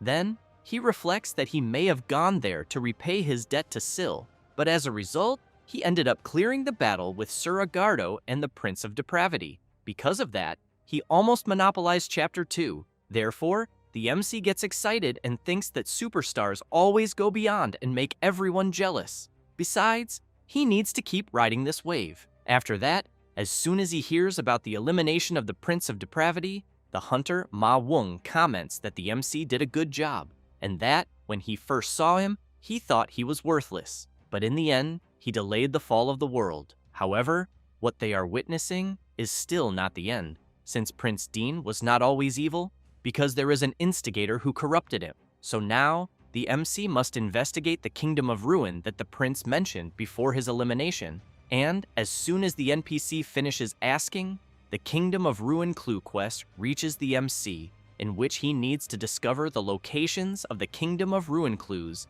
hidden throughout the world. The reward will be the beginning of a new era. Hirkan keeps in mind that Chapter 3, the Kingdom of Ruin, is on the Dark Continent, located beyond the Great Orgel Mountains. Besides, he knows that the Dark Continent is also a place infested with level 200 monsters. So, he opens the status window and thinks that he can always raise his level a little more, but the real problem is his skills. Since, even if someone searched all of Warlord, there probably are no necromancers with a higher level than his.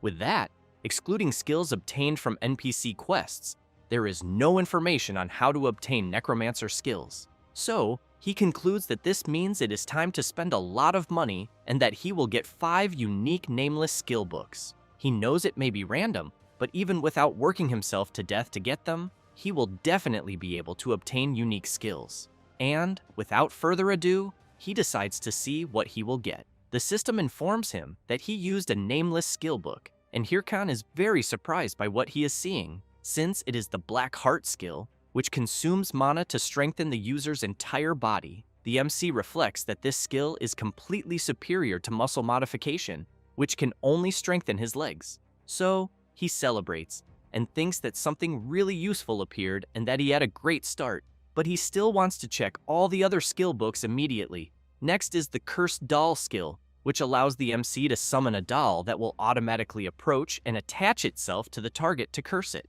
The next book is the same skill, the next one too, and the one after that as well. This drives the MC completely insane with rage. While his summons play around and celebrate, Hirkan is devastated to see that he got 4 identical Cursed Doll skills. So, he grits his teeth very hard and then shouts, calling the game trash. After that, in the end, the MC ended up buying extra skill books, but had to spend all the rest of his money. Even so, he thinks it is a relief that he managed to get some useful skills, such as Cursology and Commander, since Cursology casts any curse with a 10% reduction. The Commander skill, when summoning skeleton knights, all of their attributes increase by 5%. However, he knows there is no point in getting so discouraged about it, since the important thing is that he definitely managed to improve his skills. So, now, all that is left is to level up. Then, he concludes that he will finish this quickly and go straight to the Dark Continent. But unfortunately, the MC thought this plan would work, until he saw the number of players gathered at the place he was going to use to level up. And while watching the players fight, he reflects that the beginning of a new chapter is a new opportunity for others too. So any hunting ground worth using will be packed with other players. And to make matters worse, as soon as the players recognize the MC, they run after him, wanting an autograph. After all, Ha-Ho Mask was already popular, but now he has practically become a cultural phenomenon inside the game. Hirkan, while running to escape these players, starts shouting, wanting to know where the hell he is supposed to level up. A few minutes later, the MC manages to climb up and hide in a very tall tree, and the players keep hunting him down and shouting his name. Hirkan opens the system and starts searching to see if there is any rare dungeon where he can level up in peace, or some other good and unknown place. But after thinking it over, he knows that there were changes in the world of Warlord after Chapter 2 was concluded. Therefore, he remembers that one of the blocked areas should already be open at that moment, the Frozen Kingdom. Hirkan knows that it is not an area of the main quest, but there are many rare monsters there that are great for helping him level up, especially because he remembers the field boss, the Ice Dragon, which the Thunder Queen defeated, and the creature's reward is also very good. And before his regression, it was difficult to go there after the Thunder Hunters dominated the area. So, he thinks that since he handed the Prince of Depravity to them on a silver platter, it is only fair that the Frozen Kingdom belongs to him. Therefore, a few hours later, the MC goes to talk to Begley, who soon wants to know if Ha-Ho Mask wants to investigate the northern lands. Because if so, he wants them to cooperate together. After all, they owe a lot to the MC. Besides, he does not believe that he would act for the sake of the kingdom like that. Hirkan laughs and thinks that it is not for the sake of the kingdom, but for his own growth. Begley comments that since there are many others like the MC, he has great hopes that this kingdom will have a bright future. Hirkan says that he already understands and asks Begley to give him the title and the pass already. However, he ends up getting confused only after realizing what Begley said. Then, he wants to know what he means by there being others. The blonde guy laughs and says that Ha-Ho Mask is not the first one planning to go to the northern lands, since some have already left before him about an hour ago. This leaves the MC completely shocked upon learning that. 1 hour later, the people from the Hydra Guild are commenting that in real life, they would die burned to death, but in the game, it seems they are going to freeze to death, and that the developers of Warlord really put effort into these useless details, until someone asks them to stop walking. It is Nadal who comments that he thinks there is something right in front of them, and it does not take long for a creature to appear. It is a level 180 Crystal Fox. Natal quickly shouts, warning his people and telling them to prepare for battle. However, another creature appears and lands an attack on them. It is a level 190 Yeti. Sohank does not care and jumps toward the Yeti. She prepares a punch and lands it right on the creature's face, sending it crashing hard into the ground. Natal and the others comment that they will deal with the crystal fox. Sometime later, after defeating several of them, Natal goes to Sohank and comments that taking down a monster like the Yeti with a single blow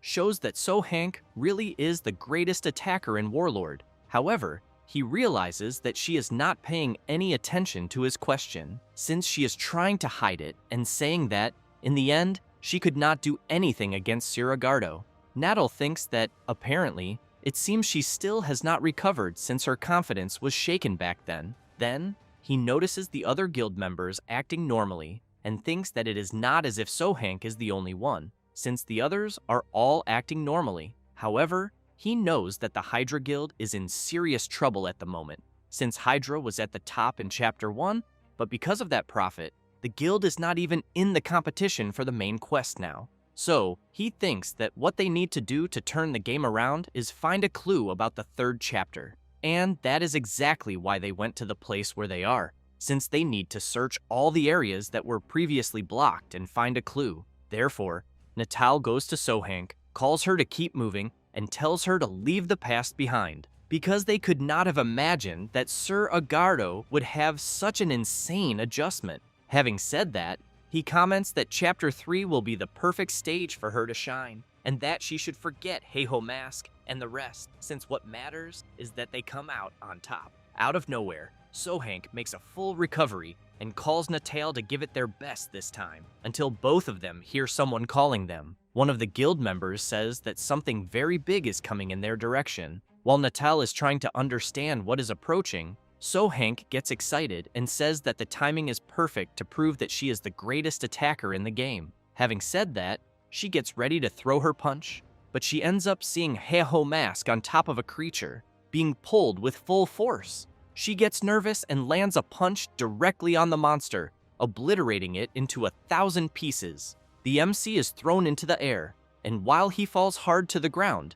Natal wants to know if the others saw that there was someone on top of the creature. Hirkin gets up and comments that, in the end, it was Hydra's people who were there the whole time. Then, with a sinister expression, he wants to know if they are thinking of taking his frozen kingdom. The guild members are shocked when they realize that it is Heiho Mask, and soon want to know what he is doing there. Natal thinks that if Heiho Mask, who has been unraveling the main quest since the last chapter, is there right now, it means the Frozen Kingdom has some connection to the 3rd chapter. The MC says that he is going to use that place as his perfect hunting ground, but ends up intrigued when he hears that he arrived too late. Natal makes it clear that the territory there belongs to Hydra. Hirkin wants to know what he is talking about, since he has never heard of that.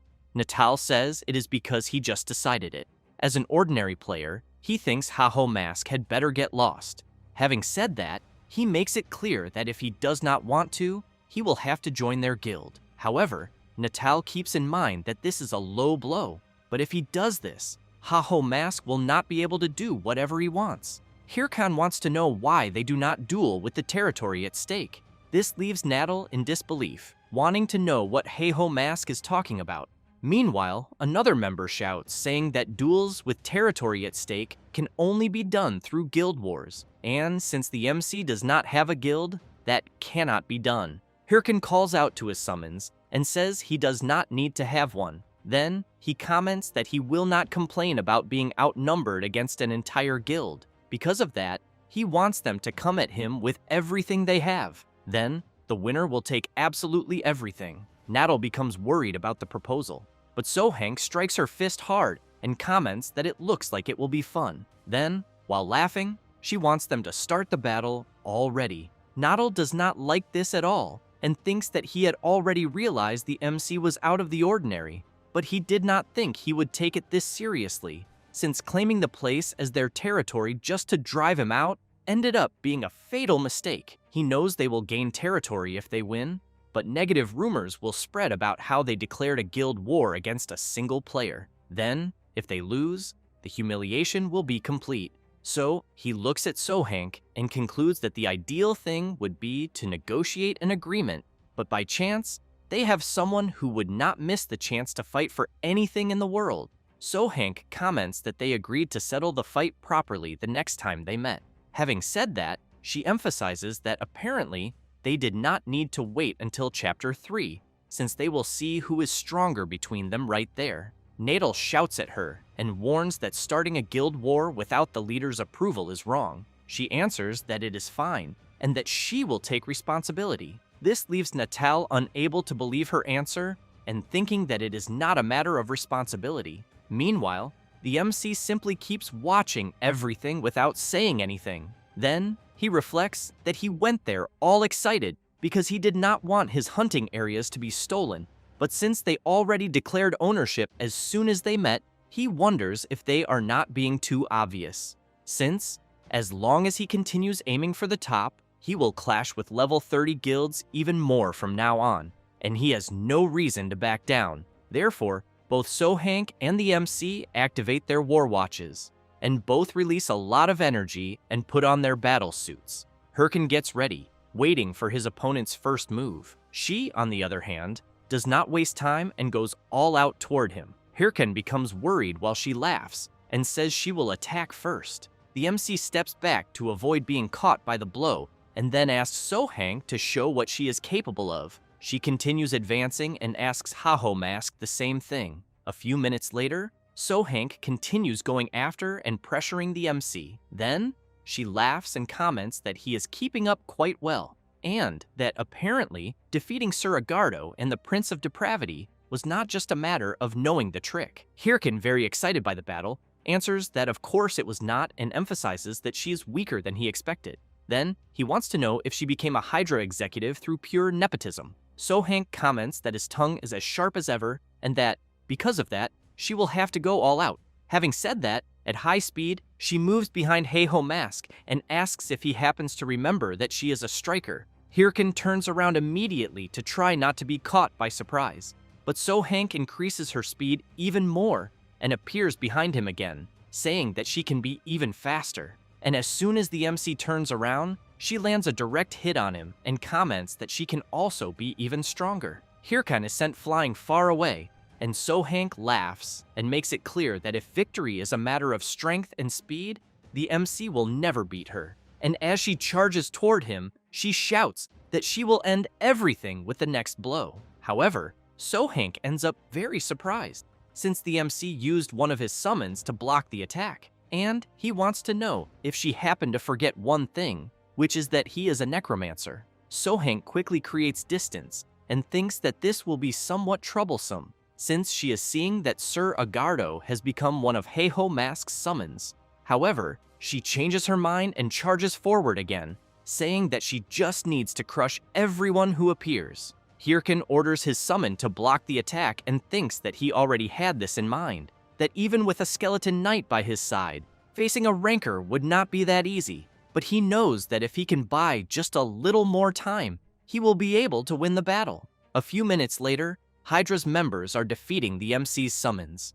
Nadal thinks that he had heard Haho Mask's skeletons were great, but he did not know there were this many of them. So, he thinks he is definitely capable of waging a guild war by himself. However, he thinks that even so, he is underestimating Hydra far too much, because this is nothing to them. Then, he tells the rest of the group to gather quickly, since they need to help So-hank. But as soon as he looks ahead, he ends up very surprised. Then, he wonders why a snowstorm is suddenly happening out of nowhere, until he considers that maybe Haho Mask had planned even this the whole time. Therefore, he turns around and shouts, calling for So-hank. However, because the sound of the wind is too strong, she does not hear him, and on top of that, she continues fighting non-stop. And after throwing one of the MC's summons far away, So-hank comments that 2 against 1 only increases the number of punching bags. Having said that, while laughing a lot, she wants to know if the MC has nothing else to show. Hirken takes a deep breath, then says that he is about to begin, even though she is not in that much of a hurry, but he wants to know if she is not feeling a little cold right now. So-hank is confused by the question, until, when she looks to the side, she notices an extremely cold wind approaching. And in a matter of seconds, the system informs her that the Ice Dragon's curse has affected the area. With that, the cold will cause continuous damage, in which HP decreases and movement speed does too.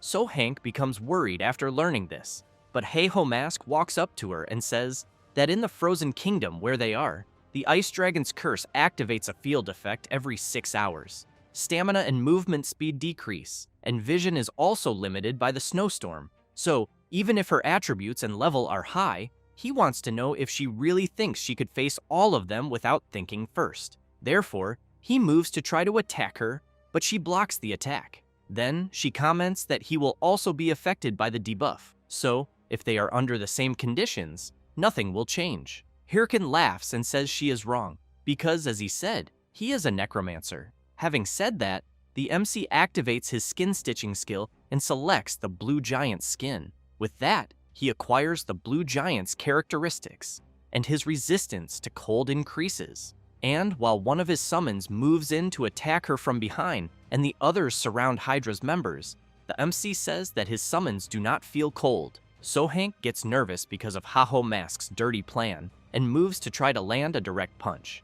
But he quickly moves his sword, and while she suffers from continuous damage and has her speed reduced because of the curse, she is attacked in several parts of her body. Then, both the MC and his summon move in to attack together. Hirkin even laughs and makes it clear to Sohank that victory was always his. As soon as she realizes that there will be no escape, she comments that she cannot believe he would use this. Besides, she ended up falling right into his talk.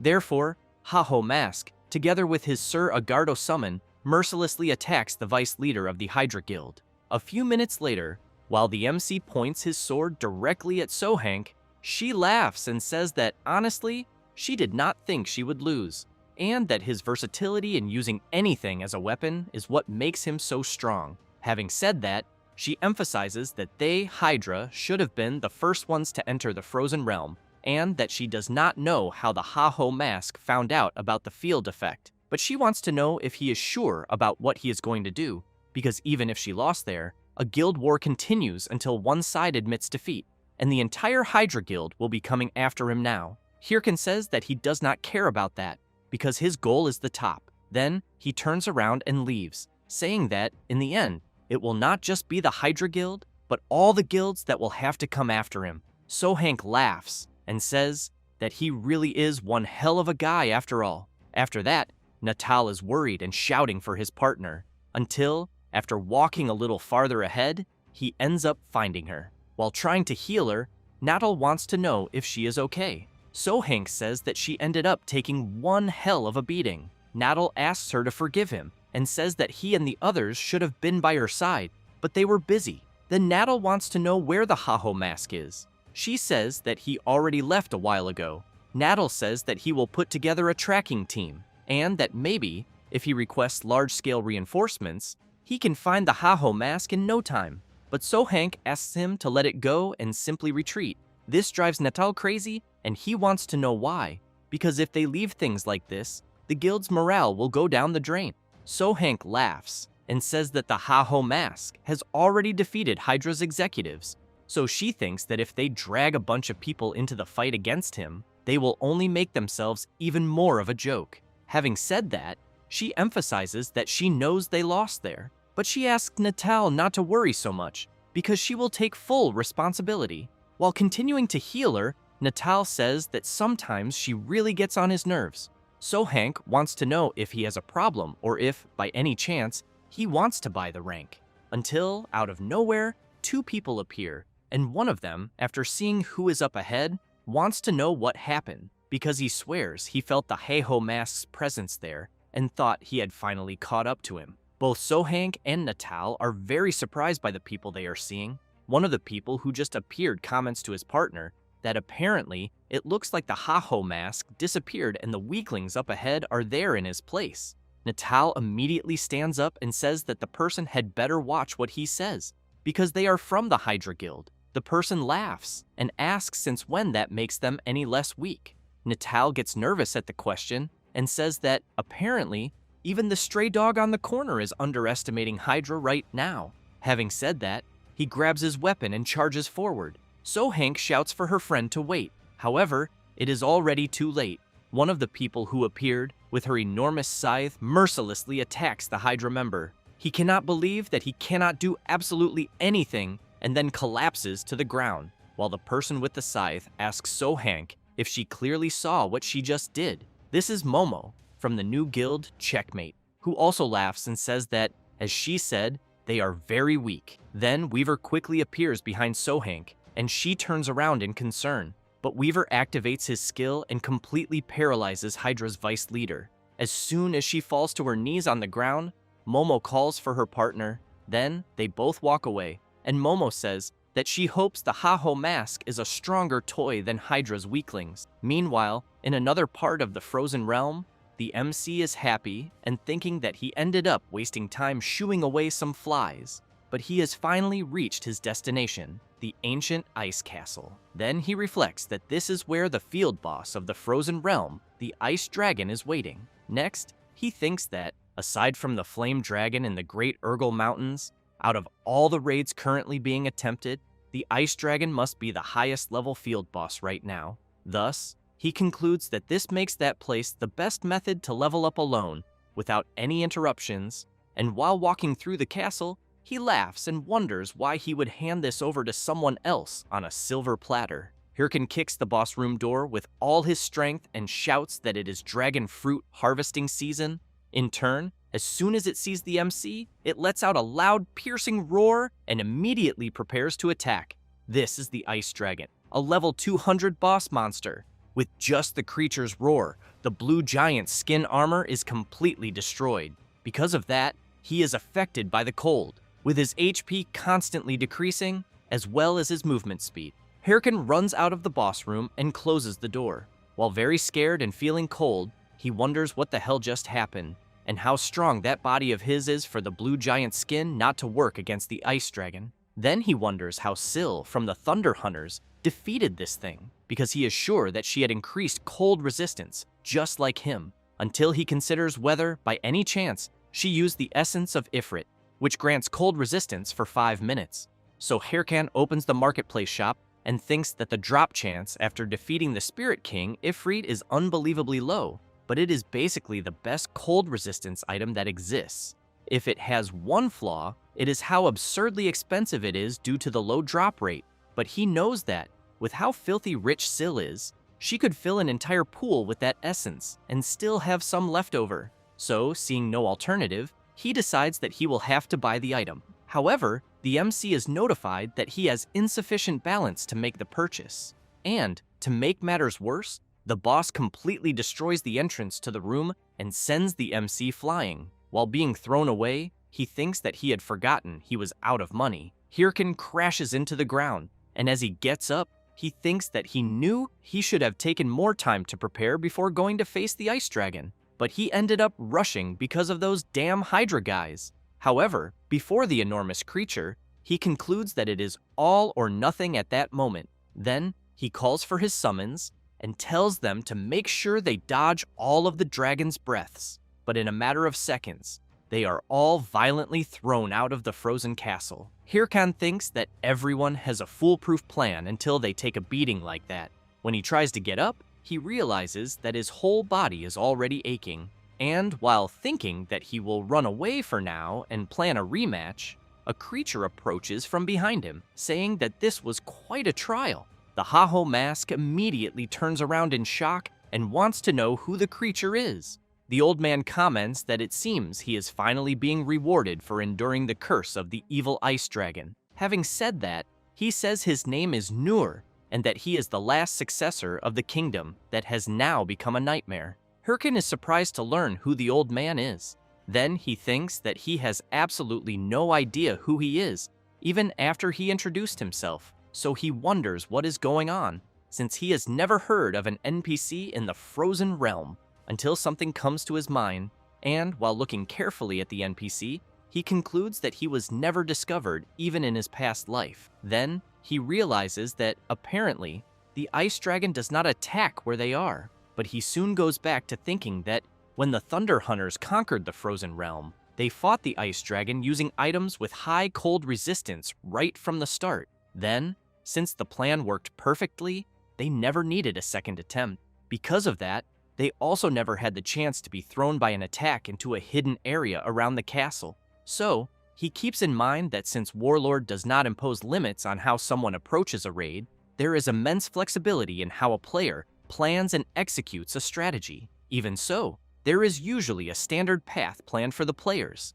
Therefore, he thinks that if there is an NPC there, then this may be the original raid strategy that Warlord prepared.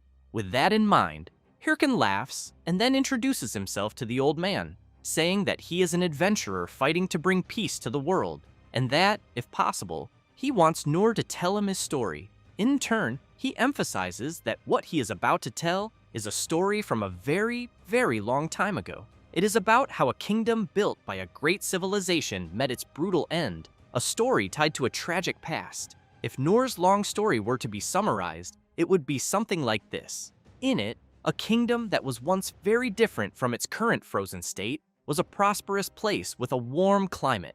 But one day, the ice dragon suddenly appeared and attacked the kingdom, claiming the land as its territory. Then the king and his army fought bravely, but they ended up losing the battle. Because of that, as an example of what would happen to anyone who opposed it, the dragon cursed the kingdom to be wrapped in an eternal snowstorm. A few minutes later, Noor also says that several centuries have passed since then, and only he, as the king, remained there with his consciousness intact, waiting for a warrior with the courage to face the ice dragon. Hirkan gets excited after hearing the story and understanding what the plot of this progression means.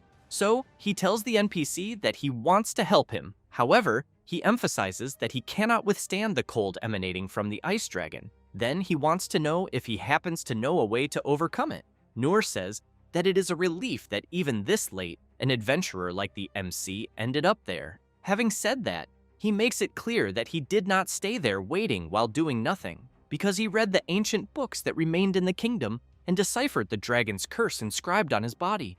Then the NPC gives the power to the MC and says that he will also be able to resist the dragon's cold. Hirkan, after seeing what he received on the system panel, cannot believe it, since he will temporarily receive the transcendent power of ice. Because he keeps in mind that ice, flame, thunder, shadow, and light, the 5 transcendent powers, are Warlord's ultimate overpowered tier system, strengthening the user and all skills of the corresponding attribute immediately after being absorbed. So the MC, very excited, reflects that unlike a temporary effect from magic or items, a person gains a permanent attribute with no extra costs, making it something worth its weight in gold. However, among Warlord's millions of players, the number of people capable of using this is only 5. Since the methods to obtain them are not very well known, only 3 people managed to acquire this power. So he knows that he even thought he would be able to obtain at least 1 transcendent power after his regression,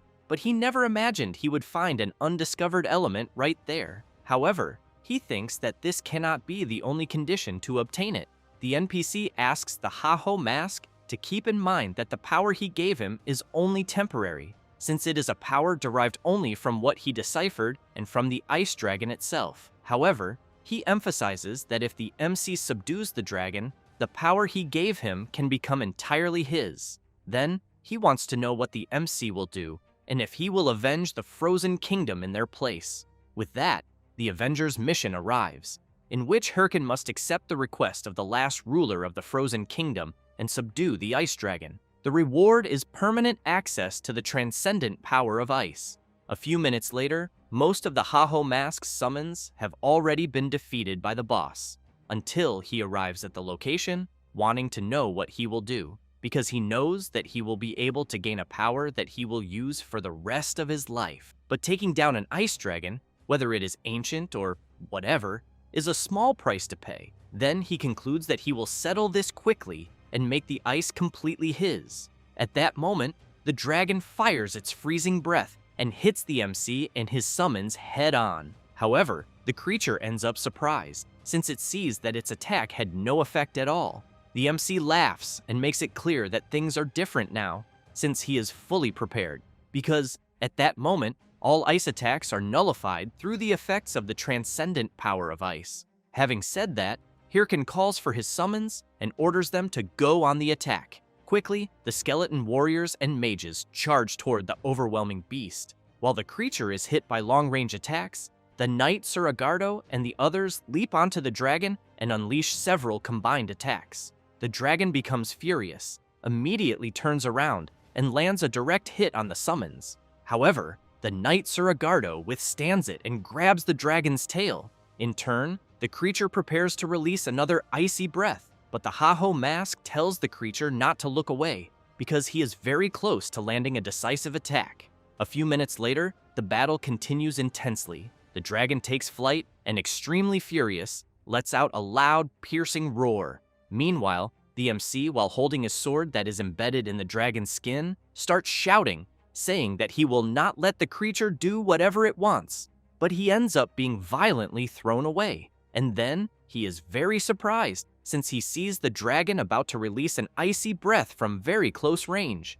Then the creature launches its attack, and a massive explosion occurs. However, as soon as the dust settles, Hirken appears charging toward the creature, saying that he already said ice attacks would not work. Having said that, he lands a direct attack on the dragon's forehead, sending it crashing hard into the ground. After the dust settles, Hirken watches the dragon lying beside him, and when he realizes that the creature is not moving, he wonders if, by any chance, he managed to defeat it, until a system message arrives, informing him that he defeated the ice dragon, gained experience, leveled up, and completed the Avengers mission. With that, he acquired the transcendent power of ice. The MC starts jumping with joy, thinking that the transcendent power is finally all his, until he ends up hearing the dragon say that if the Kingdom of Ruin rises once again, only his army of ice will be able to resist. Hirken turns around in shock, wanting to know how the creature is still breathing. In turn, the creature calls the MC human and makes it clear that he will not be able to endure the great calamity lurking on the Dark Continent. Then, while its body dissipates, it warns the MC that he will still regret what he has done. Thus, Hirken receives a notice saying that he has completed the Kingdom of Ruin Clue's mission. Because of that, he has brought about a new era. After learning this, the Haho mask thinks that he did not know there could also be a clue for the Kingdom of Ruin there, but that somehow he completed another mission. However, while he thinks that it is almost scary how well things have gone, Momo suddenly appears behind him, ready to launch an attack. And as soon as she attacks, an impact explosion occurs, and a lot of snow is thrown into the air. But after noticing how the Haho mask reacted, she comments that he has good instincts, since she intended to finish him off with a single blow. Hirken breathes heavily, and then, while his mask cracks completely and a wound opens on his forehead, he wants to know who the people who appeared are. Momo laughs, releases her terrifying power, and says that they are from the Checkmate Guild.